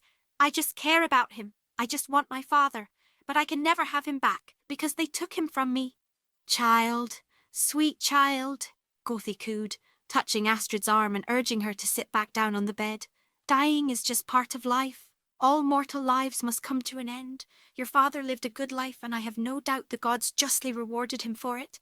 He would want you to remember him. He would want you to mourn him. But this, child, no parent would want this." What do you mean?" Astrid asked, wiping at the tears that threatened to spill down her cheeks. "This anger that you've kept locked up in you all these years. It's not good, child. It's not good at all," Gothi explained, before reaching up and gently touching the bandage on Astrid's arm. "This anger is like a wound, and by keeping it fresh within your heart, you've allowed it to fester. I promise you, child, if you do not find a way to let go of your anger, to release that which has plagued you for so long, one way or another, it shall be the death of you." Astrid fell silent as she looked into Gothi's imploring eyes, feeling the weight of the elder's words sink into her somewhere within the core of her being. "The princess might be your best bet to release some of this anger," Gothi continued. "Has she, as herself, done anything to you that you cannot forgive? She..." She hasn't done anything to me at all, Astrid said, her voice barely above a whisper. She saved my life twice now. The two fell into silence, Gothy allowing Astrid to collect herself as she knew the young girl had more to say. But I have done things to her, Astrid continued after a moment. Awful things. That, Gothy said, smiling warmly at Astrid, is what forgiveness is for. What if I can't ask for it? Astrid questioned, clearly conflicted. And what if she won't give it? All good things come with time, child, Gothy said reassuringly as she placed her hand on Astrid's. All good things come with time. Chapter 18. A Dance with a Dragon. The late afternoon sun hung over the small cove, the high rock walls casting long shadows across the pond at its centre. The entire valley was still and quiet, seemingly empty from where the three teenagers stood, looking out at it from the crevice in the rocks they had made their way down to. Fishlegs stood in front, his girth and the shield he was carrying almost blocking the entirety of Hiccup and Merida's view as they huddled behind him. Do you see it, Fishlegs? Hiccup asked, peeking over the taller boy's shoulder, a raw fish tucked under his arm. No, Fishlegs replied, before gulping nervously. Well, we can't stand here all afternoon, Merida stated, before giving Fishlegs a small shove to urge him forward. Fishlegs gulped again before he slowly began inching towards the valley entrance. As he did, the crevice narrowed, and the edges of his shield became jammed in the rocks, refusing to budge another inch forward. Fishlegs blinked in surprise and tried to pull the shield back, but found that the shield was stuck in the rocks.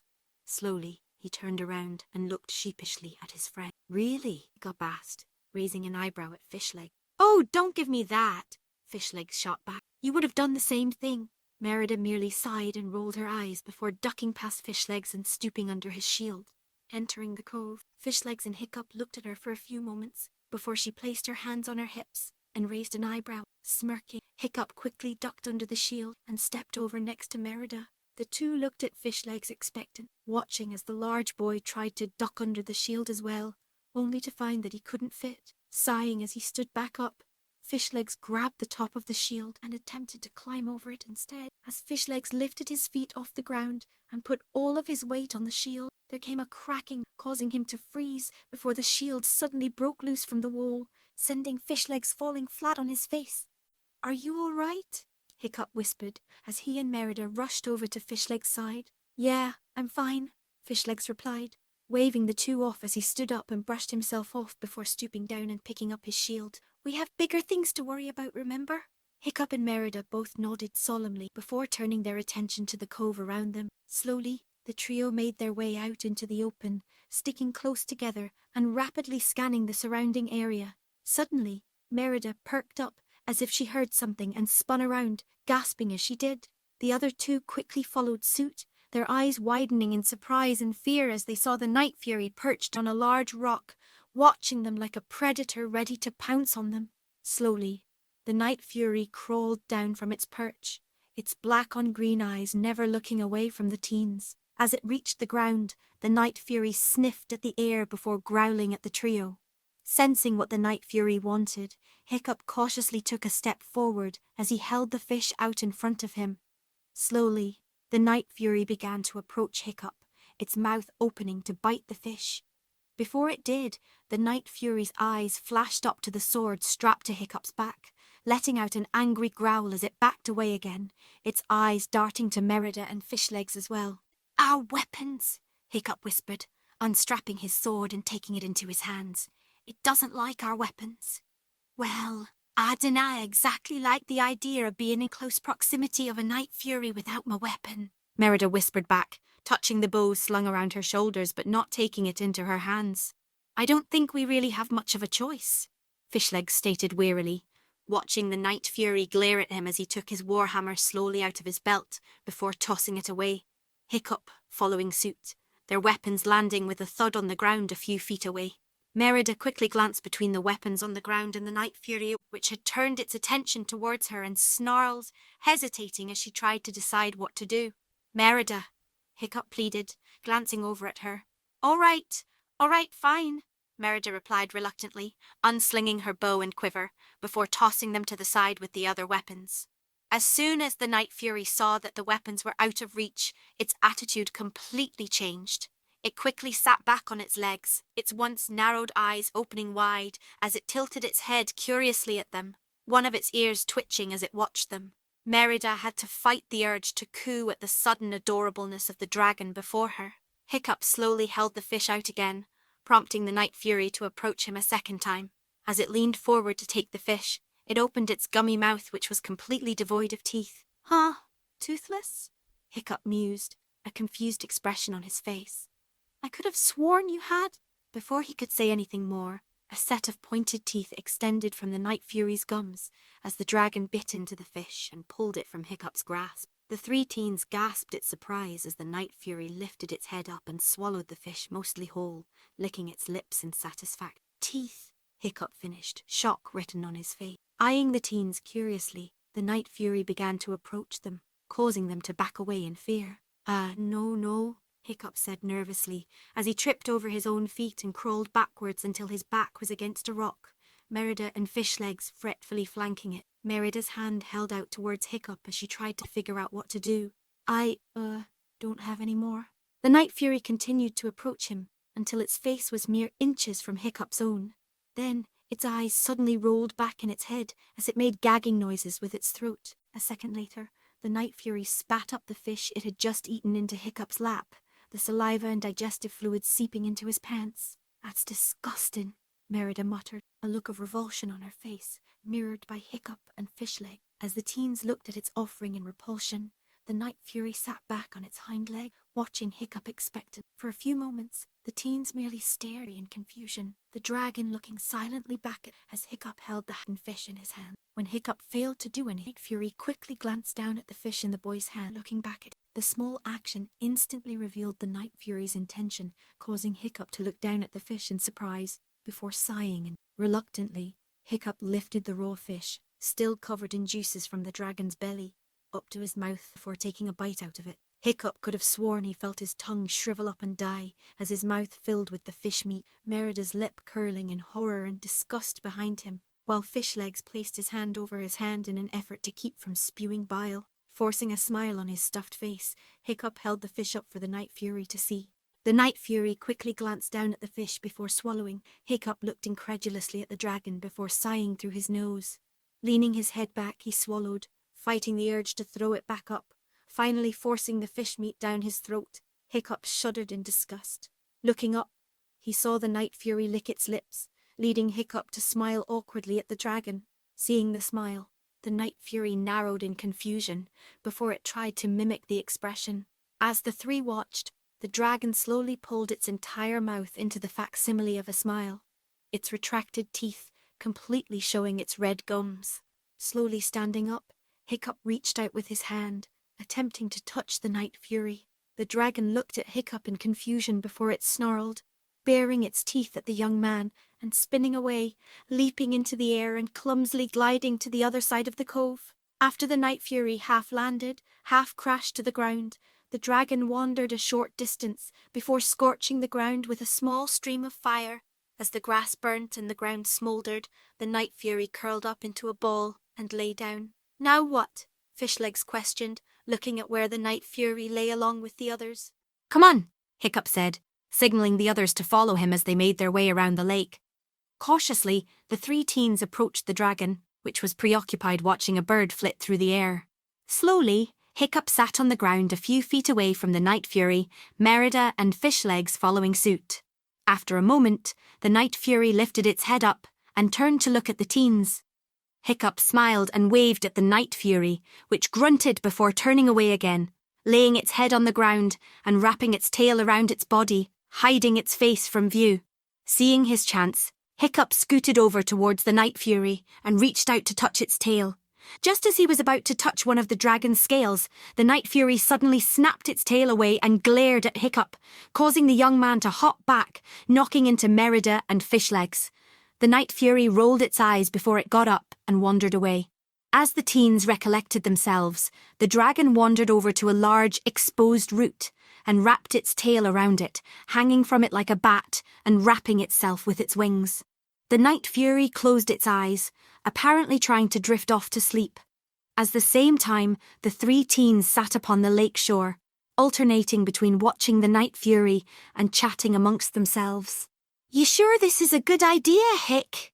Merida asked, sharing a seat on a rock with Hiccup as Fishlegs sat on the ground a few feet away. "Well, it seemed to like this fish. Even wanted to share it with me," Hiccup replied, shivering at the memory as he began to sketch a picture of the Night Fury in the mud with a stick. "Plus it hasn't tried to kill us yet. I think those are all pretty good signs." "Doesn't exactly seem to like you, though," Fishlegs commented as he watched Hiccup draw. As they watched Hiccup sketch in the mud, the Night Fury suddenly snuck up behind them, grumbling in curiosity. While Fishlegs froze in fear, Hiccup moved to turn around and look at the dragon, but stopped when Merida reached out and grabbed his arm, forcing him to stay facing forward. Nodding at the ground, Merida urged Hiccup to continue drawing, which he did, while taking nervous glances at the dragon that loomed behind him. The Night Fury seemed to be mesmerised by Hiccup's actions, watching closely as Hiccup's sketch became more and more detailed. Without warning, the Night Fury suddenly spun away and wandered off. Letting out sighs of relief, the teens turned to look in the direction the Night Fury had gone in. As they watched, the Night Fury bit onto the branch of a nearby tree before snapping it off. The teens watched in surprise as the dragon dragged the branch back over to them, leaving a deep furrow in the muddy ground as it went. As they watched, the Night Fury began to circle around them, dragging the stick with it. Each and every movement the Night Fury made seemed purposeful, as if it was clumsily mimicking Hiccup's sketching in the mud. After a few moments, the three teens stood up and looked around, seeing the Night Fury had drawn a large, squiggling design in the ground around them. "What is this?" Fishlegs asked as he looked around at the design with the others.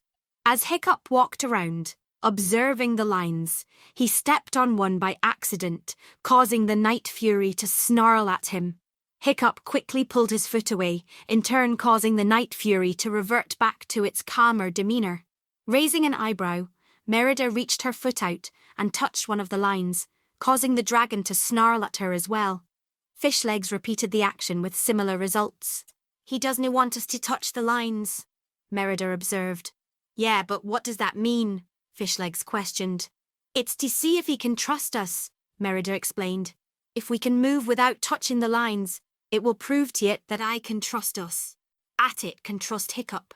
"Me?" Hiccup questioned, turning to look at her in surprise. "It shared the fish with ye, nae me or Fishlegs," Merida explained. "I know animals and ag think that means it trusts ye more. This is your chance to prove it." Hiccup looked down at the lines, then back at Merida, who smiled encouragingly at him. "Ye can do this, Hiccup," Merida urged him earnestly. "I believe in ye." "Yeah, you got this," Fishlegs agreed, motioning towards the Night Fury as it watched them patiently. "It seems to like you." Hiccup smirked at his friend before turning to Merida and nodding to her, earning a smile and a nod back. Taking a deep, calming breath, Hiccup reached his foot out and stepped onto a space between the lines, the Night Fury watching closely, but not reacting otherwise. Smiling, Hiccup lifted his foot up and began a slow, cautious dance as he navigated his way through the maze of lines and squiggles. His eyes glued to his feet, Hiccup was completely focused on his footwork, every movement carefully calculated and cautiously applied. It was only when Merida let out a small gasp that he became aware of his surroundings again, quickly realising that the Night Fury was now less than a foot behind him. As the dragon snorted and grumbled at him, Hiccup cautiously turned around, looking up to meet the Night Fury's gaze as it loomed over him. Taking a cautious breath, Hiccup slowly reached out to touch the Night Fury, only for it to flinch away and growl at him. Pulling his hand back, Hiccup took a moment to think before lowering his head and shutting his eyes, holding his hand out in front of himself, but making no effort to touch the Night Fury. The Night Fury's eyes widened in surprise as it glanced between Hiccup and his outstretched hand. Merida and Fishlegs looked on in anxious fascination, Merida covering her mouth with her hands as Fishlegs' fingers nervously played with one another. Looking down at Hiccup's hand, the Night Fury hesitantly leaned towards it before closing its eyes and touching Hiccup's hand with its nose. as he felt the warm, black scales of the night fury touch the palm of his hand. Hiccup's knees went weak and he let out a sharp exhale of surprise and excitement. Cautiously, he opened his eyes and turned to look at the night fury as it opened its own eyes and pulled away, snorting before wandering away. As Hiccup watched the night fury walk away, a thoughtful look crossed his face before looking down at his hand. His thinking was interrupted as Merida let out an excited giggle that mixed with Fishleg's astonished shout. "Ye did it!" Merida cried as she ran over and flung herself at Hiccup, nearly knocking the boy down as she wrapped her arms around his neck and pulled him into a hug that he quickly returned with a surprised laugh. "I knew ye could do it!" Pulling away, she smiled warmly at Hiccup, who grinned back at her, his hands on her waist, as he looked into her eyes. "Couldn't have done it without you, Mir," Hiccup stated gently, causing her cheeks to go red as she looked away from him, her smile growing. Before she could say anything in reply, Fishlegs ran over to them and scooped them up into a bear hug, eliciting surprised laughs from them as he spun excitedly in a circle. "You did it!" Fishlegs exclaimed happily. "You did it! You must be the first Viking to ever make friends with a dragon." Anything more that Fishlegs was planning on saying was quickly interrupted by the sound of polite clapping from somewhere above them. Freezing, Fishlegs quickly dropped Hiccup and Merida before the three of them spun to look in the direction the sound had come from. Looking up, they found Hilda standing on a ledge on the cliff face above them, clapping as she smiled down at them. "Well done, writer," Hilda congratulated as she stopped clapping, her pet crow shifting on her shoulder. "Well done. As for that Lezer said, you're not the first to befriend a dragon, but it has been quite some time since someone has."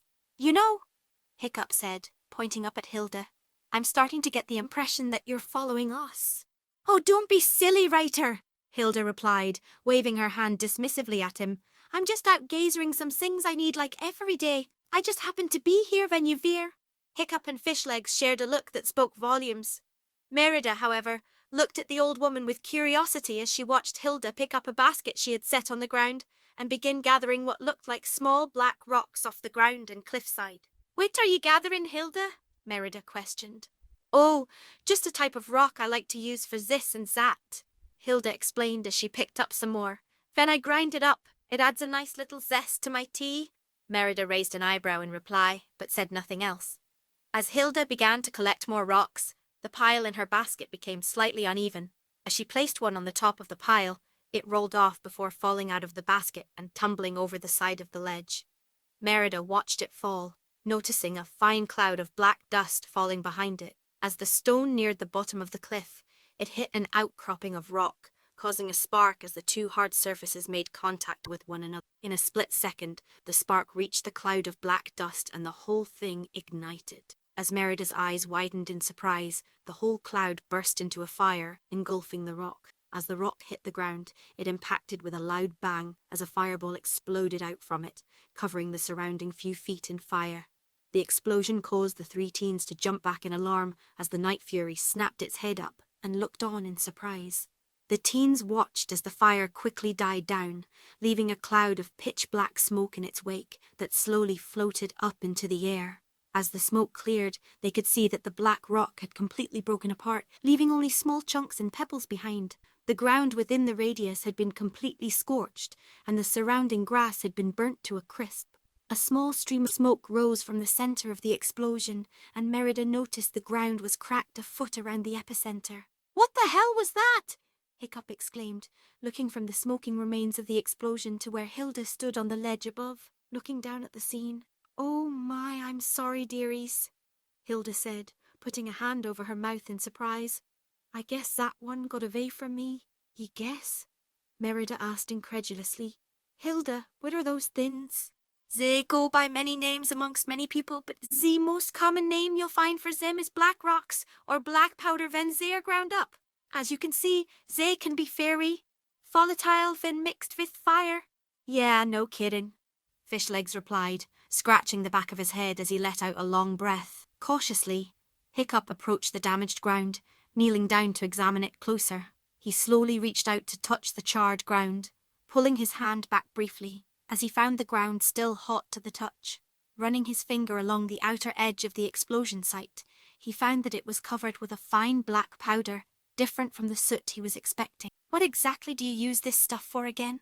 Hiccup asked as he stood up and looked back at Hilda, rubbing his blackened fingers together. This and that, Hilda replied with a shrug. Nothing you need to concern yourself with, child. It seems to me like you made a new friend today. Turning, Hiccup looked at the Night Fury, who was sitting by the bank of the lake, watching them. I certainly hope so, Hiccup replied, smirking as he turned back to look at Hilda. Oh, I can tell, Hilda stated, nodding sagely. He definitely trusts you now. He? Merida asked, raising an eyebrow. How do you know it's a he? Turning, she looked at the Night Fury before looking back at Hilda. Looks like a she to me, Merida commented with a shrug. Trust me, Jaeger, Hilda replied with a good-natured chuckle. That Night Fury is a male. Merida glanced at Hiccup, who merely shrugged in reply. What are you going to call him? Hilda asked. Call it? Fishlegs asked. What, you mean give it a name? Of course, Hilda replied, like it was the most obvious thing in the world. You can't just keep referring to him as it, or Z Dragon, or Z Night Fury. Guess she's right, Merida replied with a chuckle before looking at Hiccup. Which should we call him? Seems only fair you should decide. A thoughtful look fell over Hiccup's features. Stoking his chin, he turned to look at the Night Fury, which was still watching them some distance away. As their eyes met, the corners of the Night Fury's mouth began to twitch. As Hiccup watched, the Night Fury gave him the facsimile of a smile it had earlier, its retracted teeth showing off its red gums. As it did, an idea came to Hiccup. How about toothless? Hiccup suggested. Toothless? Merida questioned as she and Fishlegs turned to follow Hiccup's gaze. Noticing all of their attention on it, the Night Fury quickly dropped its smile and looked away in seeming disinterest. Merida chuckled at the sight. Toothless, she repeated with a nod. I like it. Yeah, that totally works, Fishlegs said in agreement. All right, Hiccup stated firmly, a smile growing on his face as he turned to look back at Toothless it is. Chapter 19. Talking and Tinkering. Night had fallen over the village, casting the houses and shops in a dark twilight as the moon and stars shined over. Sitting on one of the freshly constructed watchtowers, huddled around a fire that had been built on the observation platform, the teens listened to Gobber as they roasted hunks of chicken. Mini twist.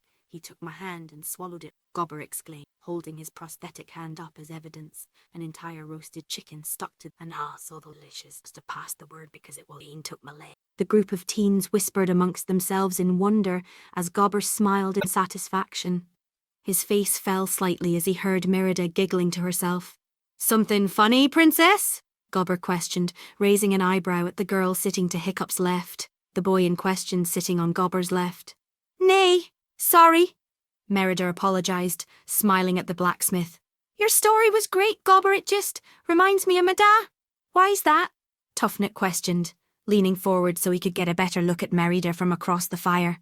Da tells stories like at all the time, especially during dinner, Merida explained, smiling at the memory as she looked thoughtfully into the fire. His favourite ain has always been about how he lost his leg fighting Mordu. I had heard your dad fought Mordu before, Roughnut stated, pointing her finger at Merida. I heard he's got some kind of vendetta against him. Losing a limb isn't exactly something you just get over, Gobber commented knowingly. I swear I've heard its story say many times that I could recite it by heart, Merida said with smile. Why don't you? Hiccup suggested, smirking at her. Huh?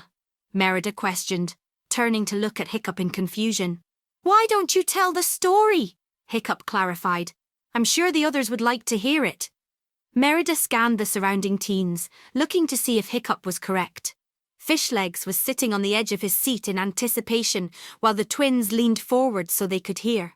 Glancing over at Astrid, who sat on a stool provided by Gobber, her injured leg outstretched in front of her with her crutch on the ground next to her, she saw the blonde girl watching her with apparent interest. Even Snotlight was paying attention to her, though he was doing his best to seem like he wasn't.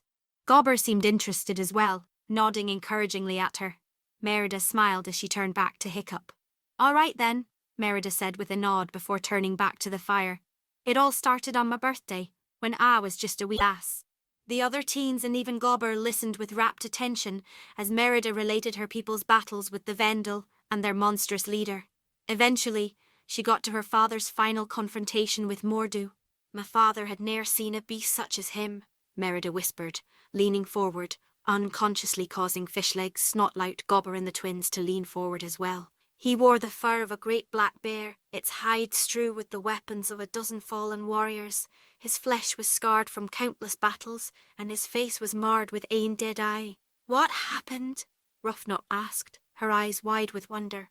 "It was the most intense fight Mada's ever experienced," Merida explained as she got to her feet and began pantomiming the sword fight. Steel clashed with obsidian for what seemed like hours, as neither gave the other an inch. Eventually the fatigue got to my father, and with ane swing of his mighty sword, Mordu slashed my father's leg clean off. The teenagers and Gobber gasped in surprise, causing Hiccup to smirk. "What happened then?" Tuffnut questioned. "Luckily for Mada, the lords and some of their men showed up and Mordu decided to make his retreat," Merida explained as she sat back down. "That was the last time any of us saw him until the day I arrived here." "Wow," Fishlegs whispered, leaning back as he digested the story.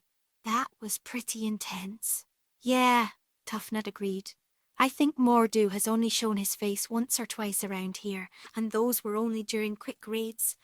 I can't imagine what it'd be like for him to full-on invade." "Let's hope you ne'er hate," Merida stated, a slightly haunted look on her face as she remembered bits from that time in her life. "Well, I think that's enough stories for tonight," Gobber stated as he stood up and stretched, yawning loudly. "You'll all need your rest for tomorrow, as we're moving on to some of the more advanced dragons." Merida, Hiccup and Fishlegs shared a nervous expression, while Snotlout and the twins looked excited. "I think we should cut off the feet and claws of whatever dragon we fight to avenge Gobber's hand and foot," Tuffnut suggested, earning a nod from his sister. "Forget the feet," Gobber interrupted, shaking his hand dismissively at the teens. "It's the wings and tails you want. Without them, a dragon canna fly, and a downed dragon is a dead dragon." As the other teens chuckled in appreciation, Merida and Fishlegs looked over at Hiccup, who had a distant, glassy-eyed look on his face that they had both seen before, his finger raised as if he was counting something. All of a sudden, Hiccup snapped out of his daze and hopped to his feet, signalling the others to follow him as he moved to descend from the tower. "Well, I agree with Gobber," Hiccup said before faking a loud yawn. "I think it's time to head off to bed." "Aye," Merida agreed, standing up and stretching. "We'll see you lot tomorrow." "Have a good night, everyone," Fishlegs stated as he stood up and waved to the group, earning waves from Gobber and the twins and a simple nod from Snotlout. Astrid, however, only watched him go with a thoughtful look on her face before she grabbed her crutch and began to hobble after them without a word to the others. "So what's up?" Fishlegs asked in a whisper as the three made their way down the ramp that wrapped around the tower. "Because I get the feeling that you aren't as tired as you're letting on." "I got an idea," Hiccup replied with a low voice. "An idea on how to make Toothless fly again." "That's amazing, Hiccup," Merida said excitedly. "How do you plan on dayin' at?" "It'll be easier to show you," Hiccup answered. "Come on, we have to get to the smithy." As the three began to make their way back into the village towards the smithy, they didn't notice Astrid hobbling along behind them. "Fishlegs!" she called after them, causing all of them to stop and spin around. "Fishlegs, wait up!" Merida and Hiccup looked at Fishlegs, who merely shrugged back at them. "You guys go ahead," Fishlegs said, waving them off. "I'll catch up."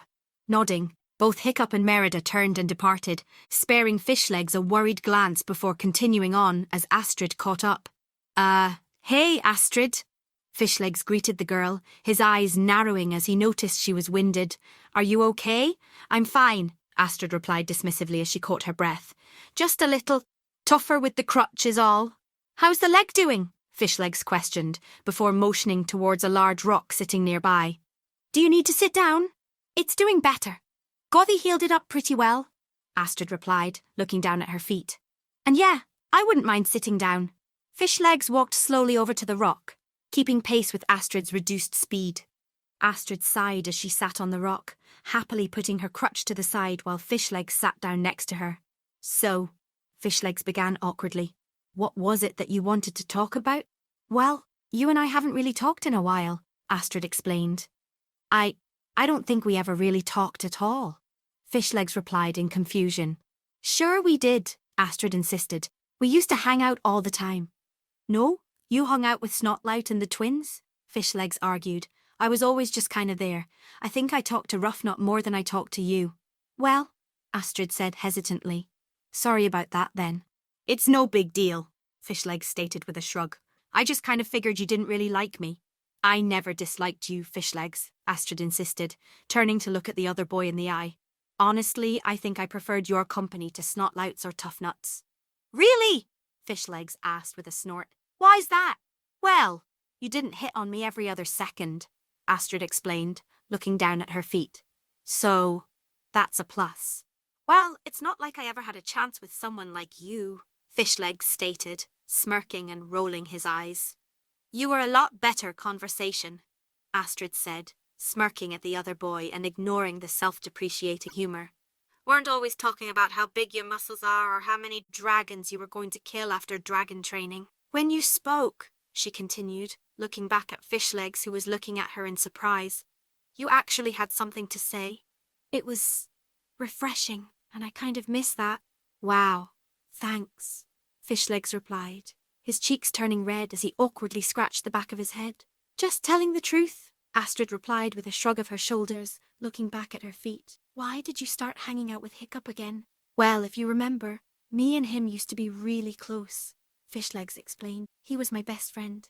He is my best friend, and I missed him. Why'd you stop hanging out with him in the first place? Astrid questioned, turning to face Fishlegs. My dad hates him, Fishlegs said with a sigh.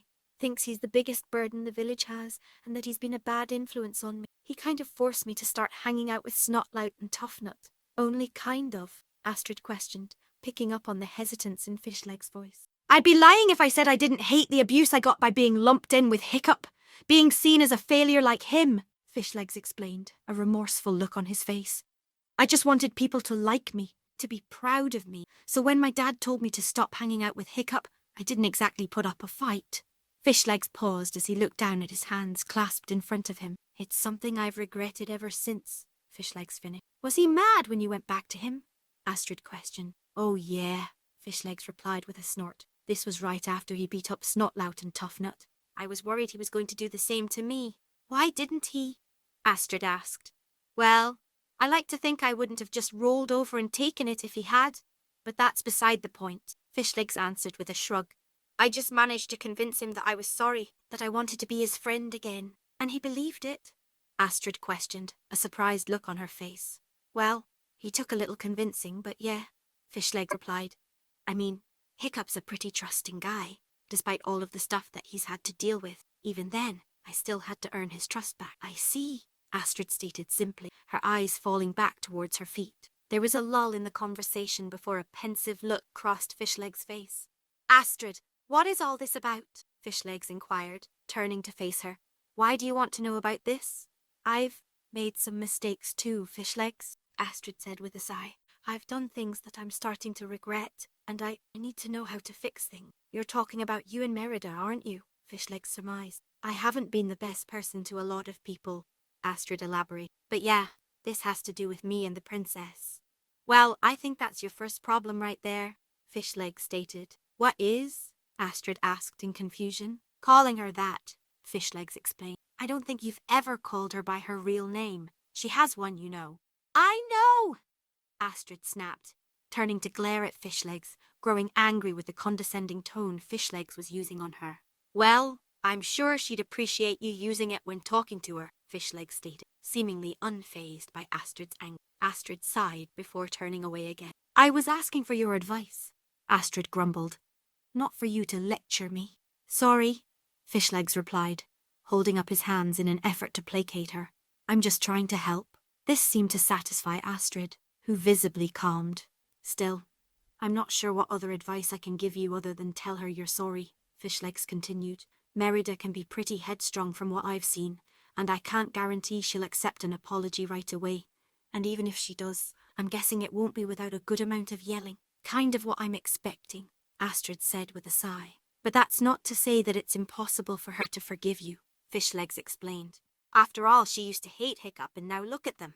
I have to admit they're pretty good together, Astrid agreed with a small smirk. Not something I was expecting. Hiccup's been surprising a lot of people recently, Fishlegs stated, turning to look at Astrid with a smile. I think it's been because of Merida's influence. They're good for each other, possibly even more than they realise. You seem like you're really rooting for them, Astrid said with a smirk, raising an eyebrow at Fishlegs. They're kind of adorable, Fishlegs explained with a laugh. Even if they don't realize it, Astrid laughed as well, pushing a stray hair behind her ear as she smiled at Legs. Sighing, she turned and picked up her crutch. Well, thanks for the talk, Fishlegs, Astrid stated with a smile. This has been enlightening. No problem, Fishlegs replied with a shrug. Can you do me a favour? Astrid questioned. Yeah, sure, Fishlegs replied, giving Astrid a questioning look. What is it? Can you not mention any of this to to Merida? Astrid asked uncertainly. I'd rather her not know about this. Sure, Fishlegs. I can do that.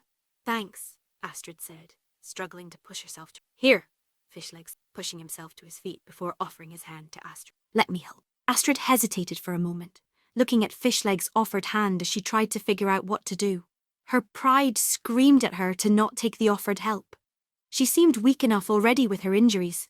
She didn't need to go accepting help for things she was perfectly capable of doing herself.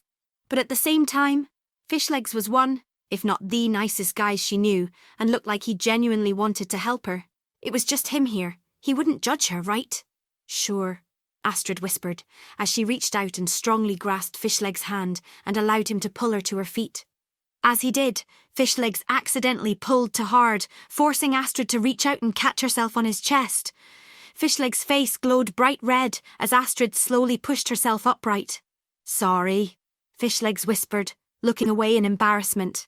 Don't worry about it, Astrid replied with a smirk. Balancing on one leg, she rested her crutch on the ground before leaning against it. Thanks, she said to Fishlegs with a genuine smile. No problem, Fishlegs replied, scratching the back of his head awkwardly. Fishlegs?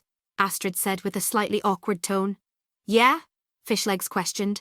I'm going to need my hand back, Astrid said, nodding towards her other hand which was still firmly clasped in Fishlegs.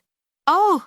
Fishlegs exclaimed, releasing her hand like he had been burnt, his face flushing bright red in embarrassment. Sorry. Don't worry about it, Astrid repeated, grasping her crutch with both hands and lowering her head in order to hide the small smile on her face. I should get going. Do you want me to help me back to your house? Fishlegs offered nervously. No, I got it, Astrid replied with a chuckle as she began to hobble in the direction of her house. Thanks, though. No problem, Fishlegs replied, waving awkwardly towards her. Have a good night. You too, Astrid replied as she began to walk away, but stopped after a few feet. Hey, Fishlegs? Yeah, Fishlegs asked. I think you have a lot better chances with someone like me than you give yourself credit for, Astrid said with a genuine smile, before turning and limping away again. As she left, Fishlegs watched her go, standing stock still as a blush spread across his face. After she had disappeared, Fishlegs sighed and scratched the back of his head before turning and slowly making his way towards the smithy, pausing for a moment to glance over his shoulder in the direction Astrid had gone it before continuing on. Smoke rose out of the smithy chimney as Hiccup stoked the fires of the forge with the bellows. Meanwhile, Merida stood at Hiccup's drawing table, looking over a sketch he had quickly done after they had arrived. You sure this will work? Merida questioned. Nee, I doubt ye, but I've ne'er seen anything like this afore. I know, Hiccup said as he let the bellows rest and turned towards Merida. I think it's we're going to get Toothless to fly again. As he finished, Fishlegs entered the smithy, a thoughtful look on his face. Hey, Fishlegs, Merida greeted him friendly. What did Astrid want to talk about? The question seemed to snap Fishlegs back to reality, causing him to play with his hands nervously. Oh, nothing, he said unconvincingly. Just, stuff. There was a pause as Hiccup and Merida merely looked at Fishlegs with blank expressions. Just stuff, Hiccup repeated, clearly not believing anything his friend was saying. Why didn't you want to tell us? Merida asked. Look, she asked me not to, okay? Fishlegs pleaded. Don't make me tell. Merida and Hiccup shared a look before Hiccup sighed and smiled at Fishlegs. Don't worry, bud, Hiccup said, leaning against the bellows. We understand. Thanks, guys, Fishlegs said with a smile as he walked further into the smithy. So what exactly are you working on? I'm building a replacement wing for Toothless, Hiccup explained. What now? Fishlegs questioned. I'm building a replacement fin for Toothless' tail to let him steady himself while he flies, Hiccup elaborated. Can you hand me some of that iron? Nodding, Fishlegs handed Hiccup some long lengths of iron, which the smaller boy took and placed in the hot coals. You need some help? Fishlegs offered. Sure, Hiccup accepted. If all of us work on this together, we can get this done before the night is over. While Fishlegs helped Hiccup with his work at the forge, following Hiccup's lead, Merida began stitching lengths of heavy cloth together. Guess all those stitching lessons with my mother weren't a waste, Merida said, as she proudly held a length of her finished work up for the boys to see. Nice job, Mere. Hiccup congratulated her as he walked over and held up a long metal rod up to the cloth to make sure it was the right length. Hours passed.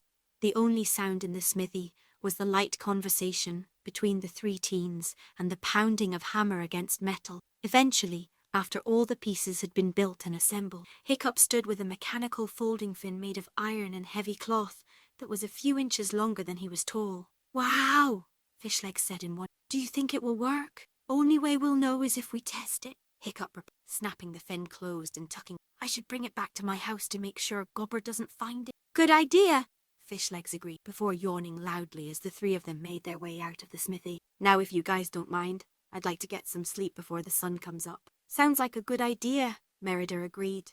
See you tomorrow, Fishlegs. See you guys tomorrow, Fishlegs echoed before heading off in the direction of his house and disappearing into the night. Merida and Hiccup watched him go before turning and heading in the direction of their own home. As they walked, Hiccup readjusted the fin so that he could better carry it. You need some help with that? Merida offered. No, I got it, Hiccup replied as he adjusted it. Big, strong Vikings like me don't need help carrying stuff like this. Oh, you're a big, strong Viking now, are ye? Merida teasingly questioned. Yeah, didn't you notice? Hiccup huffed as he readjusted his grip for a third time. I've been working out. Yes, I can clearly see the definition on those bony arms of yours, Merida joked, rolling her eyes at him. Wow, and here I thought my girlfriend would try and give me positive reinforcement, Hiccup groused facetiously. You're just jealous because I have bigger muscles than ye, Merida joked, before noticing Hiccup was losing his grip on the fin again. Really though, let me help you.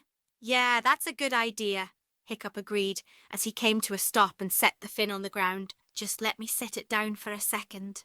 As Hiccup placed the fin on the ground, Merida happened to glance around the village, which she got a good view of from their position higher up on the hill.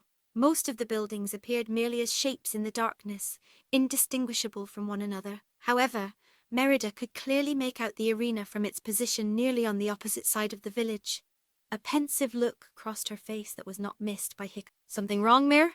Hiccup questioned. Nay, just thinking, Merida replied, not taking her eyes away from the arena. What are you thinking about? Hiccup pressed, setting the fin aside. It's just, she began hesitantly as she tried to find the right words to explain what she was thinking as she turned to look. Do you think we could teach the other dragons to trust us? You know, like how Toothless has started to? I guess so, Hiccup answered with a shrug. I mean, we'd probably have a harder time with it, seeing as we've been fighting them and all. But I wouldn't say it'd be impossible. I mean, we shot down Toothless, but that hasn't stopped him from warming up to us. Why are you thinking about this? Tay-Day in the arena, with the Nader, it felt like we made a connection or something, Merida explained, running her hand through her hair in frustration. This is the same Nader that was specifically trying to kill you, right? Hiccup questioned, raising an eyebrow at Merida. I'm nae acting like I understand it, Merida answered with a frustrated sigh, shooting him an annoyed glare. I'm just telling you how it felt. Sorry, Hiccup replied, holding his hands up defensively in front of himself. I'm just trying to understand what you're thinking. I'm sorry too, Merida said with a sigh. I've ne'er been good at taking my thoughts and getting them out there, you know. Trust me, I know, Hiccup replied with a chuckle. And I'm not saying you didn't form some kind of bond with that Nader. I'm just as new to this whole making friends with dragons thing as you are, so what do I know, right? Merida let out a chuckle of her own as she smiled at him. We'll just have to wait and see, Hiccup surmised with a shrug. I mean, it's not like we're going to break into the arena and let the Nader out tonight, just to see what would happen. Aye, Merida agreed in a low voice as she looked back towards the darkened shape of the arena. Nay tonight at least. So, let's head home, shall we? Hiccup asked as he picked up the fin and lay one end of it across his shoulders. Let's, Merida agreed, walking over and resting the other end of the fin on her shoulders. Reaching up, the two used their hands to steady the fin. As they did, Hiccup's left hand touched Merida's right. Looking at each other, the two teens smiled as their cheeks turned rosy before Hiccup lay his hand over Merida's and they made their way back to the house. Chapter 20. Spread Your Wings. The sound of heavy hooves clomping through the undergrowth echoed among the trees as Merida led Angus behind her, Fishlegs and Hiccup walking along with her through the forest. Angus snorted in annoyance as he tried to shake off the mechanical fin and basket of fish they had tied to his back, causing Merida to look over her shoulder and glare at him. "Och, stop complaining, you big wuss," Merida snapped at him, causing Angus to snort back at her. "We're almost there." "You sure it was a good idea to bring him, Merida?" Fishlegs questioned, glancing at the horse over. "I mean, I don't think he's going to fit into the cove." "Well, if you'd rather carry the fin in that basket of fish, I'm sure Angus would be happy to oblige ye," Merida replied with a snort. "Point taken," Fishlegs replied with a smirk and a shrug. A moment later, the walls surrounding the cove came into view as the three teens and the horse came over a hill. Stopping by the entrance to the cove, the teens unloaded the equipment from Angus's back, causing the horse to shake and snort in appreciation. "Now, you wait here, Angus," Merida instructed, patting the horse's head while Fishlegs slung the basket of fish over his shoulder and Hiccup balanced the fin across his. "We shouldna be too long." The horse snorted in reply before turning and wandering over to a patch of grass that he began to munch on. Turning back to the others, Merida helped Hiccup lift up the fin and the three teens made their way into the cove. As they made their way into the cove, the three teens saw that Toothless was sleeping near the waterfall that deposited the water into the cove's lake. "Hey, Toothless," Hiccup greeted the dragon in a sing-song voice as the three teens approached the dragon, causing it to perk up and watch them with curiosity. "We've got breakfast. We hope you're hungry." As Hiccup spoke, Fishlegs put the basket of fish on the ground and pushed it over, emptying its contents onto the ground in front of Toothless. "Okay, that's disgusting," Hiccup muttered, turning his nose up to the smell as Fishlegs gagged and quickly backed away. The three teens wearily moved away as Toothless sniffed the air and began to cautiously approach the pile of fish. "We've got some salmon, some cod, and even a whole smoked eel," Hiccup talked as he and Merida began circling around Toothless with the fin. At the mention of the eel, Toothless suddenly snarled and backed away from the pile of fish. Raising an eyebrow, Merida leaned down and grabbed the dead eel by its tail and held up.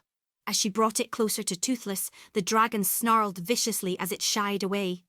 "No, no, no, no," Hiccup said, holding out his hand to stop Toothless from approaching as Merida quickly tossed the eel away. This seemed to placate Toothless, who turned his attention back to the pile of fish. "Yeah, I don't really like eel either," Hiccup commented as Toothless began to eat into the pile of fish. That's it," Hiccup whispered soothingly as he, Merida and Fishlegs slowly moved around towards Toothless's tail while the dragon devoured the fish in front of them. "Don't mind us, we're just minding our own business." Laying the fin down next to Toothless's tail on the ground, Hiccup carefully lined it up with the dragon's injured appendage. As they lined up the fin, Toothless shifted his tail away, causing the three teens to jump in surprise. Glancing over, they could see Toothless was still distracted by the pile of.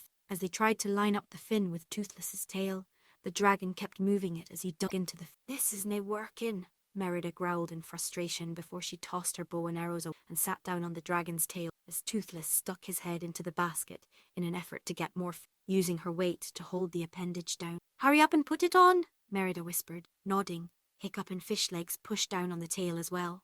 As they did, Toothless suddenly jerked forward, causing them to lose their grip. Growling in frustration, Hiccup spun around and sat on the tail as well, while Merida scooted back to give him room. Meanwhile, Fishlegs moved to the tip of the tail and held it down while shifting the fin into place with Hiccup. Quickly wrapping one of the securing belts around Toothless's tail, Hiccup pulled it tight to ensure that the fin did not fall off. As Hiccup and Fishlegs worked to secure the other belts, Toothless raised his head out of the basket, a look of confusion on his face. A look of surprise crossed Toothless's face as he felt Hiccup and Fishlegs secure the fin to his tail. Slowly, unnoticed to the teens, Toothless began to spread his wings. As he did, Hiccup and Fishlegs sat back, smiling at their handiwork. "Looks good, lads," Merida observed with a smile as Hiccup adjusted the fin, spreading it out further. "Do you think it will work?" Fishlegs questioned. "There's really only one way to woe," Hiccup exclaimed, cut off mid-statement as Toothless shot into the air, dragging Merida and Hiccup with him as they instinctively wrapped their arms around the dragon's tail, the sudden burst of wind knocking fish legs onto his rear as he watched his friends fly away with wide eyes. "Hiccup!" Merida screamed over the whipping wind, holding onto Toothless's tail for dear life. "Day something!" His mind racing a mile a minute, Hiccup looked down at the fin in front of him, rippling in the wind, still closed against Toothless's tail. As Hiccup saw this, Toothless began to fall out of sending the three of them hurtling towards the ground. While Merida let out a scream of mortal terror, Hiccup grabbed hold of the fin and yanked it open, causing Toothless to go shooting into the open sky. "It's working!" Hiccup exclaimed happily as Toothless climbed to a dizzying height. "Brilliant!" Merida shouted back, half excitedly, half sarcastically. "Now whit day we day?" "I'm working on it!" Hiccup yelled as he yanked the fin to the side, causing Toothless to bank sharply back towards the cove, the dragon gliding just a few feet above the surface of the lake. "Yes!" Hiccup shouted excitedly. "We did it! It works!" As Merida let out a whoop of excitement and joy, Toothless glanced back at them with a confused look, before an annoyed expression crossed his face and he turned sharply to the side, causing his tail to whip around sharply and fling Merida and Hiccup off, sending them skipping across the surface of the lake before plunging in with a mighty splash. A second later, Toothless let out a screech of surprise before crashing into the lake as well. "Great Odin's raven!" Fishlegs exclaimed as he ran towards the edge of the lake as Hiccup and Merida swam back to the surface, dragging the empty basket with him. "Are you guys all right? Are you kidding?" Merida exclaimed as she swam to shallower water and stood up, throwing her arms into the air triumphant as her damp hair swung around wildly. "That was amazing. We were flying. We also almost died," Hiccup stated as he wiped his wet hair out of his face, earning an annoyed glare from Merida before he smiled excitedly at her. "But yeah, we were flying and that was awesome. That was pretty incredible, guys," Fishlegs added wistfully. "Wish I could have been up there with you guys." "You'll get your chance, bud," Hiccup replied as he tried to shake some of the water out of his ears. As he did, Toothless pulled himself out of the grumbling to himself before wandering over to a sunny patch of the cove and began to dry himself in the warm sunlight. "Just not today," Hiccup added with a nervous smile. "Aye," Merida agreed, wringing some water out of her hair. "I have a feeling that if we tried something like that again today, Toothless is likely to eat us for lunch. Speaking of which, we should be heading back to the village," Fishleg said, looking up at the sun to judge the time. "We don't want to be late for Gobber's dragon lesson this afternoon." "Right," Merida agreed, before looking over at Toothless, who had swung his tail around to look at the mechanical fin attached to it. Looking closely at the fin, Toothless narrowed his eyes as he tried to flick the fin open to no avail. Grumbling, Toothless turned away from his tail before laying his head down and closing his eyes. "Do you think we should try to take the fin?" Merida asked, turning to look at Hiccup. "Probably better if we let him keep it," Hiccup replied, as he looked over at the grumpy dragon. "Well, I guess we should be getting back then," Fishleg stated as he lifted his bag back onto his shoulders. As he did, Merida glanced back at the lake before tucking a stray hair behind her ear and looking hot summers. "You coming, Mer?" Hiccup asked as he and Fishlegs moved towards the exit of the cove. "I'll catch up with you lads," Merida replied as she looked back at them. "There's something I wanted to check out. I'll grab Angus, so dinna worry about me being late." Hiccup looked at Merida in confusion for a few moments, prompting her to make a shooing at him. He looked towards Fishlegs for some insight into what was going on, but the larger boy merely shrugged before motioning for them to leave. "All right, see you back at the village," Hiccup replied, waving at her before turning and leaving with Fishlegs. Merida waved back and watched them leave before turning back to the lake. She began pulling off her wet vest, noticing Toothless watching her with a curious eye. "You know," she said to the dragon as she tossed her vest onto a large rock before starting to pull her shirt over her head. "It's been a while since I've had a nice swim." Meanwhile, as the two Viking teens made their way through the forest back towards the village, Fishlegs held the empty basket out in front of him, peering into its insides. "I still can't believe he ate all of those fish," Fishlegs commented. "He's a big dragon," Hiccup explained with a shrug. "Imagine if he was bigger," Fishlegs mused as he slung the basket back over his shoulder. "Imagine how much he would eat then." "Kind of a scary thought," Hiccup replied with a chuckle. "More than kind of," Fishlegs stated seriously. "It would probably be terrifying. Maybe not the best thing to be thinking about right now," Hiccup pointed out. "Yeah, you're right," Fishlegs replied, before another thought occurred to him. It was pretty weird the way he hated that eel. Yeah, Hiccup agreed, a pensive look on his face. I wonder if that's true for all dragons. As Hiccup said that, he suddenly came to a dead stop. Fishlegs walking a few feet before noticing Hiccup was no longer walking and turning to look back at his friend. What is it? Fishlegs asked, raising an eyebrow. You go on ahead, replied, motioning towards the direction the village was in. I'm going to go back to that cove and grab that eel. I want to see if it has the same effect on other dragons as it does on Toothless. What about Merida? Fishlegs questioned. She probably just needed to relieve herself or something. Hiccup replied dismissively as he began making his way back towards the cove. She's probably already on her way to catch up with us. All right, see you back at the village, Fishlegs replied with a wave before heading back towards the village. See you, Hiccup stated, before disappearing into the forest. For a few minutes, Fishlegs walked alone through the woods, humming as the birds twittered amongst themselves in the forest canopy. As he came over a small hill, Fishlegs accidentally kicked something hard and heavy, almost causing him to trip and fall onto his face. Turning back to look at what he had tripped over, Fishlegs put the basket on the ground as he noticed a large black rock sitting nearby. Walking over to it, Fishlegs leaned down and picked it up, holding it in front of his face to examine it closer. This looks like one of those black rocks Hilda was collecting, Fishlegs mused as he turned the rock over in his hand. Indeed it is, Leeser, an old familiar voice suddenly said from behind, causing Fishlegs to let out a cry of surprise and fear as he fumbled the rock in his hand. Getting a good grip on the rock, he spun around with it raised to strike whatever had surprised him. Instead, what Fishlegs was Hilda standing behind, grinning up at him. Going to strike a defenseless old Voman, Leeser? Hilda questioned as her pet crow cawed angrily at Fishlegs. No, Fishlegs as he caught his breath and lowered his arm. You just surprised me as all. My apologizes, Hilda stated with a smirk. Sometimes I forget how quiet I can be. That's an understatement. Fishlegs snorted before looking down at the... What are you gazering this and that? Hilda explained, motioning towards the basket she was held various berries. Speaking of which, you said this was one of the rocks you were collecting before? Fishlegs asked, holding up the rock he was carrying. Indeed it is, Hilda assured him, as she reached down and picked a herd growing out of the ground near Fishlegs' foot. Why is it here? Fishlegs asked, looking at the rock with confusion. From what I know about mining, minerals usually bunch together below the surface. Oh, that's simple, Hilda, as she began to wander away, prompting Fishlegs to follow her. They don't come from the earth. If they don't come from, where do they come from? Fishlegs questioned in confusion. Dragons, Hilda replied simply, as she leaned down and picked a few berries from a nearby bush.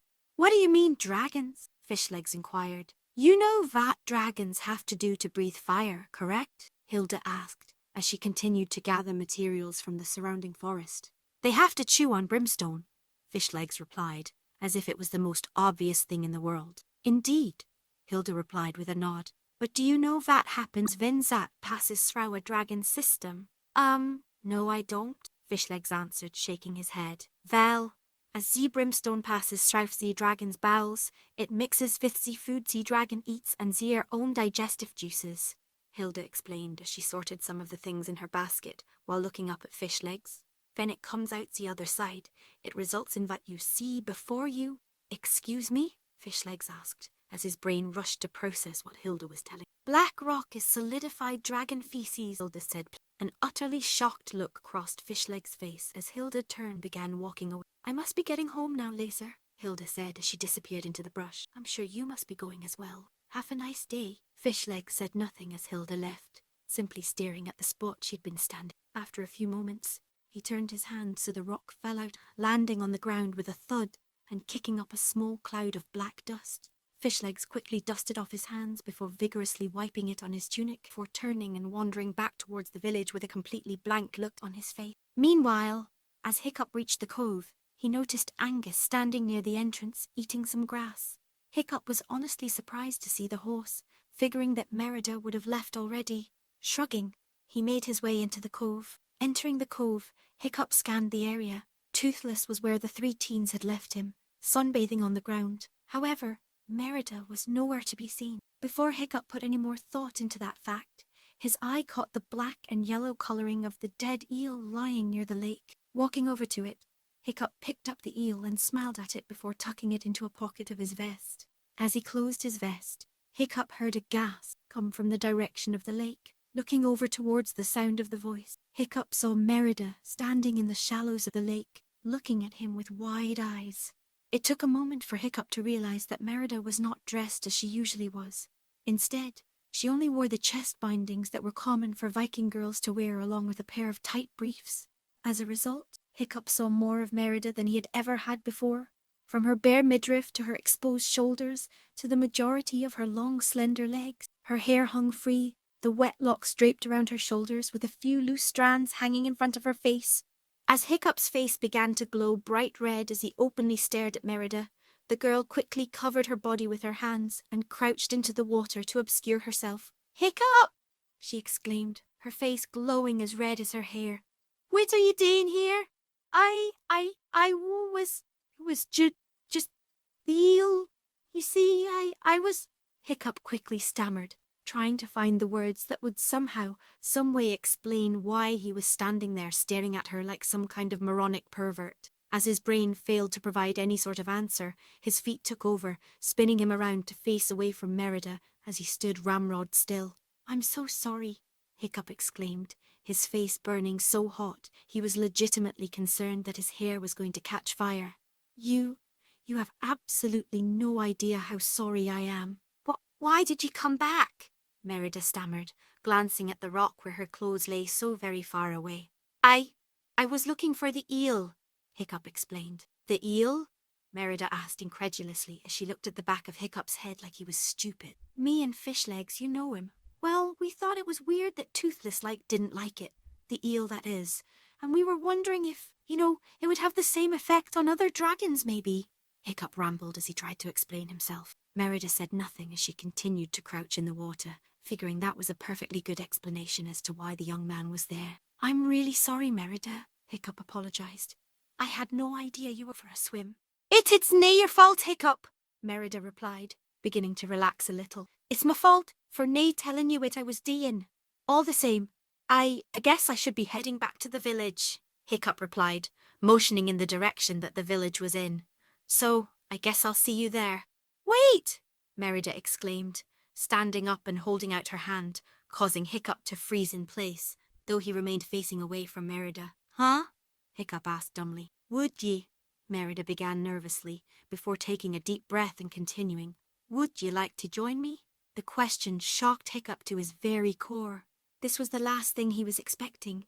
Did this girl, this pretty girl, this half-naked pretty girl, this half-naked pretty girl, who was also his girlfriend, really want to go swimming with him? The shock sent his mind reeling so much that he simply stood there, for so long in fact that Merida began to grow worried. "Hiccup?" Merida asked gently as she walked out of the water and over to where Hiccup was standing, mud caking her wet feet. "Hick, are you okay? I'm sorry if I offended you." "Offended me?" Hiccup asked with a surprised laugh. "The last thing I'm feeling right now is offended." "Then, what's the matter?" Merida asked, feeling suddenly self-conscious again, making an effort to obscure her body with her hands. "Honestly?" Hiccup asked, letting out a nervous chuckle. "You're the most gorgeous girl. No, the most gorgeous woman that I've laid eyes on, and now you're standing right behind me, half naked and soaking wet, and I'm legitimately worried that if I turn around and look at you, I'm going to pass out or be blinded by your beauty or something to that effect." Merida was struck silent by this revelation. She knew Hiccup was attracted to her. He had said as much to her before, but never could she have imagined him saying something like this. At first, she flushed so brightly that she wouldn't have been surprised if she was red from head to toe. Then all at once, her confidence returned with a fury. This boy, this man, this wonderful man, thought she was gorgeous. Not pretty, not beautiful, gorgeous. She'd be damned if she wasn't going to show her appreciation. "Hick," she said, reaching out and placing her hands on his shoulders. "Hick, look at me." "I really can't," Hiccup replied, letting out another nervous chuckle as he stiffed under Merida's touch. "Yes, he can," Merida whispered into his ear, leaning forward and pressing herself against his back while resting her chin on his shoulder. "You're going to hit it at some point. We're betrothed, remember?" "Oh, trust me, I remember," Hiccup answered, goosebumps standing up on the back of his neck as he felt Merida's breath against his skin. "Then look at me." Merida said gently before slowly spinning him to face her, Hiccup either unable or unwilling to resist her. He was, however, able to squeeze his eyes closed as possible. "Open your eyes, Hiccup," Merida stated with an amused giggle as she reached up and cupped his face, causing Hiccup to suck in his breath. "Open them for me." Slowly, carefully, Hiccup opened his eyes until his green eyes peered into her icy blue ones. For a few moments, the two just stared at each other, Hiccup unwilling to look away from her face. "It's all right," Merida reassured him with a shy grin, her blush returning. "You're allowed to look at me?" "I'm allowed?" Hiccup asked with a nervous chuckle. "Aye," she laughed back, reaching up and running a hand through his auburn hair. "Ye and ye alone." Gulping, Hiccup slowly allowed his eyes to fall from her gaze to look at the rest of her. As he observed her, Merida's face reddened, feeling simultaneously more confident and more vulnerable than she had ever felt before. Eventually, Hiccup's eyes returned to her, his gaze so full of warmth that it made her weak in the knees. "You're more beautiful than I imagined," Hiccup whispered, causing Merida to smile broadly. "Come swim with me," Merida whispered, reaching down and taking Hiccup's hands in hers. I think I'm a little overdressed," Hiccup replied. "Then get undressed," Merida stated simply, running her eyes up and down Hiccup's body. "I've shown you mine. Now it's time for you to show me yes." Hiccup's face was beet red as he thought over Merida's words. Can turn around if that would help," Merida offered. I think it might," Hiccup replied, a large amount of sweat forming on his forehead. "All right," Merida said with a sultry voice as turned around and walked back towards the lake, throwing an extra swing in her hips as she walked, glancing over her shoulder to look at Hiccup. "Come join me in the water when you're ready." As Merida made her way back into the water and began to swim around, Hiccup quickly but cautiously took off his clothes until he was merely dressed in his briefs, showing off the majority of his pale, lean body. As he made his way over to the lakeshore, Merida pulled herself up onto a rock and leaned against it, smiling at Hiccup. "Hi there, handsome," Merida cooed, looking at Hiccup with half-lidded eyes. "Handsome?" Hiccup asked, his face flushing as he walked into the water. "I think you got the wrong guy." "Oh, please," Merida replied, as she swam over to Hiccup's side as he entered the lake up to his shoulders, the girl floating a few feet in front of him, her long hair fanning out in the water. "You're plenty handsome. I think you're seeing things, Mere," Hiccup replied, looking away from Merida. "I'm not what you'd call muscular or good-looking." "Whoever said I find big, bulging muscles attractive?" Merida asked as she swam closer to Hiccup, reaching out and running her hand along his arm, tracing the muscles defined by years as a blacksmith with her thumb. "I prefer someone with a bit more of a wiry build." As Hiccup looked away from her, Merida reached up and cupped Hiccup's face, turning it to look at her. "And let's nae forget those wonderful warm green eyes of yours," Merida whispered as she swam in closer to Hiccup, resting her other hand against his shoulder, his instinctively going to her waist. "Sounds like there are a lot of things you like about me," Hiccup commented as the two moved closer together until their bodies were practically touching. "Oh, we could be here all day going through a list of the things I like about you," Merida replied as she wrapped her arms around Hiccup's neck, playing with the hair on the back of his head with her hand. "Can I tell you something, Hiccup?" "Anything," Hiccup whispered as he moved his head closer towards hers and partially closed his eyes. "I was heartbroken when I found out my parents had arranged a marriage for me," Merida explained as she tilted her head to the side and moved closer towards Hiccup, their faces only inches apart as their eyes closed. "But if I had known what you were like, known what was waiting for me, I would have sailed the boat over here myself." As Hiccup and Merida's lips pulled, slowly, unceasingly closer to one another, Merida whispered a final thought. "You're everything I ne'er knew I wanted." With that, their lips met, slowly moving against one another as electricity seemed to jolt between their bodies like a completed circuit. For a moment, it seemed as if the entire world fell away, leaving only the two of them embracing in the endless water, sharing their first kiss. Eventually, the two parted, their faces flushed. Slowly, they opened their eyes, looking right at one another as matching grins spread across their faces. "Wow," Merida whispered. "Yeah," Hiccup agreed with a chuckle. "My thoughts exactly." "Did we really wait this long to do this?" Merida questioned. I guess we didn't know what we were missing, Hiccup replied with a shrug, before turning his attention skyward to check the position of the sun. We should probably be heading back to the village. I think we can stay just a wee bit longer, Merida commented as she pulled herself towards Hiccup, a grin on her face as she leaned in to kiss him. Dinna you think? Yeah, Hiccup replied, leaning in towards her. I guess a little while longer wouldn't hurt. As the two teens continued to kiss in the placid waters of the small lake, Toothless watched from the shore out of curiosity. As he began to lose interest, he closed his eyes again and turned away, basking in the sun as he began to slowly hum a tune he had heard the redhead sing once before. Chapter 21. Double Trouble. Heavy hooves pounded against the ground, sending clumps of earth that had never known a horse's touch flying through the air as Angus raced through the forest, Merida at the reins with Hiccup desperately hung on by wrapping his arms around her stomach. Angus whinnied happily at being able to run free, and Merida let out a whoop of joy. Hiccup, however, had a pale face, looking entirely uncomfortable with the whole experience. Can we maybe slow down a little? Hiccup asked as he tightened his grip on Merida. What's the matter? Merida questioned, glancing over her shoulder to look at Hiccup and flash him a playful smile. You're nae scared, are you? Me? Scared? No, Hiccup replied with a gulp as he glances back down at the earth whizzing past him. Just not used to being on a horse is all. Hiccup, you rode on a dragon today, Merida pointed out as Angus leapt over a fallen tree, almost causing Hiccup to fall off the horse's back. We flew through the sky. Are you really scared of falling off old Angus here? It's not the fall that worries me, Hiccup answered, sparing another glance at the ground shooting by just beneath him. It's the landing. You worry too much, Merida chuckled as she shook her head. Besides, if we didn't take Angus, we would be late for Gobber's lesson. We're probably still going to be late, Hiccup pointed out, as he looked up at the sky and the sun moving across it.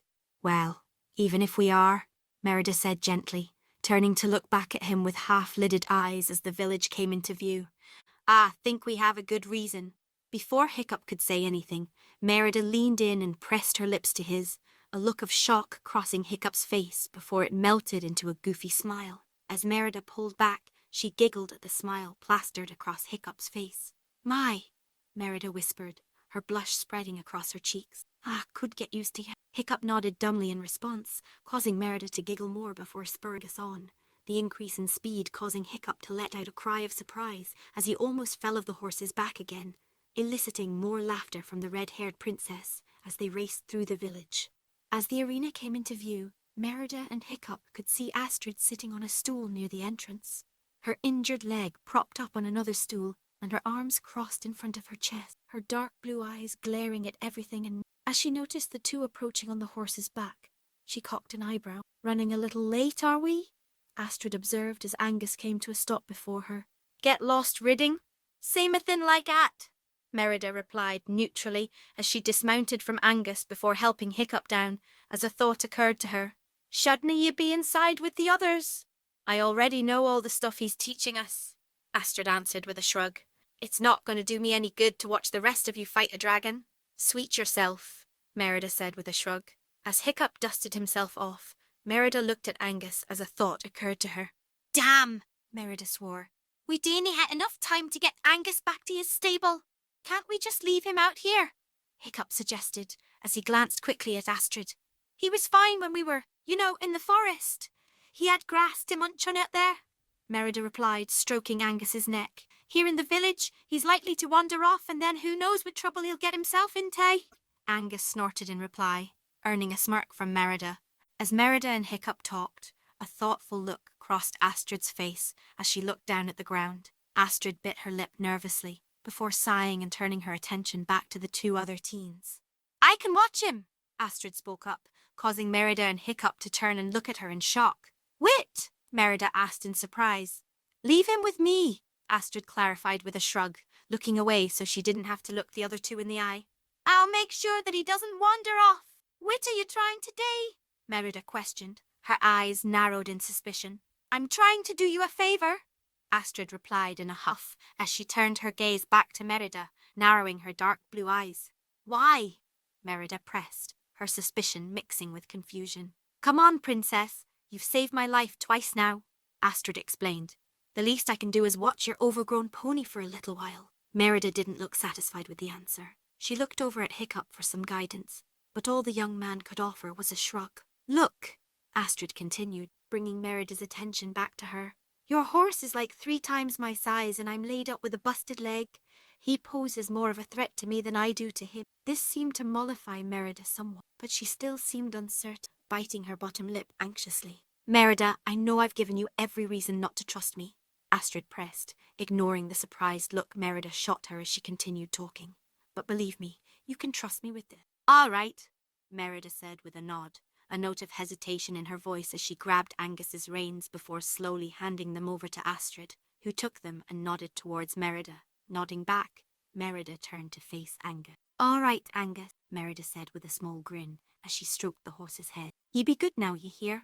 Angus snorted in reply before nuzzling Merida's, earning a chuckle from the girl. All right, Merida stated as she pushed Angus off and turned her attention towards Hiccup and held out her hand towards him. Come on, Hick, we didn't want to be late. Right, Hiccup agreed with a small nod as he took Merida's hand with a smile. Let's go. As Merida and Hiccup made their way down the short tunnel into the arena, Merida paused and Astrid, Merida called hesitantly, causing the other girl to glance over her shoulder at the Highlander. Thanks, Astrid replied with a simple wave as she turned back towards the village. What was that all about? Hiccup whispered as he and Merida continued down the tunnel. I dinna know, Merida replied, sparing another glance in Astrid's direction. If I didn't know any better, I'd say she was trying to be nice. As Merida and Astrid made their way into the arena, Astrid glanced up at Angus, who was looking back at her with his large brown eyes.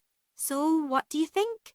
Astrid asked the horse. Good start? The horse merely snorted in reply and turned away from her. Yeah, well, what do you know? Astrid groused. Inside the arena, Hiccup and Merida found Fishlegs, Snotlout and the twins standing around Gobber near the centre of the arena. Gobber raised his head as they entered and shot them a bemused smile. There you two are, Gobber quipped. Nice of you to join us. Sorry, Merida apologised. We lost track of time. I'm sure you did, Gobber replied, his smile growing larger as he turned and made his way towards one of the arena walls. As he did, Fishlegs raised an eyebrow at Hiccup, who merely shrugged and gave his friend a look that said he would tell him later. Now, tea day is all about teamwork, Gobber explained as he walked back over towards the teens carrying 6 buckets of water, which he placed down before him. Now I'm going to need you lot to break into teams of 2. Snotlout and Toughnut quickly turned to each other before jumping up and bumping their chests against each other's. As they laughed, Merida rolled her eyes at the display before turning to Hiccup. Before she could say anything, though, she felt a tap on her shoulder and found Roughnut standing next to her. Hey, Red, Roughnut said with an all-too-large grin as she pointed between herself and Merida. You and me? Merida hesitated for a moment and glanced over at Hiccup, who nodded to her encouragingly. Merida took a deep breath before turning back to Roughnut. Sure, Rough, Merida answered with a slightly weary smile. Awesome, Roughnut said excitedly as she did a fist pump. We're going to kick so much ass. As Roughnut celebrated, Merida turned to look at Hiccup, shooting him a bemused smile and a helpless shrug. Hiccup shrugged back at her as he smiled, before he turned and looked at Fishlegs, raising his fist and bumping it against the other boys. All right, if you're all paired up, then we can get this started, Gobber stated as he made his way over to one of the heavily barred doors. Each of you grab a bucket. You're going to need them. Each of the teens quickly grabbed a bucket, sticking close to their partner as Gobber reached up and pulled the release lever. Less than a second later, the heavy door slammed open and a cloud of toxic green, foul-smelling gas came spewing out. The cloud expanded until it covered most of the arena, obscuring the teens' view. They listened as something came slithering out, moving through the cloud just out of sight. Zippleback, Fishlegs whispered, earning a nod from Hiccup as the two stood back to back, peering into the dense gas. It has razor-sharp serrated teeth that inject venom for predigestion. It prefers ambush attacks and crushing its victims with its long tails. Lovely, Hiccup sighed as he looked around wearily. The hideous Zippleback is an extra tricky dragon, Gobber stated unseen. It prefers stealth to a direct attack and will only strike when its prey is most vulnerable. As Gobber talked, the spreading gas slowly engulfed the teens. As it did, they could hear something moving quickly around them, seemingly circling around them, and darting past from every direction. A zippleback has two heads, and figuring out which ane is which is the key to defeating it, Gobber explained. Ane spews the gas, the other ignites it. A dragon with a wet head can't use its fire. Say your job is to figure out which head is which. Merida and Ruffnut stood back to back, their buckets at the ready, doing their best to somehow pin down the location of the dragon hiding in the gaseous fog. All right, Ruff, Merida said quietly, trying not to draw the zippleback's attention.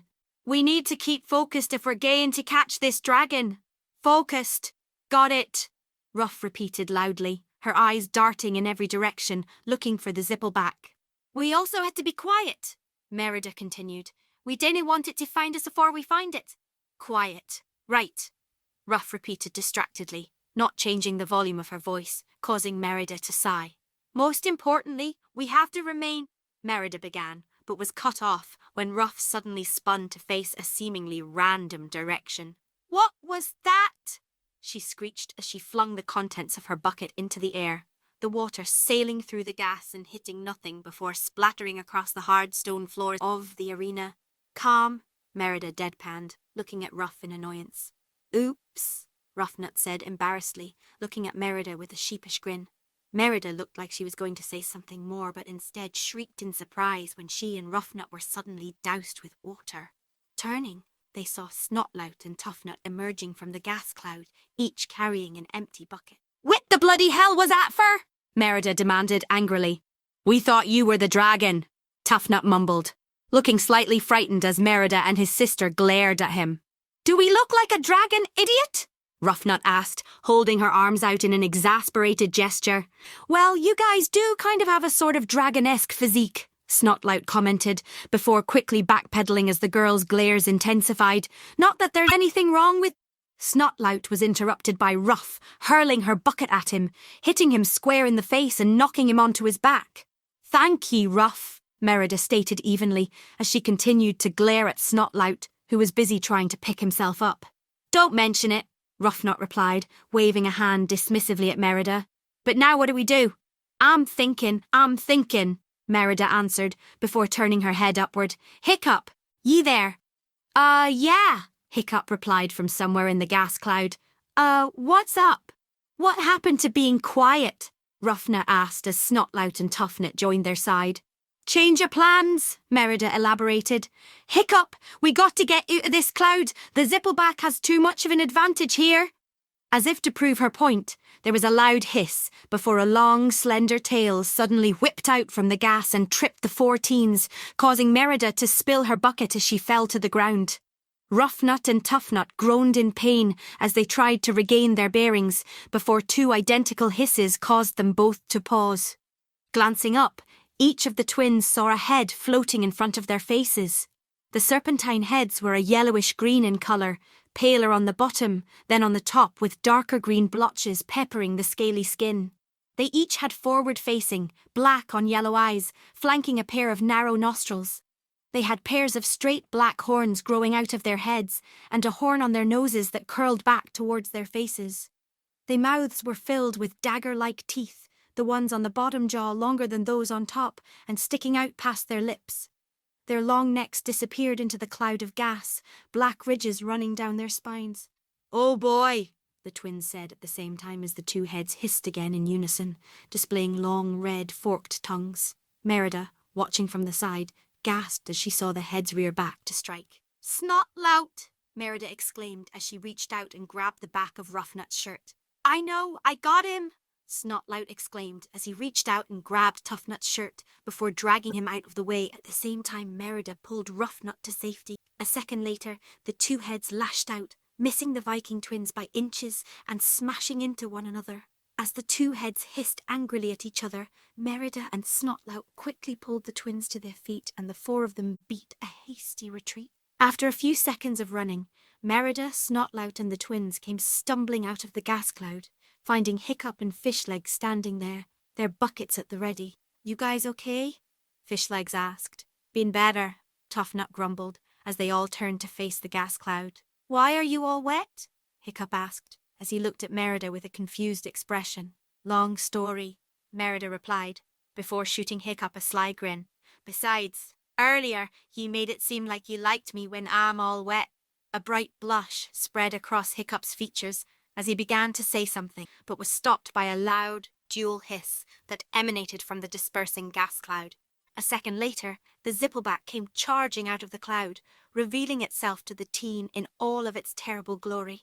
The dragon's necks both connected to a large, round body from which 4 stubby legs sprouted from, each ending in feet that had 4 sharp grey claws. Green, bat-like wings grew from its shoulders, and a long tail grew from the back, splitting halfway down into 2 smaller tails that ended in fins. "So what's the plan?" Toughnut asked as the Zippleback bore down on them. "We have to figure out which one of the heads is the igniter," Hiccup stated as the 6 teens fanned out. "And how exactly do we do that?"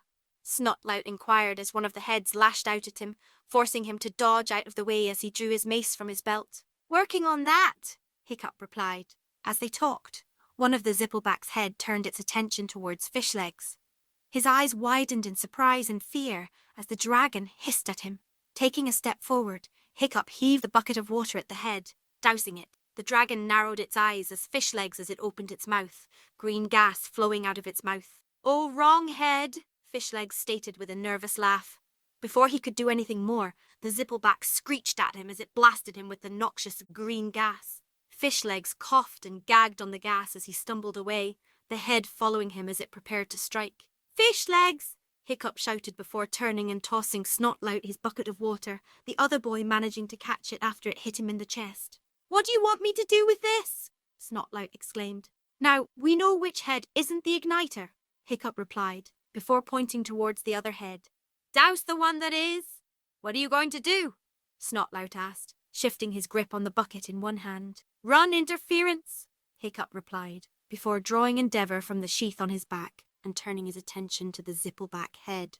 As Fishlegs stumbled back, still stunned by the blast of gas, he tripped over an uneven stone, landing hard on his rear. Blinking his eyes clear, Fishlegs let out a cry of surprise as he saw the Zippleback head looming over him, preparing to strike. Before it could, Hiccup leapt between them, swinging his sword threateningly at the Zippleback. The dragon head hissed in anger as it shrank away from the sharp blade. Moving to the side, the Zippleback tried to strike at Hiccup, but he slashed at the dragon's head, slicing a shallow cut on the dragon's cheek, causing it to screech in pain as it pulled back, dark green blood oozing out of the wound. Behind Hiccup, Merida grabbed hold of Fishleg's arm and helped pull him to his feet. "You okay?" Merida questioned. "Yeah, I'm fine," Fishlegs replied, waving her off and drawing his hammer from his belt, prompting Merida to unsling her bow. "Caught me off guard is all." "So, what's the plan?" Roughnut asked as she ran over to their side while drawing her knife and hatchet. "Like Hiccup said," Merida replied, while notching an arrow and aiming it at the Zippleback head.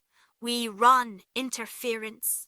With that, Merida released the arrow, the missile glancing off the Zippleback's cheek, causing it to hiss in anger as it turned its attention to her, only for its attention to be brought back to Hiccup as he swung his sword at it. Taking the cue, Roughnut and Fishlegs ran at the Zippleback, doing their best to distract the head with attacks of their own. Meanwhile, Snotlout was doing his best to get closer to the igniter, but found himself on the defensive as it snapped its jaws at him, screeching in anger and clicking its jaw in a way that sparks shot out of its mouth. The Zippleback head moved to strike at Snotlout, but was stopped when Roughnut hopped in between them, armed with his 2-headed spear which he used to stab at the dragon head. "I'm not seeing an opening here," Snotlout shouted, trying to get closer to the igniter head, but unable to due to the Zippleback's quick movements.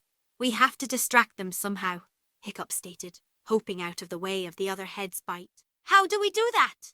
Toughnut asked, as he thrust his spear at the igniter head, causing it to hiss at him in anger.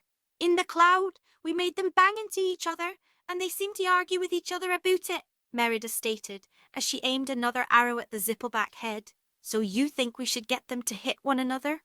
Fishlegs asked. "Sounds good to me," Hiccup declared, taking another swing at the Zippleback. "How do we plan on doing that?" Snotlout asked.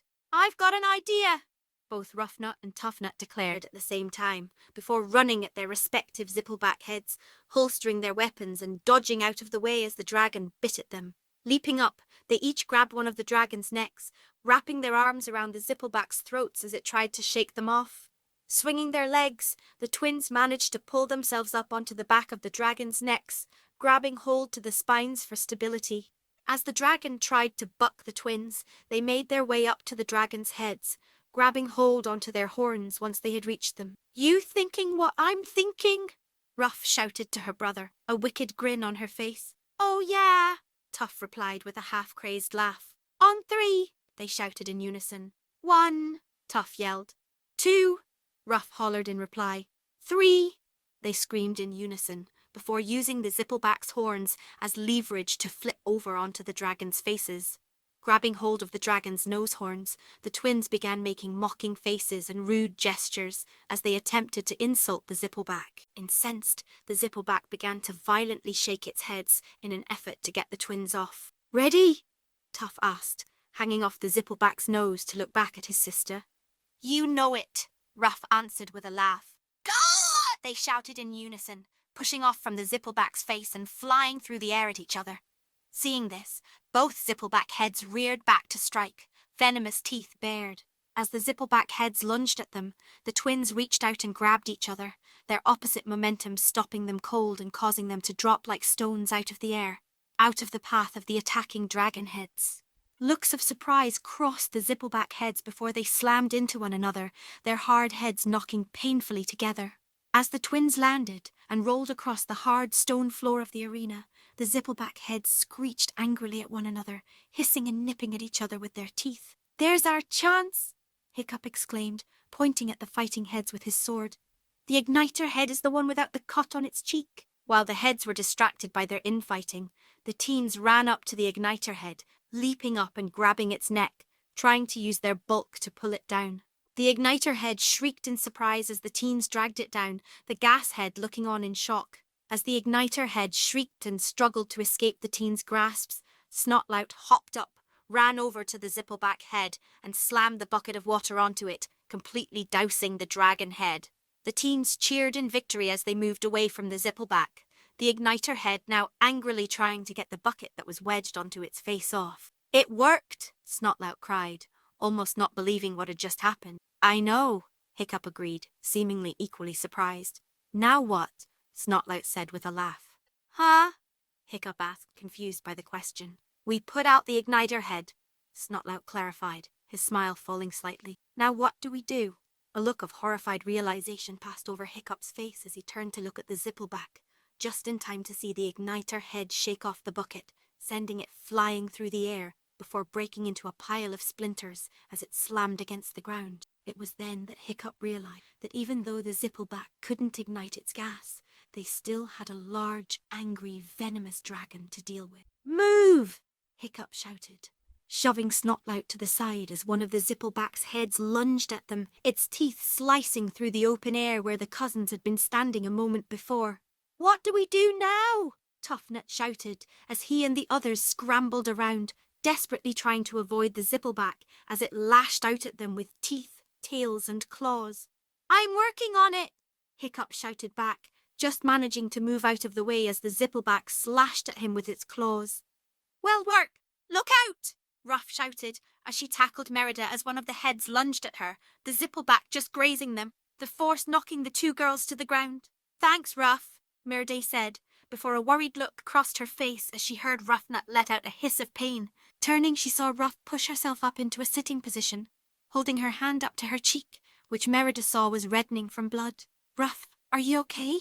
Merida asked worriedly. "I don't feel so good," Ruff replied woozily, trying to stand only to fall back to the ground as her knees buckled underneath her.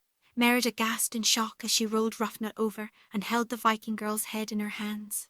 Merida could now see the thin, shallow cut across Ruffnut's cheek, while the blonde's eyes fluttered and she mumbled incoherently. "Ruff, what's wrong?" Merida asked, not sure what she should do. "It's the Zippleback's venom," Merida heard Gobber say from behind her, moving out of the way as the blacksmith ran over to her and scooped Ruffnut into his arms. "It's debilitating and works incredibly fast." "What do we do?" Merida asked, as she looked at Ruffnut with a frightened expression, oblivious to the boys doing their best not to be struck down by the enraged Zippleback. "We need to get her to Gothy," Gobber said simply. "She has an antidote, but I can't do that with this Zippleback running amok." Nodding, Merida turned her attention back to the chaos behind her, pinpointing Hiccup in the madness. "Hiccup!" she called, causing the young man to jump in surprise as he turned to look at her. "Ruff's been hurt. We had to end this quickly so we can get her to Gothy." "What?" Tuffnut exclaimed, a panicked look on his face. "That's a lot easier said than done, Mare!" Hiccup shouted, a note of exasperation in his voice, failing to notice as one of the zippleback heads turned its attention towards him. "Hiccup, watch out!" Merida yelled with a panicked voice, giving Hiccup just enough time to turn around as the zippleback head ploughed into him, the dragon ramming its nose into his stomach, knocking the young man flat and pinning him against the ground. The zippleback smiled wickedly, taking a sniff with its nose buried in Hiccup's stomach. As it did, its eyes suddenly went wide in shock before abruptly pulling away, shrieking in disgust. Hiccup watched in confusion as the zippleback head shook back and forth, as if trying to remove the offending odour from its nostrils. A look of realization passed over Hiccup's face before he opened his vest, finding the dead eel still stuck inside. "The eel," Hiccup whispered to himself. "It's not just toothless. Guys, I've got an idea." "What's is it?" Snotlout asked, turning to look at Hiccup just in time for the eel Hiccup threw at him to hit him dead in the face. "Oh, what the hell? Did you just throw an eel at me? Who does that?" Snotlout demanded as he angrily pulled the offending eel of his face and shook it at Hiccup. "The dragon doesn't seem to like it," Hiccup explained. "Hold it up to one of its faces." "Are you serious?" Snotlout questioned, glancing at the eel before looking at Hiccup like the other boy was crazy. "Just do it," Hiccup yelled back. All right, Snotlout replied, before turning his attention to the dragon. Running up to one of the heads, which was currently trying to swallow Tuffnut whole, Snotlout held the eel up to the zippleback. The zippleback took a quick sniff of the air before hissing in disgust, turning to look at Snotlout and shrinking away from. "Seriously?" Snotlout said in a mixture of joy and astonishment, moving towards the head and forcing the dragon to retreat. "This works!" "Snotlout!" Fishlegs shouted from his position near the other head, holding his arms outstretched to the other boy. "Throw me the eel!" Nodding, Snotlout turned and tossed the eel to Fishlegs, the larger boy grabbing it out of the air before spinning to face the zippleback head, holding it before him and using it to drive the zippleback back. "Over here!" Merida called as she rejoined them, snagging the eel mid-stride as Fishlegs tossed it to her, using it to drive the zippleback closer to its pen. "Eel me! Eel me!" Tuffnut exclaimed, waving his hands in the air until Merida threw him the eel, stopping the zippleback from biting him. For the next minute, the teens drove the zippleback back with the eel, passing between one another as needed. Eventually, they managed to get the dragon all the way back into its pen. "Chew on that, stink breath!" Tuffnut exclaimed as he tossed the eel into the pen with the zippleback, causing the dragon to retreat into the far corner of its pen, hissing at the eel as the teens closed and sealed the door. The teens took a moment to catch their breaths, shooting tired smiles at one another. "Did we really just use an eel to beat a dragon?" Tuffnut asked disbelievingly. "Seems like we did," Merida commented, tucking a loose strand of hair back behind her ear. "Why the hell did you have that eel with you anyway?" Snotlout questioned. Hiccup hesitated, trying to find an appropriate answer to the question. "It was part of our lunch," Merida interjected, a forced smile on her face. "We couldn't finish all the food, so Hiccup stuck it in his pocket for later. Near occurred to us that the dragon wouldn't like it. All these new dragon-related discoveries are great, and all but right now. We had to get rough to go these," Gobber stated, as he began to hobble towards the exit, the teens quickly following him as they remembered the gravity of the situation. "I'll take her!" Merida shouted as she darted ahead. "Angus is here waiting with Astrid. He can carry her faster than you could, Gobber." "Aye," Gobber agreed, as the group exited the tunnel, causing Astrid to sit up straight and look at them in surprise. "Sounds like a good idea. What's going on?" Astrid asked as Merida snatched the reins from her hand and hopped up onto Angus's back, her eyes focused on Ruffnut. "What's wrong with Ruff?" "She got scratched by the zippleback's tooth," Tuffnut explained gravely, his eyes not leaving his sister's form. "She got some of the venom in her." "A scratch did that?" Astrid asked in astonishment. "Yeah, I don't want to think about what a full bite would have done," Snotlout mused.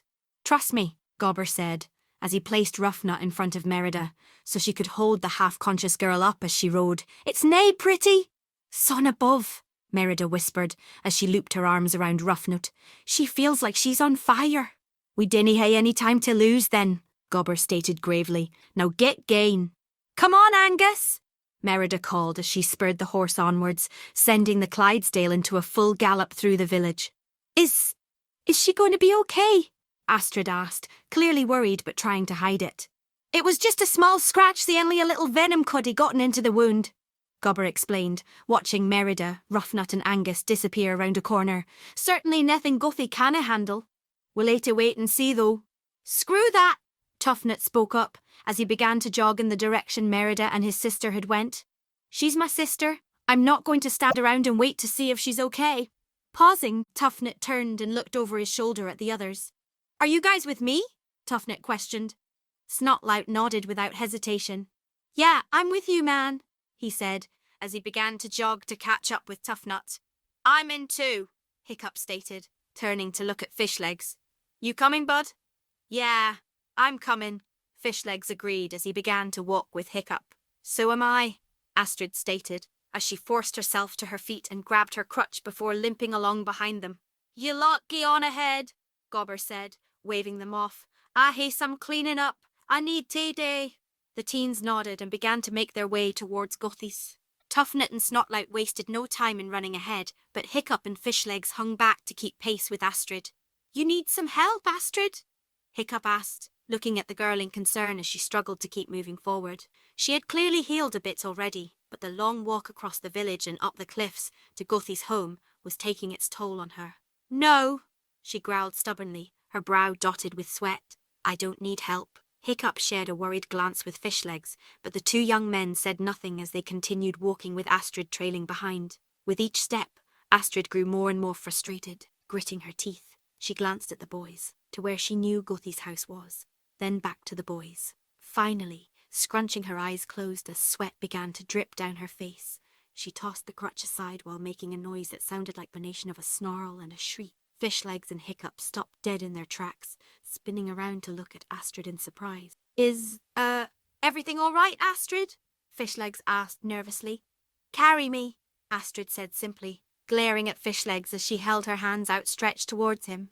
Excuse me? Hiccup said in mute shock.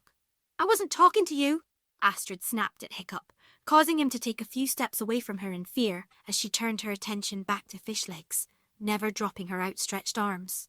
If we keep going like we're going, we won't make it to Gothies before nightfall, assuming I just don't collapse in the street before we make it. Taking a calming breath, she continued in a more even tone. So, Fishlegs, that's why I need you. She took another calming breath as she squeezed her eyes closed. To carry me. Hiccup and Fishlegs said nothing, just staring at Astrid in shock, sparing only a moment to glance at one another before looking back at Astrid. Well? Astrid said impatiently, flexing her fingers in a hurry-up motion. Are you sure about this, Astrid? Fishlegs questioned, looking at the girl with an uncertain expression. Fishlegs, she growled threateningly. If you don't pick me up in the next 10 seconds, I'm going to use my crutch to beat you black and blue, and then Hiccup can drag both of our worthless carcasses to Gothies. Understand? Fishlegs nodded rapidly, as the blood left his face before he quickly jogged over to her. He stood next to her for a few moments, fussing with his hands as he tried to decide what the best way to pick her up was. Just pick me up! She shouted at him to jump in fear and surprise before he reached down and scooped her up bridal style. Wordlessly, Hiccup walked over and picked up Astrid's discarded crutch before the three of them began making their way towards Gothies again. I swear, if either of you breathes a word before we get there, I'll rip your heads off, Astrid growled as she crossed her arms, her bravado somewhat undercut by the blush spreading across her features. A few minutes later, they came jogging up to Gothi's hut, which sat directly next to the large and ancient form of the village temple. It was a squat building, made out of stone and dark wood. 2 bronze braziers sat flanking the large double doors, the burning flames illuminating the carving of a great tree on the doors. Snotlout and Merida stood flanking the entrance to Gothi's hut, Snotlout leaning against the wall with his arms crossed while Merida stood nervously petting Angus's snout. They both looked up as the others approached, Merida raising a confused eyebrow, while Snotlout smirked and chuckled. You working as Astrid's horse now, Fishlegs? Snotlout quipped, causing Fishlegs to sigh and roll his eyes in annoyance as he came to a stop and set Astrid down. As soon as she was on her feet, Astrid surprised everyone by spinning around and decking Snotlout, knocking him to the ground as she glared at him. Ow! Snotlout groaned, rubbing his jaw as he glared at Astrid. What the hell was that for? For being an ass, Astrid replied, as she held her hand out to Hiccup without looking at him, taking her crutch as he handed it to her. What? Do you got a thing for him now or something? Snotlout asked as he picked himself up, only to let out another cry of pain as Astrid punched him again, knocking him back down. Okay, I'll be quiet now. Giving a satisfied nod, Astrid turned to look at Merida. How is she? Astrid asked neutrally. She's going to be okay, Merida said, and even though Astrid tried not to show it, the redhead could see the relief that swept over the blonde. Gothy needed room to work. Say she only let Toughnut stay inside while she administered the antidote. As she said that, Toughnut stuck his head out of the door, catching all of their attentions. Hey guys, Gothy's done in here and Ruff's coming around if any of you wanted to come in, Tough explained, before standing aside to let the others come in. Gothy's small hut was indeed crowded as the teens circled around the bed Ruffnut was laying, making sure to leave room for the short, old woman who was still tending to the blonde. Hey guys, Ruffnut greeted groggily. Someday, huh? You can say that again. Astrid chuckled. Seems like these training lessons are getting crazier every day. I hear that, Ruff replied, touching the bandage that Gothy had put on her cheek. So Tough was telling me you guys beat the Zippleback with an eel? Really? Astrid questioned, looking at the others in surprise. Yeah, crazy, huh? Hiccup asked. Apparently dragons, or at least Zipplebacks don't like them. Weird, Ruff replied while shaking a head. Hey Ruff, Merida spoke up. I hope you didn't mind me asking, but how did you and Tough do all that stuff in the arena? Our dad's a woodsman by trade, Ruff explained. Hunting, foraging, trapping, that kind of stuff. Me and Tough spent a lot of time in the woods growing up, climbing trees and stuff like that. Yeah, if you think that move we pulled on the dragon was cool, you should see it done against a pack of pissed-off squirrels, Toughnut added, earning a laugh from the others. You should be good to go home now, child. Gothy spoke up as she handed Ruffnut a bottle of blue liquid. Take some of that if you feel any of the symptoms come back. Thanks, Gothy, Ruffnut thanked the old woman. Think nothing of it, Gothy replied, waving her hand dismissively. As for that bandage, it should be fine to take it off tomorrow, though the wound will have likely left a scar. You did say you wanted to scar, Ruff, Astrid pointed out. Yeah, and facial scares are the best, Ruffnut agreed, clearly pleased by the news. All right, off you all go, Gothy said, beckoning the teens to leave her home. Time to leave an old woman to her peace and quiet. The teens nodded and agreed, bidding Gothy goodbye as they left. As Astrid turned to leave, she felt Gothy's hand on her arm and turned to look down at the elder in confusion. Perhaps now is a good time, Gothy suggested, as she glanced over at Merida, who was chatting amicably with Ruffnut. Astrid looked at Merida for a few moments, biting her bottom lip nervously before nodding her head. All right, Astrid said with a nod, earning a pat on the arm from Gothy as the Viking girl began to limp over to Merida. Hey, Merida, Astrid called, stopping the Highlander who had begun to walk away with Hiccup, Angus and Fishlegs. Can I talk to you for a second? Merida glanced at Hiccup, who merely shrugged in reply. Sure, Astrid. Guess, Merida replied uncertainly as she turned to face the other girl, shrugging her shoulders as she did. As Merida approached her, Astrid noticed Hiccup and Fishlegs waiting a few feet away. Astrid managed to catch Fishlegs' eye, giving him a pleading look to which Fishlegs responded with a nod. We'll let you girls talk, Fishlegs said as he took Hiccup by the shoulders and began to lead him away. We'll go talk about guy stuff. Guy stuff? Hiccup questioned, clearly not buying what his friend was saying. Just shut up and walk, Fishlegs mumbled, while giving Hiccup a light shove, sending his friend stumbling back towards the village as he followed. Looking over his shoulder, Fishlegs gave Astrid a quick wink, to which she gave him a small smile. So, what did you want to talk about? Merida questioned, patting Angus's neck as the horse fed on the sparse grass surrounding Gothy's hut. Well, I didn't really want to talk, Astrid explained as she hobbled over to, and then sat on a nearby rock. It's more I wanted to, wit, Merida pressed, raising an eyebrow at Astrid. I wanted to, Astrid closed her eyes in frustration before sighing. Apologize, for wit, exactly? Merida questioned hesitantly, crossing her arms as she watched Astrid wear. Everything, really, Astrid admitted with a shrug. I haven't exactly been the nicest person to you. Really? Merida asked neutrally. What? Astrid questioned, caught off guard by what Merida had said. Oh, I was just wondering if that's how you're actually going to put it, because if, say, it's the understatement of the bloody century. Merida spat angrily. Look, I'm trying to apologise here, Astrid shot back, her anger rising. Oh, good for ye, Merida replied sarcastically. Ye finally figured out it all I needed to hear ye say was you're sorry, and I'd forget all about how ye insulted me, how you tormented me, how you broke the bow my father gave to me and attacked me with a knife. Like you're any better, Astrid snapped, unable to control herself. I seem to recall you trying to kill Hiccup the first day you met him. Really? Merida asked incredulously. You're really going to try and compare the situations? Let's get some facts straight then, shall we, lassie? What I did was fueled by panic and fear. I thought I was about to be trapped in a loveless marriage surrounded by people who hated me, which you did a lovely job of reinforcing, by the way. I acted on instinct and I acted rashly. Dinna be getting me wrong, this doesn't justify what I did. I'm damn lucky at Hiccup is the type of man who can forgive something as atrocious as what I did, and even then the guilt still eats at me sometimes, thinking about what I could have lost and nae known it. A look of sadness passed over Merida's features, but it was quickly replaced with one of anger as she pointed a finger at Astrid. But ye dinna hae that excuse, Merida growled, taking a step towards Astrid and noticing the other girl's glare falter. Ye and I were at each other's throats multiple times and you knew what you were doing each and every time. You weren't lashing out in anger or fear or anything like that. You were vindictive, full of purpose and hate. And for wit, for wit.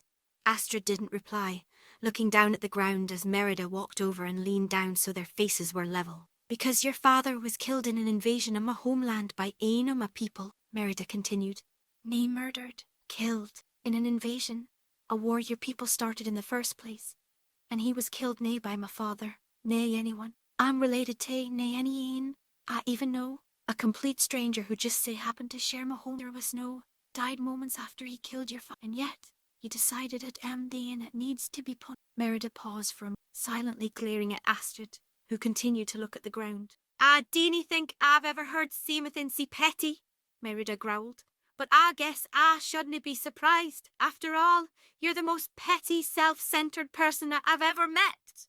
I know that I've been guilty of being extremely selfish in the past, but ne'er could I hae imagined that someone could care so little for other people, especially when they're so hung up over the loss of a loved one. You don't know me, Astrid snapped, looking up and meeting Merida's glare. You're right, I dinna know ye, Merida agreed. See, all I hate to go on is how I've seen ye act. And based on that, you didn't care about any Anne, nae even your so-called friends. Don't you dare say that, Astrid shouted at Merida, but the other girl remained unmoved. Why nae? Merida questioned.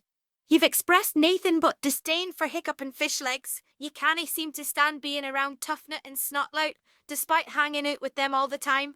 I guess you must feel samethin for Rough, probably samethin like a favourite pet, right? How dare you? Astrid shouted, pushing herself to her feet and grabbing Merida by her vest, ignoring the pain in her foot. Face it, Astrid, Merida spat, taking Astrid by the wrists and pulled the Viking girl's hands off of her. You're a shallow, petty person, and it's going to take a lot more than some half-assed apology to convince me you're anything more than that. With that, Merida turned and grabbed Angus' reins before she began to walk away. Astrid glared at her as she watched Merida leave. Her fists clenched and shaking in rage, Astrid began to lip after Merida. Get back here, Astrid shouted at Merida as she chased after her. Damn it, I said get back here. Merida continued walking, only stopping when she heard Astrid fall down behind her. Damn it! Astrid screamed in frustration, sitting on the ground on her hands and knees, her eyes closed in annoyance and pain. Are ye okay? Merida asked, concern leaking into her voice as she turned to look at the other girl. I'm fine, Astrid said dismissively, leaning back on her knees as she continued to glare at the ground, quickly wiping at the edges of her eyes to remove the tears forming there. Here, Merida said, leaning down and offering Astrid her hand. Let me help ye. Why would you want to help me? Astrid questioned, not looking at Merida. You hate me, The words seemed to resonate inside Merida for a few moments before let out a sigh. I've ne'er been ane to keep my temper, Astrid, Merida sighed. I think I've said some things just now what I didn't really mean. I think you meant it plenty, Astrid replied, still looking down at her knees. Maybe a little, Merida admitted, kneeling on the ground with Astrid. But I could have worded it better. Astrid said nothing as she continued to look down at her knees. A comment about ye and Ruff was out of line, Merida continued. I can tell from what you did today that you care a lot about her. She's my best friend, Astrid said quietly, a sad look crossing her face. She's my only friend. You weren't far off the mark when you said I can't stand the others. For a long time I couldn't. I still really can't when it comes to Snotlout and sometimes Toughnut. Hiccup's growing on me though. And fish legs? Merida asked with a small grin. What about fish legs? Astrid asked evasively, causing Merida's grin to grow slightly, even though she let the point go. The two sat in silence for a few moments before Astrid sighed. I really am sorry, Astrid stated. Understand, Merida replied with a nod. Just as I'm sure ye understand why I'm nae quick to forgive ye. Astrid nodded in reply, her dark blue eyes falling again. The sad part is that on at first night I was here, at first time we met, Merida said sadly. I really thought there was a chance we could be friends. That's the worst part, Astrid agreed with a nod. I've been doing a lot of thinking lately, and I feel that if things had been different, we really could have been friends. Merida sighed sadly before a thoughtful look crossed her face. Maybe we still can, Merida stated. How so? Astrid asked with a disbelieving laugh. We've got a pretty bad history. Then let's get rid of it, Merida said simply. What do you mean? Astrid questioned, raising an eyebrow at Merida. We start over. Forget all the history, Merida explained. We both seem to think we could be friends without our history, so let's get rid of it and start fresh.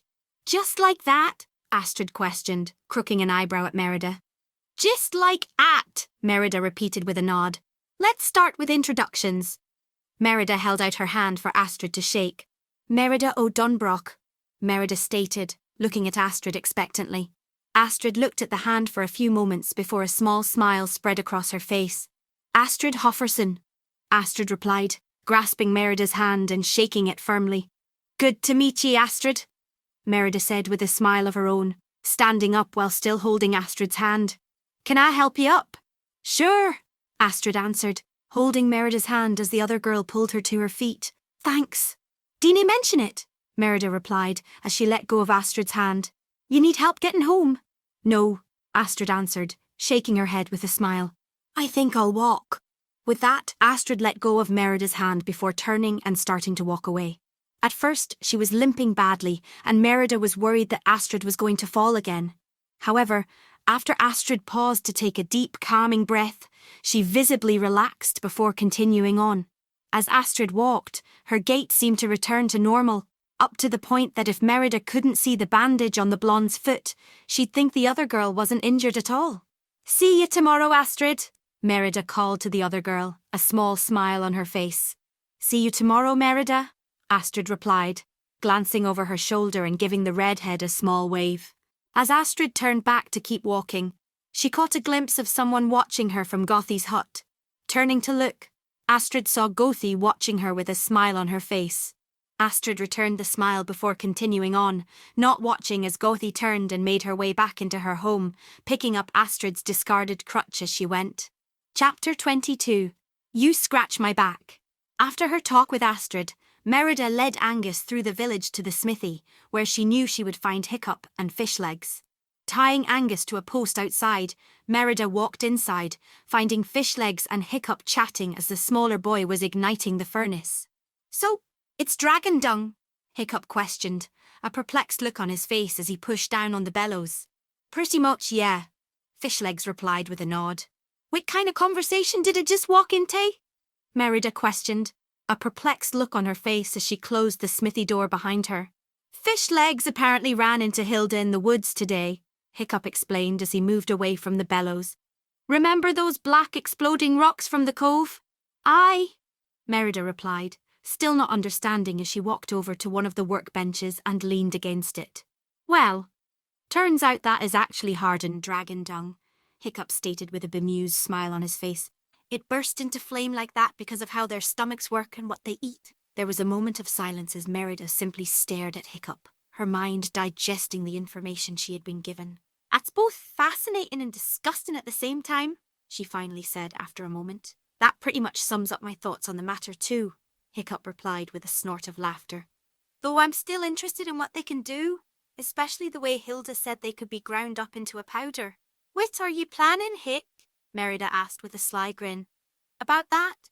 I don't know yet," Hiccup said, as he walked over to his design desk and grabbed some sheets of parchment.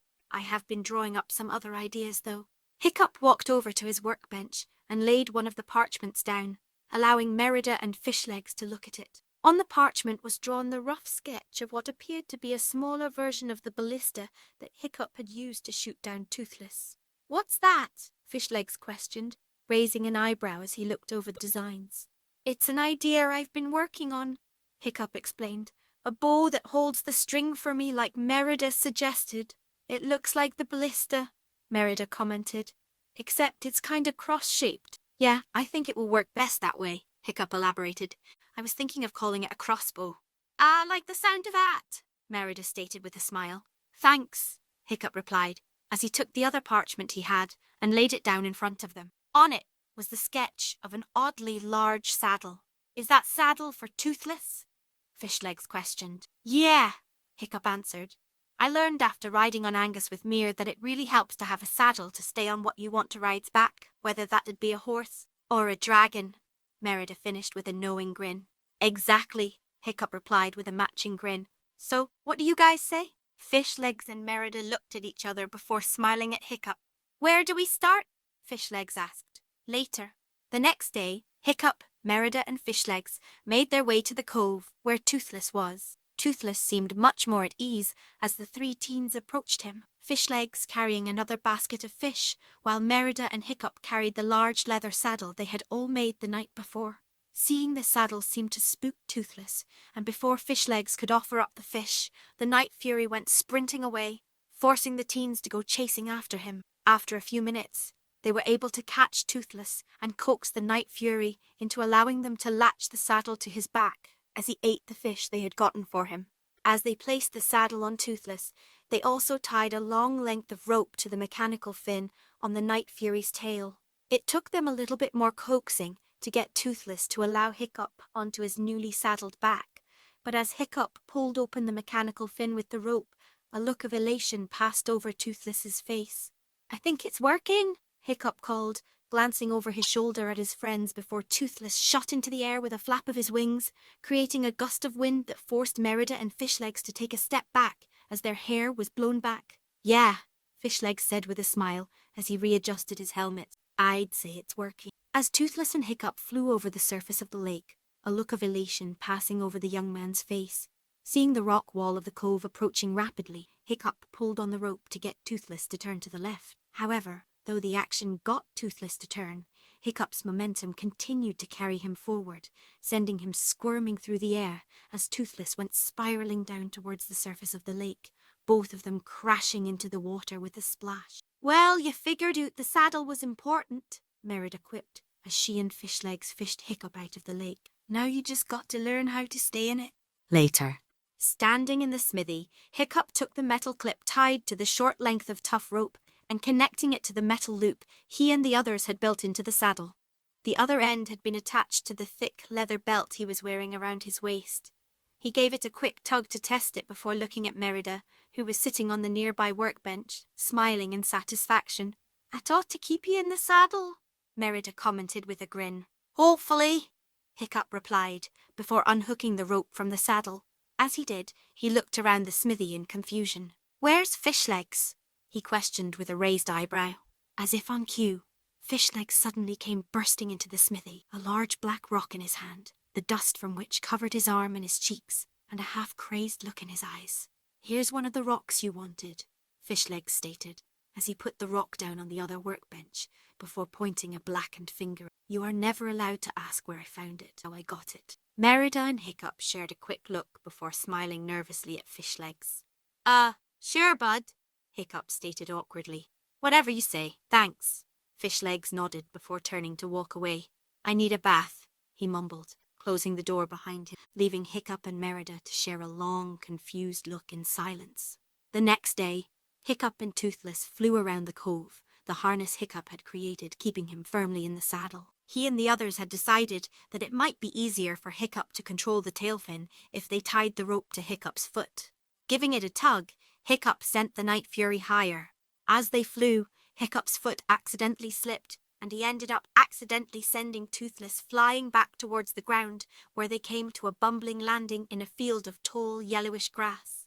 "Hiccup!" Merida exclaimed as she and Fishlegs made their way up to the field where the boy and the dragon had landed. As they came over the ridge and made their way through the tall grass, they found Hiccup standing in a clearing, watching Toothless as the Night Fury rolled around in the grass that had been flattened by their landing, looking like he was having the time of his life. "What's he doing?" Merida questioned, a confused look on her face. "Haven't the foggiest," Hiccup, still watching Toothless roll around in the grass. "Seems like you really like this grass," Fishlegs commented as he reached down and picked up a handful of the plant. "It looks like sweetgrass. My mom likes to put it in her food. Might as well change its name to Dragonip with the way he's acting," Merida commented, earning confused looks from the boys. "You know, like catnip." "What's catnip?" Hiccup questioned. "That's right, you guys dain't really day normal pets round here," Merida said with a sigh. "Catnip is a plant that has the same effect on cats as this grass seems to hay on Toothless." "So it affects all cats?" Fishlegs asked. "As far as I know," Merida replied with a shrug. "I wonder if this affects all dragons." Fishlegs mused as he looked down at the grass in his hand. Later, that afternoon, Gobber had decided to give the teens another go at the Grunkle, which was currently angrily buzzing around the arena. As the other teens did their best to stay out of the way of the incensed dragon, Astrid stood next to Gobber and watched the others, her legs strong enough to stand and walk on but not healed enough yet to handle the rigours of running and jumping. As the Grunkle swung low, it slammed headfirst into Snotlout, launching the young man into the air and sending him crashing to the arena floor, where he lay on his back and groaned in pain.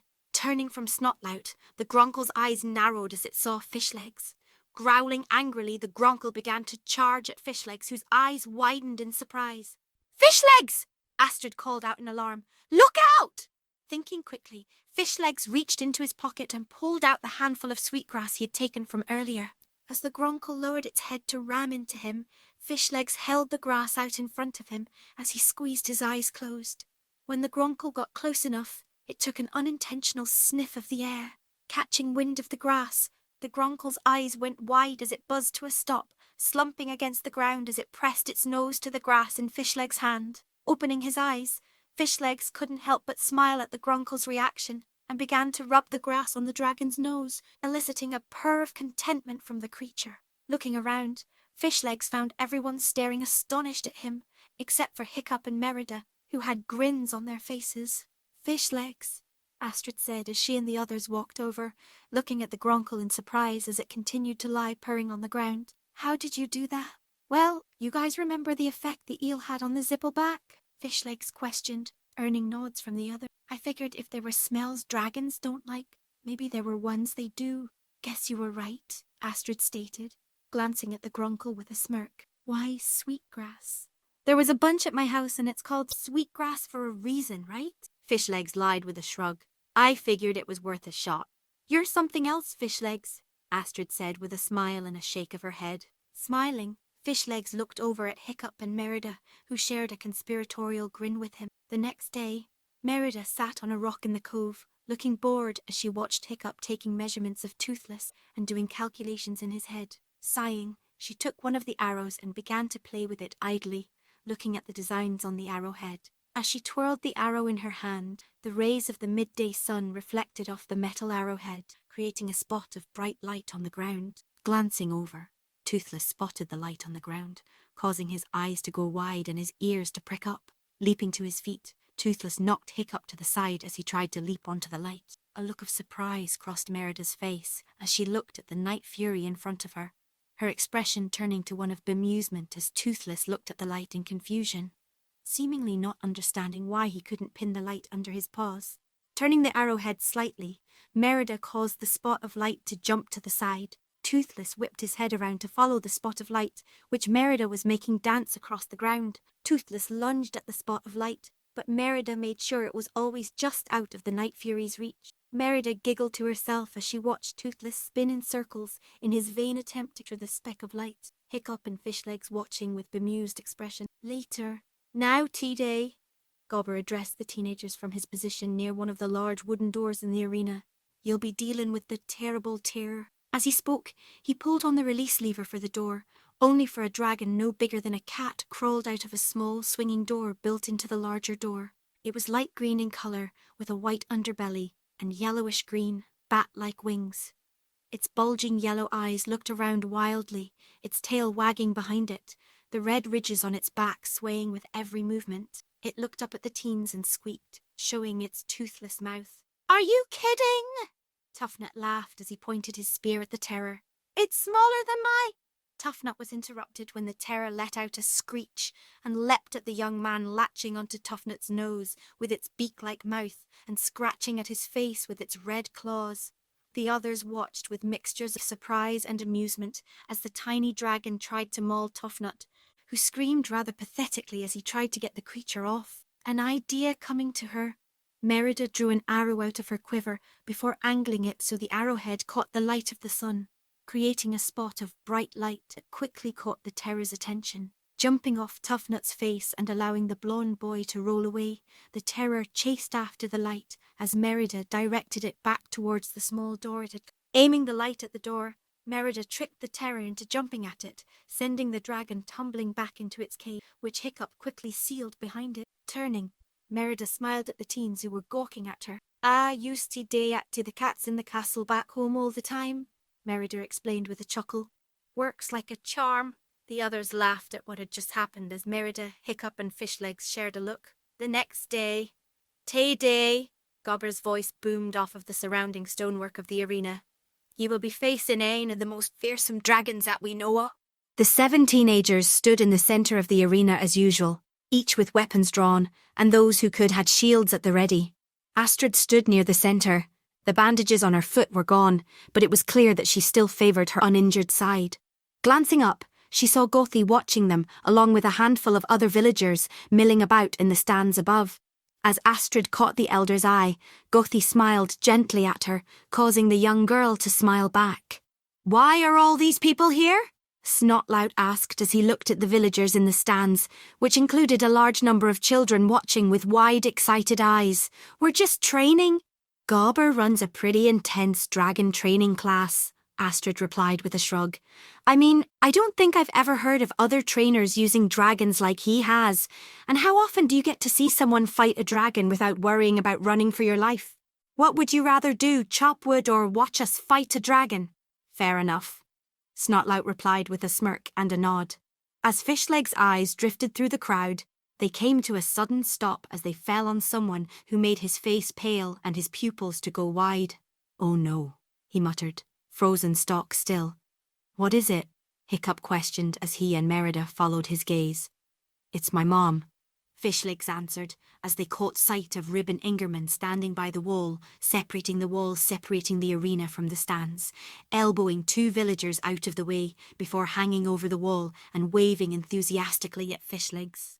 Fishlegs! Ribbon called, an enthusiastic smile on her face. Up here! Hi, Mum, Fishlegs replied weakly, giving her a small wave and a half-hearted smile, his face reddening from embarrassment. Snotlout and the twins let out small laughs, and Astrid shot him a smile that was a mixture of amusement and sympathy. Hiccup chuckled as he patted Fishlegs on the shoulder, while Merida looked on with an expression that suggested she found the whole affair adorable. I came to watch you and your friends fight the dragon, Ribbon continued, oblivious to her son's embarrassment as she turned her attention towards Hiccup. Hi, Hiccup. Hi, Mrs. Ingerman, Hiccup replied politely as he waved back. It's good to see you again. Good morning, Mrs. Ingerman. Merida greeted the older woman happily, causing the woman to jump in surprise. Oh, hello, Princess, Ribbon replied breathlessly as she quickly adjusted her straw blonde hair to appear more presentable. I hope you are having a good morning as well. I ne'er did get to thank ye for my new clothes, Merida stated as she grabbed her vest and held it open, showing the clothes that Ribbon had made for her. Oh, it was no trouble at all, Princess, Ribbon replied, blushing under the praise. Do you like them? Ah, love them, Merida replied, doing a quick twirl that caused Hiccup to chuckle, while Astrid to smirk and roll her eyes. Thank ye again. Really, it was my pleasure, Ribbon replied giddily before turning her attention back to Fishlegs. Sweetie, I'm going to go sit down now. Good luck. Thanks, Mum, Fishlegs replied, giving a half-hearted wave before sighing as Ribbon turned away. She seems... Merida trailed off as she playfully pondered the word she wanted to use, enthusiastic. That's my mom, Fishlegs answered with a sigh and a smile. You like teasing her? She'll never get over the fact that a princess talked to her. A wee bit, Merida replied jovially, holding her thumb and pointer finger close together to emphasize her point. I thought you hated all of that princess stuff, Hiccup commented. It comes in handy sometimes, Merida replied with a smirk and a shrug. Gober loudly cleared his voice to bring everyone's attention back to him. All right, if everyone is done chatting, he said, pausing to give Hiccup, Merida and Fishlegs a pointed look, which earned sheepish grins in reply. We can get started. Now though this dragon might nae be on the same level as the Red Death, a night fury or even a monstrous nightmare, believe me when I say a timberjack is a force to be reckoned with, Gobber stated solemnly, causing some of his students to fidget nervously. Bigger than even a nightmare or a zippleback, the timberjack can breathe fire so hot it could melt the armour of a southerner knight and cook him inside. Its teeth are sharp and many, and it can squeeze a man so tight his spine will snap like a twig. Wit it lacks in claws and makes up for with its wings, which are sharper than anything that could ever hope to make, and can cut down a tree in a single swipe. Ye lot are going to need to use everything I've taught you so far if any and all of you hope to best this beast. Gobber continued as he walked over to one of the larger doors, behind which the teens could hear the sound of metal scraping against stone, and placed his good hand on the release lever. Are ye all ready? The teens glanced at one another, nodding at each other, before giving a collective nod towards Gobber. All right, Gobber stated as he pulled down on the release lever, the heavy iron bolt holding the door shut sliding to the side. Good luck. As soon as Gobber's words left his lips, the door smashed open, and a dragon leapt through like it had been launched. The timberjack was indeed a massive dragon, its greyish-green serpentine body half again as long as a monstrous nightmare. Its crocodilian jaw opened wide as it let out a cacophonous roar, its cavernous jaw lined with sharp, bone-white teeth. Landing a few feet in front of the teens, the timberjack coiled its body like a snake, somehow not cutting itself on the steel-grey spines that covered its tail or the similarly coloured ridges that ran down its back. Rearing up, it spread its truly colossal steel-grey wings fully, its wingspan twice the length of the dragon itself, the appendages combining with the sweeping horns on the back of the timberjack's head to create a monstrous shadow that enveloped the teens. The hooks that grew from the bottom and top of its wings gleamed in the sunlight as the timberjack observed the teens with angry black on yellow eyes. Opening its mouth again, the dragon released another thunderous roar that seemed to shake the arena around them as a burning light grew in the back of its throat. Scatter! Astrid shouted, causing the teens to all run in separate directions as the timberjack fired a burning ball of fire that exploded when it hit the ground, scorching the stones that the teens had been standing on. Did you see the size of that blast? Snotlout asked no in particular, watching as the timberjack watched the teenagers surround it with angry eyes. What are our shields supposed to do against that? Not much, I'm guessing, Hiccup commented sardonically. Still, shields are good for more than, well, shielding, Fishlegs commented, before he began banging on the side of his shield, the sound causing the timberjack to growl irritably. Quickly, the others with shields joined in, the multi-sided sonic attack causing the timberjack to screech in pain and anger. A second later, the timberjack spread its wings wide and began slashing around it, the tips of its sharp wings cutting into the surrounding stonework and sending sparks flying as they scraped along the hard rock. The teens were forced to duck and tumble out of the way, ending their attempt to disorient the timberjack. Well, that didn't exactly work, Toughnut groused as the timberjack recollected itself. Now what? Now we try not to get eaten? Astrid cried as the timberjack lunged at Roughnut, forcing the Viking girl to tumble out of the way as the dragon went slithering past. Spinning around next to the arena wall, the timberjack raised itself before spitting another fireball, forcing Merida to roll out of the way as it slammed into the wall behind her in a cloud of smoke and fire. "Fish legs!" Merida called as she picked herself up. "How many shots days a timberjack high?" "8," Fishlegs replied as the timberjack let out another bellowing roar. "8!" Roughnet shouted incredulously. "You've got to be kidding me!" "He's not," Astrid spoke up, watching the timberjack wearily. "It's got 6 shots left, though I'm pretty sure that's the least of our problems." As she said that, the timberjack screeched and spread its wings before slithering across the ground, its appendages set to cleave them all in two. "Down!" Hiccup shouted, prompting everyone to jump onto their bellies, allowing the bladed wings to pass harmlessly above them. The timberjack snapped its jaws at Snotlout as it passed, forcing the young man to tumble out of the way. Merida quickly pushed herself back to her feet, spinning to face the timberjack as it reached the edge of the arena and turned back to face them, curling up like a cobra again. Notching an arrow, she pulled the strike back and fired it, but the missile merely bounced off the timberjack's thick scales, causing it to growl at her. "Ah, thick, its scales are too thick for our weapons," Merida cried. "Witty we day. It has to have a weak spot somewhere," Astrid muttered, before she saw the timberjack begin to charge at Merida, the gigantic dragon taking up so much space that the Highlander had nowhere to dodge to. "Merida!" Astrid shouted as she ran towards the other girl, tossing her shield and axe to the side as she went, ignoring the pain in her leg. Before Merida had had time to so much as scream at the approaching dragon, Astrid was by her side and grabbing Merida by the waist.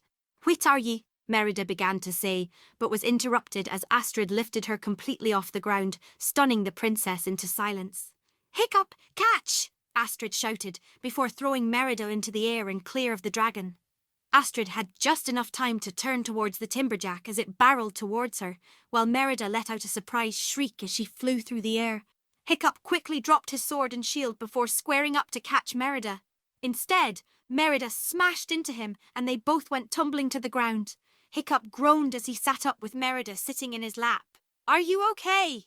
they asked each other in unison, before a gasp from the gathered crowd caused them to turn back to where Astrid had been standing a moment ago. To their astonishment, Astrid was now in the jaws of the timberjack, her feet planted firmly on its lower jaw as she held onto 2 of its teeth with her hands, pushing upwards to keep the dragon from crushing her. Her brow was furrowed in concentration, sweat forming on her forehead and her arms shaking from exertion. The timberjack growled in annoyance as it continued trying to bite down, but Astrid refused to budge an inch. "Sun above," Merida whispered in shock, her ice-blue eyes wide as she turned to Hiccup. "Did you know she could, Dia?" "I knew Astrid was stronger than she looked, but..." Hiccup trailed on, shaking his head slowly as his mouth hung open in shock. "I've never seen her do anything like this before." As the others looked on in surprise, the timberjack grew tired of struggling with Astrid. The blonde's eyes widened in fear as she saw a fiery red light forming down the dragon's throat. "Damn," she swore quietly as she tried to figure a way to get out of the situation. "Gods be good," Gobber said to himself as he hobbled towards Astrid and Timberjack as fast as he could. "Astrid, get out of there." Astrid was desperately trying to get out, but every time she tried to move, the timberjack tried to slam its jaws closed on her. Panic began to set in as the timberjack prepared to shoot Astrid point blank with its fireball. "Hold on, Astrid!" Fishlegs bellowed as he came barreling towards her from the side. Just as the timberjack launched its fireball at her, Fishlegs leapt into the air and tackled Astrid, knocking her to the side as the dragon's jaw slammed shut onto the fireball, causing it to burst in the beast's mouth, tongues of flame licking the air between its teeth as the fire seared the soft flesh of its tongues and gums. Astrid and Fishlegs went tumbling across the stone arena floor, the Viking girl held securely in the young man's arms. Fishlegs hissed as they rolled to a stop, his back against the hard stone as Astrid lay on his chest. "Are you all right?" Astrid asked with concern, her voice almost drowned out as the timberjack bellowed in black smoke rising from its maw. "My leg," Fishlegs groaned, prompting Astrid to look at the appendage in question. The lower half of Fishlegs' right pant leg was burnt off, the flesh underneath an angry shade of red. "It looks like you got burnt a little," Astrid explained, giving Fishlegs' chest a comforting pat before rolling off. "Nothing we can't..." "Astrid, look out!" Roughnock cried from the other side of the arena, prompting the blonde to turn and see the timberjack rearing back to strike at her and Fishlegs. "Hold on!" Astrid cried, as she reached down and grabbed Fishlegs by his tunic. Doing a quick spin, she dragged Fishlegs across the ground before heaving him to the side, sending the young man rolling across the stone floor, clear of the dragon. Glancing over her shoulder, Astrid saw the timberjack barreling towards her. Leaping to the side, she rolled out of the way of the timberjack's jaws and ducked under its razor wings. Rolling to her feet, Astrid watched as the timberjack turned to face her with narrowed dark blue eyes.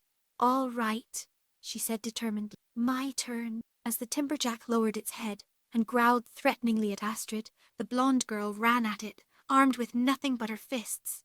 Lashing out at her with one of its wings, the tips creating sparks as they dragged against the stone floor, the timberjack tried to slice Astrid to pieces. Astrid quickly rolled under the attack, before sliding under the timberjack's other wing as it tried a follow-up attack. As Astrid ran right at the timberjack's face, it tried to bite at her. Leaping into the air, Astrid flipped over the timberjack's mouth and landed on its head, grabbing one of the dragon's horns for balance.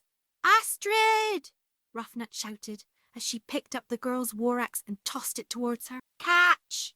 Astrid easily snagged the axe out of the air, stepping onto the centre of the timberjack's head. As she spun the axe so she was holding it above her own, with a cry, she brought it down hard on the timberjack's head. There was a loud clang as steel met scale, causing sparks to shoot up as the axe bounced off the scales, causing Astrid to lose her balance. As Astrid pinwheeled her arms, the timberjack roared in anger and pain, the strike seeming to have hurt the dragon, even though it didn't penetrate the skin. Throwing it head back, the timberjack completely dislodged Astrid, sending her tumbling into the air. Spinning through the air, Astrid managed to right herself as she fell towards the timberjack's back. As she landed on her feet, she began to slide down the timberjack's green-grey scales, using her free hand to dig into the dragon's scales in an effort to slow herself down. As she passed between the timberjack's wings, her hand still digging into the dragon's back, the creature suddenly shuddered and fell to the ground with a thud. The sudden movement sent Astrid flipping into the air again, landing next to the timberjack and stumbling as she caught herself, confusion written on her face. Astrid turned and looked at the timberjack. The dragon was laying on the ground, its eyes closed in a look of utter happiness and contentedness. The other teens and Gobber looked at the timberjack in confusion and surprise, as did the people in the stands. "What did you do?" Hiccup asked in surprise. Astrid could only shrug in reply, clearly as baffled as everyone else. As the timberjack began to stir, a thought occurred to Astrid as she looked at her hand, then back at the dragon. Reaching up as far as she could, Astrid began to scratch the area between the timberjack's wings.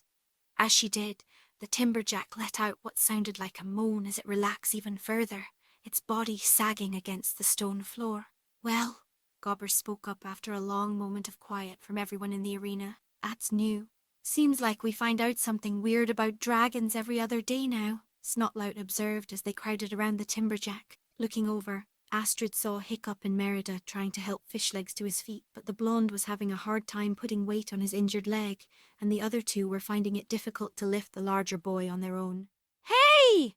Astrid called as she jogged over to their side and reached for Fishlegs' arm. "Here, let me help." Pulling on Fishlegs' arm, Astrid easily pulled Fishlegs to his feet, draping his arm over her shoulders to support. "How did you do that?" Merida asked, astonished. "At and wit you did in against the timberjack." "I don't know. I just do," Astrid replied with a shrug, almost knocking Fishlegs over but quickly catching him. "I've always been stronger than I look. My dad was the same way." A silence fell over the group before Hiccup awkwardly cleared his throat. Yeah, that was pretty impressive today, Astrid," Hiccup complimented her. "Thanks," Astrid replied genuinely.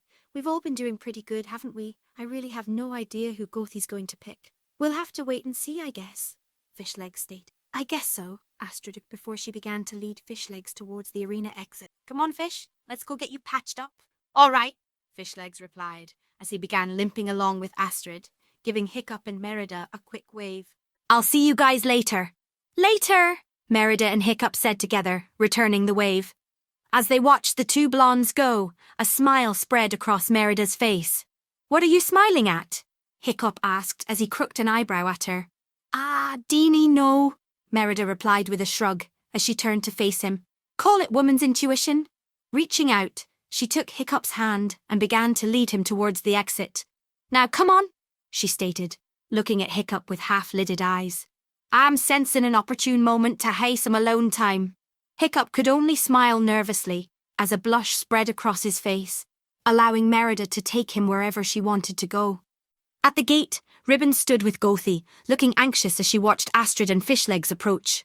"Oh, Fishlegs, sweetie, are you okay?" Ribbon asked as she began to fuss over him. "I'm fine, Mom. Just got a little burnt is all. Occupational hazard," Fishlegs said, as he tried to wave her away, an embarrassed look on his face. Astrid could only smile at the spectacle. Leaning down, Gothy examined the bright red skin on Fishlegs' leg. "Yes, it's just a minor burn," Gothy said with a sagely nod. "Sunburn ointment and a good night's sleep and you'll be right as rain. See?" Fishlegs said to Ribbon as they began to make their way to Gothy's hut, the elder leading the way. "Nothing to worry about." "I'm a mother, Fishlegs. I'm allowed to worry," Ribbon replied, before turning her attention to Astrid. "Thank you so much for helping him, Astrid." "It's no big deal." Astrid waved the compliment off. "It's the least I could do. Fishlegs saved my life in the arena today. Plus, when my leg got injured, he's the one who got me free, and he even carried me once when I was having trouble moving around." "Oh, did he now?" Ribbon asked with a raised eyebrow, noticing the blush that covered her son's face, as well as the small one colouring Astrid's cheeks. "Well, he is such a good boy, isn't he, Astrid?" "Mom!" Fishlegs groaned in embarrassment, hanging his head to try and hide. Astrid could only laugh in reply. Chapter 23. Music Tames the Savage Beast. The sun shone brightly down upon the cliff near the cove where Toothless stayed. Hiccup was currently on Toothless's back, a rope connected to the Night Fury's saddle and tied to a stake the teens had driven into the ground. Hiccup had figured it might work better to get the basics of flying down in a way that didn't result in quite so many crash landings. Hopping into the air, Toothless spread his wings, catching the draft of the sea breeze and hovering in the air, held in place by the rope. Merida and Fishlegs sat on either side of the stake, idly watching as Hiccup swung Toothless back and forth, getting a feel for the new equipment he had installed. Having grown sick of trying to finagle the rope into pulling the mechanical fin the way he wanted to, Hiccup had spent the night building a pair of stirrups for Toothless's saddle. The stirrup on the side of the mechanical fin had a pedal built into it that could be moved up and down, which, using a small system of ropes and pulleys, would adjust the fin accordingly. In all cases, it seemed to be working perfect. Merida smiled as she looked up at Hiccup riding on Toothless. With the wind sweeping through his auburn hair, his pale green eyes narrowed in determination, and a confident, almost cocky grin on his face, Merida felt she was seeing a completely new side of Hiccup, one she was sure she liked just as much as the others. Smiling softly, Merida pulled a whittling knife out of her belt before she began to carve something into the unoccupied space on her bow. Fishlegs noticed her work and raised an eyebrow. "What are you doing?" he asked curiously. "I think I've finally settled on a name for my bow," Merida explained as she finished carving, blowing on the area she had been whittling to remove the shavings before handing it to Fishlegs for him to examine. Turning the bow over so he could see what Merida had done, he found, just under the symbol of her kingdom, what appeared to be a word written in a language he didn't recognize. "I don't recognize the script," Fishlegs said as he looked up at Merida. "It's Gaelic," Merida explained. "It was the language of the Highlands afore the old empire came and brought the common tongue with them." "What does it say?" Fishlegs questioned. "Sealgare," Merida answered, sounding like she was born to speak the tongue. "It means hunter. I found it fitting for same reason." "More fitting than you know," Fishlegs muttered, a pensive look on his face as he handed Merida the bow back. Merida looked at confusion. "What did ye say?" Merida questioned. "Oh, nothing," Fishlegs replied quickly, surprised Merida had heard him. "Was just figuring both you and Hiccup have names for your weapons. Maybe I should name my hammer or something." Fishlegs pulled out his old one-handed warhammer and showed her in an effort to change the subject. Merida smiled at the thought. "What are you thinking of naming it?" Merida asked. "I don't know, something cool," Fishlegs replied, now genuinely giving the matter some thought. "Like after the first Jarl or something like that." "I'm nae really familiar with the Jarls," Merida admitted. "What was his name?" "Siegfried," Fishlegs replied. "The legends called him Siegfried the Great and Siegfried the First, Lord of all Vikings and King of the Wilder West. It was he that united all the Viking tribes. They even say that he did battle with the Red Death and won." "Ah, thought the Red Death killed the Jarl?" Merida questioned. No, Fishlegs replied, shaking his head. That was his grandson, Gunnar, the ghastly who they also called the Grimbeard. Say the line of Jarls ended just like that? Merida asked, surprised. Oh no, not like that, Fishlegs explained. Gunnar had 3 sons, Torgir the Thugheart, Klaus the Chucklehead, and Hiccup. Hiccup? Merida questioned as she raised an eyebrow in surprise. As in Hiccup Horrendous Haddock? The first, Fishlegs finished with a chuckle. See, is he Hiccup's ancestor? Merida asked, surprised. A relative, his great-great-uncle, I believe, Fishlegs elaborated. Hiccup is descended from Claus. Then why does he carry the name? Merida inquired. Well, Hiccup the Fist left no sons, Fishlegs explained, so Claus decided to name his son after his brother to carry on his legacy. What happened to Hiccup the First? Merida questioned, becoming more and more intrigued as they talked. Nobody really knows, Fishlegs admitted with a shrug. All we know is that he died young without fathering any children.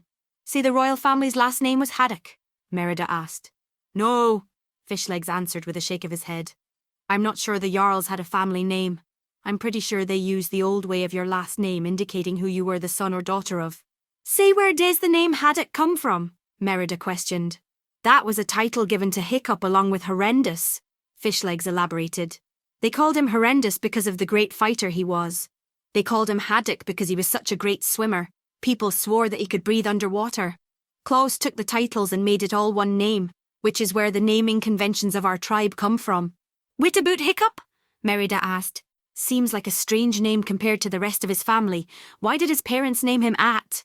Because he was small, Hiccup suddenly said. Whipping her head around, Merida saw Hiccup looking down at her from Toothless's back, an unreadable look on his face.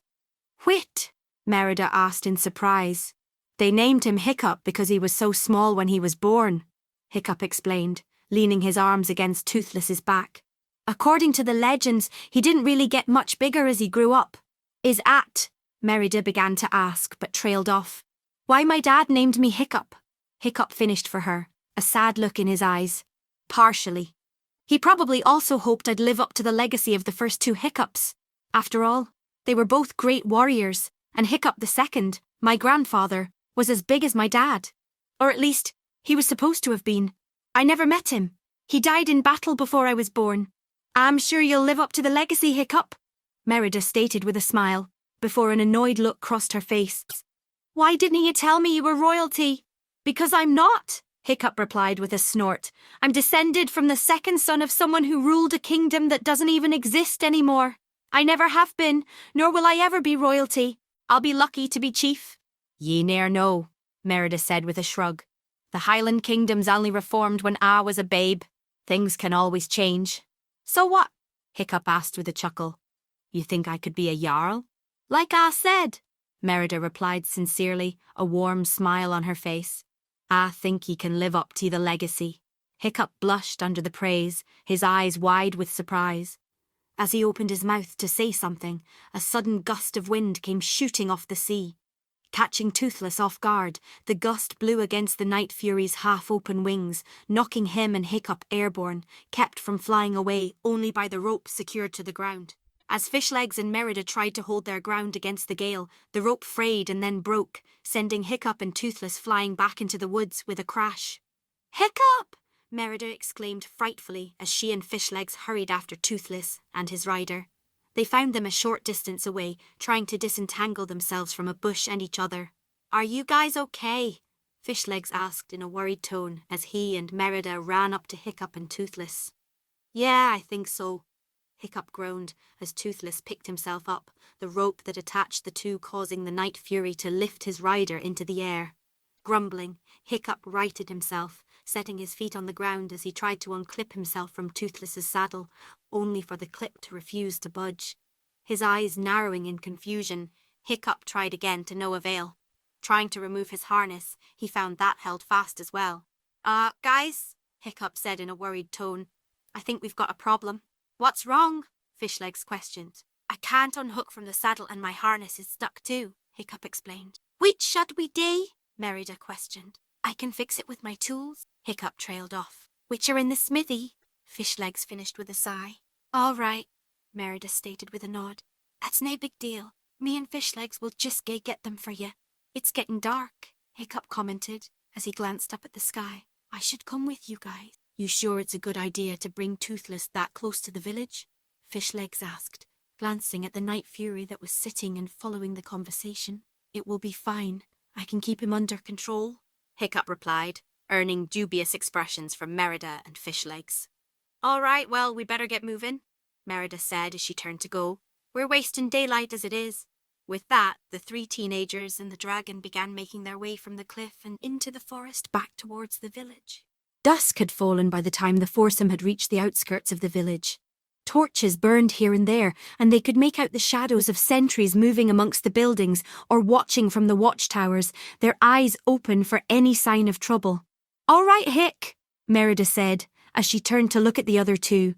Me and Fishlegs will go down to the smithy and grab your tools. You wait here with Toothless, and we'll bring the tools back here, then you can get yourself free.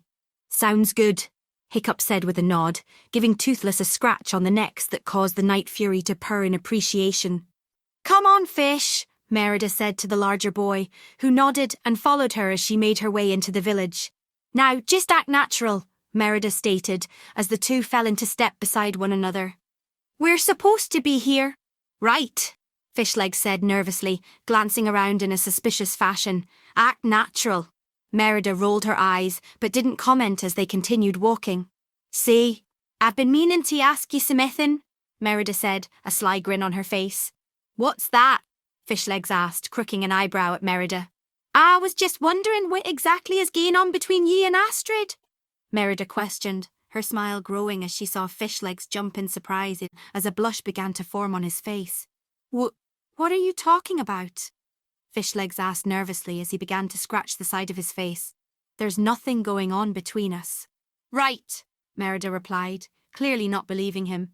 Seriously, tell me. There's nothing to tell, Fishlegs insisted as he looked away from her. Come on, Fishlegs, Merida persisted, crossing her arms over her chest and narrowing her eyes at the Viking boy. I know something is going on. Why won't you tell me? I thought we were friends. We are friends, Fishlegs said quickly, hoping to placate the Highlander girl. I just don't really understand what's going on myself. Well then tell me what ye do know, and maybe I can explain it to ya, Merida stated, smiling as she placed a hand to her chest. I am a girl after all. Well, it's just, ever since we started dragon training, Astrid's been acting, I don't know, different around me, Fishlegs explained, playing nervously with his hands as he did. How say? Merida asked as they neared the smithy. Well, when I was hanging out with Snotlout and Toughnut, we hung out with Astrid and Roughnut from time to time, Fishlegs explained. She never really talked to me much, and so I always figured she didn't really like me. I got that impression from a lot of people, actually, Fishlegs said with a sad sigh, causing Merida to place a sympathetic hand on his shoulder and smile warmly at him. Say what changed? Merida questioned, hoping for a happier topic. I don't really know, to be honest, Fishlegs answered with a shrug. I mean, I guess it started when I fought with that grunkle in the arena. She's never complimented me or anything like that before. You must have impressed her, Merida surmised. She probably likes big, strong, brave Viking men. I don't think that's the whole thing, though, Fishlegs continued. That night we had that talk, which I guess I can tell you now was about her wanting to apologise to you. She said she had always thought I spoke well. I guess she thought I was smarter than Snotlout and Toughnut and liked that. Didn't it take much to be smarter than Tough and Snotface? Merida commented with a chuckle. True enough, but still. I was surprised when she said that to me, Fishlegs stated. She also said she liked that I didn't hit on her all the time, unlike Snotlout. Again, seemeth in any girl would appreciate, Merida replied with a snort. What did you say to that? I told her I never did because I thought I would never have a chance with someone like her, Fishlegs answered. Ah, Fish, didn't you sell yourself? Merida began to say, but stopped when Fishlegs kept talking. To which she said that I did have a chance, Fishlegs finished, his face heating up at the memory. Did she now? Merida questioned, raising both her eyebrows in surprise. Yeah, and ever since then she's been acting really different, Fishlegs went on. I mean, she helped me when I got injured, and she even seemed concerned about it. Well, you were also the ane who got her out from under it wall, didn't you forget? Merida stated, and saved her from being eaten by it Timberjack. She's probably pretty thankful for it. But it's more than that, Fishlegs insisted as they approached the smithy. Twice now Astrid has asked me for help. Before that, I had never seen Astrid ask anyone for help with anything. People change, Merida replied with a shrug as she stopped outside the smithy door. And sometimes they change for the better. I guess, Fishlegs said with a shrug as he came to a stop next to Merida. The princess looked at him for a moment, a sly grin growing on her face. Do you like Astrid, Fishlegs? Merida questioned. I don't know, Fishlegs replied, playing with his fingers even more. I mean, she's pretty. Not that I only care if girls are pretty, mind you. She's smart and she's probably the toughest fighter we have. Plus, Merida urged. Plus, she's been really nice to me lately, Fishlegs continued. I mean, after Gothi fixed my leg, my mom invited her to dinner, and she went. She seemed to enjoy it even. Well, Fishlegs, I think that's because she likes ye, Merida said with a laugh. You really think so? Fishlegs questioned uncertainly. I do, Merida replied simply as she opened the door and stepped into the smithy, Fishlegs following her. She's probably too stubborn to admit it, even to yourself, but I definitely think she likes you, and I'm pretty sure you like her too. What should I do? Fishlegs asked quietly, inspecting one of Gobber's tools on his workbench so he didn't have to look Merida in the eye. That I canna really help you with, Merida admitted as she walked over to Hiccup's workbench and began collecting his tools. As good as I think Hiccup and I together are, I didn't hae any hand in making it happen. That was all Hiccup and our parents. Maybe you can ask Hiccup for help. Or if you're desperate, your mother. Fishlegs chuckled as he placed the tool he was looking at down. If I can offer ye any advice, it would be to keep dayin' with your dain, Merida said as she gathered up the tools and made her way over to Fishlegs. It seems to be working sae far. Thanks, Merida, Fishlegs said sincerely. Dinna worry about it, Merida replied with a shrug and a smile. That's what friends are for. The two teens made to leave the smithy, but Merida froze and quickly held out her hand to stop Fishlegs. What's wrong? Fishlegs asked. Here's Seamathan, Merida answered, before creeping up to the door and slowly cracking it open and peeking out. As she did, she gasped before pulling away to look at Fishlegs in fear. It's Gobber, she whispered harshly, causing Fishlegs' eyes to go wide with fear. What do we do? Fishlegs whispered back, looking on the verge of panic. If he finds us in here with Hiccup's tools, he's going to suspect something. Thinking quickly, Merida shoved the tools into Fishlegs' hands before moving over to the smithy's large window. I'll distract him and then you sneak out and get the tools to Hiccup, okay? Merida explained, earning a nod from Fishlegs. Taking a deep breath, Merida peeked through the cracks in the window's large shutters, seeing that Gobber was only a few feet away from the smithy's front door. Gobber! She exclaimed as she threw open the shutters, startling the blacksmith as they slammed against the wall. How are you doing this evening, Princess? Gobber exclaimed, looking at her in surprise. What are you doing in my shop this late at night? Oh, I was just looking for Hiccup, Merida explained, as she vaulted over the windowsill and landed outside, quickly closing the window behind her. Figured he might be here. You don't know where he is? Gobber asked, surprised as he turned towards her. Glancing behind Gobber, Merida saw the door crack open and Fishlegs peek out. Merida gave a subtle shake of her head as she smiled broadly at Gobber. Nay, he disappeared earlier in the afternoon, Merida lied. I figured he might be here working on Samathan here, but he's nae. And here I thought you two were attached at the hip, Gobber stated with a chuckle, earning a warm smile and a blush from Merida. You lot have been spending a lot of time in my shop as a late. Hiccup's been working on a lot of stuff, Merida explained as she motioned to Fishlegs, who slowly opened the door, his eyes glued to the back of Gobber's head as he crept forward. I mean, ha' you seen the sword he made? I did, Gobber replied, stroking his chin thoughtfully. I'm surprised I ne'er noticed him working on it afore. It would take quite a while to make a sword like that, and I ne'er taught him how to make a sword like I. Well, you know, Hiccup, Merida commented with a shrug as Fishlegs began to creep behind Gobber. I mean, he made me my bow, and he told me he had ne'er made a recurved bow afore. True enough, Gobber replied with a thoughtful nod as Fishlegs continued to slowly, cautiously sneak past him. Then, when Fishlegs was directly behind Gobber, a hammer suddenly slipped from his grasp and landed on the ground with a dull thud. Whit was at? Gobber asked, as he began to turn around, but stopped as Merida zipped over to his side, grabbing his arm to get his attention. "Gobber!" she exclaimed, causing the blacksmith's head to whip back to look at her, while Fishlegs silently scrambled to pick up the fallen tool. "There's something I've been meaning to ask ya. What's at?" Gobber questioned, caught off guard by Merida's forwardness. "I was just curious. Did your mother ever have anything she brought with her from the Highlands?" Merida questioned as she saw Fishlegs pick up the hammer and quickly scurry away, disappearing behind a building. "Me Ann, I know she was taken and everything, so she couldn't have brought much. But I thought if she had anything identifiable, I could figure out what clan she had belonged to." "Why are you doing this, princess?" Gobber asked with a surprised, hushed voice. Merida sighed, allowing herself to relax now that she knew that Fishlegs was safely gone. This had been something she had wanted to talk with Gobber about for a while, and she was happy for the chance to speak with him alone. "Because you're a good man, Gobber," Merida said after a moment, looking the blacksmith in the eye. "You deserve to know where you came from." "Thank you, princess," Gobber said after a moment of stunned silence, a warm smile on his face. I think there is something my mother had it could help you. I'll let you remember where I put it, but I'll get it to you as soon as I can." "Sounds good," Merida replied with a grin of her own before she moved to leave. "I should get going now. Still hate to find Hiccup after all."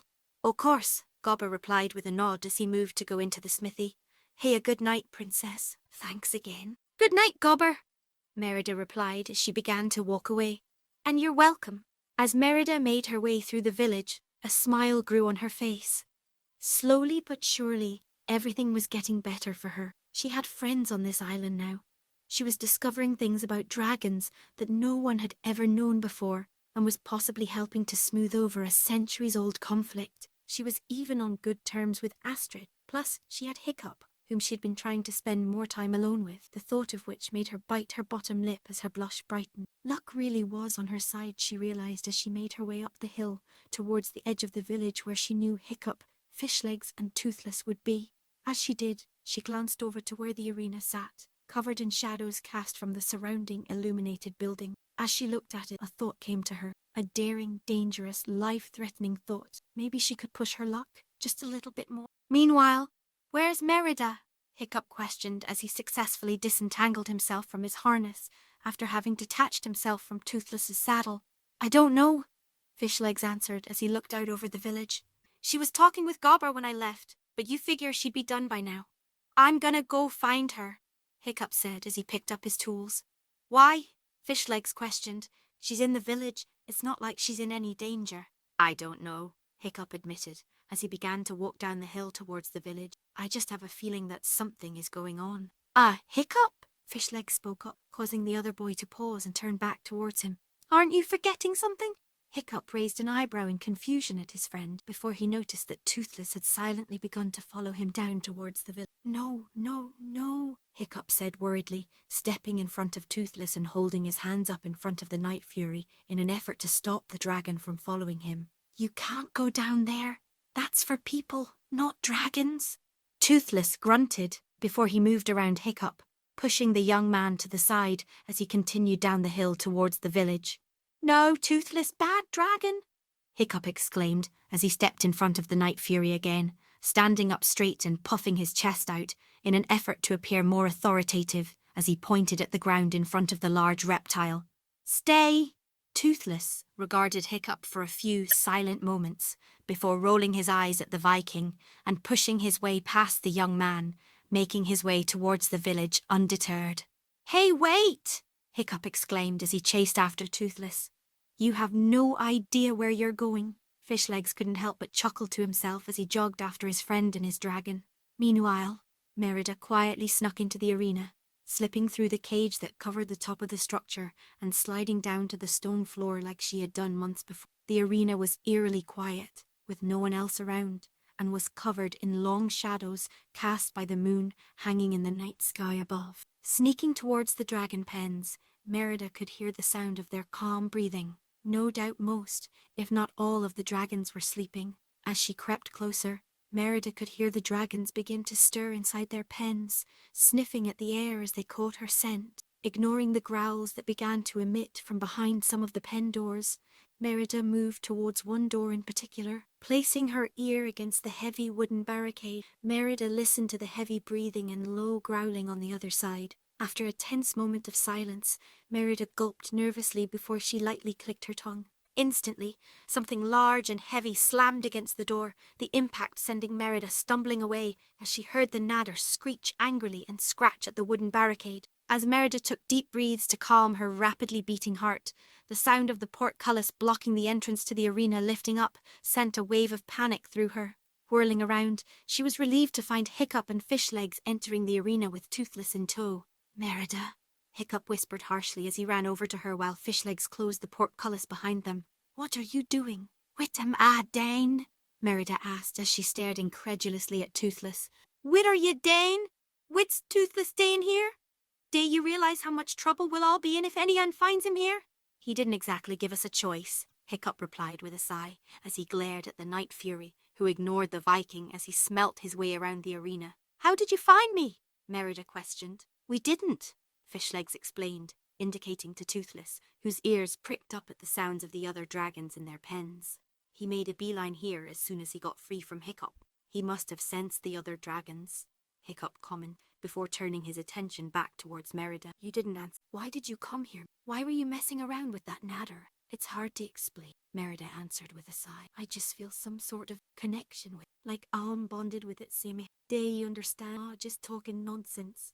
A small smile spread across Hiccup's face as Merida looked at him pleadingly. "I know precisely what you mean," Hiccup replied as he looked over at Toothless, who was sniffing at one of the heavy wooden doors sealing the dragon pens. "I've been feeling something exactly like that ever since we found Toothless in the cove. I just wish I had a way of talking to her," Merida replied as she looked back at the pen where she knew the name was. "I wish I could prove to your I didn't want to hurt her, like you did with Toothless." "She?" Fishlegs questioned, crooking his eyebrow at Merida. "You think it's a girl?" "Oh, I know it's a girl," Merida said in a tone that brokered no arguments as Toothless wandered back over to them, rubbing against the princess, causing her to grin and scratch him on the head. "What do you think, Toothless? Any ideas on how to woo a female nadder?" "He'd probably suggest fish if he could talk," Hiccup joked. "Too bad we don't have any." Toothless seemed to glare at Hiccup over the joke, before turning his gaze back to Merida. Looking up at Merida with a gaze so intense that it caught the princess by surprise, Toothless locked eyes with her for a few moments before a continuous sound began to emit from his mouth that none of the teens could identify at first. "Is he humming?" Fishlegs asked uncertainly, a few stunned moments. "I'm pretty sure he is," Merida agreed, as she continued to hold Toothless's gaze, the sound of his humming causing the other dragons to go silent. "Wait, I know that tune," Hiccup spoke up, shock written on his face. Hearing this, Merida listened closer to the tune Toothless was humming, her eyes going wide when she realized that she too knew this song. "And forever I'm dreaming of home," Merida sung, her voice barely above a whisper, her voice matching Toothless' tune. "I feel so alone, and forever I'm dreaming of home." "Wow," Fishlegs whispered, his eyes wide with surprise, having never heard Merida sing before. "How does he know that song?" Hiccup questioned, as he stared flabbergasted at Toothless. I don't know," Merida admitted, tearing her gaze away from Toothless for the first time since the Night Fury had begun humming to look at Hiccup. "Maybe—" Merida cut herself off when the sound of the nadder humming the same tune began to waft through the heavy wooden door. The nadder had a lighter, almost melodic sound to it compared to Toothless. As the three teens stared at the door behind which they knew the nadder sat, the other dragons began to join, from the strangely nasally sound of the grunkle, to the echoing melody of the zipple, to the high-pitched squeaks of the terror, to the deep rumblings of the timberjack, to the raspy noises that could only come from the monstrous nightmare. All of the dragons joined, creating a haunting tune that filled the entire arena with sound. Slowly, the look of shock on Merida's face was replaced with one of wonder and excitement before she began to join in. "It flows through me now," she sang, her voice harmonizing with the dragon's humming. "Say clear and say let. I stand where I am and forever I'm dreaming of home. I feel say alone, forever I'm dreaming of home." Slowly the humming faded away, but the excitement Merida felt threatened to overwhelm her. Rushing forward, she grabbed the release lever to the nadder's pen before the boys realized she had even moved. "Merida, wait!" Hiccup called out, holding his hand out in a futile attempt to stop her, but his pleas fell on deaf ears as Merida yanked down on the lever, releasing the door with a loud clunk. Taking a few hesitant steps away from the door, Merida watched with wide eyes as the nadder slowly nudged the door open, peeking its head out and scanning the area. Eventually, its gaze fell on Merida, who smiled reassuringly at it. "Hi," she whispered, coaxing the wary dragon towards her. "It's okay. I'm nae going to hurt ye." Slowly, Merida began to edge towards the nadder, which took a few steps back and hissed as she got closer.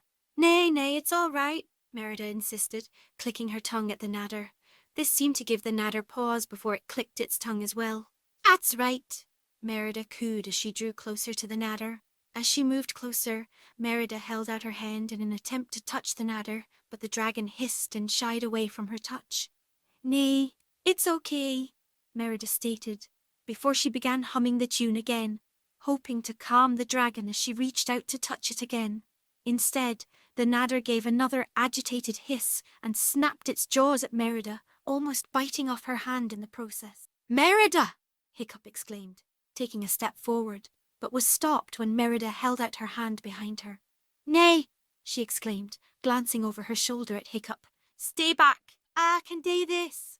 As she looked back at Hiccup, Merida caught sight of Toothless, who was looking up at the night sky above them. Looking back at the nadder, Merida found it had followed Toothless's gaze, looking up instead of at Merida. Glancing up at the night sky, Merida saw it was a cloudless night, the full moon shining down upon them. Returning her gaze to the nadder, Merida saw the dragon slowly spread its wings and give a few flaps before letting out what sounded like a sigh and bringing its eyes back to the princess as it closed its wings. Merida's eyes widened as she watched the nadder before she nervously bit her lip as a thought came to her. "When the cold wind is a-callin' and the sky is clear and bright," she sang, catching the nadder's attention as it regarded her with its head tilted in curiosity. "Misty mountains sing and beckon, lead me out into the light. I will ride, I will fly, chase the wind and touch the sky," Merida continued, smiling as she watched the nadder bob along to the beat of the song. "I will fly, spread my wings and touch the sky. Na na na na na na na na na na na na na na na," Merida sung as she began to bounce and spin in place, the nadder bobbing with her. "Na na na na na na na na na na na na na na na. Where dark woods hide secrets and mountains are fierce and bold," Merida continued, continuing to hop and twirl, her smile growing as she noticed the nadder was beginning to mimic her motions. "Deep waters hold reflections of times lost long ago. I will hear every story, take hold of my own dream," Merida sang, doing a quick spin that twirled her hair and skirt around her before she thrust her arms into the air and clenched her hands into fists while throwing her head back. "Be as strong as the seas are stormy and proud as an eagle's scream." Merida laughed with delight as the nadder spun around as well, the air stirring her hair as its tail whipped by her face before spreading its wings up towards the sky, throwing its head back and letting out a screech. "I will ride, I will fly, chase the wind and touch the sky," Merida sang as she moved back and forth, the nadder matching her movements. "I will fly, spread my wings and touch the sky. Na na na na na na na na na na na na na na na," Merida sung as she extended her arms to the side and began to skip away, the nadder following her, its wings spread as it bobbed along behind her, the boys watching in stunned awe. "Na na na na na na na na na na na na na na na. Spread my wings, Merida sang as she began to twirl in place, her arms raised as the nadder circled around her, humming to the music. "Touch the sky." Merida stopped spinning as she let the last note fade, breathing hard with an exhilarated look on her face. In front of her, Merida saw the boys looking her direction. She began to say something, but stopped when Hiccup nodded at something behind her. Slowly turning around as she lowered her arms, she found the nadder standing only a few feet from her, watching her as it closed its wings against its body. Cautiously, Merida held out her hand, stopping just before she touched the nadder, her fingers inches from its scales. The nadder regarded her for a few moments and gave her hand an experimental sniff. After careful consideration, The nadder leaned forwards and rubbed its nose against Merida's hand, the scales warm against her flesh. Whipping her head around, Merida looked over at Hiccup and Fishlegs with an expression of barely contained glee, the boys smiling encouragingly at her. After a few moments, the nadder pulled away, wiggling its nose slightly. "Ma, aren't we a pretty girl?" Merida said, as she reached out and stroked the side of the nadder's neck, the dragon giving a snort that sounded to the princess like it regarded the compliment as the most obvious thing in the world, causing the Highlander to smirk. "And proud too, Merida," Hiccup gently said from behind her as he placed a hand on her shoulder. "We should get going. It's getting late, and we still have to sneak Toothless back to the cove." "Right," Merida agreed reluctantly, glancing at Toothless, who had been sitting and watching the boys the whole time before she began to lead the nadder back over to its pen, which the dragon willingly entered after the princess gave it a few quick scratches on its neck. "You did a really great job tonight, Mere," Hiccup congratulated her. "That was pretty spectacular." "Thanks," Merida replied, a slight blush colouring her cheeks as she prepared to close the door to the pen. "I guess we're going to have to name her now," Fishlegs commented, looking at Merida. "What do you think we should call her?" "That's easy," Merida answered, peeking into the pen and watching the nadder curl up to go to sleep as she closed the door. "Good night, Boudica." Later, "Hiccup," Merida called as she knocked on his bedroom door. "Can I come in?" Sure," Hiccup replied, having already shed his vest and boots in his preparation to go to bed, his room illuminated by a single candle. "Come on in." Merida eased the door open and stepped in, having shed her vest and boots as well, the strip of clothes she wore in her hair, her bright red locks hanging freely around her face. "What's up?" Hiccup asked, noticing how nervous she seemed. "Well, I was just wondering," Merida said, rubbing her arm anxiously, "if I could sleep with you tonight. Why would you want to do that?" Hiccup asked with a surprised tone before immediately mentaling himself for saying something so monumentally stupid. If Merida was offended by the comment, she didn't show it. "Well, I figured we're going to be sharing ain every night ance we're married, so we might as well get used to it, right?" Merida explained. "I don't think my dad would approve," Hiccup replied, nervously rubbing the back of his neck. "Your dad is nae here right now, and Witty Daney no one hurt him," Merida commented, smiling gently at Hiccup. "Seems like an awful waste of an opportunity." I guess you can stay," Hiccup stated. "Yeah, sure, that will be, good." "Great," Merida beamed before running her eyes up and down Hiccup. "So how day ya, sleep?" "What do you mean?" Hiccup asked, confused. "I mean what day you wear to bed?" Merida questioned with a nervous laugh. "I'm guessing you don't sleep in the nude, do you?" The two teens stared at each other, blushes on their face as they considered the implications of what Merida had said. "Nope, nothing like that," Hiccup said quickly before pulling his pants off, revealing the briefs he wore underneath. "This is good. This right here is what I wear, yes." Merida giggled nervously, biting her lip and blushing as she looked over Hiccup's lean legs. "Okay, I can do that," Merida said confidentially, looking at Hiccup through half-lidded eyes as she put her thumbs into the waist of her skirt and leggings and slid them off, revealing her creamy legs and the tight brief she wore. "Is 'at good?" Hiccup almost choked as he looked at her, his face turning beet red before he averted his eyes. "Yeah, that's good," he choked out. "Come on, Hick," Merida said with a laugh as she kicked her discarded clothes away. "You've seen me more exposed than this." "Doesn't mean you can't leave me breathless with how pretty you are," Hiccup replied with a shrug as he turned back to look at Merida. There was a quiet moment as Merida just stared at Hiccup with a complete blank expression before literally pouncing on him, knocking him onto the bed as she smashed her lips against his. Hiccup lay for a moment in the tangle of limbs in utter shock before the feeling of the kiss drew him in, wrapping his arms around Merida as she lay on his chest, only breaking apart due to need for air.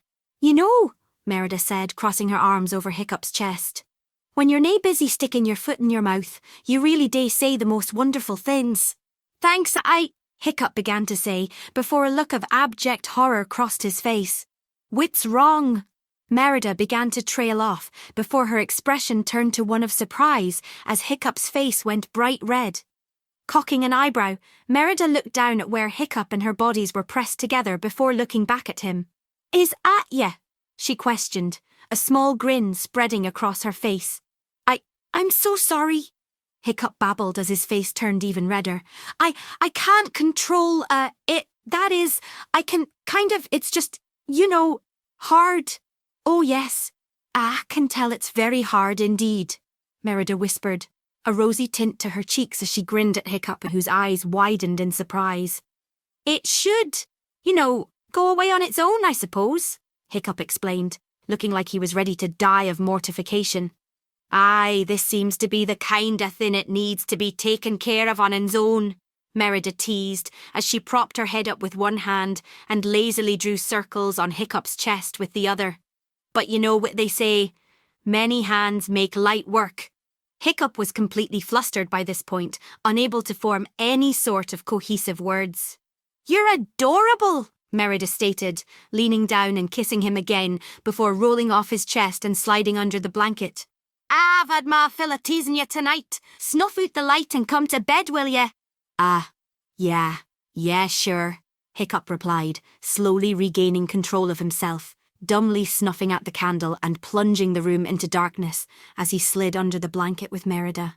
Hiccup merely lay in his bed for a few moments, staring at the form of Merida lying in bed with her towards him. So, how does this? Hiccup began to ask, but stopped when Merida reached back, grabbed both of his arms, and wrapped them around her so he held her with her back pressed against his front. This is nice, Merida commented dreamily. Oh yeah, it is, Hiccup agreed with a smile. Good night, Hiccup, Merida cooed, getting comfortable in Hiccup's arms.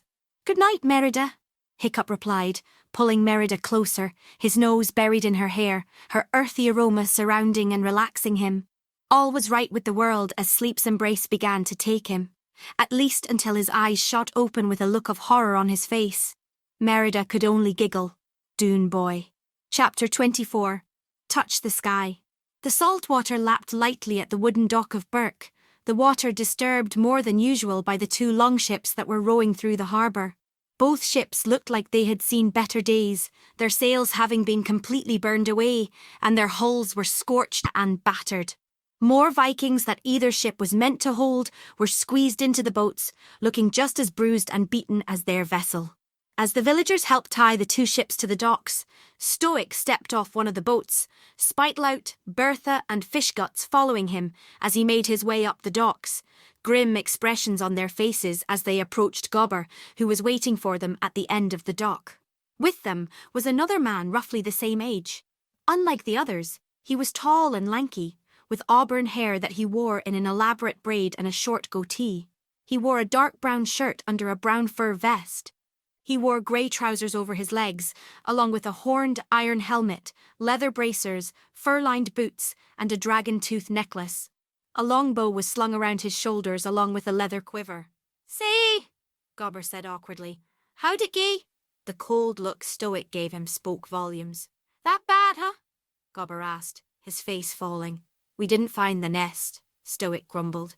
It cost us a number of our longships. Stoic sighed sadly, glancing over at some of the other Viking warriors as they disembarked from the longships. One woman walked up to another waiting on shore who was watching the approaching warrior anxiously. Sadly, the warrior woman produced a war axe and held it out to the other woman, who began to wail with despair as her body was racked with sobs. And the lives of some good people, Stoic finished sadly as he looked back at Gobber. How have things been here? Well, I'm happy to report that they've been good, Gobber replied, a smile returning to his face. In fact, you want to believe it, but Gobber was cut off as one of the villagers ran up and clapped Stoic on the shoulder, startling the chieftain. Congratulations, Stoic, man exclaimed happily as he walked away. I never would have believed it. Believed what? Stoic began to ask, a bewildered look on his face. Looks like you'll never have to worry about Hiccup again, eh, Stoic? A woman called as she walked by, a beaming smile on her face. What are you? Stoic tried to question, growing more and more confused by the second. Looks like our problems are gone, Stoic, another man shouted at the befuddled chieftain. Gone? Stoic asked quietly as he turned his attention back to Gobber. He's gone? Aye, most afternoons, Gobber replied with a snort of laughter. He's usually out in the woods with fish legs and the princess. Stoic made a noise that sounded like a mixture between annoyance and narrowed his eyes at Gobber. What is everyone talking about? Stoic demanded with a growl. Your boy has been performing phenomenally in dragon training, Gobber explained with a smile. He has? Stoic asked, clearly stunned by the news. There's no way, Spiteflout added, not believing a word of it. It's true, Gobber insisted. The princess has been doing well too, as he Fishlegs and Astrid. Fishlegs has been doing well? Fishgusts asked, surprised. He fought a Gronkle by himself on the first day, Gobber informed the other man. He almost won too. Fishguts let out a chuckle, placing his hands on his hips and shaking his head in disbelief. What about Snotlout? Spitelout questioned, crossing his arms over his chest. He's been all right, Gobber replied with a shrug, causing Spitelout's eyes to narrow. How about Junior and Ruff? The other man spoke up with a raspy voice. Ah, you should have seen them fight the Zippleback tough. A sight to behold it was, Gobber said proudly. Your girl even got a scar to show for it. But how? Stoic pressed, trying to wrap his head around the information he had been given. Hiccup has a way with the beasts, Gobber explained. And the others? What's that mean? Bertha questioned. He's become quite the leader amongst their group, Gobber elaborated. They look to him to figure out how to handle the dragons. Oh, I don't believe a word of that, Spitelout spat, glaring at Gobber. Believe what you want, Gobber shot back, scowling at the other man. I'm nae the only ane who sees it. Who's winning? Fishguts asked, cutting off any retorts Spitelout had. Of that, I hain't the foggiest o' notions, Gobber replied. They've all been doing remarkably well. They figured out things about dragons that even I didn't know about. I hain't no idea who Gothie is going to pick. Where is Hiccup now? Stoic asked. In the woods with Fishlegs and the princess, like I said, Gobber explained. With they day in there, I hain't no idea.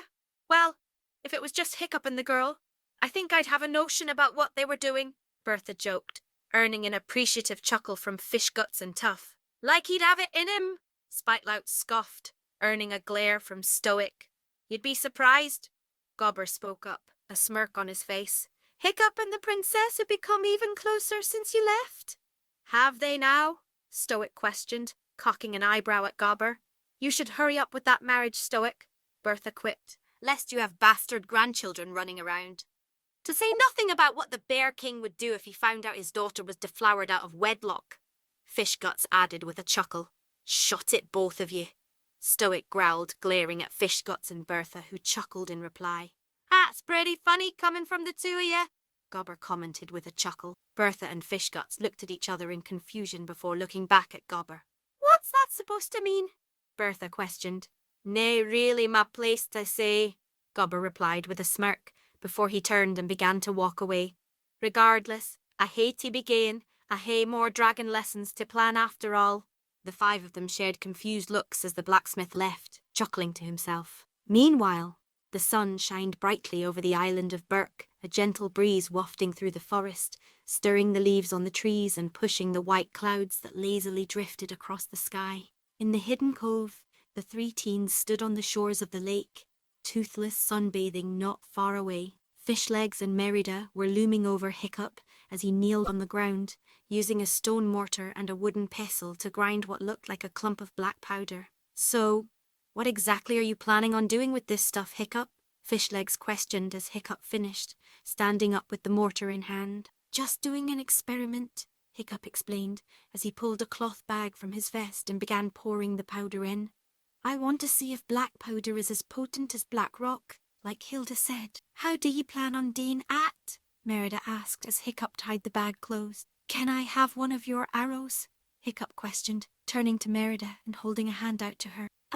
Sure, Merida replied as she blinked in surprise, reaching into her quiver and pulling out an arrow before handing it to him. Thanks, Hiccup said with a warm smile as he took the offered weapon. Holding the arrow in one hand, he tied the bag holding the powder to the weapon's shaft with the other. Once he was done, he reached into his vest and pulled out a short length of rope, which he entwined with the bag before handing the whole thing back to Merida. What do you want me to do with this, Hick? Merida questioned, a quizzical expression on her face. Notch it on your bow if you would, Hiccup instructed, as he pulled some flint and iron from his belt. Merida nodded and unslung her bow before notching the arrow to the bowstring, having to compensate for the arrow's extra weight. Wait, now? Merida asked. Now, I need you to fire into the cove wall over there, Hiccup instructed, pointing to the wall a good distance away from them as he began striking the flint and iron together, creating sparks that he was trying to ignite the rope with. We'll see just how much of a bang this stuff packs. Are you sure this is a good idea? Merida asked wearily. Yeah, it will be fine, don't worry, Hiccup answered reassuringly, while Merida made a face that showed she was anything but reassured. Glancing over her shoulder at Fishlegs, she was surprised to find the larger boy had been slowly backing away, a frightened expression on his face. Merida shot a glare at him, to which Fishlegs replied with a shrug as he continued backing away. After a few moments, the rope caught, grey smoke rising from it as the fire moved towards the bag of black powder. All right, it's lit, Hiccup exclaimed as he quickly stood up and stepped behind Merida, who fired the arrow into the cliffside. There were a few tense moments as the three teens watched the spot where the arrow had struck, grey smoke continuing to rise. Then, all of a sudden, the smoke ceased while the arrow and bag sat in the cliff wall as if nothing had happened. Damn, Hiccup swore as he and the others relaxed. I was sure that won't. Hiccup was interrupted by the thunderous, fiery explosion that ripped a chunk of the cliff wall apart, the force of the blast knocking the three teens off of their feet as bits of rock rained down around them. Blinking in surprise, the trio pushed themselves into seated positions as they all looked at the freshly made hole in the cliffside that was belching black smoke, a few tiny fires burning on the scorched rock. Toothless, alerted by the explosion, came bounding over to them, looking around for any sign of danger with wide, wild eyes. The three teens just sat on the hard ground looking at the damage they had caused, trying to process what had happened. That was quite impressive, a voice said from behind them, causing all of them, including Toothless, to jump in surprise, finding Hilda standing behind them, smiling like she had been there the entire time, her crow cawed in greeting from its perch on her shoulder. Hilda! Merida greeted with a smile as she pushed herself to her feet. It's been a few days since we last saw ye. I've been busy, Jaeger, Hilda explained as she looked over at Toothless and smiled. And I see you all have been as well. Hello, Drake. Toothless watched Hilda curiously, his head tilted to the side. He sniffed her out of curiosity before suddenly jumping back as if startled. The others watched Toothless in surprise, while Hilda smiled knowingly. What's up with him? Merida questioned, watching Toothless back away cautiously, the look on his face expressing surprise more than any other emotion. I suppose I'm just not that he expected, Hilda replied with a shrug, an enigmatic smile on her face. What brings you here, Hilda? Hiccup questioned. Checking up on you three, of course, Hilda explained as she turned to face them. Seems you have been learning Z secrets of Z Black Rock. Hiccup gave an embarrassed smile as he scratched the back of his head, while Hilda looked over at Toothless, who was watching the group from afar. As well as learning the secret of dragons, she continued before turning back to the teens. You've done well in your training of 2 dragons. The teens looked at the old woman in shock. How did ye? Merida began to say in surprise. A little bird told me, Hilda explained. Her crow puffed his feathers proudly. Well, maybe not so little, Hilda added cheekily. The crow cawed at Hilda indignantly, but she ignored it. You have quite the voice, Jaeger, Hilda commented with a smile. Ah, thank ye, Hilda, Merida replied with a blush, tucking a hair behind her ear. That made you do it? Hilda questioned. Excuse me? Merida asked, confused by the question. Why did you choose to sing to the dragon?